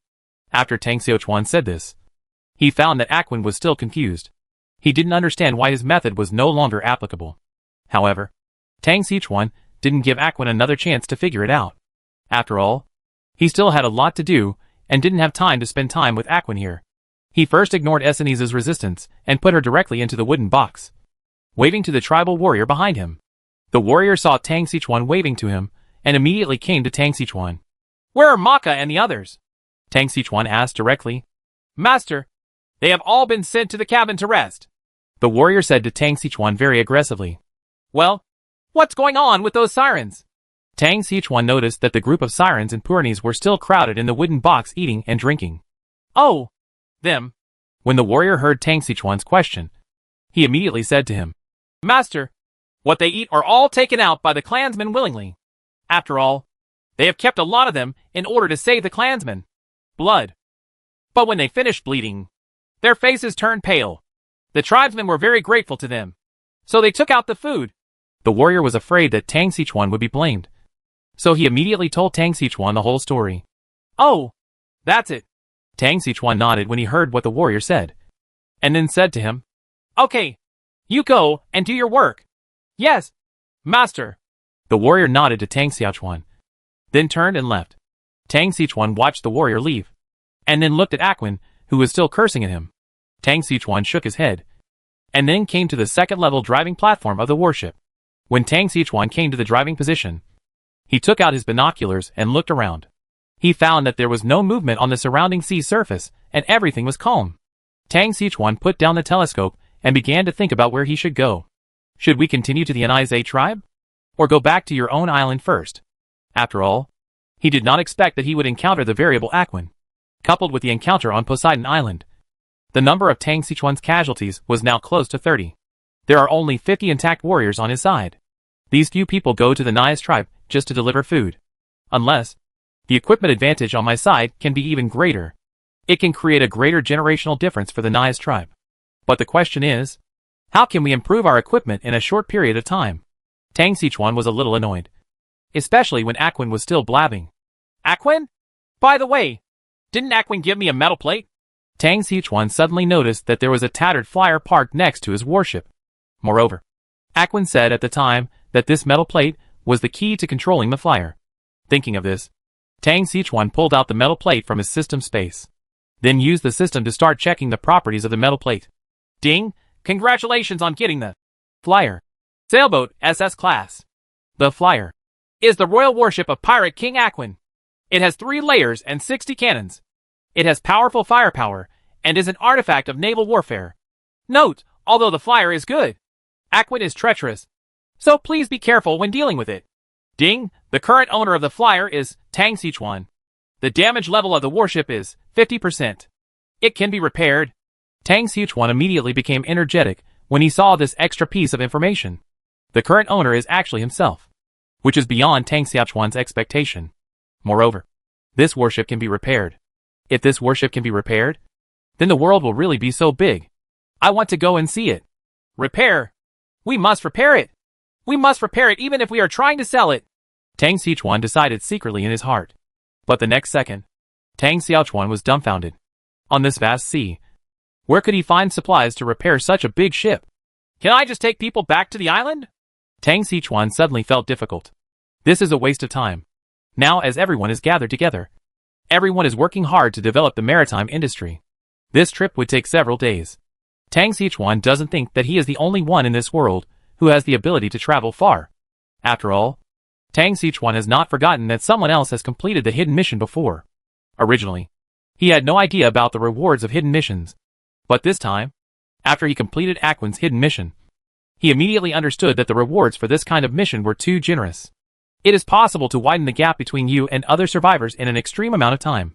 He didn't blindly think that he was the best in the world. So Tang Sichuan just wanted to improve his strength as soon as possible. If you can't help but go back to the island to repair the flyer, try not to go back. When Tang Sichuan thought of this, he continued to check the properties of the soarer. He wanted to see how much materials would be needed to repair the soarer. Repair the flyer, 1 wood X 5,000. Iron X 2,000. Numbness X 1,500. Hemp rope X 1,000. Tang Sichuan felt numb all over when he saw these supplies. Although the types of materials required to repair the flyer are not many, the quantity is terrifying. It is impossible to raise so many supplies without returning to the island. Just when Tang Sichuan was about to give the order to return to the island, he suddenly noticed that there was another sentence below the introduction. Repairing the soarer, 2 it can be directly integrated with the existing wooden sailing ship. After fusion, the wooden sailing ship is destroyed and the soaring one is repaired. Fusible wooden sailing ship, trireme. Heavy galley. Nice! Tang Sichuan shouted excitedly when he saw this piece of information. His shout made the warrior next to him tremble. Tang Sichuan felt the strange look in the warrior's eyes and immediately gave him an apologetic smile. Although he was a little embarrassed just now, Tang Sichuan was still very happy in his heart at this time. Although doing this will cost you a boat, it will save you more time by not having to return to the island. Moreover, exchanging a wooden sailboat for a sailboat equipped with artillery is a complete gain. Even if it's 2 for 1, it's not a loss. What Tang Sichuan lacks now is not the boat, but the quality of the boat. A weapon like the flyer is much more useful than 1 or 2 ordinary wooden sailboats. Therefore, Tang Sichuan decided without even thinking that he would use a sailboat to repair the flyer. Just do what you think of. This is Tang Sichuan's good character. He immediately ordered the people on the heavy galley to be transferred to his ship, and then directly integrated the galley with the flyer. When the white light surrounding the flyer dissipated, a 3-masted heavy sailboat that was completely black and rimmed with gold appeared in front of him. Dozens of small square holes were neatly opened on one side of the warship. Tang Sichuan knew that behind those square holes were the artillery pieces he had dreamed of. Chapter 216 You are sick and need to be cured. 2 days later, Tang Sichuan piloted the flyer and arrived at the location of the Nias tribe mentioned by Maka. But after Tang Sichuan and the others arrived at the coordinates, they were still in a vast ocean with no land or island in sight. Tang Sichuan looked at the sea in front of him. his face full of doubts. Maka, did you remember correctly? Tang Xichuan looked at Maka behind him. At this time, Maka has recovered a lot. Although he is not yet able to participate in the battle, he can already walk normally. Master, you can't be wrong. Maka nodded. How can you be sure? Tang Xichuan was very surprised as to why Maka was so sure that this was the Nias tribe. Master, there is a special kind of fish near the island where the Nias tribe is located. That kind of sea fish can fly. And just now, when the warship was sailing, I saw this kind of fish. This kind of fish that can fly is only found within a 20-kilometer radius of the Nias tribe. That's why I'm sure that we are now within the original scope of the Mudze tribe, Maka said with great certainty. Tang Xichuan nodded when he heard Maka's words. He also saw the flying fish Maka mentioned just now.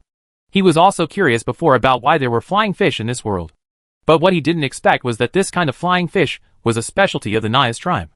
Tang Xichuan remembered that when he watched the documentary, Flower Planters on the Bite of the Tongue, he heard that flying fish was delicious. He is also planning to come here after finishing the Nias tribe and catch some flying fish to try. Unexpectedly, the location of the flying fish was the location of the Nias tribe. No wonder Maka's expression became unnatural from just now. It turned out that he discovered that the Nias tribe was missing. Tang Xichuan thought for a while and felt that this was abnormal. No matter how small the island where the Nias tribe is located, there is still not a single shadow that can be seen. You know, I have been wandering around here for an hour or two, and I have explored almost everything within the 20 kilometers nearby.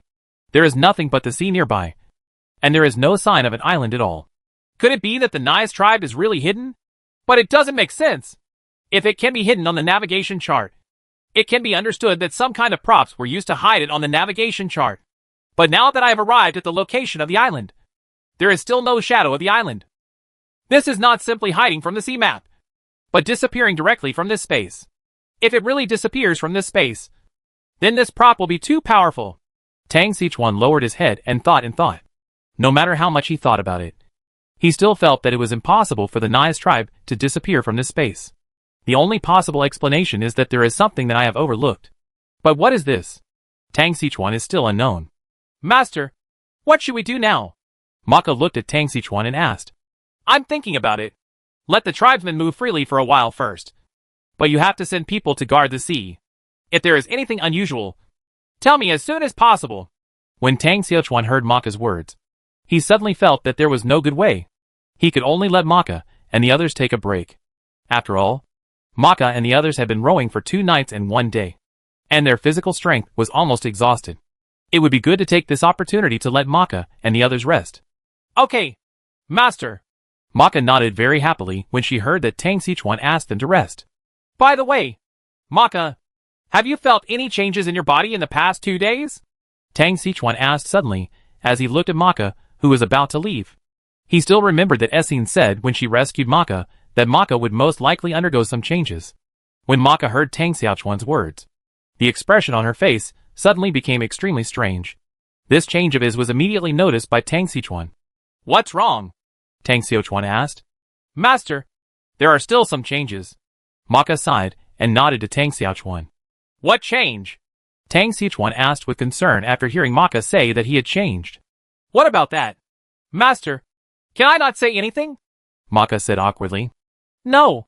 Tang Xichuan shook his head resolutely. Maka, I said, you are my brother. If anything happens to you, I will be very sad.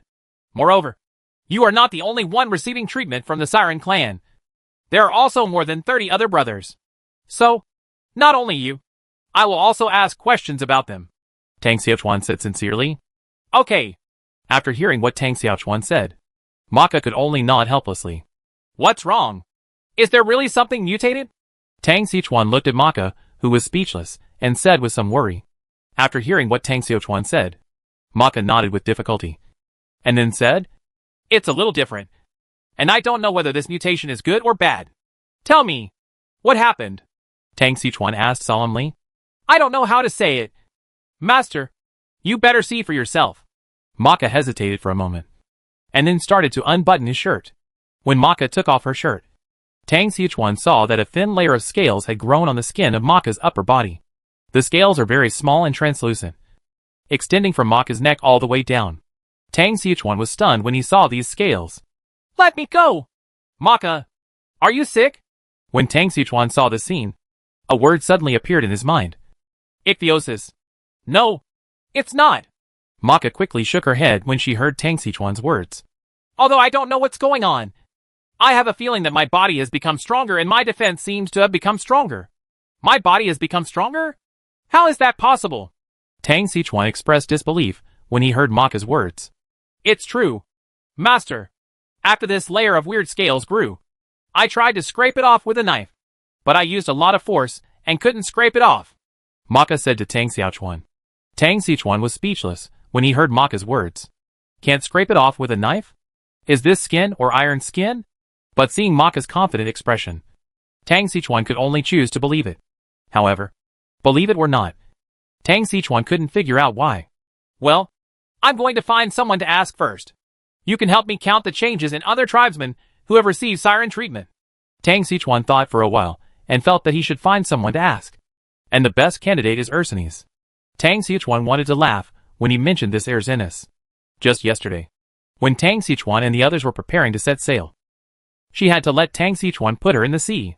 She always felt that it was embarrassing to be squeezed into a small box with her clan members. Tang Xichuan couldn't defeat her, so he could only let her return to the sea, and then ordered to move forward at full speed.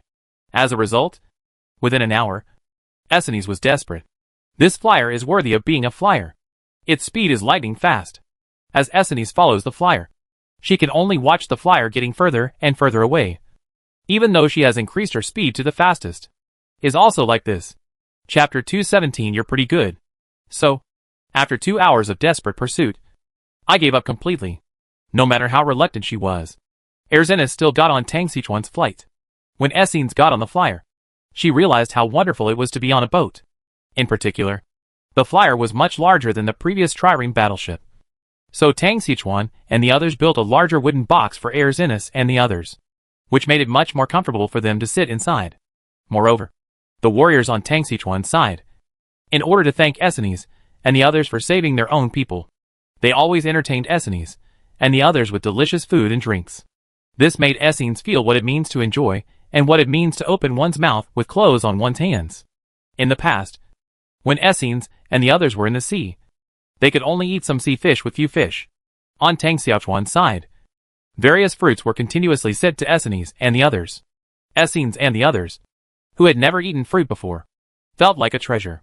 When Tang Xichuan came to find Essenes, she was holding half a piece of watermelon and munching on it. Watermelon juice smeared her face.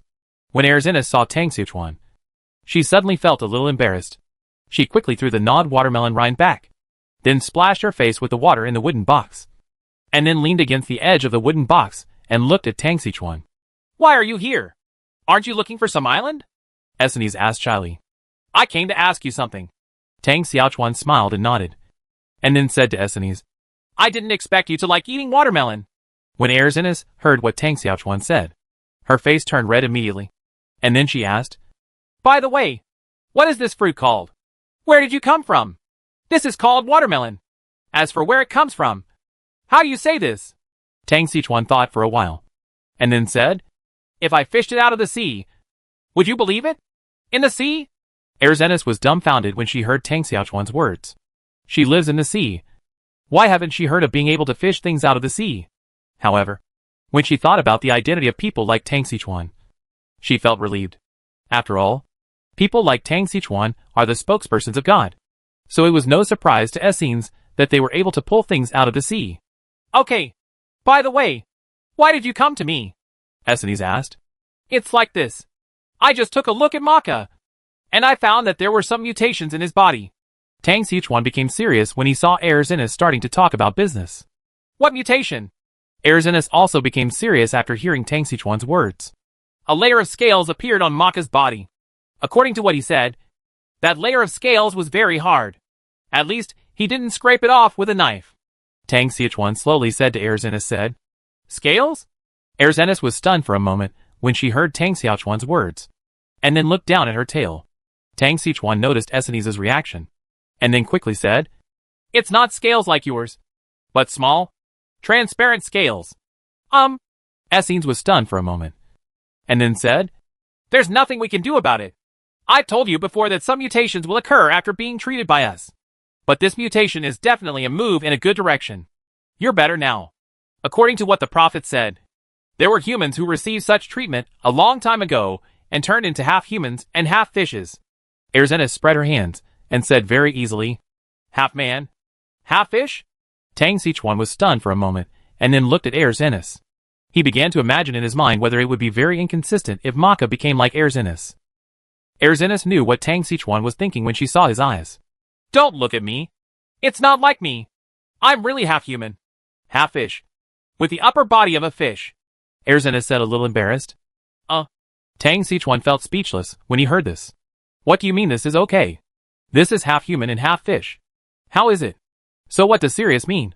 In Tang Sichuan's mind, two businessmen suddenly appeared, holding a piece of paper and drawing a figure whose upper body was a fish and whose lower body was a human leg. Then he suppressed his laughter and said to a businessman, Sir, we are professionals and we will never laugh. Thinking of this, Tang Sichuan couldn't help but tremble all over, and suddenly felt in his heart that what Erzenis said was quite reasonable. And it seemed that this result was really okay. If Maka really becomes like that, Tang Sichuan feels that Maka may lose the courage to live. Okay, let's discuss this issue later. Tang Xiaochuan nodded, and then prepared to walk out. Now he has no clue about the Nias tribe. He has been out of the island for 4 or 5 days now. If there is no result within 10 days, he will have no choice but to return disappointed. Tang Sichuan's disappointment was seen by Essenes. Did something happen to you? I feel like you're not very good-natured. Essenes took out an apple from somewhere and took a bite. She no longer paid attention to her image in front of Tang Sichuan. Actually, it's nothing. It's just that our destination this time disappeared from the sea. Tang Sichuan said with a sigh. Disappeared? When Erzenis heard Tang Sichuan's words, she immediately stopped chewing the apple. Well, yes. It disappeared. Tang Xiaochuan nodded, and then said, Maka has been to this island before, but now the island has disappeared. Did you remember the wrong place? You must know that this is the sea. There is no reference at all. Essenes asked with a frown. No. Maka has confirmed that this is where it is. Tang Xiaochuan thought for a moment, then continued. Maka said that there is a special kind of flying fish near the Nias tribe. Now, where we are is the living area of flying fish. I have seen a lot of flying fish along the way. That's why Maka is sure that the place is right. When Erzenis heard Tang Xiaochuan's words, she suddenly felt incredible. You know, this island is not something else that just disappears. It doesn't move and can only stay in a certain area. Therefore, she felt that whatever tribe Tang Sichuan was talking about would never disappear for no reason. By the way, you mean the tribe that Maka has been to? And how did he get up there? Essenes asked curiously. He was sent by the high priest of their tribe to deliver something. After he delivered the thing, the island disappeared. Tang Sichuan told Essenes everything he knew. Send something? What gift? Essenes asked. Chapter 218 The Realm of Nephiel. Maka doesn't know what to give. After all, when their tribe sacrificed it to him, it was a sealed box. Tang Sichuan shook his head. Then he didn't feel anything unusual when he was on the island? Erzenis asked with a frown. Something unusual? Tang Sichuan fell into deep thought after hearing Essenes' words. Tang Sichuan seemed to remember that Maka discovered something on the island at that time. But when Maka said it, he didn't pay much attention. Wait a minute. I'll find Maka. You can ask him. Tang Sichuan felt that it would be better to ask the person involved directly. Maka. For this kind of matter. Essenes nodded when she heard Tang Sichuan's words. Tang Sichuan immediately ran to find Maka. A few minutes later, Maka followed Tang Sichuan back to Essenes. Maka, please tell me more carefully about your time in the Nias tribe. Tang Sichuan said to Maka. Okay, master. Maka nodded after hearing Tang Sichuan's instructions. Then, Maka turned her head and said slowly to Erzenis. Actually, when I boarded the Mudzay tribe, it was normal. Just when the Mudzay tribe entertained us, I heard Wang's voice. And then my mind went blank. When I woke up, I discovered that there was a faint circle of mist around the island. Is there fog? Erzenis looked a little weird, and then asked him, When you came out, did you come out directly? Well, yes. Maka nodded after hearing Essenes' words. After listening to Maka's words, Essenes looked at Tang Sichuan with a strange expression. What's wrong? You're looking at me like that. Tang Sichuan saw Essenes' expression, and didn't understand what she meant. I don't know whether I should say you are lucky or bad. Essenes had a helpless expression on her face. What do you mean? Tang Xiaochuan heard the unusual meaning. According to what Maka said, I roughly know what's going on. Then tell me. This Mud Swamp tribe, if nothing else, used something to hide its island in the subspace. Erzenis looked at Tang Xiaochuan and said word by word.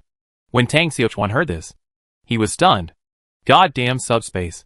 Is this something that survivors like me can have access to now? Let's not talk about how he entered the subspace for now. Let's just say that he has not even touched the door of this space. What is subspace? Tang Xiaochuan has read online novels for so many years in vain.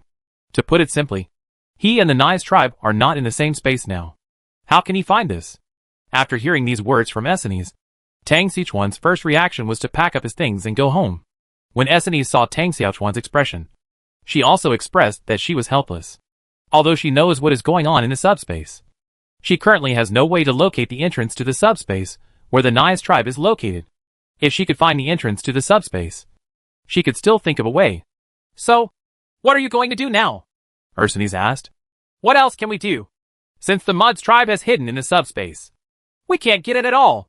Instead of wasting time here, we should go back to the island first and then think of a solution. Erzenis also nodded when she heard Tang Xiaochuan's words. What you said makes sense. After all, the things in this space are not accessible to you yet, Essenes said slowly. But if you can find the entrance to the subspace, you can still find a way. If you find the entrance, you can find a solution? Tang Xiaochuan was a little confused when he heard Essenes' words. Absolutely, Essenes nodded, and then continued. Actually, the thing about subspace is profound and profound, but simple and simple. Let me give you an example. According to what I know, in the hands of the Sea Tribe, there is something that can open up a subspace, called Nephil's Realm. This thing can completely replicate a world in which everything is contrary to reality. Wait! I'll go! Copy a world? Are you sure? Tang Xiaochuan was shocked on the spot when he heard what Essenes said. Damn it. Just copy a world. Is that okay? Doesn't that mean that as long as you own this realm of Nephil, you own the entire world? Seeing Tang Xiaochuan's shocked look, Erzenis covered her mouth and smiled. She knew what Tang Xiaochuan was shocked about, because when she first heard it, it was similar to Tang Xiaochuan. Hey! Don't think too much. This realm of Nephil is not as powerful as you think. Erzenis stretched out a hand and waved it in front of Tang Xiaochuan's eyes. Not as powerful as imagined? What do you mean? I don't understand. I said, this realm of Nephil is just a thing that can create subspace. The world it creates is not a real world. Or it may be more accurate to say that it is just a subspace. I still don't understand. Isn't subspace a world? Tang Xiaochuan still asked doubtfully. It doesn't count. Essenes shook her head. Creating the world is the ability of the god of creation. Do you think a mirror can have such an ability? Essenes said angrily. The world created by Nephil's realm is just an empty space with no living creatures and no supplies. Although it can replicate the surrounding environment, that environment is just an illusion. Or to put it another way, you can understand. Essenes thought for a moment, took out another glass from somewhere, and then placed the glass directly inside the wooden box. Actually, you can understand this glass as the world created by Nephil's realm. Although he has copied everything around him, it is isolated from the outside world. There is no air, no sunlight, and no objects inside. If you want this space to be like the outside world, then it must leave an opening to allow the inside to interact with the outside world. And this interaction port is what we call the entrance. Tang Xiaochuan listened to Erzenes' words and nodded in understanding. He felt like he understood it. But when he thought about it, he felt that he didn't understand anything. Then what do you think the Nais tribe has in their hands? Tang Xiaochuan asked with a frown. How do I know this? Essenes rolled her eyes at Tang Xiaochuan, and then said, I don't know about other Protoss. But for example, if the Protoss of my line can create such subspace things, there will be good several kinds. So, if you ask me what it is now, all I can say is, I don't know. But one thing can be confirmed. That is, all things that can create this kind of subspace actually have similar principles. The only difference is their entrance. Essenes said slowly to Tang Xiaochuan. Chapter 219 Essenes' Suspicion. After hearing what Essenes said, Tang Xiaochuan finally understood. To put it simply, this created subspace is actually a relatively independent, but not completely independent space. It's a bit like the Suni mess in space in the cultivation novels I read before. There is nothing in it. If you want to store things in it, you must make an opening. In other words, this kind of space was originally a corner of the world, but it was forcibly dug away. In scientific terms, it is space folding. For example, in the comments of some interstellar enthusiasts, there is always a thing called space jump, which is another use of this subspace. Generally speaking, the Nias tribe is still in its original position. The only difference is that this original position is hidden. Tang Xichuan found that after such a big circle, everything seemed to be back to where it started. He still couldn't find the Nias tribe, which made Tang Xichuan feel extremely uncomfortable. Tang Xichuan also understands that having this kind of prop that can create subspace is an artifact for the current survivalist camp. Okay, Tang Xichuan sighed, already accepting his fate. You don't have to be disappointed. When something like this happens, not only you humans, but even us demigods or gods will find it very difficult. Unless you can find the entrance to the subspace. But how to find the entrance is the most difficult part. If there are props that can see through illusions, it will be very easy for us to find it. In addition, this fruit of yours is quite delicious. Yes, Erzinus said lightly as she gnawed on the apple. Huh? Tang Xichuan, who had turned around and was about to leave, stopped immediately when he heard these words. What did you just say? Tang Xichuan turned back and looked at Erzinus. What did I say? Apples are delicious? Erzinus was a little confused when she saw Tang Xichuan's expression. No, the above sentence. Tang Xichuan shook his head. What if there were tools to see through illusions? Yes, that's it. You mean, as long as there are props, we can find the entrance? Tang Xichuan asked. I can't say for sure, but the probability is very high. Essenes nodded. Sure enough. When Tang Xichuan heard this, he suddenly felt a little frightened. He had thought before that he could get the mirror of reality just by signing in. The purpose of the realm of reality is to see through illusions. After he obtained the mirror of truth, he only used it once against the Siren clan. Tang Xichuan has almost forgotten about this kind of thing that has extremely strict usage restrictions and is of little use on weekdays. Unexpectedly, it came in handy here. Tang Xichuan felt as if all this had been arranged. It seemed that ever since I had this sign-in system, I always had the illusion that everything had been arranged. No matter what difficulties you encounter, they will be solved immediately. From the very beginning, when I had nothing to eat or drink, I would get food and water immediately. When you don't have a place to live, you will immediately have a house. Everything in the past went through Tang Xichuan's mind quickly. Even Tang Xichuan felt that Erzinus was being pushed to his side, because Essenes plays a very important role at this stage. Whether he wants to learn about the gods through her, or the truth behind this world, Essenes plays an important role. Even now, I couldn't find the entrance to the Mud's tribe. But I found that the key to seeing through the illusion when I entered the Mud's tribe was already in my hands. If you want to say that no one made special arrangements behind this, Tang Xichuan expressed disbelief. It's just that it seems that this special arrangement is for his own good. But if one day, the person who arranged all this doesn't like me, wouldn't you be able to kill him at any time?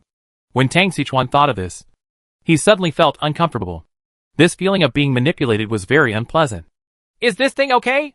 Tang Xichuan thought of this, and took out the mirror of reality directly from his system space. What is this? Essenes asked Tang Xichuan when she saw Tang Xichuan take out something similar to a glass mirror. This is what you just mentioned as being able to see through illusions. It's called the mirror of reality. Its main function is to see through illusions and see the essence of things clearly, Tang Xichuan said slowly. When Erzinus heard Tang Xichuan's words, she suddenly felt that the apple in her hand did not taste good. Where did you come from this thing? Erzinus asked with a strange expression. Fetched from the sea, Tang Xichuan said nonchalantly. It was fished out of the sea by a god. I live in the sea. Why didn't I know there was this thing in the sea? When Essenes heard Tang Xichuan's words, she immediately complained in her heart. And at the same time, she wanted to turn the table over. Idea. If you don't want to say it, don't say it. There is no need to use such excuses to deal with me, Essenes said angrily. I didn't lie to you. This thing was really fished out of the sea. There's no need for me to lie to you. Besides, is this thing useful? Tang Xichuan asked sincerely. When Erzinus saw the sincerity on Tang Xichuan's face, she felt more trust in Tang Xichuan's words. If this mirror of reality really has the effect you said, then it is useful. Essenes thought for a while, and nodded to Tang Xichuan. Well, as long as it works. Tang Xichuan received the confirmation from Essenes, and put away the mirror of truth. I'll go and see if I can find it first. If I can really find the entrance, I'll tell you, Tang Xiaochuan said to Essenes, then turned and left. Essenes frowned slightly as she watched Tang Xiaochuan leave. Perhaps Tang Xiaochuan didn't know how precious this kind of thing that could see through illusions was. She knew it very well. It can be said that if items that can open up subspaces are rare, then things that can see through illusions are even rarer. Tang Xiaochuan said that he was fished out of the sea. Judging from Tang Xiaochuan's expression, Essenes was sure that Tang Xiaochuan was lying. But his micro-expression told him that the origin of this thing would definitely not be much more difficult than fishing it out of the sea. What does this mean? It means that Tang Xiaochuan is either the biological son of Zeus, or the chosen one among these contestants. Essenes didn't know whether Zeus was Tang Xiaochuan's father, but she knew that Tang Xiaochuan was most likely a chess piece selected from among the contestants. To put it bluntly, it is the group of people behind this world who want these chess pieces to promote the progress of the entire race. For such a character, following him will always be a mouthful. But in the later stage, the possibility of being sacrificed following the chess piece is also very high, because the role of chess pieces is to promote the game, which is cheating. Even if such a person wins, it is not what those people want. Chapter 220 Sunrise and Sunset. In other words, Tang Xiaochuan is the one who promotes the game, and he is the shark who is mixed into the pond. It's the characters that drive other people, not the contestants. Such people are destined not to win in the end from the beginning. They will be eliminated in the second half of the game for various reasons. This is called a sacrifice. But before that, Tang Xiaochuan would be prosperous. I just want to get some benefits from Tang Xiaochuan, but I don't want to be buried with him. Therefore, I have to control my speed to prevent myself from falling too deep. Essenes thought to herself. Ursines's idea is very simple. That is, she chooses to follow Tang Xiaochuan when there is not much danger. Once they sense something is wrong, they immediately run away with their clan members. As for loyalty, do the Siren clan have any loyalty? You know, this group of people are all people cursed by the gods. Erzenis made a decision secretly in her heart, with a helpless smile on her face. But all of this is just Essenes' idea, and others don't know. Among these people was Tang Xiaochuan. At this time, Tang Xiaochuan was holding the mirror of truth, standing in the cockpit of the flyer, looking at the surrounding sea, hoping to find some clues on the sea. Master, where are we going now? The warrior responsible for driving the flyer asked immediately, as he saw what Tang Xiaochuan seemed to be looking for. Let's wander around the area first. Tang Xiaochuan had no goal, so he could only let people drive the boat and wander around the area. When the warrior heard Tang Xiaochuan's words, he immediately started driving the boat around nearby. Tang Xiaochuan put the mirror of truth on his eyes and began to look at everything around him carefully. The hard work paid off. After Tang Xiaochuan wandered around with the mirror of truth for 2 hours, he finally found a green dot in a certain sea area. Found it! Tang Xiaochuan jumped up happily when he saw the green shadow. Quick! Stop the boat! Tang Xiaochuan shouted to the warrior next to him. After receiving Tang Xiaochuan's order, the warrior immediately shouted to everyone on the deck. After the soarer's sails were lowered, the soarer stopped far away on the sea. Tang Xiaochuan quickly ran to Ursines's side. Essenes! I seem to have found the entrance, Tang Xiaochuan said with some excitement. Found it? After hearing Tang Xiaochuan's words, Essenes immediately became interested. Where is it? To the north. About 1 kilometer away. I found a green shadow. Looking at the shadow, it looked a bit like an island, Tang Xiaochuan said slowly. Take me to have a look. Erzenis also became interested and immediately said to Tang Xiaochuan. Tang Xiaochuan directly took Erzenis out of the wooden box. Erzenis was once again held in Tang Xiaochuan's arms, and her expression suddenly became a little unnatural. But when Tang Xiaochuan took her to the side of the flyer and put the mirror of truth into her hand, her expression became a little normal. Over there! Tang Xiaochuan pointed to a sea area to the north, and Essenes put the mirror of truth in front of her eyes and looked at it. Well, yes, that's the entrance over there. Essenes glanced at the phantom and nodded to confirm. Then how are we going to get in? Tang Xiaochuan asked. There's no rush. Essenes shook her head, then put down the mirror of truth and looked at Tang Xiaochuan. What do you mean when you look at me? Tang Xiaochuan was a little confused about what Essenes meant. I don't know whether to say you are lucky or bad. What about good luck and bad luck? Can you explain it clearly? Tang Xiaochuan suddenly didn't understand something when he heard Essenes' words. Let's put it this way. This is indeed a subspace, and it is the subspace created by the Nephil mirror that I gave you as an example. It's just that this is not the real Nephiel mirror, Ursinisi said slowly. It's not the real mirror of Nephiel? What do you mean? Tang Sichuan didn't understand at all. To put it bluntly, this Nephiel mirror is a fake. Fake? Tang Sichuan was a little disappointed. He didn't expect that the thing that had troubled him for so long was actually a fake. What's your expression? Seeing the disappointment on Tang Sichuan's face, Erzinis was so angry that she wanted to laugh. Didn't you say that the Nephiel mirror is a fake? I feel a little disappointed, Tang Sichuan said angrily. Come on! You still dislike it.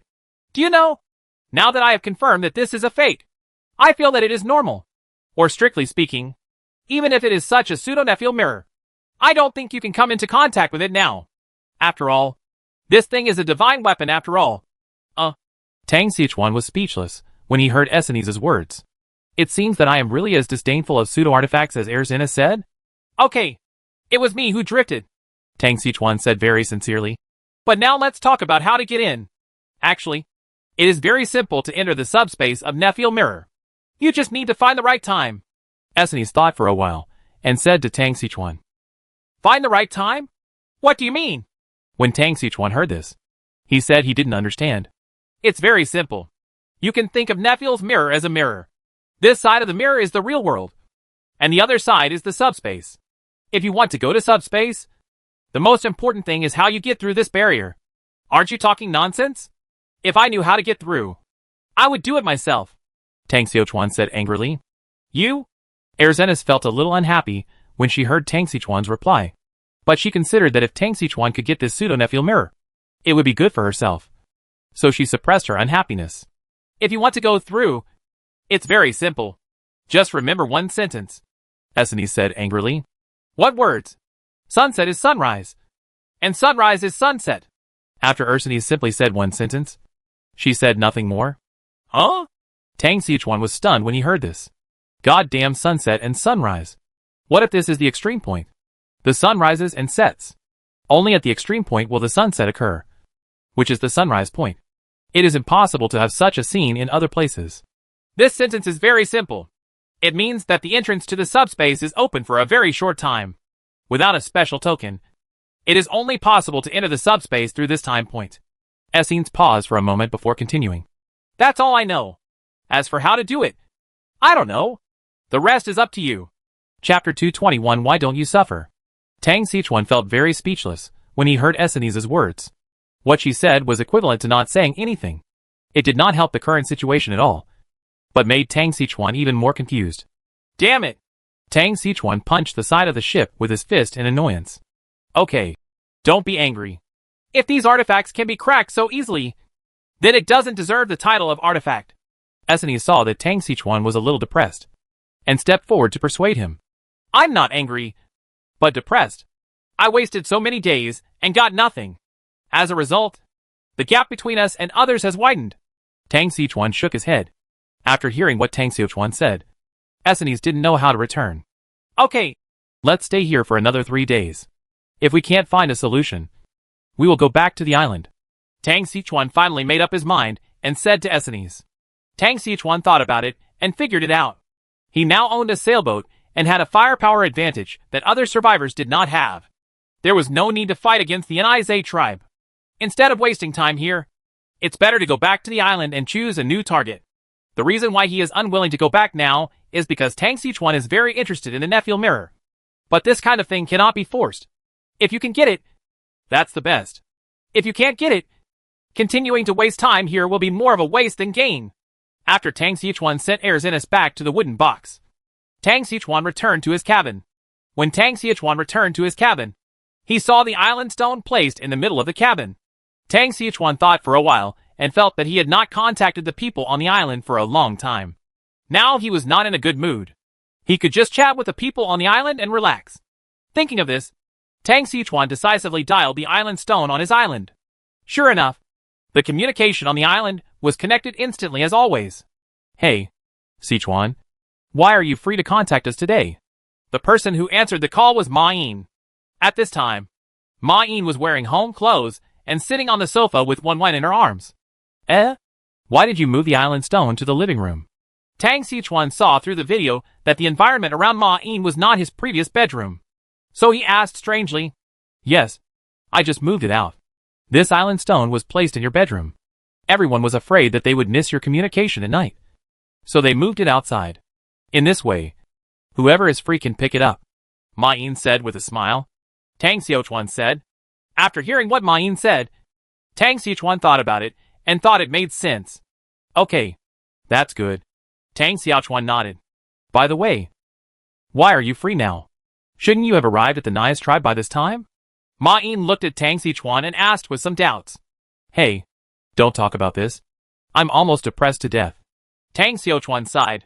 What's wrong? What happened? Ma Yin heard Tang Xiuchuan sigh and immediately asked with concern. How should I put it? We just encountered a problem. Tang Xiuchuan organized his words, and then said to Ma Yin, we have arrived near the Nias tribe, but we can't get in. Can't get in? What do you mean? Ma Yin frowned when she heard Tang Xiuchuan's words, not quite understanding. It's just that the Nias tribe hid in a subspace, but we can't get in. Tang Xiuchuan sighed. Second space? What is this? Ma Yin suddenly looked cute when she heard a new term. I won't be able to explain this for a while. To put it simply, this space is difficult to enter. Tang Xiuchuan felt that with Ma Yin's understanding of space science, he probably wouldn't be able to understand it. However, if you talk to her about cosmetics, Tang Xiuchuan thinks that Ma Yin can definitely be regarded as a doctorate. Okay. Anyway, I don't understand what you're talking about, and I don't expect you to gain much. As long as you can come back safely, it'll be fine. Ma Yin seemed to feel that she didn't have it either. In order to understand Tang Xiuchuan's things, she could only show him a sweet smile. Ma Yin is very self-aware. Since she can't be the mainstay, it would be good to just be evased safely. Well, by the way, it's almost noon now. Why don't you go cook? Tang Xiuchuan looked at Ma Yin's sweet smile, and his mood suddenly felt much better. Today is Mr. Fang's birthday. Shen Qian and Brother Zhang are planning to celebrate Mr. Fang's birthday, so they went to see early in the morning to see if they can get something good. So, my task today is to take care of Wenwen. Ma Yin said. So, the way you bring Wenwen is to watch TV. Oh, by the way, why do you have a TV? Tang Xiuchuan then noticed that there was still the sound of the TV on Ma Yin's side. You have to thank Brother Yu for this. When Ma Yin heard Tang Xiuchuan's question, she immediately covered her mouth and laughed. When Brother Yu opened the box 2 days ago, he found an old antique. What old antique? Tang Xiuchuan asked with confusion. A TV cat. TV cat? What are you doing? Tang Xiuchuan didn't remember seeing such a thing. Oh, you don't know this? It's the kind of box that can be connected to a TV and store a lot of movies and TV resources. It's a bit like a set-top box, Ma Yin said, turning the island stone and pointing it at the TV. Through the camera, Tang Xiuchuan discovered that Ma Yin was actually watching Pirates of the Caribbean. At this time. No. Are you just taking Wenwen to watch this? Tang Xiuchuan suddenly felt his head covered with cold sweat, and many crows flew over his head. Do you think this is what I want to see? And it's not what Wenwen is clamoring for. Ma Yin suddenly seemed speechless when she heard Tang Xiuchuan's words. When Wenwen heard that you were going to sea by boat, she clamored every day to take the boat. Then her father joked that Wenwen would become a pirate in the future. As a result, Wenwen remembered it and shouted pirates. Pirates every day. Then, isn't this a TV cat? Brother Zhang was so annoyed by Wenwen that he just used the TV to play Pirates of the Caribbean for her. Ma Yin said speechlessly. Is this okay? When Tang Xiuchuan heard Ma Yin's words, he immediately felt that Zhang Ji was very unreliable. From now on, please keep Wenwen away from Brother Zhang, as it is easy to spoil the children. Tang Xiuchuan said with a speechless expression. Stop making trouble. Brother Zhang is Wenwen's father. Are you like this? Do you want Wenwen to leave her father? Ma Yin suddenly seemed speechless when she heard Tang Xiuchuan's words. She felt that Tang Xiuchuan and Zhang Ji were equally unreliable. What's going on? Wenwen is my daughter. I'm afraid that Brother Zhang will teach my girl a bad lesson. Tang Xiuchuan waved his hand impatiently. Go. Go. Go. Why do you say you're fat? You're still out of breath. Wenwen is Brother Zhang's daughter. If you want one, just give birth to one yourself. Ma Yin scolded with a smile. I think so. The question is, who should I follow? Why don't you suffer? Get out! When Ma Yin heard this, she blushed and scolded Tang Xiuchuan. Chapter 222. I want to give it a try. I won't talk to you. You gangster. If you're okay, I'll hang up. Ma Yin blushed and hung up the communication directly. When Tang Sichuan saw that Ma Yin had hung up the communication, he smiled obscenely. Hey, life on this island is getting better and better, Tang Sichuan said with a satisfied smile. However, when we go back, we must tell Brother Zhang and Ma Yin that they should pay attention to the kind of TV one watches in the future. She started watching Pirates of the Caribbean at such a young age. Tang Sichuan decided that he would have a good relationship with Zhang Ji in the future. Let's talk about Wenwen's study life. But as soon as he thought of this, he suddenly felt something was wrong.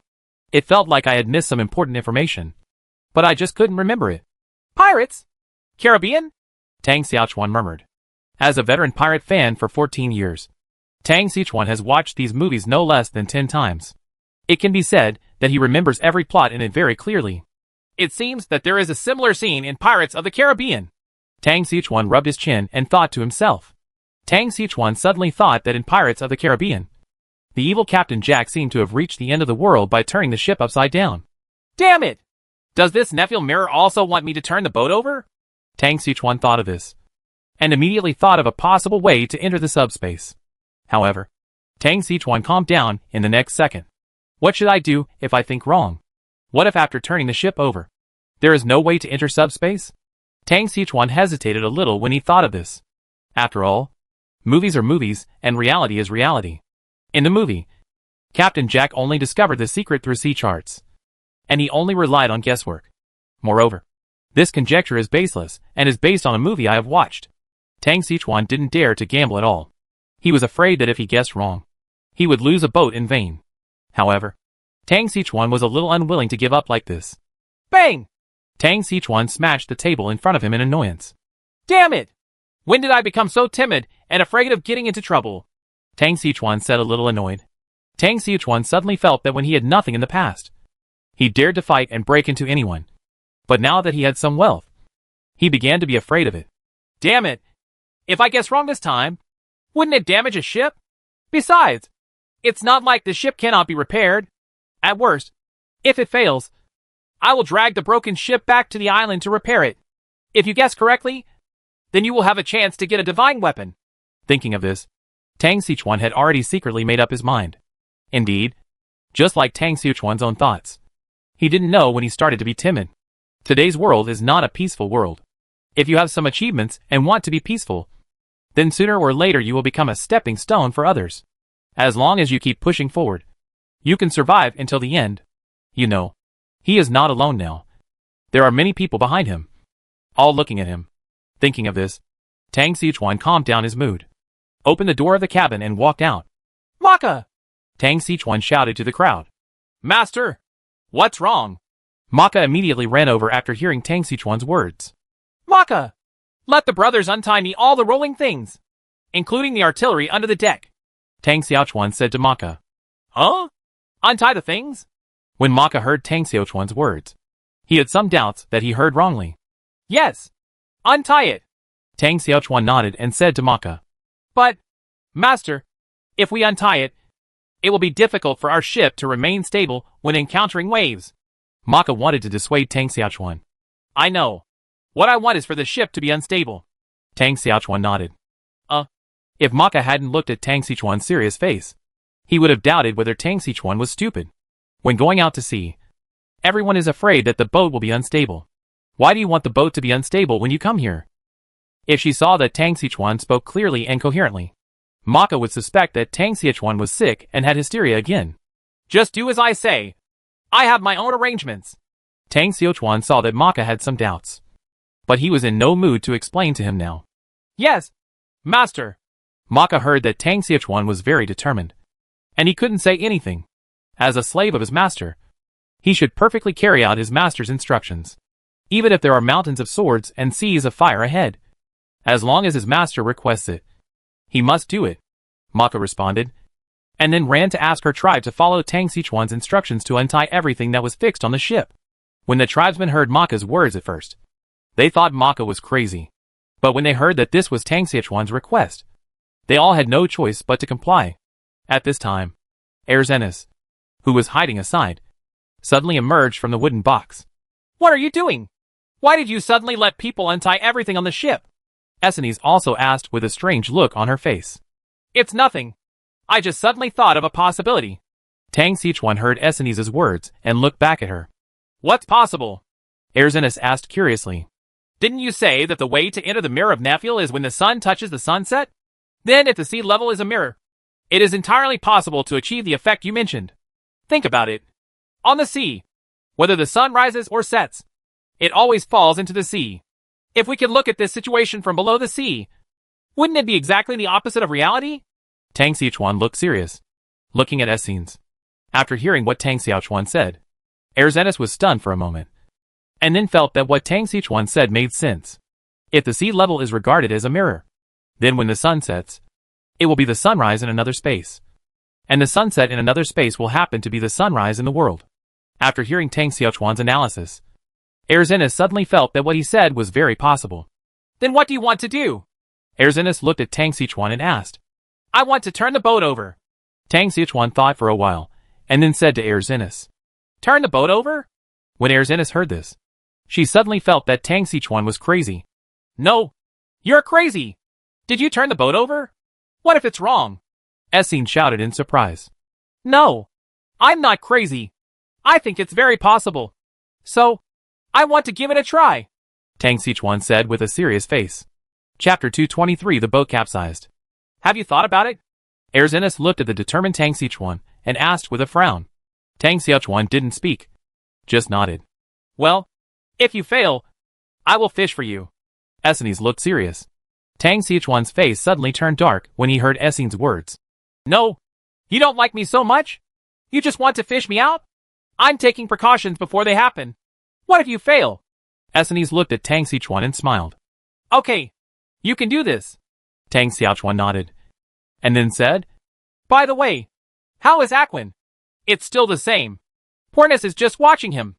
As long as he shows signs of waking up, Pornis will continue to hypnotize him, Erzenis said slowly. Tang Xiaochuan nodded with satisfaction when he heard Essenes' words. By the way, why don't you let me release Aquin? Tang Xiaochuan looked at Essenes and asked. Let him go. If you are not afraid of his revenge, then let him go, Essenes said angrily when she heard Tang Xiaochuan's rhetorical question. She felt that she had already thought about Tang Xiaochuan, but Tang Xiaochuan didn't seem to appreciate it. When Tang Xiaochuan heard what Erzenis said, he also felt that Erzenis was right. Those who dare to steal even the Poseidon's crown are truly bold and can do anything. Then why do we still take him with us? Tang Xiaochuan didn't understand. Didn't you say that after you go back this time, you plan to build a temple? Don't you think it would be a good choice for you to sacrifice Aquin to the god of the sea? Erzenis looked at Tang Xiaochuan and said slowly. Are you going to sacrifice Aquin to the god of Poseidon? Tang Xiaochuan was surprised. This was the first time he heard about Essene's arrangements for Aquin. Yeah. What? You don't want to sacrifice? That's not true. I'm just curious.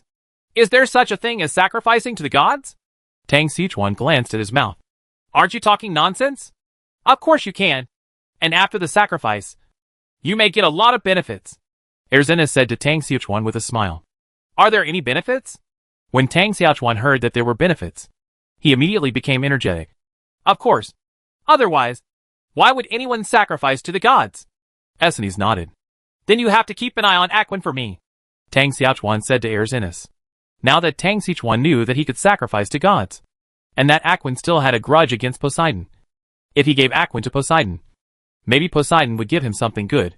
When Erzenis heard Tang Xiaochuan's words, she thought it was nothing. After all, she would do it even if Tang Xiaochuan didn't say anything. Okay. You go and inform your people.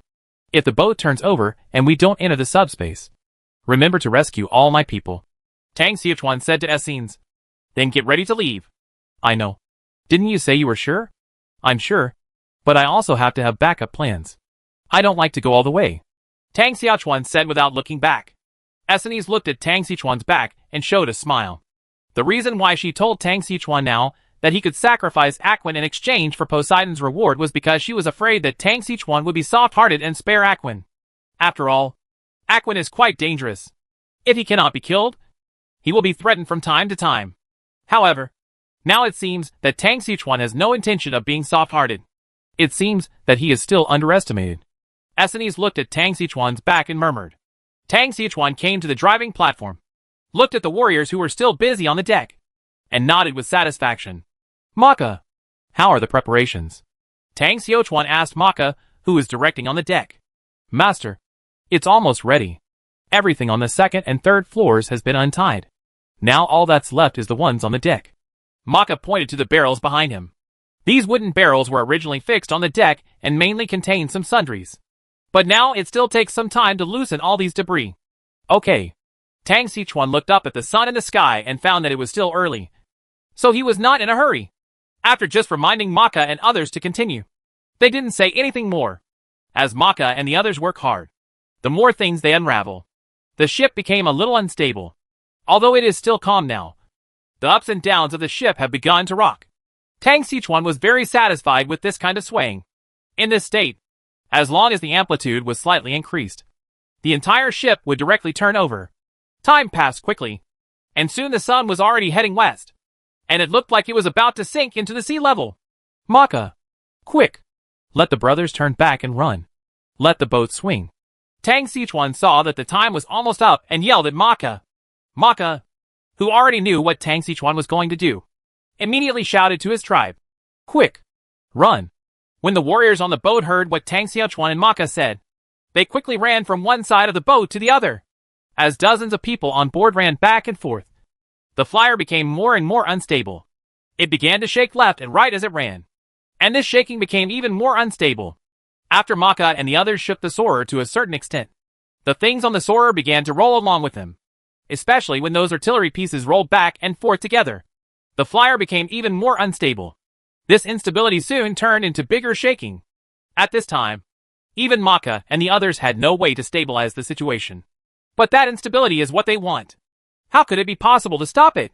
After another 10 minutes passed, one side of the ship's edge of the flyer had touched the sea surface. But after a moment, it immediately rebounded and swung in the opposite direction. Tang Xiuquan saw that one side of the ship's edge touched the sea, and he knew that this time, the entire flyer was destined to turn over. Hold on tight. The boat is about to capsize.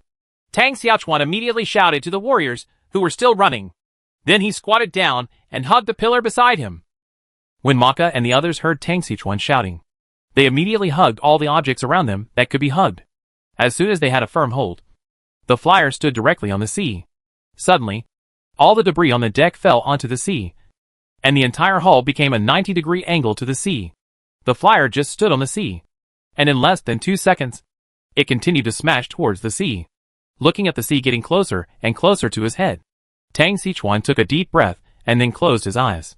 Then, he heard the roar of seawater in his ears. Tang Xiuquan knew that his boat had completely turned over. He opened his eyes and found that the top of his head had now become a bottomless ocean, and he was still holding on to the pillars of the ship, hanging upside down on the soarer. At this time, the last ray of light from the distant sun just fell under the sea. Chapter 224. Put on some clothes before going.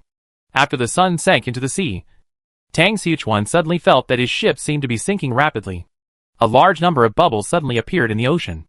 After the soarer passed through the bubbles, Tang Xiuquan suddenly felt his body light up. When he opened his eyes again, he found that he and the soarer had surfaced. Sea surface. On the distant sea, an orange-red sun was slowly rising. Tang Xiuquan wiped the sea water on his face with his hand, and a smile appeared on his face. He looked at the slowly rising red sun and understood that he had successfully entered the subspace. Tang Xiuquan turned around and looked at the deck, and found that Maka and the others were still on the deck because they were prepared, even though they were in a panic at this time. But there were many items scattered on the sea, all of which were scattered from the flyer. Maka! Are you okay? Tang Xiuquan looked at Maka and asked. Master! It's okay. Maka took a breath and then said to Tang Xiuquan, let the brothers take back everything on the sea and check our current losses. Tang Xiuquan said to Maka. Yes, Master. Maka nodded, and then began to order his people to start checking the items. After Tang Xiuquan watched Maka and the others start to pack their things, he raised his head and looked at the surrounding sea, looking for the island where the Mudze tribe was located. But at this time, the sun had just risen and visibility was not high. After Tang Xiuquan took a telescope and looked around at the surrounding sea, he found that an island had indeed appeared about 2 kilometers north of him. When Tang Xiuquan saw the island, a smile suddenly appeared on his face. Damn it! It took so much effort. I finally found you! When Tang Xichuan saw the island, he knew that he had found the location of the Nai's tribe. Hey! Tang Xichuan! Tang Xichuan suddenly heard someone calling him, and he found that the sound came from the sea. He walked to the edge of the boat and looked down, only to find that Ursinus was pushing a wooden box and swimming under the boat. What's wrong? Tang Xichuan asked. Have you seen the island? Ursinus said to Tang Xichuan with a smile. I saw it. Tang Xichuan also smiled and nodded. Don't you think we should send someone to investigate? When Ursinus saw that Tang Xichuan said that she had seen it, she asked him. I have this idea, but now I have to count some losses. I may not be able to go for a while. Tang Xichuan heard what Essenes said and felt that he should send someone to take a look. However, now that he has a lot of supplies scattered on the sea, and the losses on his side have not yet been calculated, Tang Xichuan does not want to go to the Nai's tribe so rashly. What you said makes sense, but you seem to have forgotten that we are there? Essenes looked at Tang Xichuan and said with a smile. You?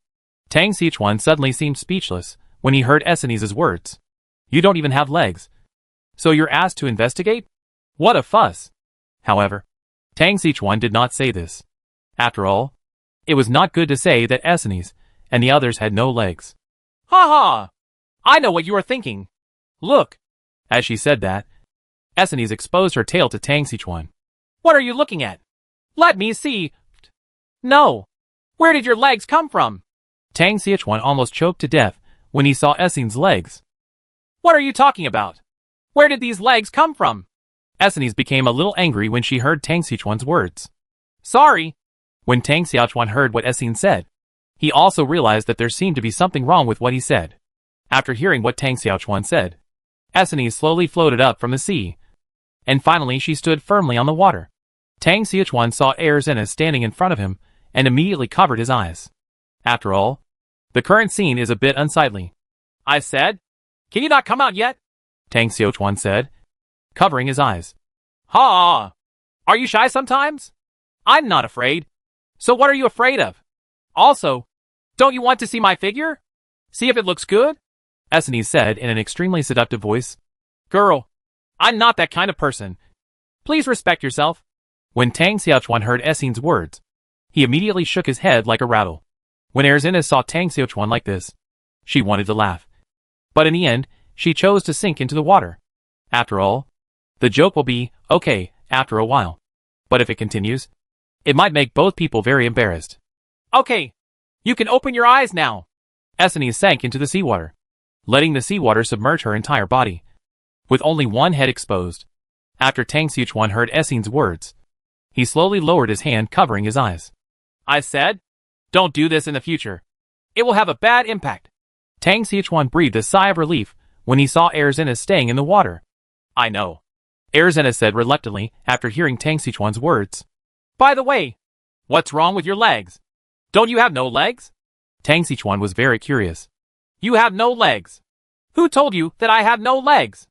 Essenes was immediately unhappy when she heard Tang Xichuan's words. We, the Siren clan, have always had legs, but after we were cursed, we couldn't switch between tails and legs. Ursinus explained to Tang Xichuan. Then why do you have legs now? Tang Xichuan was very surprised when he heard Essenes' words. I'm not sure about this. It's just that as soon as we arrived in the subspace, I felt that the curse disappeared. Ursinus also frowned and said, the curse disappeared? Tang Xichuan frowned when he heard Essenes' words. Tang Xichuan was very confused at this time. Logically speaking, the subspace created by the realm of Nephiel was also created by Essenes and the other gods. How could the curse disappear after entering the subspace? Tang Xichuan couldn't figure this out. Perhaps, after getting the Nephiel realm, we will know the answer. Tang Xichuan thought that his system can interpret deep-level information. So he felt that after getting the Nephiel mirror, he could get some information. What do you think? While Tang Xichuan was still thinking, Essenes asked again and again. What? I said let's go investigate. Ursinus said again after hearing Tang Xichuan's answer. Oh, are you sure it's okay? Tang Xichuan asked with some confusion as he looked at Ursinus, who was so proactive. Of course, Ursinus said to Tang Xichuan. Now that the curse has disappeared and we have recovered a certain amount of strength, do you think we demigods can still defeat a tribe? Oh, that's okay. But remember to wear clothes. After Tang Xichuan heard what Essenes said, He also thought that they could give it a try. But Tang Sichuan didn't want them to just go like this. And at least they had to wear some clothes. Chapter 225 Erzenis is very angry. On an island, two beautiful figures hunkered down, walking one behind the other in the dense jungle. Clan leader? Why are we so sneaky? Purnes asked Essenes in a low voice. We are here to investigate. Of course we have to be careful. Erzenis heard what Purnes said and turned back to her and said softly. But, Patriarch, the natives on this island are not a threat to us. Why are we still so sneaky? Wouldn't it be better to just go there? Purnes tilted her head when she heard Essenes' answer, asked very confused. What do you know? How boring is it to just go by like this? Erzenis suddenly expressed some dissatisfaction when she heard Purnes' words. She felt that she took over this job from Tang Sichuan with great difficulty and sacrificed the so-called Hugh. How sorry would I be if I didn't have a good time? Yes, Essenes did want to play. For Erzenis, who has recovered her divine power in the subspace, this trip to the Mud Swamp tribe is just for fun. If she was serious, she could overthrow the entire Mudzay tribe by herself. However, Purnes felt that her patriarch was unreliable.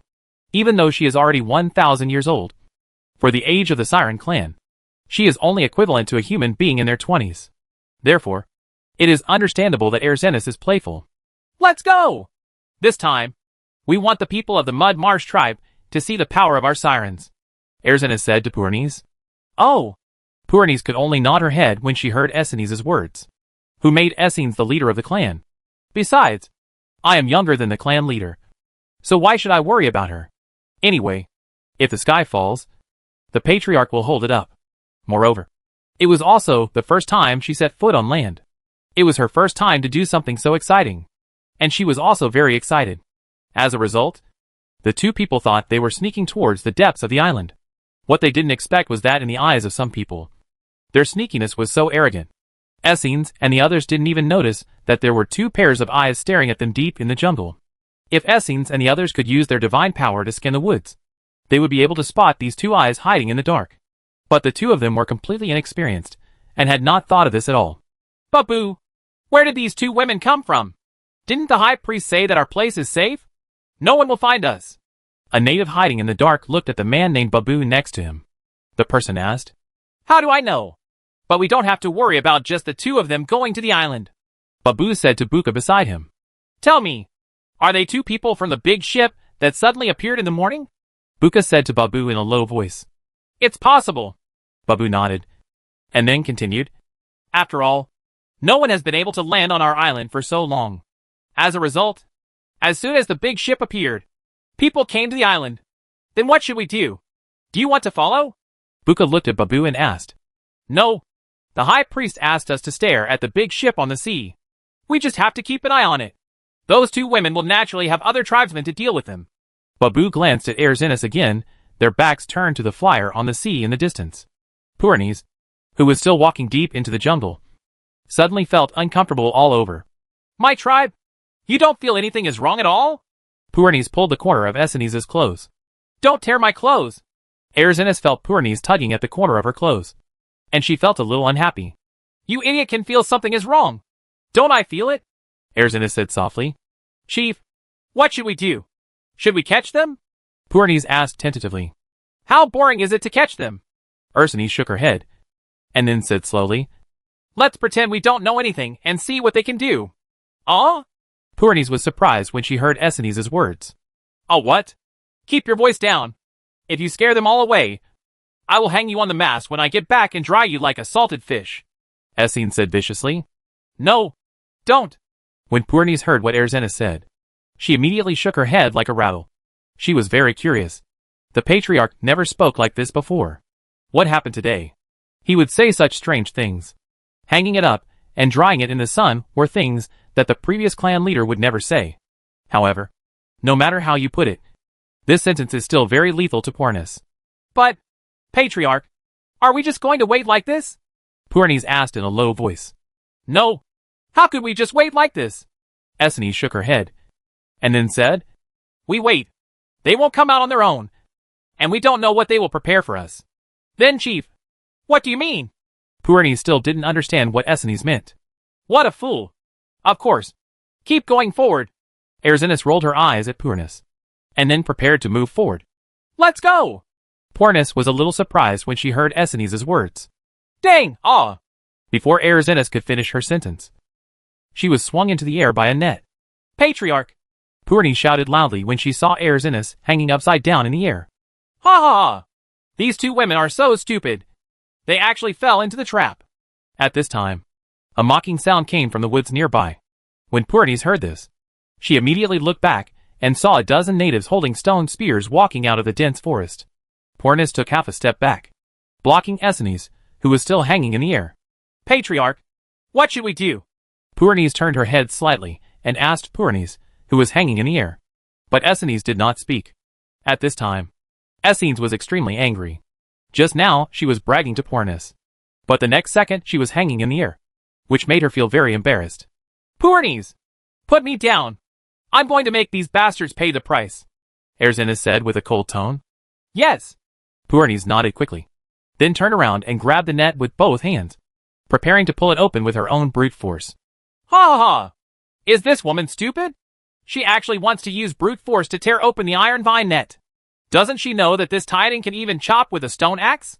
At this time, the leader of the indigenous people looked at the surroundings. The crowd said with a smile. That's right. That's right. This woman on the 8th floor is stupid. The surrounding natives looked at Purnis's actions and laughed.